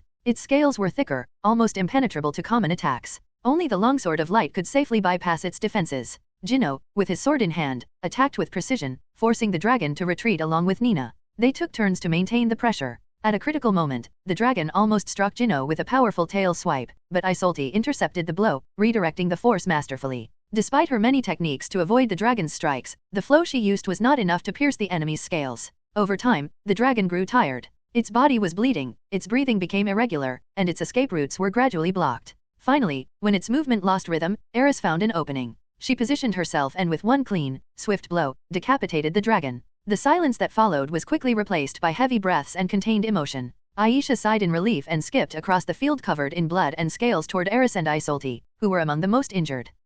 Did we really do that?" said Nina, still panting. Jinno nodded, surprised. Eris, on the other hand, crossed her arms and declared confidently while Aisha tended to her. "This is natural. Rygar could fight several adult blue dragons by himself when he was only 10 years old. We're not even that much." It was then that a figure appeared amid the steam caused by Aisha's magic, as if emerging from the very shadows of the mountain. Rygar. He watched silently, as if he had been there from the beginning. "Don't exaggerate, Eris," he said, with a slight smile. Eris looked a bit embarrassed, but retorted. "But you did that when you saved me and Ghislaine." Rygar smiled gently. "I only drove them away. I couldn't have defeated all of them back then." "No way?" Nina, still trying to catch her breath, asked. "Does that mean now you can?" Everyone turned to him. Rygar spoke enigmatically. "Perhaps." He paused, looking at each one of them. "But don't be mistaken. All of you are extremely talented, and you have the potential to become some of the most powerful warriors in the world. I just have magic on my side." Despite the modest words, the group's eyes shone with admiration. Aisha approached and said cheerfully, "Master, that was the last of the dragons you designated. Shall we retreat now?" Rygar activated his magical eyes, scanning the surroundings with extreme precision. For a few seconds, he remained silent, listening, feeling, observing. Finally, he answered, "All right. You all retreat. I still have something to do." Aisha nodded with a smile. "Okay, Master. We'll wait on the hill shaped like a J." Eris was already moving away, but quickly turned and said, visibly nervous, "Take care." She blushed a little, then turned back. Isolti approached and warned, "I know you're strong, Rygar, but don't go too deep into the red dragon's territory. Even my grandmother said it would be certain death if she fell in there." Rygar replied with calm confidence, "I will take the necessary precautions." With that said, the group began to move away from the edge of the upper jaw. Rygar then turned to Escalar, the enormous red dragon that accompanied him, who watched him with an impassive, tense, and alert gaze. "So, shall we go, boy?" Escalar roared softly. During the time they were in the mountain range, Rygar did not stay with the group the entire time. After all, they were strong and could protect themselves with their own strength. After ensuring there were no major threats nearby, he sometimes went out to test his own strength. On some of these outings, he faced multiple dragons at once. Despite that, he never ventured deep into the territory, and he killed every dragon he encountered along the way. This was important for his current plan. There could be no living dragons that had seen Rygar's group. Rygar had undergone special training with Escalar, something quite peculiar. He would enter the dragon's mouth, literally. After being inside, he told the dragon to try and kill him. Escalar was extremely hesitant to be ordered to kill him. He already knew that it never led to anything. It was a sacrifice to force him to try. But when he finally did, albeit reluctantly, Rygar pierced his way out of the dragon's mouth with ease using magic, and then healed him with healing magic. Escalar was extremely saddened to be beaten for no reason after so long. And Rygar felt a bit of pity. After all, the dragon had never again tried to kill him, nor had it ever gone against him. But it was necessary. They would be infiltrating the territory of the red dragons this time.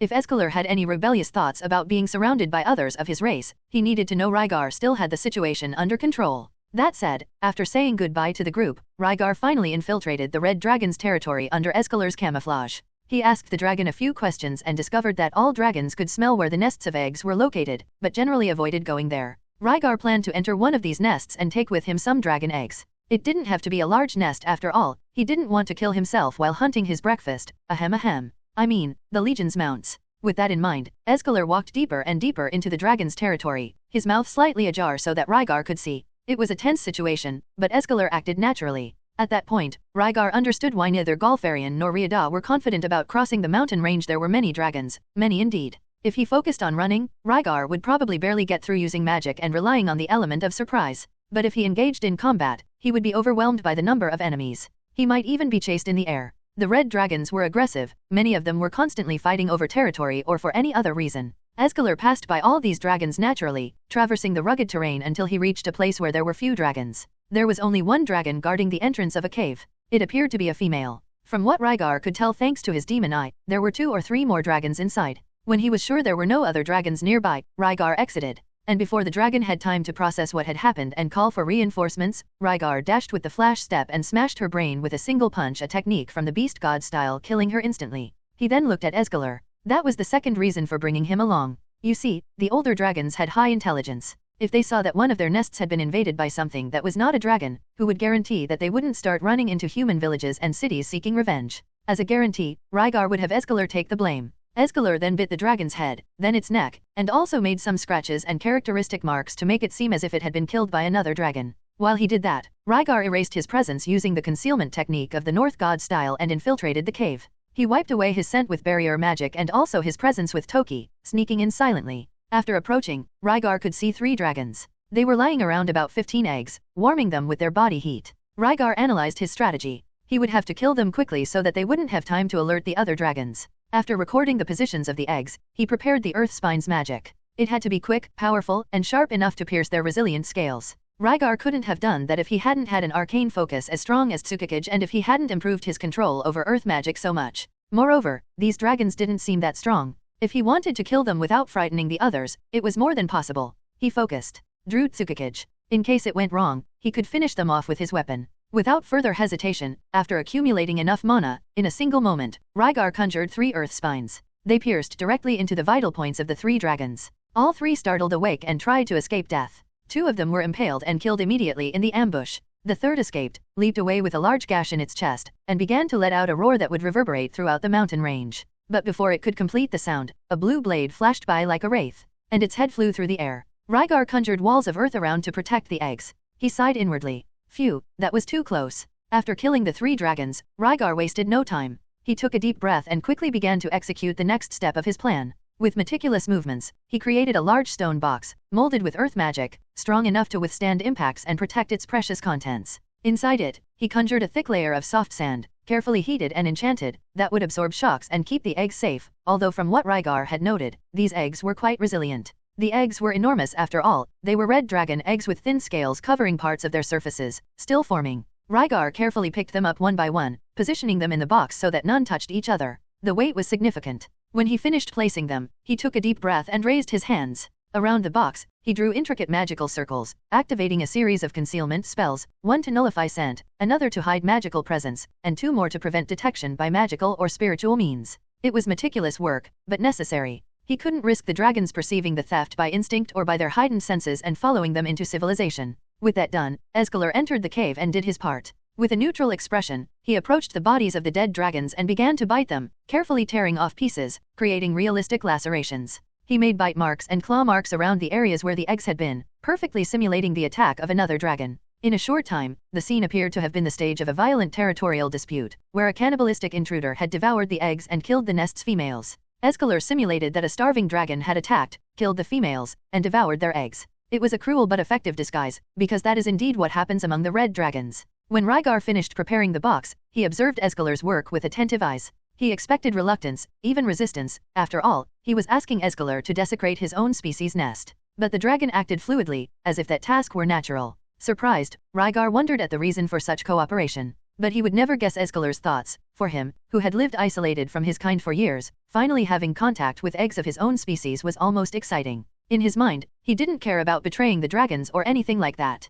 Those eggs represented, to him, the promise of companionship, of no longer being alone. A childish thought, perhaps, but deeply sincere. After everything was done, the two left the cave. Rygar looked one last time at the ruined nest. In a way, it was somewhat cruel, right? Invading a home, killing the mothers, and kidnapping the offspring. Rygar was acting on the premise that dragons were animals, but they demonstrated some degree of intelligence, perhaps comparable to that of dolphins or chimpanzees from his previous world. Limited intelligence, but with emotional nuances. Shaking off these random thoughts, Rygar returned to the mission. As soon as they left the cave, Rygar firmly secured the box to Escalar's back using the sealing chains of the Mad Dragon King and earth claws shaped like hooks. The box seemed enormous but, compared to the dragon's gigantic body, it was like a very small backpack. Still, he reinforced the bonds and checked the spells once more. Everything had to be perfect. To ensure they left no traces, Rygar conjured water and washed Escalar's scales. Then, he washed himself, removing any trace that might attract other dragons. Their senses were razor-sharp, the smallest mistake could be fatal.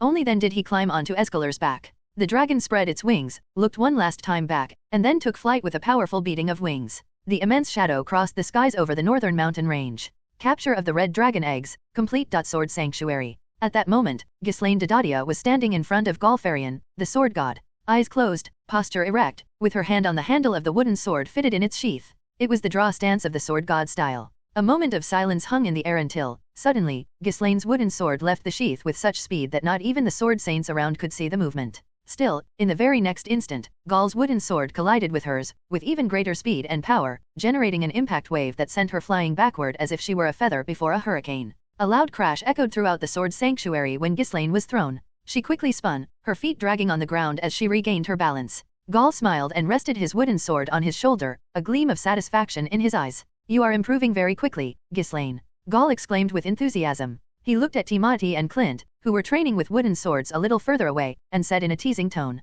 "Maybe you're even faster than they are." Ghislaine composed herself quickly, brushing the dust off her clothes. With a firm look, she replied, "I'm not improving as fast as Rygar." Gal let out a loud laugh. "Ha ha ha ha, Rygar is blazing his own trail. Even with overflowing talent, he won't leave you that far behind." Ghislaine nodded silently. She was currently training in the Beast God style with Rygar and the Sword God style with her master Galfarian. Furthermore, before he left, she occasionally sparred with Aubert, and on top of that she trained with Ryadaria herself to get used to fighting with different styles. Unlike her, Eris and Rygar, although also training under the guidance of Galfarian, were treading their own paths within the Sword God style, seeking something that could even surpass their master. She had also been asked if she wished to follow an original path. However, Ghislaine had already trained up to the king level under Gal's tutelage. She knew his strengths and preferences. She decided, then, to learn everything she could directly from her master's Sword God style, to absorb every teaching of the Sword God. Only after that did she intend to further refine her personal fighting style, but based on the Beast God style that Rygar was developing.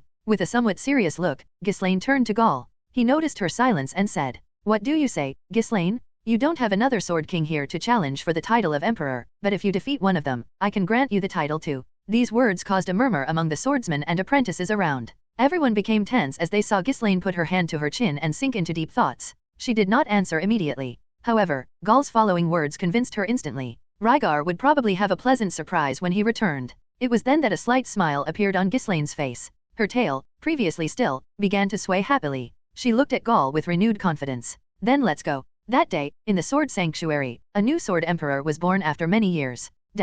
In the middle of a clearing, a group of swordsmen gathered around a campfire. They appeared normal, but one detail made them stand out from any other similar group. A huge red dragon slept right next to them while they roasted a barbecue. Telling an exciting story was a red-haired girl. And then, when he finished regenerating, Rygar began fighting that North Emperor one-on-one, while I, Skal, and Ghislaine distracted the others. Ugh, that elf is still extremely annoying with those chantless magic, even remembering it now. I bet I could take her down with one blow right now, Eris said, her eyes shining with excitement. Nina asked curiously while biting her skewer. "I've seen Rygar fight with magic, but I don't see how a mage could match a warrior without also knowing something about fencing. Even little Aisha wouldn't be able to dodge the first strike. Magic isn't fast enough." Aisha puffed out her cheeks in discontent. Isolti added, "I agree. In the water god style we have techniques to cut magic. I believe that a pure mage wouldn't be much of a challenge for a swordsman." Eris frowned, a bit irritated. "It's much harder than it seems." "Rygar, show them." Rygar was currently correcting Gino's posture. He was teaching him the fundamentals of the beast god style. After noticing the boy's talent, he thought of testing if that talent was limited to the sword god style or if it extended to all schools of fencing. Gino also looked at the girls when Rygar was called. Rygar said, "Magic is much more versatile than fencing if you're capable of mastering it without incantations. Even if you can only shorten the enchantments, it would still be enough to defeat many enemies, if you're far enough away. He paused as he approached. Look at Aisha, for example. She's only 5 years old. There's still a lot of room for improvement. When she's your age, don't you think she could defeat you with just magic? Nina and Isolde became thoughtful while Aisha smiled proudly. Jino interrupted, but no matter how fast your magic gets, can it be faster than the longsword of light? Rygar laughed. Remember what I said a few days ago? Jino frowned, recalling, speed is important, but it isn't everything in combat. But, didn't the sword god always say that, in the end, the only thing that matters is being faster than your opponent? Rygar answered while walking to the center of the clearing. Even the sword god can make mistakes, even being so strong. Let's go. I'm going to demonstrate. Except for magic, I won't use anything else to defeat you. I'm not even going to move from this same spot. Nina was surprised and then delighted. Without close combat? Huh? I'm finally going to beat you once. Eris seemed interested and excited to see them get beaten, since she already knew the extent of Rygar's magic, and Aisha was just starting in fencing and wouldn't fight either. Isolde, on the other hand, was interested. Rygar said, since you're so excited, Nina, you go first. Nina stepped forward and became serious as she took her stance. The group gathered around the two fighters. Nina was positioned, preparing to use the longsword of light. In an instant, she advanced toward Rygar with impressive speed. However, Rygar, with a simple gesture raising his hand slightly transformed the ground in front of Nina into a muddy field. Her momentum was immediately cut off, her steps sinking into the slippery mud. Before she could resume her charge, a wall of earth rose before her, followed by another and another. Thorns began to grow from the ground, threatening to embed themselves anywhere on her body. Nina had to dodge and retreat quickly to avoid the sudden dangers. The magical onslaught did not cease. Gusts and wind bullets, cutting stones, and beams of flames swept across the field, forcing Nina to remain in constant motion, evading the magic and trying to find a safe angle to execute her technique. Her eyes desperately searched for a gap. It was then that she saw Rygar gathering an absurd amount of mana. A huge ball of fire was forming before him, its orange-scarlet glow lighting up the clearing as if it were a second sun. Nina stopped running, gasping, sweat streaming down her face. I give up, she exclaimed, raising her arms. The fireball dissipated slowly until it completely vanished. Rygar relaxed his stance. Nina returned to the group, still breathing heavily, as if she had just escaped death. Even with that short fight, I was fighting for my life, she thought, panting. But she didn't seem convinced. Still unsatisfied, she muttered. If I had known about that mud field from the start, it wouldn't have ended like this. Eris crossed her arms and replied with a sarcastic smile. You really didn't think you'd win, did you? A vein appeared on Nina's forehead, indicating her irritation. Jino, defeat him? Be careful with the mud field at the beginning and it will work. Rygar just smiled calmly. Jino, nervous, walked to the center of the arena. He took a deep breath, trying to calm his racing heart, and then focused entirely on Rygar, who maintained that enigmatic smile. With a sudden burst of movement, Jino advanced, executing a perfect longsword of light.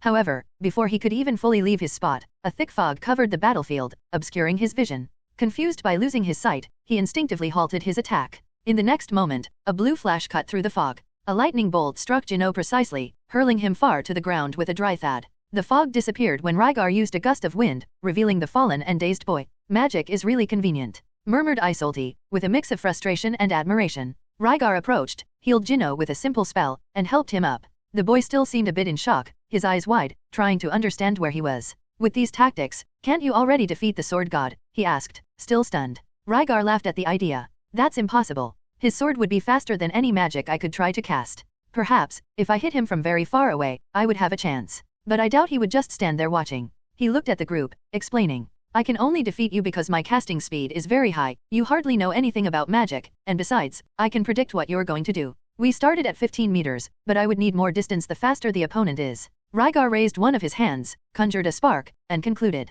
But since I can mix magic and close combat in various ways, there's no need to limit myself to just one of these two. Then he looked at Isolde. Everyone in the group followed her with their eyes. The girl raised her hands in surrender.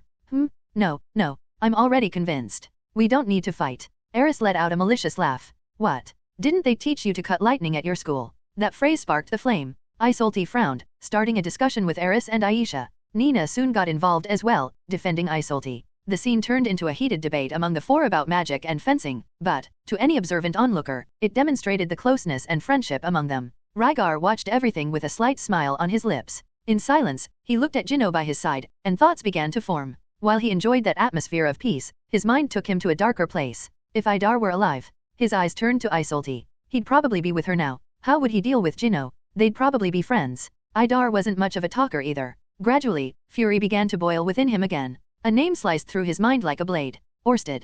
Eris seemed to feel something. Her eyes turned to Rygar. He noticed her gaze and quickly suppressed his fury. Then, he turned to Jinno and said, "Jinno, come with me." And he walked away without looking back. His thoughts still raged, but now he thought of Eris. This girl's senses are very sharp, he thought. Eris watched Rygar's departure for a few seconds. But, seeing that he said nothing more, she returned to the conversation, thinking it had been her imagination. Rygar and Jinno walked to another part of the clearing and Rygar continued teaching Jinno the fundamentals of the beast god style, and while he executed a movement, Rygar asked, "Jinno, do you like Nina?" Jinno stopped training and looked at Rygar, answering seriously, with a challenging look. "I do." Rygar thought, "HOH? This kid is challenging me? Wait, could it be?" Then he said, Do you think that I want Nina for myself?" Jinno was surprised. "You don't?" Rygar laughed and said, "I confess that she is a beautiful young lady, but I have no interest in taking her as my wife." Jinno relaxed. "Phew." Rygar continued, "But she seems to have an interest in me." Jinno became nervous. Nina really always looked at Rygar with a look of admiration, even when they were training together. Rygar was a frequent topic in conversations.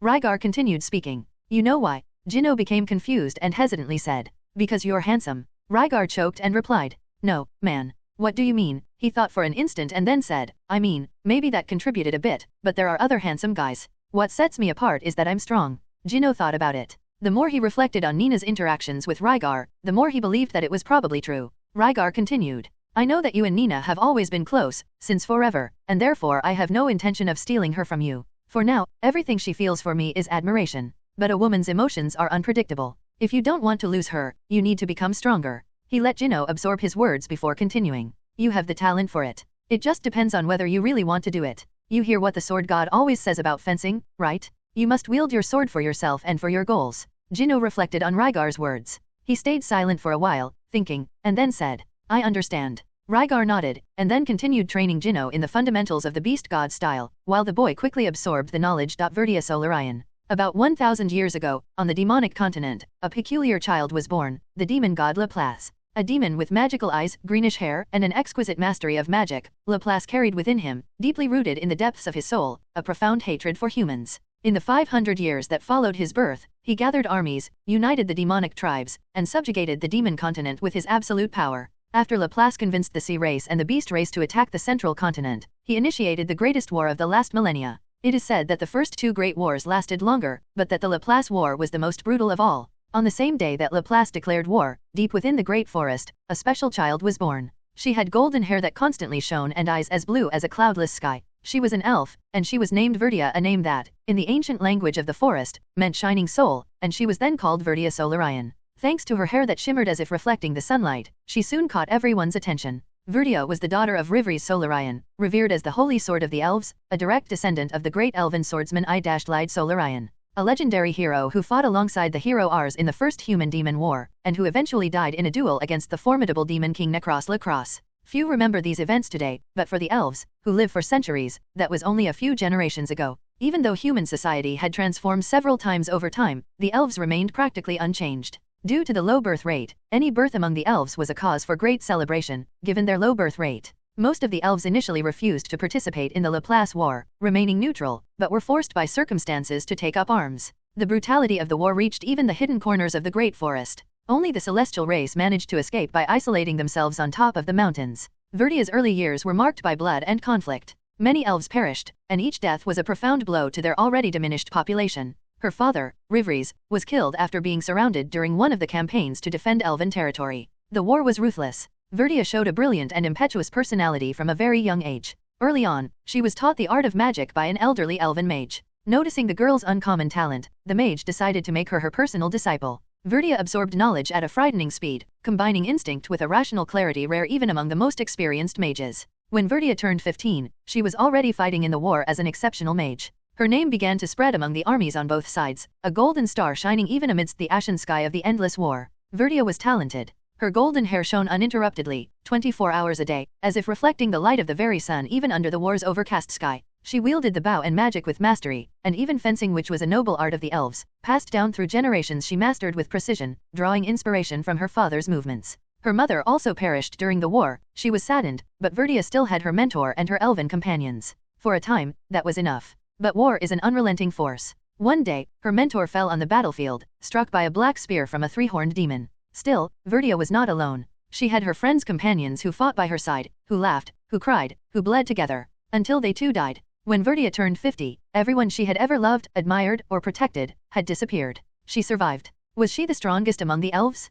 No. At that time, she was strong, whether in fencing, magic, or archery, but there were many others more powerful. Warriors who could lift trees with their bare hands, mages who summoned storms with enchantments. Verdia was strong, yes, but not the strongest. Was she the smartest? Also no. Verdia was innocent and spirited, sometimes even reckless. Not rarely she took unnecessary risks, trusted too much, or let herself be carried away by emotions. She was not the wisest, nor the cleverest. So, why did she survive? Verdia was undoubtedly talented. But countless geniuses were buried during the Laplace War. Promising faces, full of power and destiny, crushed under the brutal wheel of conflict. And yet, Verdia continued to live. Golden hair, eyes as blue as the sky, a radiance that attracted attention, that made enemies target her before anyone else, whether for her beauty or her potential. She should have died. But Verdia held a secret, a hidden gift, a burden that only a few people have known in their entire lives, the first of which was their father. One day before the death of Rivri's Solarian, when Verdia was only 5 years old, she had her first vision. It was like a nightmare in broad daylight.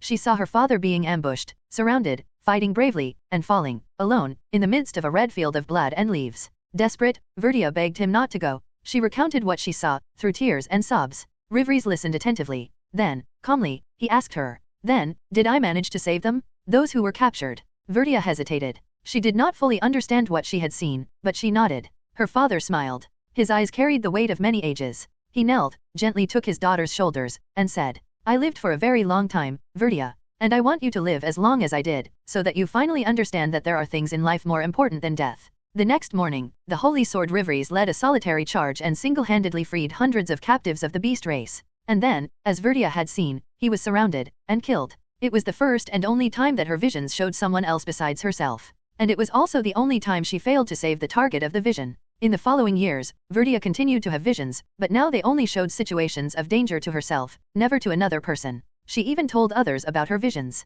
Friends, allies, confidants. But everyone who found out ended up dead. Some in battles, others due to sudden diseases, strange accidents, ambushes. The correlation was undeniable. At one point, Verdia began to believe that the power she carried was a curse. And so, she fell silent. She kept the gift to herself. It didn't matter if she saw tragedies or victories, she would never share it with anyone again. It was a cursed power that only brought misfortune. Even so, she continued fighting. Over the decades, Verdia changed. 100 years of war shape even the purest spirit. She lived through the rebelliousness of youth, throwing herself into battles as if she were immortal. She went through the recklessness of adulthood, where pride and the desire to prove her worth spoke louder. She felt the weight of self-loathing, watching everyone she loved die one by one. She developed a fierce hatred for war, witnessing piles of nameless, glory-less bodies. And, finally, she understood. She understood that war had lost all meaning. There was no longer justice, nor purpose, nor heroes. Only pain. It was then that the moment for one last turnaround arrived. When the humans kidnapped the offspring of the beast race to use them as hostages, the tension reached its peak. The 7 heroes, legendary figures, endowed with immeasurable courage and power, joined forces with the beast race and the sacred knights of Meles to put an end to the war. It was an unlikely alliance. Many doubted. But Verdia saw something there. A chance. A new path. She joined them. With her magical bow of golden light, with her large-scale spells, with her heirloom elven sword, and with her ever-present radiance, Verdia fought. She fought like never before. And, together with those legendary warriors, helped turn the tide of the war. In the end, the demons were defeated. And the demon god Laplace was sealed by the 7 heroes, ending a conflict that had lasted for centuries. The war finally ended. And Verdia continued to live. With her visions, Verdia endured the war. After everything, her father's death remained the only time she had a vision related to another person. After that, all her visions served as warnings about herself, ambushes, deaths, injuries. Guided by these omens, Verdia crossed the war physically unscathed, but emotionally shattered. When the war finally ended, she retired to the elven village. There, she lived for 50 years in an almost untouched peace, isolated from the rest of the world that still dealt with its own turbulences.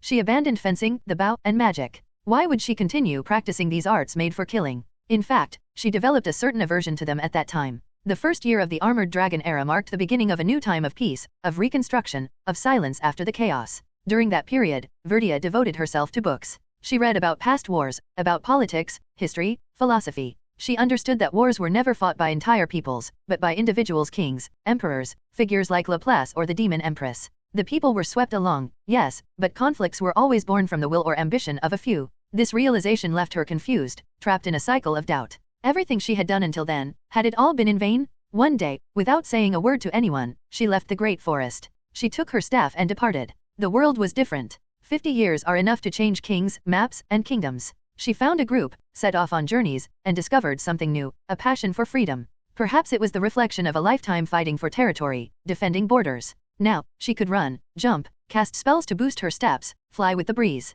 It was as if the weight of society vanished every time she crossed a new road. She loved it. During her journey, she made new friends, met diverse races, cultures, and dogmas. She saw the beauty and the ugliness of the world, smiled, cried, fell in love a few times but never found a partner. Not that it mattered at first. When she was 200 years old, a human friend asked her why she hadn't married yet, and Verdia, wishing to avoid appearing rejected, replied that she would only marry when someone took her across the heavens and the deep seas. The friend died, and Verdia never found that partner. Time passed, and her own words eventually became a vow in memory of that friend. She traveled, fought, taught. Her hair, once golden and shining like the sun, began to lose its luster. Every new friend meant a new wound when death took them away. She trained disciples who, 30 or 50 years later, were dead. Of course, there were those who remained alive: elves, demons, members of the sea race, and even of the celestial race. But they were few, isolated, distant. At nearly 400 years old, Verdia made a new friend, a human named Mise. They traveled together in a group of adventurers. She was, without a doubt, the best friend Verdia had ever had, and the elf would do anything for her. But, in the end, her friend died. Not in battle. Like the others, she died of old age. Verdia's hair, although still an impressively golden color, no longer shone as before. She had lived so long, seen so much, learned so much, that it would be impossible to list everything she had done. She took up the bow again, learned new spells, visited forgotten places. She met dragons, sailed with pirates, crossed deserts, walked through the ruins of ancient kingdoms. But all these experiences left scars. The wounds in Verdia's heart, though healed, were many. So many losses, so many deaths, left her spirit weary. Then she decided to return to the great forest, to rest her heart, to regain her strength. And, one day, to see the world again, that vast world, which still had so much left to show.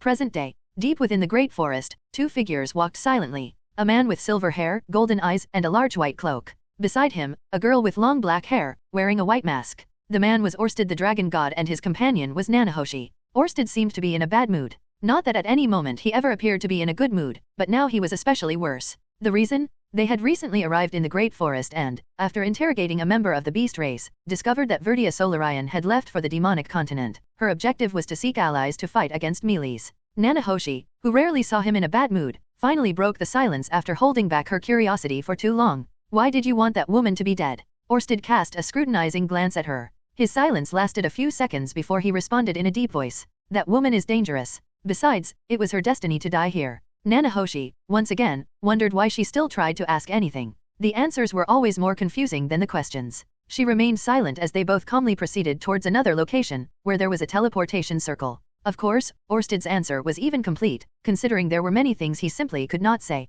The truth? Orsted knew Verdia Solarian's powers even better than she did herself. Verdia was a Myco, a prophetic Myco, but her powers worked in a specific way. She could only see moments of danger that would threaten her in the short term. Trusting those omens, she traversed the world, bypassing all restrictions, even being an elf, even being beautiful and having shining golden hair. She got involved in disputes between kingdoms, wars, battles against monsters. And she survived. Orsted suspected that this power, in some way, also strengthened her destiny. But he also knew that the power had a weakness. And that weakness was the following: the more attached Verdia was to life and the world, the more her powers would protect her. However, if one day she ever lost her attachment to her life, the powers would cease. No visions. And then she would attract a lot of bad luck. Not even Verdia knew that her powers worked that way. It was only after many loops that Orsted noticed the pattern. It was always like this. She would travel for 500 years, return to the Great Forest, and eventually die swallowed by that cruel destiny. Orsted always made sure that the triggers were ready. She could die in 3 ways, which he kept available in every loop.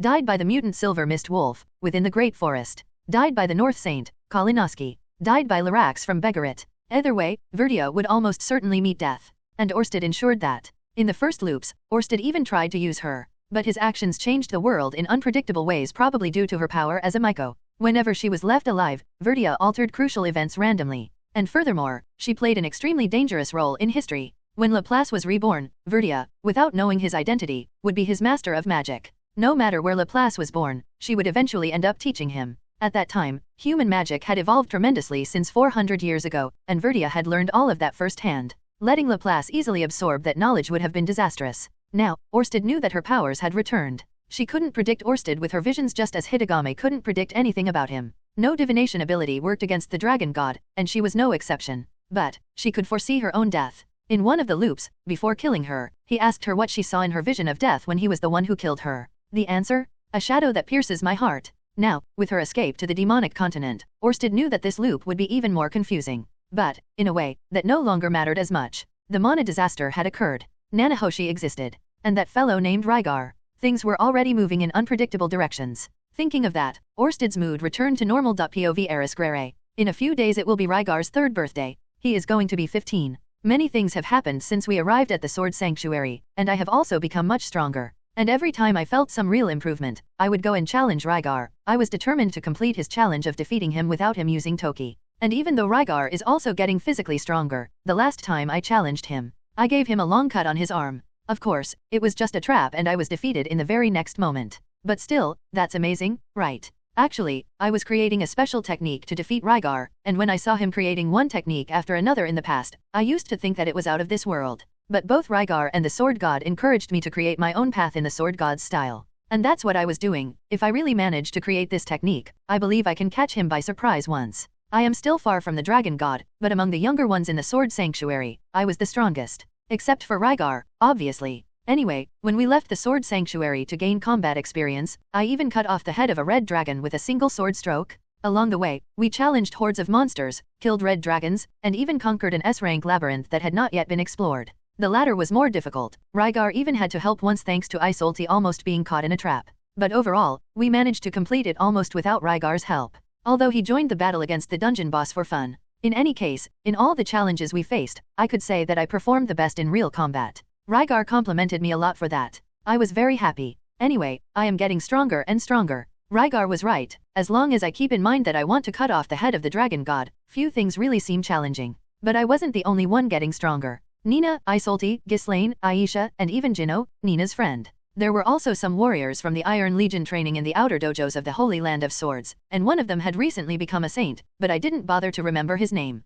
Anyway, Rygar's birthday. What could I give him? He didn't need anything. I thought about the gifts he gave me. He personally made me a wolf pendant on my 2nd birthday. He gave me my sword, which was forged by the Ore God. Should I give a pendant? But I don't know how to make one. Rygar also already has good swords. If he wanted, I would like to become his woman, but he kept telling me that I was still too young for that. There were few things he didn't have, and even fewer that he needed. I became anxious as I thought about it. While I was anxious, Aisha gathered us for a mission. Apparently, she noticed that some of us might be in doubt about our gift. She had prepared. Very much so. She spoke with the members of the Iron Legion outside the central dojo and used her authority as Rygar's direct disciple to order them. I didn't even know she could do that. Apparently, not even Rygar knew until she tried, but he didn't stop her. Anyway, she was building a network of information since they arrived at the Sword Sanctuary, and in the past few weeks, she found out about a labyrinth that existed in the region. Legends said that inside there was a magical item with mysterious powers at the bottom of the labyrinth, but it seemed that this had been debunked after adventurers came from far away and did not find the item.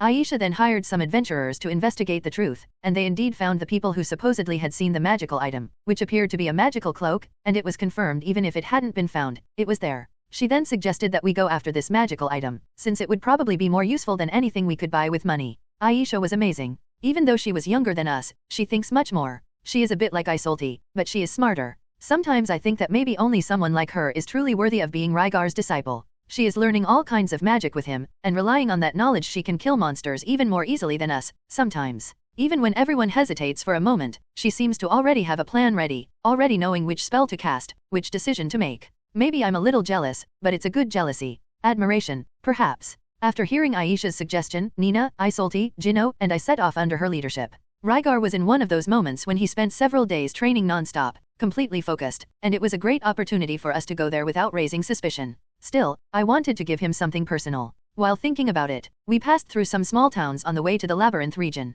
The streets were sparsely populated, but there were still merchants and adventurers. It was even less busy than the sanctuary. Nina and Jino couldn't read, and I simply thought that Aisha would handle the travel details better, so I let her and Isolti take care of everything. Accommodations, supplies, they even managed to gather some extra information. Soon, we arrived at the labyrinth. Apparently it was an S-rank labyrinth, very dangerous, but it had already been cleared a few years ago by a group of renowned adventurers who had come from the Azura Kingdom because of the rumor about the magical item. Aisha managed to buy a guide about the labyrinth from a somewhat bald merchant with an onion-like smell, who insisted that he was a true expert, even though he was scared just at the thought of entering there. Aisha elegantly ignored him and paid for a map and an ancient book about the dangers of the place, written by someone who barely survived. We started our expedition at dawn. The interior of the labyrinth was damp and dark, with wide corridors covered in moss and cracked stone walls, where small creatures crawled in the corners. As we fought, I constantly thought about what gift I could give Rygar. He already had so many things. I didn't really need to focus much on the labyrinth itself. Aisha walked ahead with the guide open in her hands, as if she had already memorized the path. She guided us perfectly through the floors, anticipating what would come. There will be a berserk snow bear monster on the next floor, she said confidently. And it was exactly what appeared. Bears with ice-made tusks and fur that seemed armored. If they had any special ability, Aisha explained how to avoid it and how to kill it. Sometimes she even corrected us in the middle of the fight. Don't get too close, they have wide area attacks, or keep an eye on their backs. They pretend to die. The monsters were strong, and the labyrinth had hidden traps in the ceiling, moving passages, and enchanted stones that whispered things to disorient the mind. But Aisha could handle almost everything with her magics. Sometimes she made specific barriers, light attacks, opened walls with earth magic. She did it all. With her precise magic, Isolti's well-coordinated attacks, Gino's speed, and Nina's tenacity, and my sword, of course we managed to safely advance through the levels. Each floor seemed more stifling and loaded with a kind of magical pressure that made the hairs on my arm stand up. Until we reached the boss room. The double stone doors opened by themselves, revealing a huge, damp chamber, with the floor covered by a light mist. The sound of scales scraping against stone echoed through the walls. It was a colossal snake with emerald-colored scales, shining with a dull light under the magical illumination of the ceiling. Its eyes were like red gems, and its forked tongue flickered when it moved. It was extremely resilient and very fast. Its attacks were brutal. It moved in spirals and would slam its body against the walls to create tremors that threw us off balance. In one of its strikes, it whipped Nina and Isolti against the wall with its thick tail, opening deep cuts in both of their ribs. But before the creature could finish the attack, Gino made an impressive leap, delivering a single blow that pierced one of the snake's eyes. The creature screamed in agony, thrashing wildly. Aisha took advantage of the opening and cast several layers of ice magic, enveloping parts of the creature's body and reducing its speed. It was what I needed. I ran, dodging the violent spasms of the gigantic body, jumped, and, with a spin, slashed my sword across the creature's neck, using the ever-reliable longsword of light. The snake's head fell with a dull thud, splattering warm blood across the room's floor. We caught our breath for a moment, all injured, tired, but we had won. Still, after searching the entire boss room, which had ruins, broken columns, and an ancient altar at the back, we didn't find any magical item. Only bones, old armors, some coins, and silence. While Aisha investigated the boss room, I was lost in thought. This was rare. I almost never thought so much. My head was even hurting. The more I thought about a gift for Rygar, it seemed as if I were trying to solve an impossible riddle. He loved fighting and creating new combat techniques, those creative, unique ones that seemed to defy what was publicly accepted as right. He liked to hunt, and he loved meat. He was kind to us, but ruthless with his enemies. He loved magic. He would always show us his magical discoveries one after the other. And more than anything, he seemed genuinely happy when he saw us happy, or when he realized that we had gotten stronger. And he also really enjoyed that with Ghislaine. What could I offer him that he didn't already have? I knew a little about magic, knew how to read and write, and was also very good with a sword. And even so, he surpassed me in all of that. He liked to create new techniques. What if I managed to create that technique, could I possibly teach it to him? The more I thought about it, the more it made sense. It was something only mine. Something that perhaps, only I could give to him. At that moment, Aisha said out loud, "I found it." We all quickly moved closer. Aisha was excited, pointing to a wall at the back of the boss room. She had discovered a secret door by using earth magic to sense the tremors, imperceptible, hidden behind a damaged pillar. The passage led to a spiral staircase that went down. As usual, Isolti took the lead. The interior was as dark as pitch, and Aisha conjured a sphere of light using divine attack magic to illuminate our path. Nina commented, "This labyrinth seemed easier than the previous one." Aisha replied calmly, "Actually, it's only because this one had already been conquered before. Knowing what the monsters are and how to deal with them is very convenient. This one must have a similar difficulty to the one we explored with Rygar," Isolti said. "But the other one didn't have a secret room, did it?" Aisha made a thoughtful expression, looking upward. "I believe not." We continued down until we came across a simple yet sturdy door.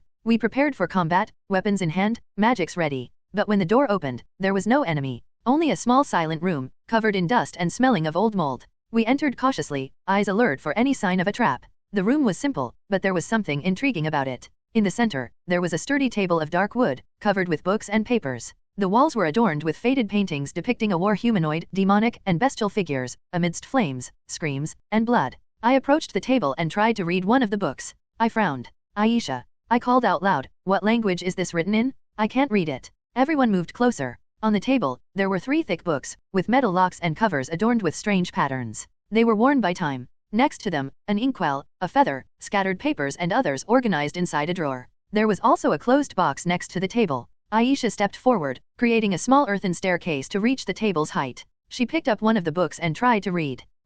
I don't know, she said, confused. Isolde also looked at the books. I don't recognize these characters either. Aisha shook her head. I can say for sure that this is not a human language, nor the language of the fighter god, the beast god, or the demon god. So what is it? Asked Nina. Aisha was thoughtful for a moment, and then answered. I don't know, but I think that if we take them with us, the master might know. Jino, who was observing the box beside it, asked. And this box here? Aisha, as a precaution, used magic to open it from a distance. The lid slowly lifted, revealing its contents, a black cloak with neatly folded golden lines, and a silver ring with intricate details, full of runic patterns that glowed faintly. At the top of the ring, a white magical stone pulsed slightly. We found it, said Nina, excited. These two items are certainly magical, but are they magical items or magical tools? Questioned Isolde. Is there a difference? I asked, tilting my head. Aisha replied. There is, older sister. But for us, that doesn't matter now. We got the master's gift. She raised the box with a victorious smile. We all smiled too, and the atmosphere lightened. After testing the effects of the items and being completely shocked by the magical properties they carried, we began our way back through the dungeon. I was happy to already have a guaranteed gift. But now, I had a new objective. I needed to finish that technique. That would be my personal gift. Something that only I could give to Rygar. POV, Rygar Adoldia. I was currently atop a small, icy peak. The wind howled sharply around me, lashing my exposed skin and making my cloak ripple violently. Snowflakes fell onto my hair, softly accumulating as if they wished to cover me with a white mantle. Tsukikage was sheathed at my waist. I took a deep breath, drawing in the cold air into my lungs. A white mist escaped between my lips, quickly dissipating in the freezing air. In an instant, my hand moved. The blue blade was unsheathed in a fluid, silent motion like the blooming of a flower in winter. With great speed, I slashed forward and a high-pitched whistling sound cut through the air. The snow before me exploded in all directions, scattering like a wave around the point of impact. My eyes turned to the horizon. From where I stood, I could see in the distance the small village surrounding the sword sanctuary. The snow-covered buildings looked peaceful, serene. I had been here for 7 days, immersed in my training. The isolation, the cold, and the overall atmosphere made this place ideal for refining both my mind and body. Initially, I had planned to stay a few more days. But while I was training my senses, I heard something coming from the village. Hearing something from that distance was likely a feat only I could achieve among the people in the sanctuary. I heard something about today being my birthday. A coincidence indeed, as I had completely forgotten the date. My focus was entirely on my training. However, when I realized that some of them appeared to have prepared gifts, so they must have been eager to celebrate, I decided it would be worth returning. I began descending calmly, my feet sinking into the soft snow with each step. While walking, my mind wandered to the techniques I had been training lately. It had been nearly 2 years since I arrived at the sword sanctuary. My strength was something else now, unlike anything it had been when I first came. My sword god style techniques were fast, even faster than Ghislaine's, who had become sword emperor by surpassing one of the other emperors. Perhaps today would be a good day to challenge Timothy for the title of sword emperor. Ghislaine had defeated Clint to gain that title, so he was the only emperor left. In any case, my mastery had advanced tremendously. My technique with the longsword of light was still theoretically at the emperor level, even if I surpassed all of them. But even though I was theoretically at the same level, my superior technique, coupled with my speed and physical strength, which were on another level, allowed me to defeat them every time in actual combat. As for the North God style, I had already absorbed almost everything Aubert could teach me. From here on, any improvements would be thanks to my own self-created techniques. And that progress was also going very well. In the Water God style, Ryuda was simultaneously teaching me 4 secret techniques. That's right, 4 at once. Something many spent their entire lives trying to master without even grasping one. It all began when I asked her to teach me all 5 secret techniques at the same time. Ryuda replied that it wouldn't help that I wouldn't improve that way. So, I challenged her. I asked how long she thought it would take me to learn one of the techniques. She replied that it would take a whole 2 years. I said I could do it in 6 months. She laughed. Then we made a bet. If I mastered one secret technique in 6 months, she would teach me the other 4 simultaneously. She accepted. I chose the secret technique that best suited me and focused intensely. I trained day and night without rest. And with 1 week remaining until the deadline, I mastered it. Ryuda was again shocked and astonished by my talent, but she upheld her end of the bargain. I then began to learn the other 4 simultaneously. The progress was slower, of course, but mastering the 4 techniques in a short time was never the goal. I simply wanted to absorb everything I could about each of them, so I could continue training until I mastered them even after leaving the sanctuary. But the Beast God style was the one that had progressed the most. It was nearly complete. I had put into practice many of the abilities I once theorized as a child. Many were still being refined, but others were already in full use. Some of these techniques I classified as part of the Beast God style, others as part of the North God style. I even managed to fuse techniques from different schools, achieving a leap in both utility and combat efficiency. Some of these techniques included superior instinct, internal impact, fang strike, among others of the beast god style. In any case, I felt I wasn't far from reaching Golfarian. As these thoughts piled up in my mind, I realized I was already entering the city. The simple wooden and stone structures were covered by a thick layer of snow. Small figures moved among them, some training, others simply going about their daily routines. I was gradually approaching the sword sanctuary. While walking through the city, many looked at me with eyes full of reverence. None approached me. Their eyes silently followed me, filled with respect and a certain measure of fear. 2 years in the land of the sacred sword had been enough for my fame to spread to every corner. Even swordsmen who left the sanctuary carried with them the stories of the wild emperor, the savage emperor capable of defeating anyone in the sword sanctuary except the sword god himself. In my opinion, it was very easy to win the favor of those who lived here. One only had to be strong and not treat them with arrogance. And I was never really an arrogant person, well, perhaps sometimes. But I was always very confident, easy to confuse the two. I always acted naturally, even in the presence of the weak. Even though my strength was on an unattainable level for most, I believe that this attitude kept me close to my humanity, and also to my own moral limits. That is why I was both feared and admired. Some even envied me, but they didn't dare say it out loud. They told stories about how the sanctuary had changed since my arrival, about how many young talents had emerged under my direct or indirect influence. Among them, the already legendary Ghislaine, who now was a sword emperor, and her equally fierce disciple, the Red Lioness Eris. Other notable names were Jinno, Nina, Aisha, Isolti, and also Rygar Adoldia, a member of the Iron Legion. He was only 18 years old and had become a sword saint 3 months ago. I had met him when he was very young, back in the days of the Great Forest. He already seemed promising at that time, but he pleasantly surprised me by reaching sword saint status so quickly. As encouragement, I created Erathium with my magic and gave him enough money to hire the best blacksmith in the sacred land of the sword, to forge a new sword worthy of his potential. All of this was contributing to my influence within the sanctuary being second only to Golfarian. There were few things I couldn't do there. As I approached the sanctuary, I noticed a young boy running with a sword in hand. He was around 11 years old and was heading toward the dojos. I recognized him immediately. Jinno, I called out. The boy stopped immediately and turned around. Senior, he replied with a relieved expression. Nina was worried you wouldn't show up on your own birthday. I ended up coming. But I almost forgot, I confessed, laughing softly. Jinno approached and walked by my side. Although much shorter, he carried himself with a firm posture. He no longer seemed like the overly timid boy he once was. He was still shy, but compared to before, he was like a different person. Jinno treated me like a true senior now. Perhaps because of the many times I had helped him with sword techniques, or the advice I gave him about Nina. Or maybe, and that was most likely, because I had beaten his father, Timothy, when I found out he was pressuring Jinno 5 times as hard ever since the boy became a sword saint. Timothy was overdoing it, especially when it came to the psychological side.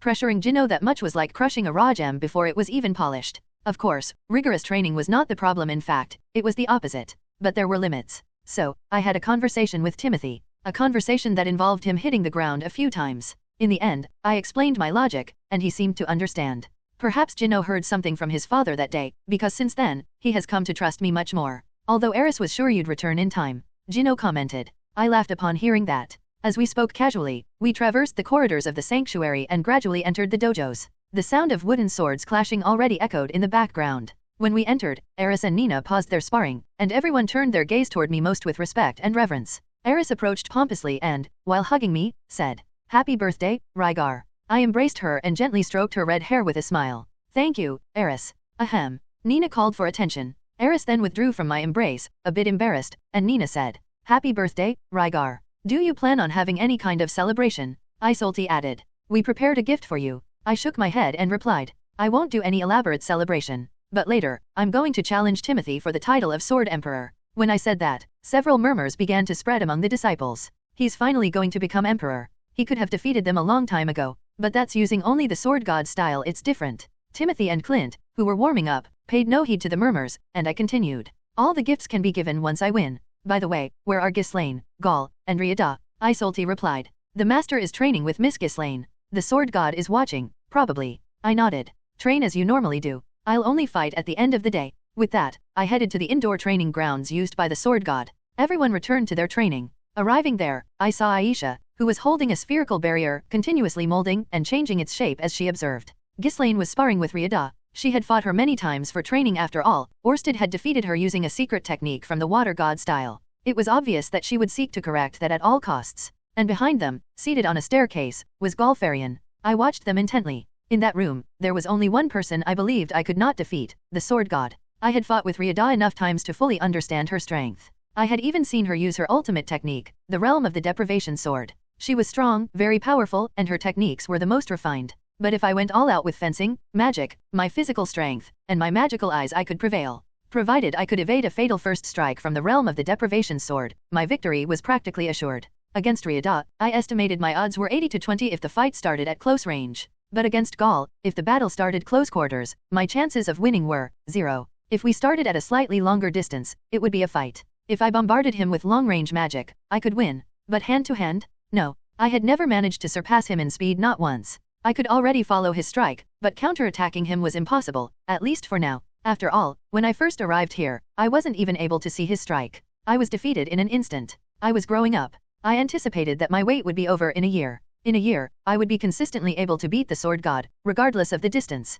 As I watched, Ghislaine and Ryuda finished their training. Ryuda sweated a little, and Ghislaine sweated a lot. Both looked at me, and Ghislaine came over with her tail swishing. Ryuda went to Aisha, who used healing magic on her, and then hopped over to me. Ghislaine gave me a kiss and Aisha came bouncing over saying, "Master," and hugged me. "Happy birthday." I stroked Aisha's hair and said, "Thank you, Aisha. Did you prepare a great gift for me?" Aisha beamed from ear to ear. Ghislaine said with a smile, "She really put in a lot of effort for that." Then Galfarian said, "Finally, you're growing up, kid." Ha ha ha. I smiled and replied, "I'm planning to challenge Timothy to formalize the level of Sword Emperor. What do you say?" Galfarian stopped laughing and asked, "HOH? You're confident?" I raised an eyebrow and answered, "You know better. You train with me the most. Do you really think I can't beat him?" The sword god thought for a moment and said, "You're right. Then let it be so." Ryuda said, "Hey, kid. I don't have any gift for you, but if you want, as a gift, I can teach you the realm of the deprivation sword." Gal looked at her in shock. My eyes sparkled as I quickly replied,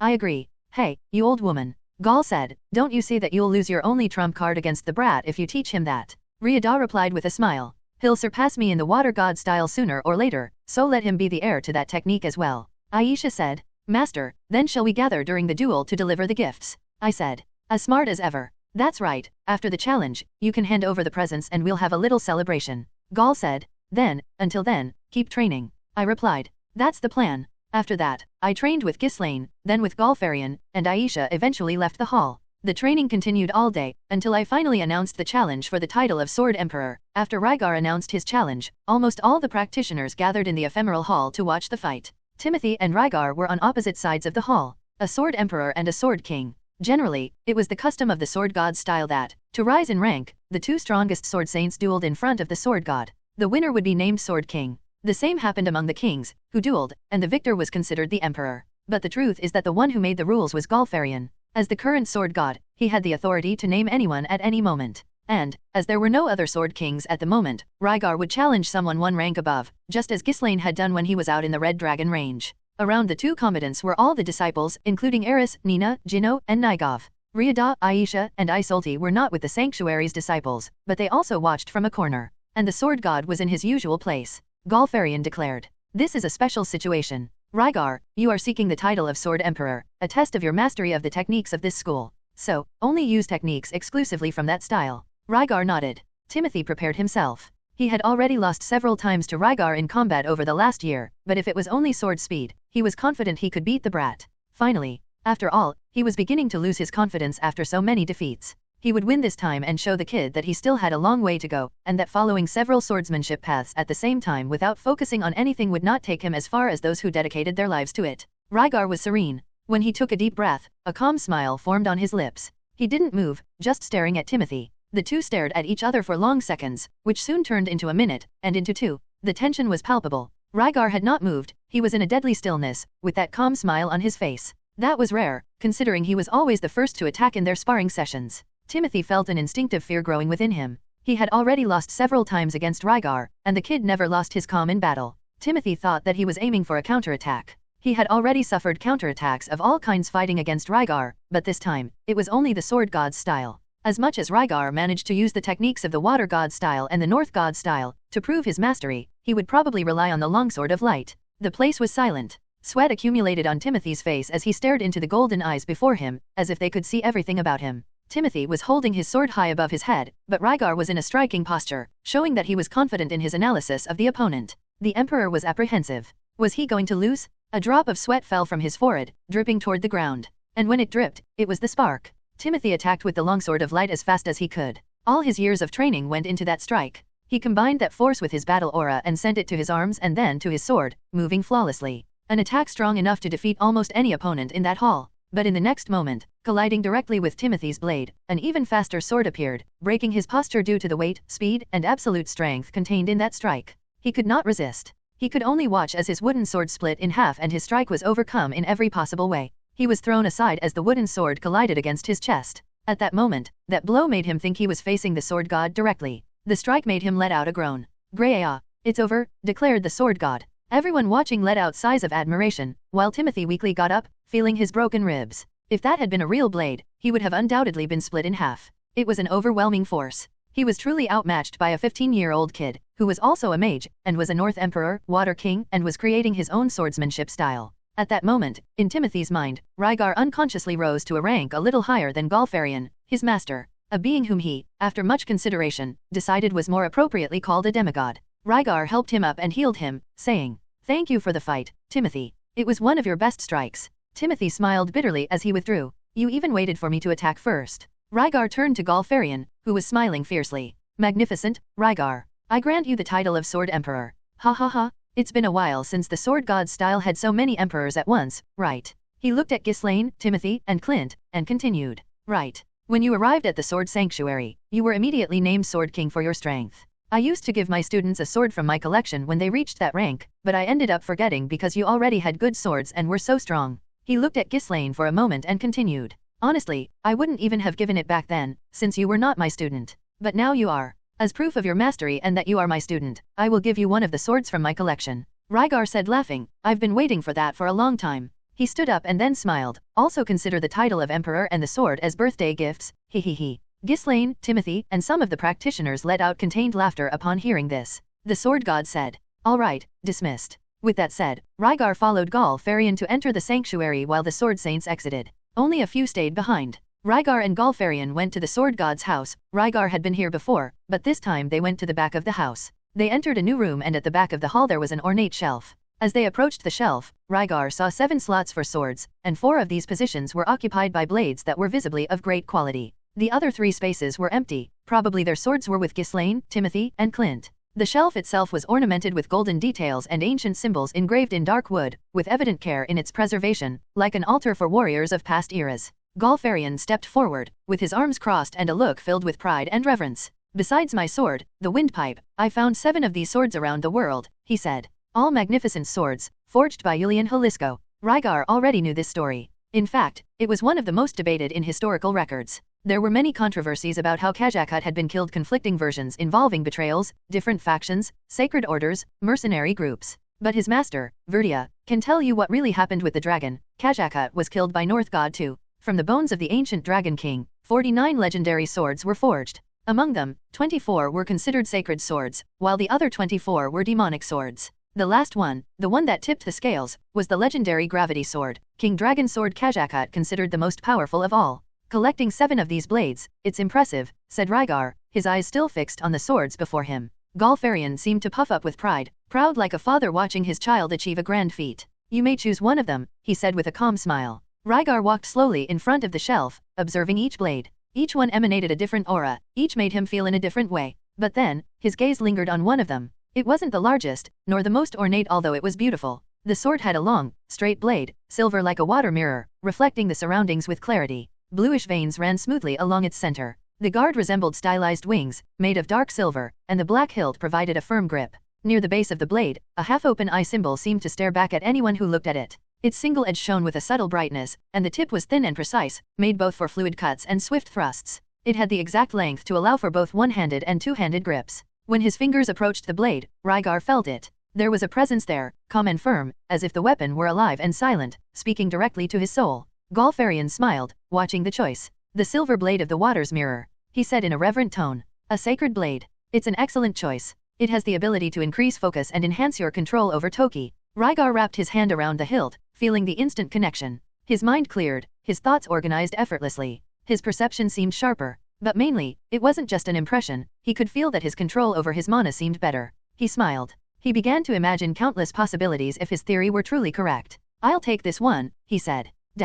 Rygar and Galfarian then returned to the ephemeral hall. Now, Rygar carried his new sword at his waist. Gal, for his part, went back to his own house, leaving Rygar behind after congratulating him. When Rygar entered the ephemeral hall again, it was already night. The environment was warmed by the conversation among Ghislaine, Eris, Isolde, Nina, Aisha, Jino, and even Nigov, who surprisingly was talking with Jino. Apparently, Aisha had invited him to join the group. Upon seeing Rygar enter, everyone looked at him. He approached and naturally said, "Let's go." As they began to follow Rygar, the others conversed among themselves. Ghislaine walked beside Rygar. Aisha, looking more curious than ever, approached him. "Master, is that your new sword?" She pointed to the blade attached to Rygar's waist. Rygar, with a smile, ruffled Aisha's hair in a casual way and replied, "That's right, Eyes. How was your training last week?" Eyes was the nickname Rygar had started calling Aisha by lately. She seemed to like the nickname. Aisha, proudly, answered promptly, "I already managed to finish all the exercises the master requested." She displayed a sparkle in her eyes, demonstrating her satisfaction with her progress.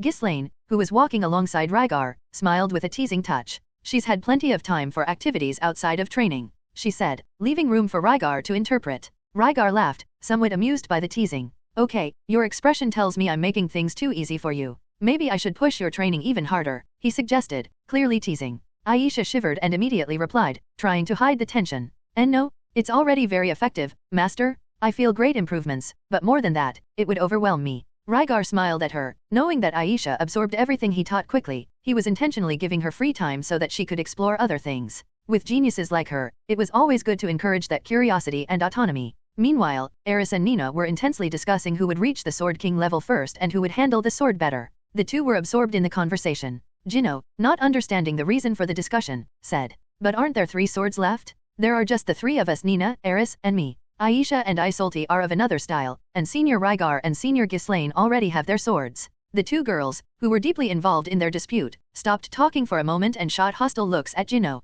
Nina, with a defiant look, was the first to speak. "It's not about having one for each." Eris, with a smile, added, "Exactly, whoever gets there first will be the best swordsman." The discussion among the 3 continued, with Jino beginning to wonder why he had said anything. Rygar, observing the scene, smiled discreetly. He liked that environment, especially enjoying seeing Eris like that. It showed that even the encounter with the dragon god hadn't left the girl with any severely traumatic psychological scars. The group proceeded to a location in the mountains, an isolated spot that Rygar had chosen beforehand. There, he and Aisha began to warm up the atmosphere with magic, creating a comfortable ambience for everyone. Rygar had asked Skal to hunt something for them, and as if summoned, Skal arrived just at that moment with a fresh catch. Isolde then pulled some alcoholic drinks from her backpack and said, with a smile, "Grandma Riada told me to bring them. A coming-of-age party must have alcohol," she said. Everyone laughed, but only Rygar, Ghislaine, Nigov, Nina, Isolde, and Eris drank. Jino, when offered, refused, considering himself too young. Aisha, on the other hand, wanted to drink, but Rygar, with a firm look, refused her request.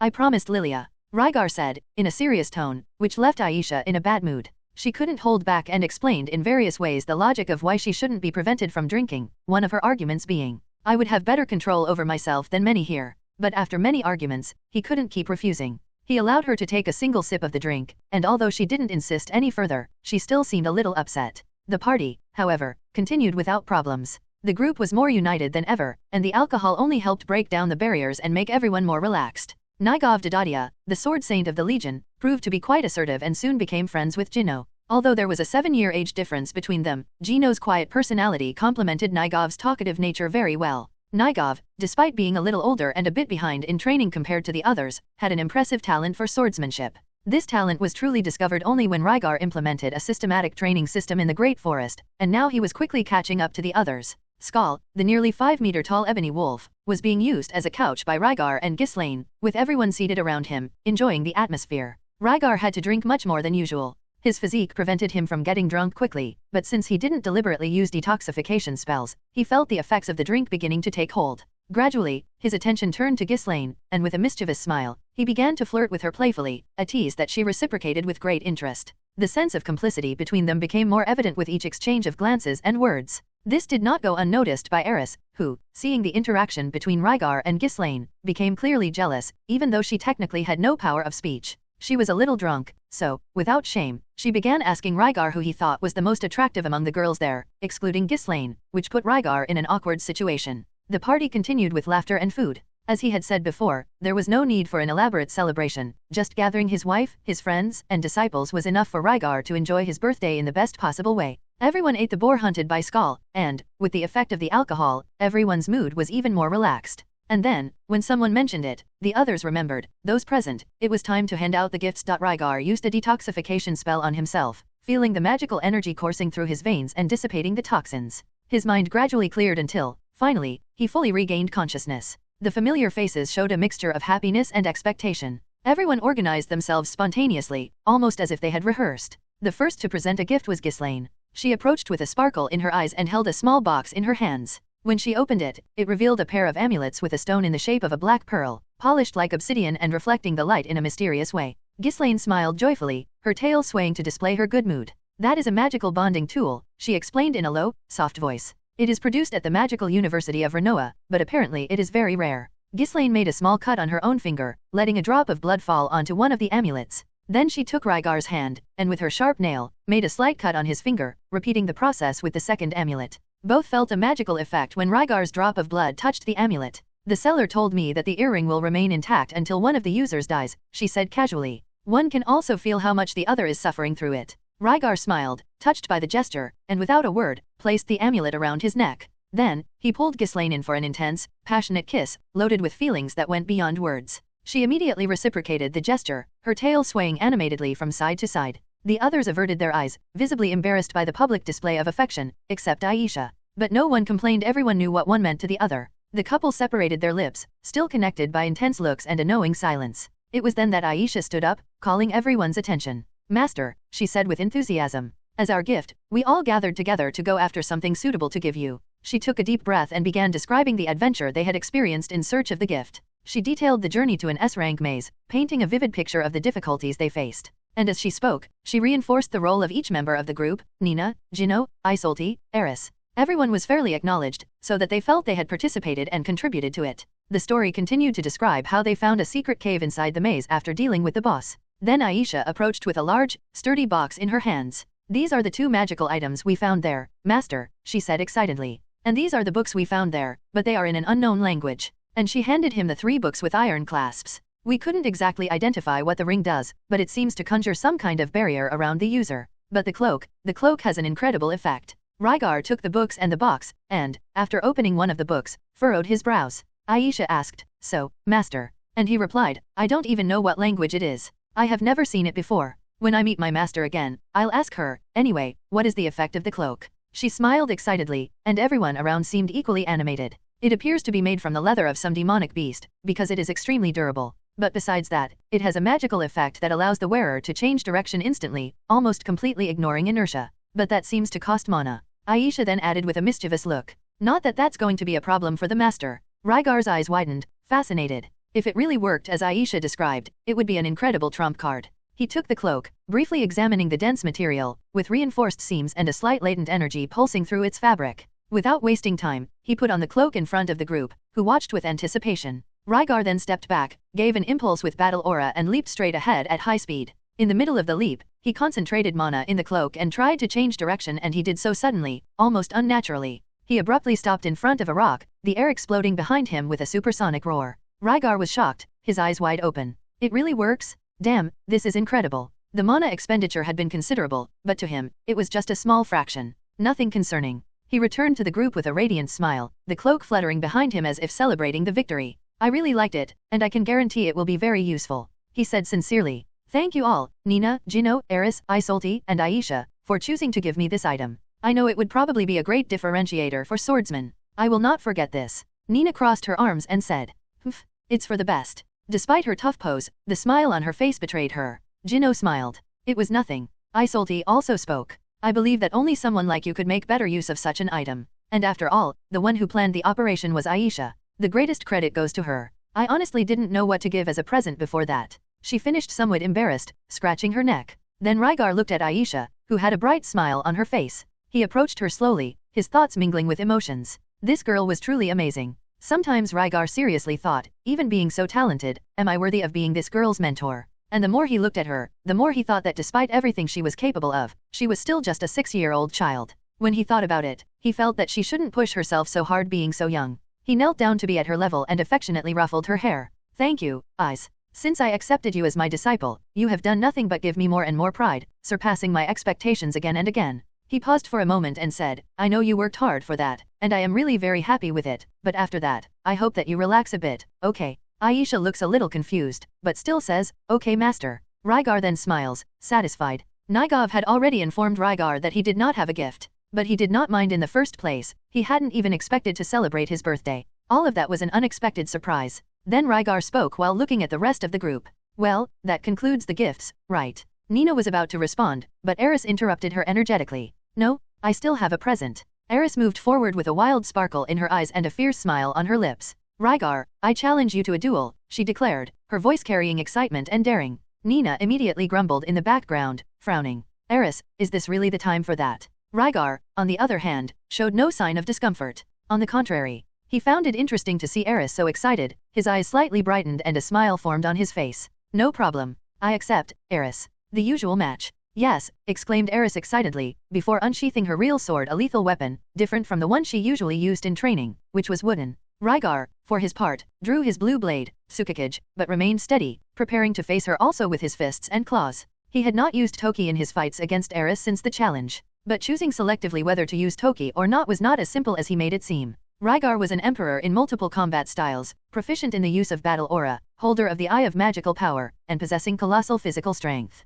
Saint-level warriors could even control and manipulate their Toki, but they didn't have the freedom to activate and deactivate it as fluidly as Rygar. He had long surpassed that level. Eris assumed with firm posture the high stance of the sword god style, her favorite stance, the one that best expressed her direct, aggressive, and impetuous style. At the edge of the improvised combat field, Isolti murmured, watching with curiosity. What could be a gift that requires a duel? Aisha crossed her arms, frowning. I don't know this time either. Jino, intrigued, ventured a guess. Perhaps she is confident in winning. Everyone present fell silent, speculating on the reasons behind Eris's sudden challenge. Until Ghislaine, with a little smile at the corner of her lips, commented. Maybe she is confident. Eris was doing special training with me over the last few days and asked me not to tell Rygar anything. I don't know if she can win, but it will certainly be a surprise. Without ceremony, without hesitation, Eris shouted, Heya, and lunged forward with ferocity. Rygar immediately responded, propelling himself forward with his incomparable speed. In the blink of an eye, he wielded Tsukikage with mastery, even without using Toki. What followed was an intense fight.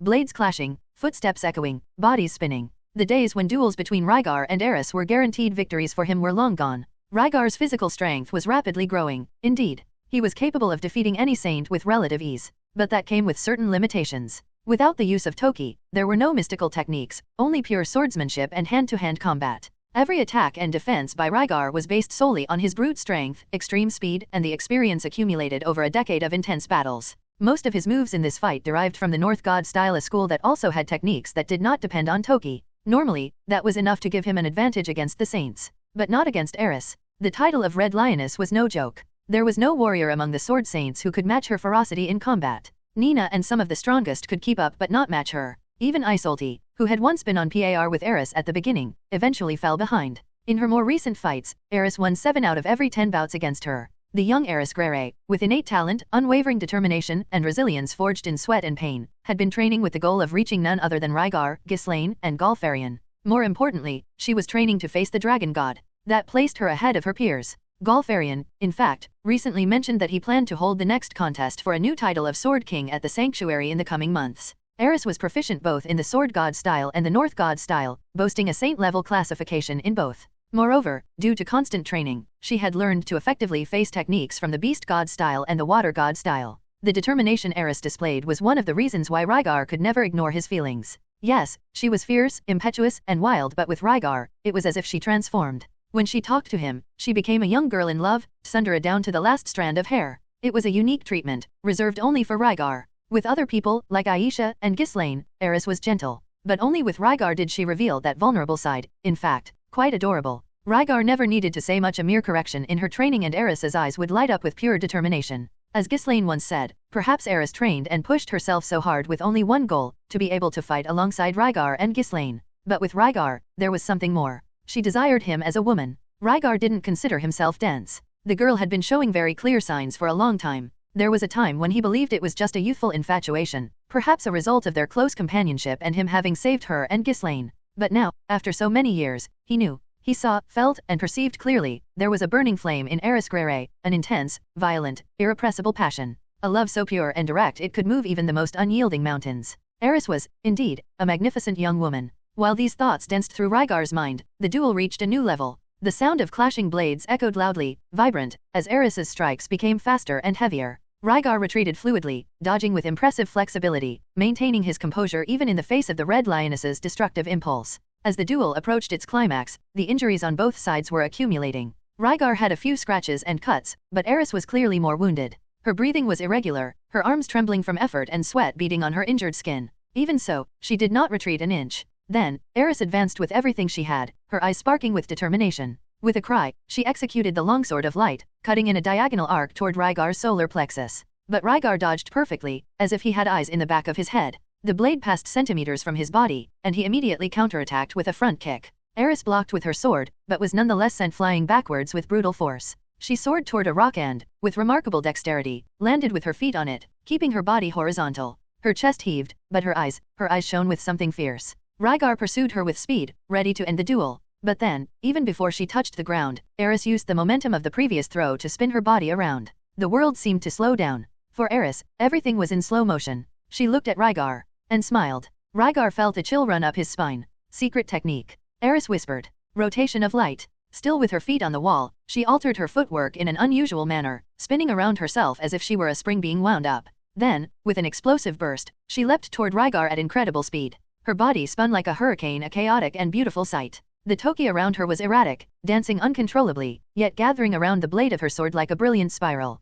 To the onlookers, it seemed like nothing more than a spinning leap. But in Rygar's eyes, it was something completely different. A technique that blended the North God style and the Sword God style in perfect harmony. The longsword of light, already deadly, had now become unpredictable, impossible to parry. A true masterpiece created by Aoi.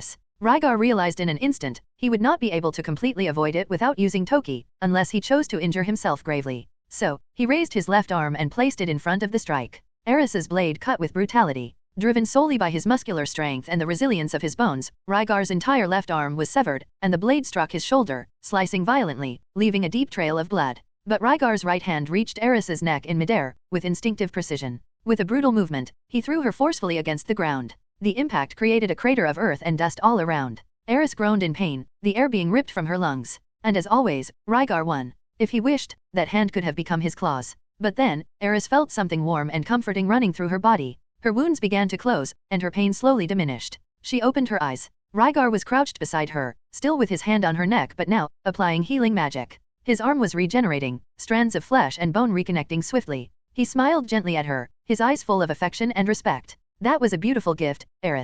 The words were simple, but laden with sincerity. Aoi's heart raced. Upon seeing that warm face, those gently swaying canine ears, her blood rushed to her face. She blushed completely red, her cheeks aflame. Why Yuri welcome, she stammered, her voice heavy with embarrassment. Then Rygar lifted her up in his arms, in a Princess Carrie style, with surprising delicacy. And, as if that fierce duel had never happened, he returned to the group with her in his arms, like a gentleman carrying a damsel. Aoi Greyrat was 6 years old this year, the 420th year of the Armored Dragon. Despite her young age, she was an extremely powerful mage and had already reached the intermediate level in the Water God style with the sword. It was the style that proved most compatible with her. For a time, Aisha wanted to switch to the Beast God style, believing it would be disrespectful not to learn her own master's fighting style. But those thoughts were gently refused by Rygar himself, who pointed out that the Water God style was much more appropriate for her after observing her closely. He encouraged her to practice it, praising her natural affinity. To Aisha's delight, Rygar was also extremely proficient in that style and could teach her perfectly. Thus, there were no major conflicts about it.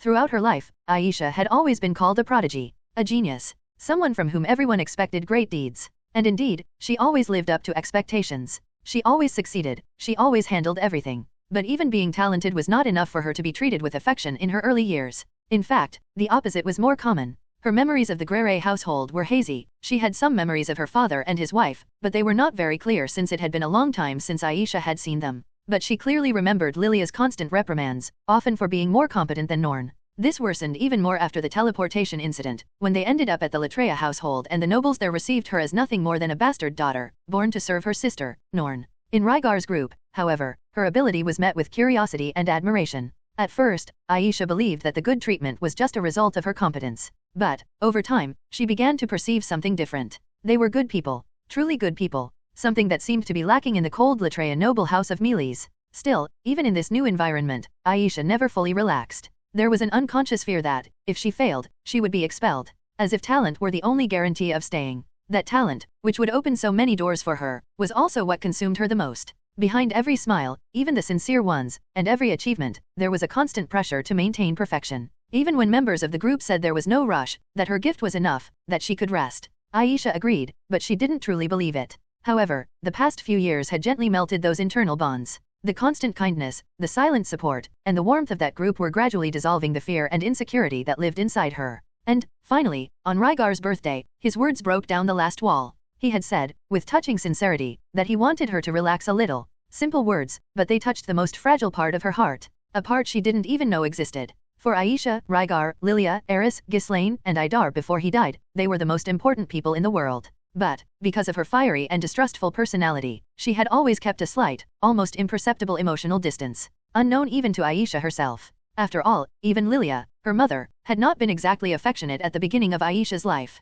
But now, everything was different. Even Aisha herself did not realize it, but after that day, something inside her had changed. She was finally free. Free from the little psychological traumas that had accompanied her since childhood. And Rygar Adoldia was the main reason for that. Her master. Her guiding star. Despite that, on the surface, nothing had really changed in her routines. Aisha continued training, with more focus. She began coordinating Legion members with more confidence. She talked to Nina and Jinno, trying to convince them, without saying it directly, to eventually join the Legion. She talked to Isolde, Eris, and Ghislaine. But now, she did all of that a little more lightly. A little more genuinely. Since that day, Aisha Greyrat had been a little happier. In an open training field of the Sword Sanctuary, under a rarely clear sky and the constant sound of wind sweeping across the training grounds, were Jinno Brits and Rygar Adoldia. Jinno was running around a stone dummy carved as a target, his breath quickened, sweat trickling down his forehead, and his sword sheathed. His steps were firm, and his gaze sharp. Suddenly, he leapt precisely, and in midair, his sword came out of its sheath in a sudden, explosive draw, not looking like a longsword of light.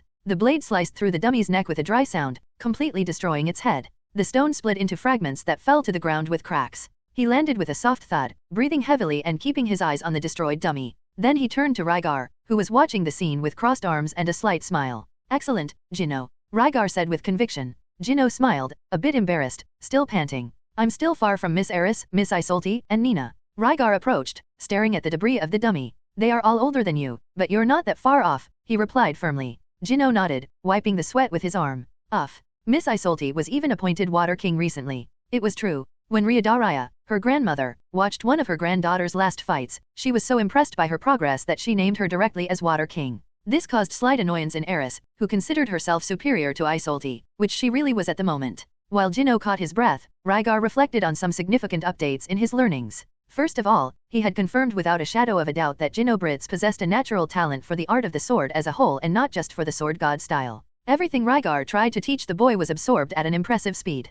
Jinno had a unique perception and vision of swordsmanship, something Rygar himself did not yet fully understand. In a short period of just 2 years, the boy had reached the advanced level in the Water God, North God, and even the newly formed Beast God styles, all while continuing to progress as a sword saint, without losing his momentum. Initially, Rygar had not intended to teach him all the styles. It was just a test. But the more the boy learned, the more interested he became. He said that Nina constantly mentioned how proficient Rygar was in all the styles, and that inspired him. Rygar feared that such an approach would dilute Jinno's progress, but, surprisingly, he kept improving on all fronts simultaneously. He was, without a doubt, a rare talent, even more so considering he was only 11 years old. Furthermore, the relationship between Jinno and Nina was deepening, thanks to the advice Rygar discreetly offered. Another big news was the progress of the Beast God style. Technically, the style was already complete. The only element missing to be truly considered complete was the existence of a beast god, someone who would represent the personification of that style as the strongest. But Rygar was about to fill that role, as his strength grew every day.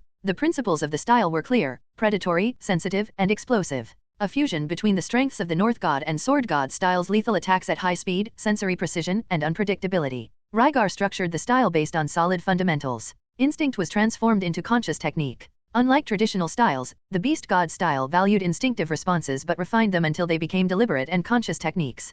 Practitioners were trained to expand their senses, peripheral vision, smell, and hearing to such sharp levels that they could sense changes in air pressure before a strike was delivered. Movement was erratic like that of a wild animal. Never linear, always unpredictable. Side jumps, sudden advances, use of the environment such as branches, stones, even the opponent's body as propulsion. Strikes had precise targets: trachea, joints, floating ribs, tendons, base of the spine, every point that would cause maximum damage. It was an aggressive, fierce, merciless form of combat. A lethal dance between predator and prey. Rygar also decided to rename the movement technique. The old flash step now referred only to the technique he used along with wind magic. The version that used only Toki was christened Wild Dash. Although the technique's basis was the same, explosive bursts with abrupt changes of direction, it had been refined to such a point that not even a sword emperor could touch him if Rygar did not allow it. This movement was more organic than that of the sword god style. Curved, fluid, alive. More versatile. Less predictable. The attack techniques followed the same principle. One of them, named Savage Slash, prioritized explosiveness and speed, but, unlike the longsword of light,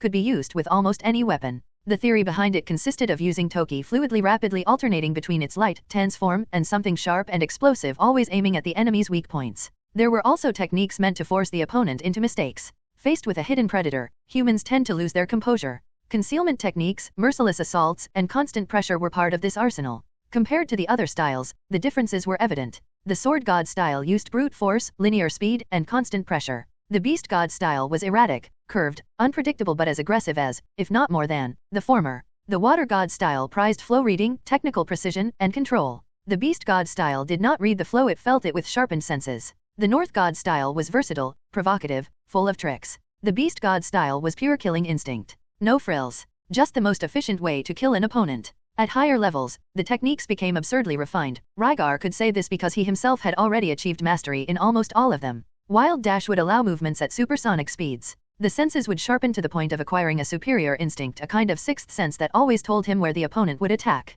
Savage Slash could be used to eliminate dozens of opponents before they even realized they were in combat. This was one of the central pillars of the style. When a predator kills its prey before it realizes it is being hunted, it is considered a perfect hunter. Jino was learning the beast god style just like the others. Since Rygar had created these styles precisely to counter the three great existing styles, Jino naturally became interested. Of course, fighting styles were useful, but in the end, combat was decided by who was stronger. Theoretically, the water god style countered the sword god style, but Golfarian defeated Ryudaraya, earning the place of the strongest style of this era. Senior, Jino said during a training break. Aisha told me yesterday that there was a wandering dragon not far from here. I was thinking we could go, just me and Nina. Jino looked at Rygar expectantly. Since the first time they had left the sword sanctuary, they had occasionally gone out to hunt monsters. Nothing as far as the journey to the Red Dragon Range, but it had become a habit among them. Rygar smiled, almost teasingly. Of course. Nina is an adult now, so you need to act more mature if you want to keep her attention. But don't overdo it, or she'll notice.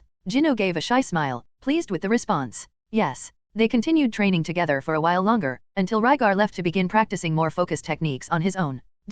Rygar was pondering the three new items he had received: the ring, the cloak, and the sword, which had arrived at the same time. Coincidentally, the ring seemed to conjure some kind of mental barrier. Using his magic eye, Rygar deduced that it had an automatic defense mechanism against mental attacks, and it also increased focus and clarity of thought, similar to the sword but on a smaller scale. The cloak had already been explained, but the sword was different. Golfarian had said that it aided in Toki manipulation, but it was deeper than that. The truth was that it helped conduct mana, not just Toki. This meant that, while wielding that sword, his control over both magic and Toki would be enhanced. More than that, his focus and processing speed also increased noticeably. Training with that sword raised, even if slightly, the efficiency of his training in both Toki and magic. Rygar was pleased to have chosen that weapon. It fit perfectly with his combat philosophy and constant learning. He was now holding the sword, training the silver blade of the mirror water, as he still needed to get used to its weight, length, and cut. He was executing an unusual technique. A technique that involved spinning the body, confusing the opponent and hiding the blade's trajectory.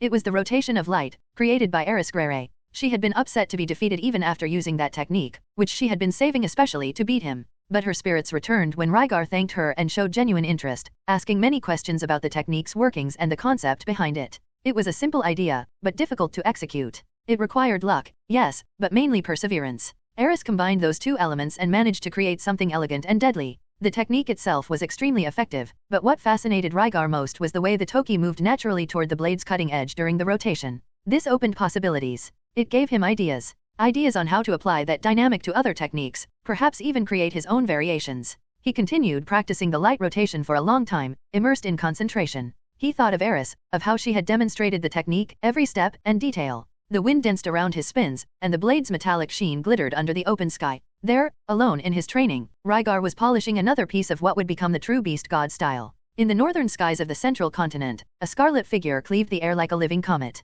Scouring the icy currents and gales and tearing through the clouds with authority, a red dragon flew with majestic grace. Its eyes glowed golden like incandescent coals, and each beat of its wings seemed to bend the very wind itself. It was a creature feared across the world for its ferocity, its savage intelligence, and its devastating power. But there was something different about this particular dragon. It was one-eyed, and one of its horns was broken clean in half. Around its neck hung what looked like an emerald green chain, and firmly fastened to its back was a piece of black leather armor with silver metal plates, secured by enchanted straps and stabilizing runes. It was clearly a saddle. If someone saw that from afar, they might question their own sanity. A saddled red dragon? That was madness. Who would dare such a thing? Only a legendary figure like the demon god Laplace had ever tamed such beasts and commanded them in battle, and he had been dead for ages. But the sight did not lie. The dragon was real, and so was the saddle. That soaring, majestic beast was Escalar, the red dragon now answering to Rygar. He flew with controlled power, gaining altitude with every mighty wing beat. The rarefied air hissed around his scales as he cut through the sky like an absolute lord.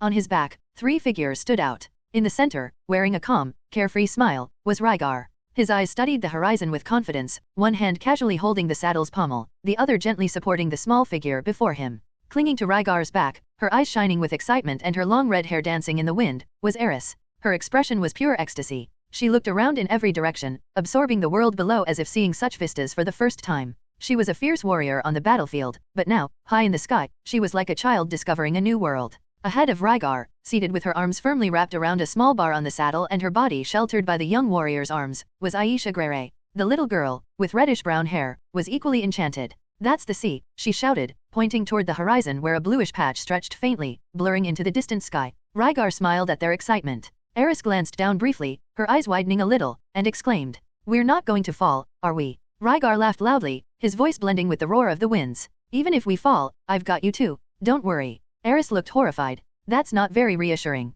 Despite her words, her face beamed. The sparkle in Eris's eyes made it clear she was loving every second. Adrenaline, altitude, freedom, it spoke to the wildest part of her spirit. Since meeting the dragon, Rygar had begun training Escalar in flight. He was already good at gliding, but needed to master maneuvers and such. The first sessions were brutal, full of resistance, sudden drops, furious roars, and headbutts against rocks. But Rygar was persistent and refused to give up on flight, and Escalar, proud though he was intelligent. Over time, the dragon learned to balance, to control his altitude, to navigate the air currents like a true dragon. A few months ago, Rygar finally deemed Escalar nearly ready. He then commissioned one of the blacksmiths and leather workers of the small town surrounding the sword sanctuary to craft a massive saddle for Escalar. And so they did. Rygar even helped by inscribing enchantments and magical circles on various parts of the saddle. It took a while and few dared to work so close to a beast of that magnitude. Fortunately, Rygar was very wealthy. I mean, it wasn't too hard to make money with his level and strength, but just the spoils from their many adventures selling dragon fangs, scales, and magical stones was a fortune.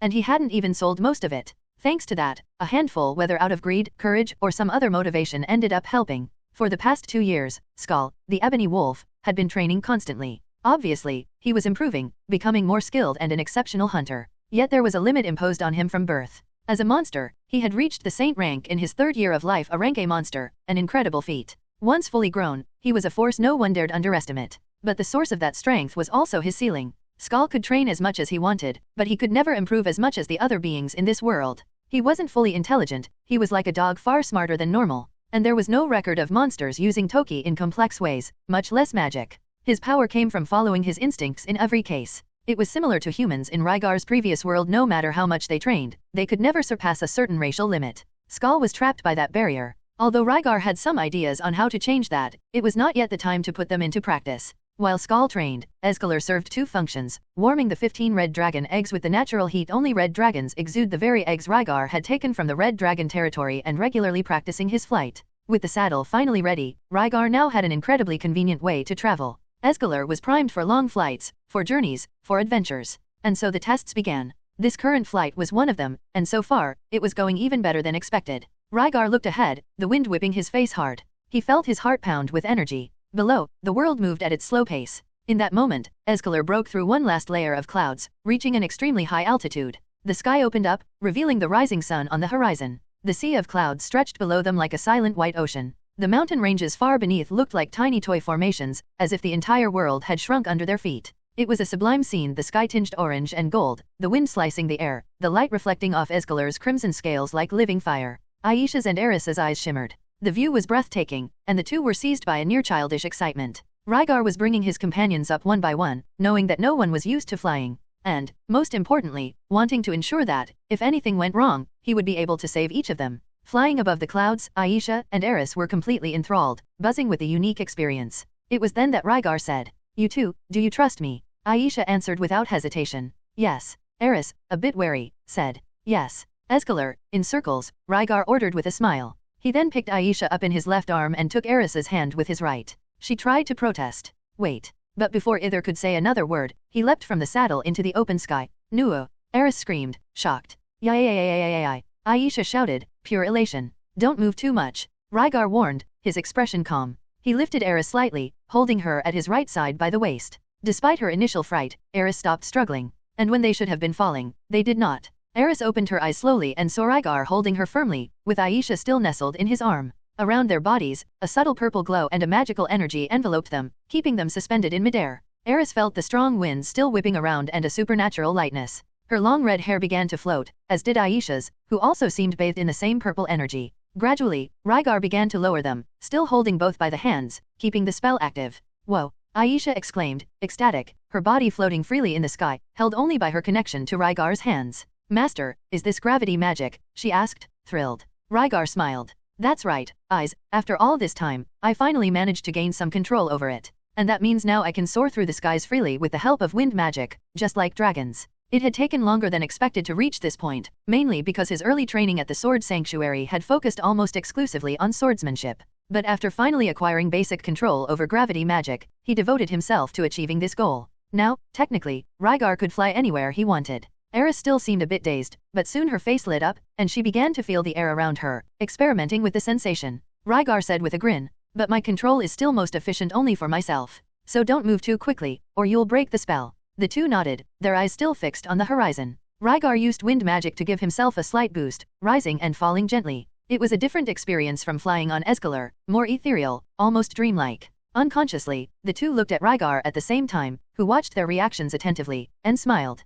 "Did you like it?" he asked. "It's the coolest thing in the world," replied Aisha. "I want to learn too, Master." Eris blushed and looked away, murmuring, "It's pretty amazing." Rygar responded kindly, "If you work hard, Eyes, you can get there. And Eris, even if you can't fly with magic yourself, one of the dragons hatching will be yours. If you train it well, you'll be able to fly too." Eris looked at him and smiled. "No need. Just promise to take me with you." She seemed truly convinced, and Rygar was momentarily speechless, inwardly laughing. "Am I a private plane now?" he thought, resigned. After the two peppered him with questions and observed every detail of the majestic world stretching before them, they decided to return. The first to experience the ride had been Ghislaine, when Rygar first performed the technique. Aisha and Eris were second in line. Several others were still waiting their turn. After Rygar called Escalar back, they gradually descended toward the clouds again, ending that magical journey through the skies. After landing with Aisha and Eris, Rygar wasted no time and summoned the next in line. This time, it was Nina and Gino's turn. Of course, he didn't hold Gino as intimately as he had the girls, he merely used the spell on him and let him maneuver on his own. "You're a man, figure it out," Rygar teased with a playful smile, and Gino laughed, though a bit nervously. Nina, meanwhile, was amazed by the experience. Her eyes glowed with sunlight reflected on the sea of clouds, and she could hardly contain her excitement. Gino was also impressed and made no effort to hide it. There were not many people in this world who could resist the temptation of riding a dragon, especially in such a surreal setting. Even Ghislaine, Rygar's wife known for her seriousness and focus, acted differently while flying, animated and excited, a soft smile on her lips as Escalar sliced through the sky with smooth ease. But the most surprising came afterward. Ryudaraya, the water god and Rygar's master in this style, also wanted to join. Rygar saw no reason to refuse. He took her and her granddaughter, Isolde, at the same time. The elderly lady, though appearing frail, proved energetic and exhilarated during the flight. And at the end of the ride, she said with a sparkle in her eyes, "If one day you start selling domesticated dragons and I'm still alive, consider me your first customer." Rygar smiled, both surprised and amused by her remark. Rygar extended invitations to a few figures he considered at least somewhat important, Nygov Dadadia, Galfarian, and some other sword saints who were close to the Legion or whom Rygar deemed promising. However, the Legion members declined out of respect, and the sword saints refused as well. The reason? Galfarian, the sword god himself, replied loudly and firmly, "Who needs distractions like this? If you have time to saddle a dragon, your sword will remain slow." The words echoed like an order. Some had wanted to accept their looks said it all, but none dared openly contradict their master. The truth, however, was that Galfarian himself wanted to ride. It was impossible that his warrior's spirit was not tempted by the idea of soaring atop such a magnificent creature. But his pride would not allow it. He, the sword god, being taken for a ride entirely at his disciples' whims? Unthinkable. He preferred to deny the others rather than accept it himself. Even so, the flight on Escalar had its effects. He became even more famous. And Rygar, by extension, as well. The flame-scaled red dragon was now a legendary figure cutting through the skies, and everyone knew who its master was. Finally, something unexpected and pleasant happened. After everyone had flown, Nina approached Rygar. There was a thoughtful gleam in her eyes. Rygar, do you think one of the dragon eggs could be given to us? She asked cautiously. Rygar, serious, replied. Nina, unfortunately, these dragons are reserved for members of the Iron Legion. Then he added casually, as if it was nothing. Perhaps, if you wish to join us. It was the first time he had extended a direct invitation to her. Nina seemed lost in thought for a moment. It was a big decision. Aisha and Rygar had already been trying to persuade her and Jinno too, but always subtly, without revealing their true intentions. Now, the seed had been planted. I'll think about it, Nina said, her face serious. And to Rygar, that was already a great step in the right direction. POV, Nina Farian. Until I was 13, I thought I could be considered very talented with the sword. I still led a group of children in the sword sanctuary with my cousin, Jinno, our dojo being the strongest outside the inner dojos. But after Rygar and Eris arrived, my thinking changed. After a while, I realized that even if I was talented, in the outside world that talent was relative. I began training intensely to defeat Eris. At least, I wanted to prove that I could beat her, since she was always so arrogant in training. But still, she was nice. She kept training with me because she said I was the only one who hadn't given up on defeating her. Honestly, I couldn't blame the rest. Eris's fighting style was very intense and aggressive, even by the standards of the sword god style. Anyway, after talking with my father, the sword god, he told me I was too soft for letting a small setback shake me, and then I really started trying to improve. Even when Eris became a sword saint, I further intensified my training to catch up to her. I abandoned all the girls and the group I had formed in the dojo, focusing solely on the sword. The only one who accompanied me was my cousin, Jinno. As we trained and time passed, Rygar Adoldia began speaking with us often. Until then, I thought he must be some kind of superior being, but after talking with him, it was clear he was just a person. An extraordinary person, capable of taming dragons and destroying countries with magic, besides being extremely talented in swordsmanship. That was when I began to admire him, perhaps with a slight crush at the time. He trained Jinno and me. To me, at first he only trained us so we could stand up to Eris and keep her from growing arrogant. Even after we became sword saints, we continued training intensely. Isolde, who had arrived at the sanctuary with the water god, was already a rival of Eris when I reached the inner halls. Maybe it was around that time, the moment I truly saw and experienced how vast the world was and how many talented people of all kinds it hid. Isolde, Rygar, Eris, Aisha, our group had a strange dynamic.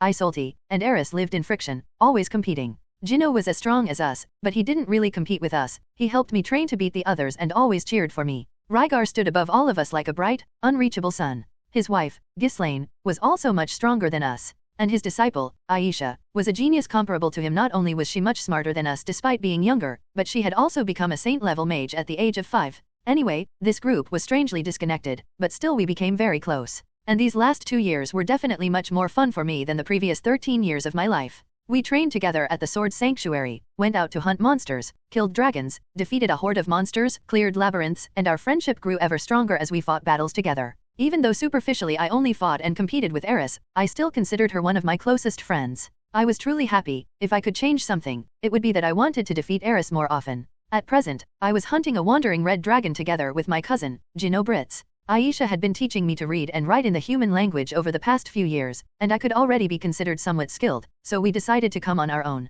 Rygar said the others were busy, and we left after hearing that. Right now, we were gathering information. In the past, in our interactions, I used to take the initiative. I had always been the leader among us. But in the last year, Jinno had been somewhat different. After meeting Rygar and training with him for a while, he began dedicating himself much more. We were currently at the Adventurers Guild. Jinno was talking to a middle-aged man, probably an adventurer, and returned saying, "The dragon apparently entered a luster grizzly bear's cave and stayed there. Let's go." And so we continued on our way, Jinno leading the path. He really was different. We were still very close, as always. Most of my training was done with him as my sparring partner, and he was stronger, not just with the sword, but in his personality. Jinno began training in other styles with Rygar, even learning the beast god style that Rygar was creating. I thought this would delay his progress in the sword god style, and I was worried. When I asked why he wanted to do that, he simply told me, with a determined look, "I want to reach Rygar, no, I want to surpass him." That day, I was shocked and incredulous. My cousin, who had always followed me around like my vice leader, when did he gain such ambition? As our training continued, I briefly wondered, was I training with the intention of surpassing Rygar? No, I wanted to surpass Eris. And maybe I wanted to surpass my father. But even after discovering later that Rygar was just a person like everyone else, and not some kind of god, just by looking at him you could tell he was in a different league, even beyond her father, the sword god. Just think about it, at 15 years old, Galfarian was an arrogant sword saint who thought he dominated the world. Rygar was 15 now. He was an emperor in multiple styles, emperor in multiple magical schools, and the creator of new spells and styles. And he showed no signs of slowing down. Who would even think of surpassing someone like that? Since that day, I watched Jino constantly. He trained in the other styles, but never let me leave him behind in the sword god style. He improved like never before, gaining more and more strength while I gradually realized the magnitude of his determination. I finally realized that Jino wasn't joking, and, realizing that, I felt ashamed. And again I changed my point of view. I would also train to surpass Rygar, even if I couldn't reach that in my lifetime. I had to have at least that determination. And so I did. I was almost certain that Rygar would surpass my father in a few years, although my father was confident that wouldn't happen. So I trained even more. But since that time, I began to see Jino in a slightly different way, and I could notice that he was treating me differently too. One day, he said he liked my hair tied back, that he thought it looked pretty, and I was embarrassed. Why? Did I like Jino? I didn't have the right answer to that question. As I thought about it, I couldn't help but make a comparison. Eris liked Rygar. She said she would eventually marry him several times, and Rygar didn't seem particularly averse. It so happened that he liked more developed women, like Mistress Ghislaine, and Eris was still young. Putting that aside, Eris had Rygar. Whenever I thought about having a partner, I first thought of Jino. He seemed the natural choice. He was 4 years younger and we were cousins, but he simply seemed the most logical choice. But even so, I wasn't planning to marry now. So, I held that feeling and those thoughts as I continued my life normally. I kept thinking about all kinds of things as we walked. I was somewhat inattentive while looking at Jino's figure walking ahead of me, when suddenly, I noticed a slight tremor in his ear. He told me about it.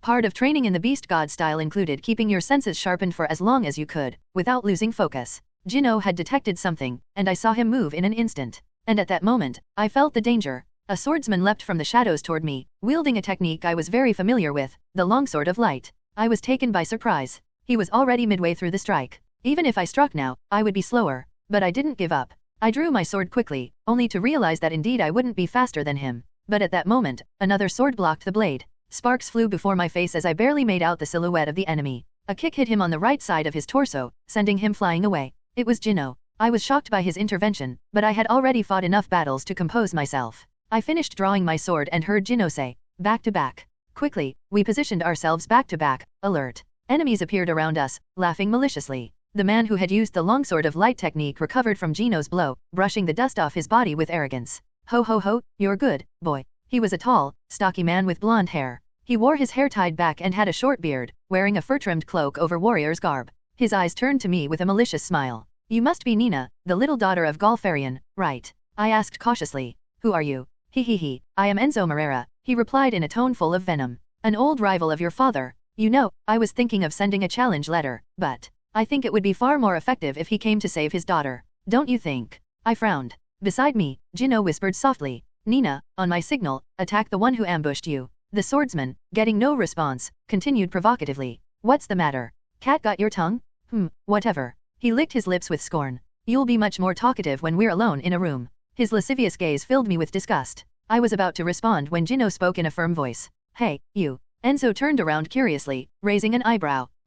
What is it, brat?" "You're too irrelevant to have so much to say," Jino said, looking at him as if he were already dead. At that moment, he drew his sword from its sheath, holding it by just 2 fingers. It didn't mean much to our enemies, but that was the signal we'd arranged long ago. Without waiting any longer, I advanced with the longsword of light against the leader. Everything around me slowed. Jino vanished from my sight. Enzo reacted quickly, colliding his sword against mine with equal speed. After all, he was also a sword saint. I thought Jino's plan was for me to face the leader while he handled the others, but in the next instant, Enzo Moreira's head flew through the air. His expression frozen in an ignorant, malicious grin, not understanding the cause of his death. Jino stood behind him, in a beast god-style stance. I was speechless. I hadn't seen him move. It was probably the wild dash, and that fatal strike. Was it from the North god style? Or the beast god? I didn't have time to think. Jino didn't pause for a second and charged at the other swordsmen. He slaughtered them with a combination of styles and skills wielded in absolute mastery. I didn't stand idle either and joined the fight. In about 50 seconds, it was all over. Jino turned to me, looked me up and down with a slight smile, and said, "Let's go." Then he continued walking as if nothing had happened. I followed him, still stunned. He didn't comment on the events, beyond checking that I was okay. 2 days later, I asked if he was going to report Enzo Moreira at the Sword Sanctuary. "Who?" he answered, confused. Apparently, he hadn't even remembered the enemy's name. Later, we found the wandering dragon. It was very strong. We had to use several strategies to defeat it. But Jino and I had known each other for so long. We knew everything about how the other fought. In perfect synchrony, we defeated the creature. When we reported our feat at the Adventurers Guild, a lady thanked us with a smile. I thanked the couple. 2 swordsmen, It's hard to find a partner who likes the same things these days. I was extremely embarrassed. Jino just smiled, as always. We returned to the Sword Sanctuary talking about all sorts of things. After that journey, I began to think that Jino was really very wonderful. The Iron Legion was on the other side of the world, mainly on the continent of Meles, but it already had branches in several other regions. It was a gathering of warriors under Rygar's command, functioning like a large mercenary group, though it was much more than that. They carried out missions all over the world, attacks on slave traders, adventuring work, mercenary contracts, monster hunts, and even diplomatic and commercial operations. Rygar had created the Legion with many purposes, among them, to form a deterrent force powerful enough to change the social status of his race, to build an efficient information network spread across the world, to rescue beast race members who had been captured or enslaved, among many other goals. According to what I heard from Nigov, the new sword saint of the sanctuary and also a member of the Iron Legion, there were many reasons people joined the organization. Some sought protection for themselves or their families, others aimed for a place where they could grow stronger and find new opportunities. Many wanted access to weapons crafted exclusively by the Legion's dwarves, which were of superior quality compared to other arms, and there were those who simply felt inspired by Rygar's absolute power. His name had spread across the world, his extraordinary achievements and feats over the past few years were already living legends. It was no wonder so many wished to be part of it. Honestly, in recent years, Jino and I had been considering the idea of joining the Legion. The reasons were many besides everything I'd already mentioned. We knew that Eris, Ghislaine, Aisha, and even Isolti were theoretically already members. Isolti had said that if she ended up becoming the next water goddess, an alliance between the water god, style dojo and the Legion would be certain. Looking from the outside, we seemed to be the only ones left out. But the truth is, despite having considered it before, I never thought as much about joining the Legion as I did after we flew on a dragon for the first time. That was magical. Definitely one of the most thrilling things I've ever done in my life. I felt the wind cutting across my face, the horizon opening before us, a feeling of absolute freedom, impossible to describe in words. And I knew Rygar had more dragon eggs that they would soon hatch. So, when I asked for one, he simply extended the offer with that confident, serene look. If I joined the Legion, I would have a dragon of my own. A unique bond with that legendary beast. A winged partner. I felt a tremendous temptation. He didn't even need to list the other benefits of joining the Legion, for I already knew them all, having spent so much time among its members. I simply answered that I would think it over. I still wanted to talk it through with Jino and my father, but deep down, my decision was already practically made. The image of myself riding a dragon through the sky wouldn't leave my mind. I trained with Jino for most of the day while thinking about it and walked home with slow steps, imagining all the possible futures. But halfway there, a thunderous voice caught my attention at the entrance to the Sword Sanctuary. Wahahaha, how adorable! So come all at once. As a reward for your boldness, I'll let you attack me once before I go crushing everyone. The next thing I heard were screams from the sanctuary practitioners as they attacked the stranger. Without thinking twice, I ran toward them. When I arrived, I saw about 20 fallen swordsmen around a man, and others watching him without attacking. A demon with obsidian skin, long purple hair, and prominent muscles. He had 6 arms and was looking at the group with an arrogant smile. I am the immortal demon king, Bidigadi. Wahahaha, I will grant the title of hero to anyone who defeats me. After flying on Escalar, everyone returned to their normal daily activities and training with renewed motivation. Rygar was now in the room of his house in the Sword Sanctuary. Leaning over a wooden table containing several books and scrolls was Aisha. Eris and Ghislaine went to train together. Rygar was currently teaching Aisha about lightning magic, starting from what he considered the beginning, which was a basic shock, when he heard someone unknown approaching the door. Before he could even knock, Rygar had already opened it. It was an adventurer, covered in snow on his cloak. He looked cold and was shivering.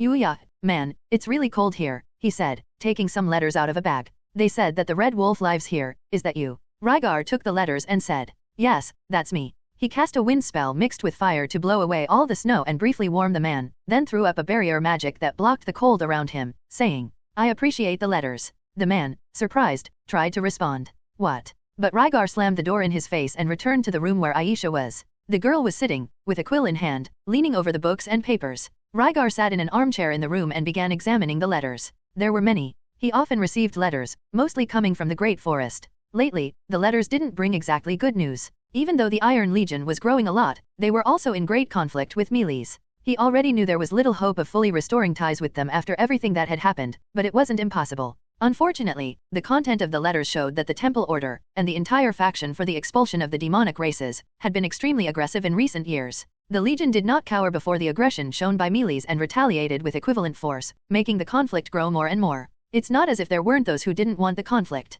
The Legion's diplomats had spoken with important nobles and knights in Meles at the beginning, but the expulsion faction gained a lot of influence and fame recently due to several factors, one of them being the emergence of a Maiko who could see memories. The constant casualties were used as weapons against those who tried to stop the conflict with the Legion. So, despite the efforts, the conflict intensified more and more. Fortunately, the Legion was stronger than ever. Although most activities outside the Great Forest had ceased, Tanavar and some nearby towns remained firm. Meles rarely invaded the forest, as they were always easily cut down by the feral warriors of the Legion. It had become a stalemate between the Great Forest and Meles. Many talents had grown in recent years since Rygar left Meles, and many warriors were recruited on various premises. In any case, the Legion had a lot of combat power now, capable of withstanding Meles, due to its power, territorial advantage, and the internal divisions of Meles. Another piece of information Rygar had received the last time the letters arrived was disconcerting. While he opened the letters, he looked at Aisha studying. Last time, he received information about the stone-helmeted mage and the silver-haired mage. Their true identities? Rudeus Greyrat and Sylphiat. Rygar still hadn't told Aisha after learning this. He spent a long time wondering why they would attack him, and why they didn't try to negotiate if Aisha and Lilia were with him. But he thought they probably didn't even know the girls were with him, since their names weren't known in the group at that time. So, if he removed those two from the equation, Rygar was just another target in their perception. According to the information he had from the deceased leader of that group, Lyrax, the two children likely ended up on the Begarit continent and ended up joining his mercenary group. Unfortunately, they became enemies. Rygar would have liked to have tried to recruit them to the Legion if possible because of their talent. Rygar kept thinking that, perhaps, if Hidegame had just told him directly that one of them was Rudeus and the other Sylphiat, the situation probably wouldn't have become so complicated. But if the human god said nothing, they would still try to ambush him anyway. He didn't even know if the god could see that either way. He always said he could only see certain things at certain times, although his words were worth as much as shit. Whatever the truth, Rygar always assumed the worst of Hidegame. Rygar also seriously questioned Rudeus's and Sylphiat's intelligence. He didn't even hear their names once during the fight. Rudeus was even called the glass cannon and hid his face with a stone helmet, and Sylphiat had somehow turned her hair silver. Didn't they care about looking for their missing family? He wondered if Hidegame's advice, not to kill Minister Yalal at that time, would make the Tyranny Storm look for more information and he would end up meeting those two another way. But now it didn't matter anyway. Let's imagine a hypothetical situation, where nothing else happened after that. If it had only been the ambush against him, Rygar could partially forgive them if Ghislaine agreed after all, that Rudeus completely burned her with his magic. And even if she agreed, Rygar would not let the boy go without tearing off some of his limbs for having injured his wife to such a degree. Still, he would let them live if they held no grudges. And that only out of his consideration for Lilia, his adorable disciple Aisha, and for Laz, in Meles. But it didn't end there. In the end, they actually went to Meles to take revenge, or at least he supposed so. What other reason would they have to go to Meles? Rudeus and Sylphiat should have prioritized going to Fido, and the woman and the old man were residents of Begarit. Both destinations were on the opposite sides of Meles. He didn't understand their reasoning. He kept thinking about what would lead them to make such a decision. But they went. As a consequence, Waze led a group to arrest or kill them after Rygar warned him by letters that they might seek revenge. Considering that the objectives of that group were unknown, Rygar considered that action valid. The only thing he would change was that, if he had known they were Rudeus and Sylphiat, he would have ordered only their capture and not their death. But it ended up that they clashed. They fought against the Legion. And, when the Legion was about to capture them, Laz appeared and complicated the situation even more. He ended up being killed in front of Sylphiat and Rudeus. Rygar was a bit saddened by Laz's death. He wasn't a close friend, but he was still his friend. The fact was, if the girl didn't hold a grudge before, now she certainly hated the Legion with all her strength. That became evidently clear by the way she reacted afterward, killing everyone around her and fleeing to Milishan. Aisha turned from the books and asked, "Master, is there any letter from my mother?" Rygar checked and picked one up. "Yes, there is." He handed the letter to the young girl, while opening a new letter from Taze. It described mainly the progression of conflicts with Meles. Taze had recently clashed personally with Galgard and was forced to retreat wounded. It also spoke about the progression of the Legion's strength and its most promising members. It briefly mentioned Rudeus, Hector, and Sylphiat who had attacked the place where the mage of their group was being held prisoner. They attacked alongside Meles' knights. Rygar kept thinking that those elders in Meles were much more ambitious than he had thought while reading about the countless clashes that occurred between them. But fortunately, the Legion surprised by becoming even stronger. About Sylphy, she had to die. Her hatred for the Legion, thanks to her father's death, was irreversible. And about Rudeus,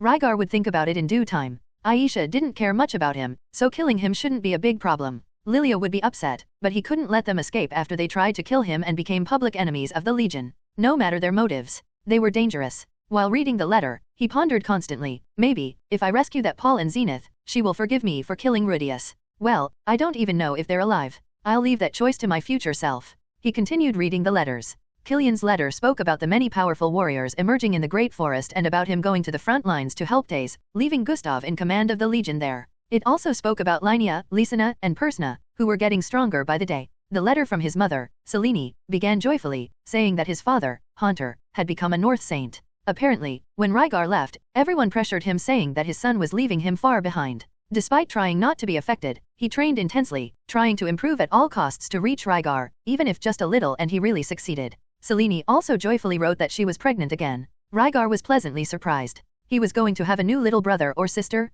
The rest was about everyday life. In his master's letter, Verdia wrote about the many children with enormous potential she was teaching magic after Rygar's departure. Killian, Lisina, Linnea, Persna, and other talented ones taken in by Killian throughout the Great Forest. But she commented that she had never found a talent as great as Rygar's as of yet. At the end, she also advised him to return to Meles as soon as he finished his training. Even though the Legion was holding up very well, it would still be good to put an end to it as quickly as possible. She also said she would travel to the Demon Continent to invite an old friend to help against Meles. She asked about daily life, how the journey was, and Rygar's heart warmed as he noted the obvious concern in her writing. Rygar had many other letters from Pycok, from the Dragon King's realm, from various places. Some he simply ignored and burned. Others he wrote fitting responses. When he finished, Aisha was still leaning over a book. He said, "Eyes, what did Lilia's letter say?" Aisha answered excitedly. Mom asked about my progress and told how life in the dojo is. She says she still hasn't found any information about Paul, Zenith, and Rudeus, and says that rumors about us have even reached the Azura Kingdom. Rygar pondered for a while as he looked into Aisha's green eyes. "Eyes, would you obey me regardless of the decision I made?" She replied, "No." Rygar raised an eyebrow. The little one continued, with a mischievous smile, "If Master asked me to abandon him, I would refuse to the end." Rygar smiled maliciously and slowly stood up, trying to deceive your master. Aisha froze, no. Rygar approached and stroked her head, saying, "Grab your sword. Let's train." At that moment, Rygar heard something interesting coming from the entrance of the Sword Sanctuary. He was always hearing much more than others, but skillful enough to suppress those sounds and listen selectively. It seemed that a new challenger had arrived at the sanctuary. Rygar spoke while looking into the distance, seeming interested. "Change of plans, Eyes, let's go to the entrance of the sanctuary." POV, Rygar Adoldia. I wasn't in a hurry. The cold wind blew as Aisha and I walked toward the entrance of the Sword Sanctuary. Although I knew there was an unusual visitor there, I didn't feel a thirst for blood. Sometimes some idiot would show up wanting to kill all the enemies he defeated, but he was quickly killed by someone more skilled. Whoever it was, he wasn't there with the intention to kill. In other words, he was just another normal challenger. Although nothing I heard, smelled, or felt seemed normal about him, even the atmosphere seemed to change around the presence I felt. In the distance, I could hear quick footsteps and soon recognized the scent Nina. She ran to the main gate, probably having heard the commotion as well, and went to check. Her voice rose in a cautious, distrustful tone. As I got closer, I could clearly hear what was being said. "Bwahahaha, I'm looking for a certain Rygar. My nephew, no, great-nephew? Well, a relative of mine told me he would be here," said a thunderous, energetic voice. "Why are you looking for him?" Nina replied cautiously, her hand firm on the sword hilt. It was rare to see her so tense, but I could see the reason. This guy, he was strong. And then I saw the entire situation. The scene didn't catch me by surprise because I had already been hearing everything from a distance. The field in front of the gate looked like a cemetery of warriors. Dozens of bodies lay scattered on the ground, limp, unconscious or completely knocked out. They were all swordsmen from the outer dojos of the sanctuary, defeated in succession. None of them appeared mortally wounded, however. And there, among the bodies, was the one responsible. A demon. Very tall, imposing, with an aura as powerful as it was eccentric. His skin was black as obsidian. He had 6 arms, the upper ones crossed over his chest, the middle ones pointing directly at us, and the lower ones resting relaxed on his hips. His long hair, down to his waist, was a deep purple shade and swayed in the constant cold wind. As soon as my feet touched the gate, his eyes turned to me. "Ha ha ha ha ha, I see you have golden demon eyes, boy," he exclaimed, laughing with a wide grin, his canines clearly visible. "So you must be Rygar Adoldia? I am the immortal demon king, Vidigati. I heard about you from my great-nephew, the North King, Luis." With each word, he marched toward me, his feet sinking slightly into the earth with each powerful step. "I challenge you to a duel," he roared, stopping a few meters from me. For a moment, no one spoke. Neither Nina, nor Aisha, nor the warriors watching from afar. The tension permeated the place and it was delicious. I smiled as I imagined a fight with this guy. The news spread through the Sword Sanctuary and throughout the surrounding city with remarkable speed. A demon king had appeared. Normally, news of a demon king would arrive long before he did. But this one moved so fast that they only discovered him at the moment he arrived. Most of the city's inhabitants fell into a state of confusion and panic. This was understandable. As a basic rule, demon kings never ventured beyond the demon continent. Long ago there had been among them those who were warrior-like and aggressive, of course, but during the Laplace War, centuries ago, many were exterminated. The survivors who now ruled the demon continent were for the most part peaceful or naturally cautious and largely uninterested in conflict. However, regardless of their personalities, these kings were still powerful enough to lay claim to a piece of land on the dreadful demon continent. If any of them decided to attack human territory, the damage would be incalculable. One might imagine that the kingdoms he passed through must have been on high alert, but since he moved like the wind, none of them caught up to or intercepted him. It was not hard to identify who he was. There was only one demon king with black skin and 6 arms, Bedigadi, the Immortal. He was one of the ancestral kings who had lived since before the Laplace War. His most notable power, as his name suggested, was literal indestructibility. Thanks to his peaceful nature, little was known about his combat capabilities, but some historians believed he had even fought against Laplace himself. That meant even the fearsome demon god failed to destroy him completely. Within the Sword Sanctuary itself, however, the reaction was somewhat different. Not to mention the saint-level fighters and above in the main dojo, even the advanced-level practitioners' dojo grew eager to test their strength against a demon king. After all, this place's atmosphere was the pursuit of strength. Many of these warriors had long dreamt of defeating a demon king. Of course, most of the swordsmen in the outer dojos abandoned such thoughts when they learned he had beaten dozens of warriors at once upon his arrival, without suffering a scratch. In any case, all of that was shocking enough. But there was more. The reason the demon king came to the Sword Sanctuary. It was not because of the sword god, Ghislaine. No. As soon as he arrived, the first person he asked for was Rygar Adoldia. After meeting at the sanctuary's entrance, Rygar decisively accepted the demon king's challenge. With that, the two began walking together toward the interior of the Sword Sanctuary. Nina, still somewhat tense, hurried ahead to warn everyone about what was about to happen, while Rygar took the lead, guiding Bedigadi through the complex. During the journey, as Rygar spoke with the Demon King, his thoughts were racing. The Demon King's presence was intriguing and perhaps also an opportunity. A demon thousands of years old, alive even before Laplace's rise. A being holding the title of Demon King of Wisdom. If anyone could know something about Hidegame, that someone would be him. When Rygar first arrived at the Sword Sanctuary, he tried to find information on the subject. A little over a year ago, after long months of training with Ghislaine, he took advantage of one of the rare direct conversations with the Sword God to ask if he knew of the human god or had any information about him. Gal simply said he had never heard of such an entity. Rygar did not give up and tried again with Ryada, the water god, when he had the chance. But again, he had no success. No clue, no hint. It was as if Hidegame simply did not exist in the world they lived in. This puzzled him even more. How was it possible that two of the world's most powerful beings, the sword god and the water god, had never even heard of the human god? Could he be an entity from another plane? A being from another, non-mortal dimension as he always claimed? Having received no clear answer, Rygar decided it was not worth pressing the matter at that moment. After all, until then, the human god had never done anything directly against him, so he probably had his limitations. He always seemed to offer helpful advice. He recalled the moments when Hidegame had appeared to him, when he was in the dwarven territory to hone his sword, before meeting Aisha, before the Lyrax ambush, and even after his encounter with the dragon god. All the advice given by Hidegame, when analyzed superficially, seemed intended only to help him or at least avoid tragedy. But there was something that kept him always on guard, an instinctive unease. Whenever Hidegame appeared in his dreams, Rygar felt profound discomfort, almost as if he were making a pact with the devil. His sixth sense always warned him something was wrong, even when the human god's words appeared benign. That was why Rygar never trusted him and never would. Even though, until now, his advice had not caused direct harm as far as he knew, he believed Hidegame was a manipulator, and that his words always had something behind them. And now, before Bedigadi, one of the oldest beings still alive and someone bearing the title of King of Wisdom, Rygar saw a new opportunity. Perhaps this was the first being who could truly give him a concrete answer about the human god. But that would come later, after the duel, after measuring strength against the Demon King. With a slight smile on his face and a sharp mind, Rygar walked alongside Bedigadi down the corridor leading to the heart of the Sword Sanctuary. Then a thought occurred to him suddenly. He stopped for a moment, turning to face the Demon King. I have already accepted your challenge, Rygar said calmly. But there is one detail. The Demon King raised an eyebrow, curious.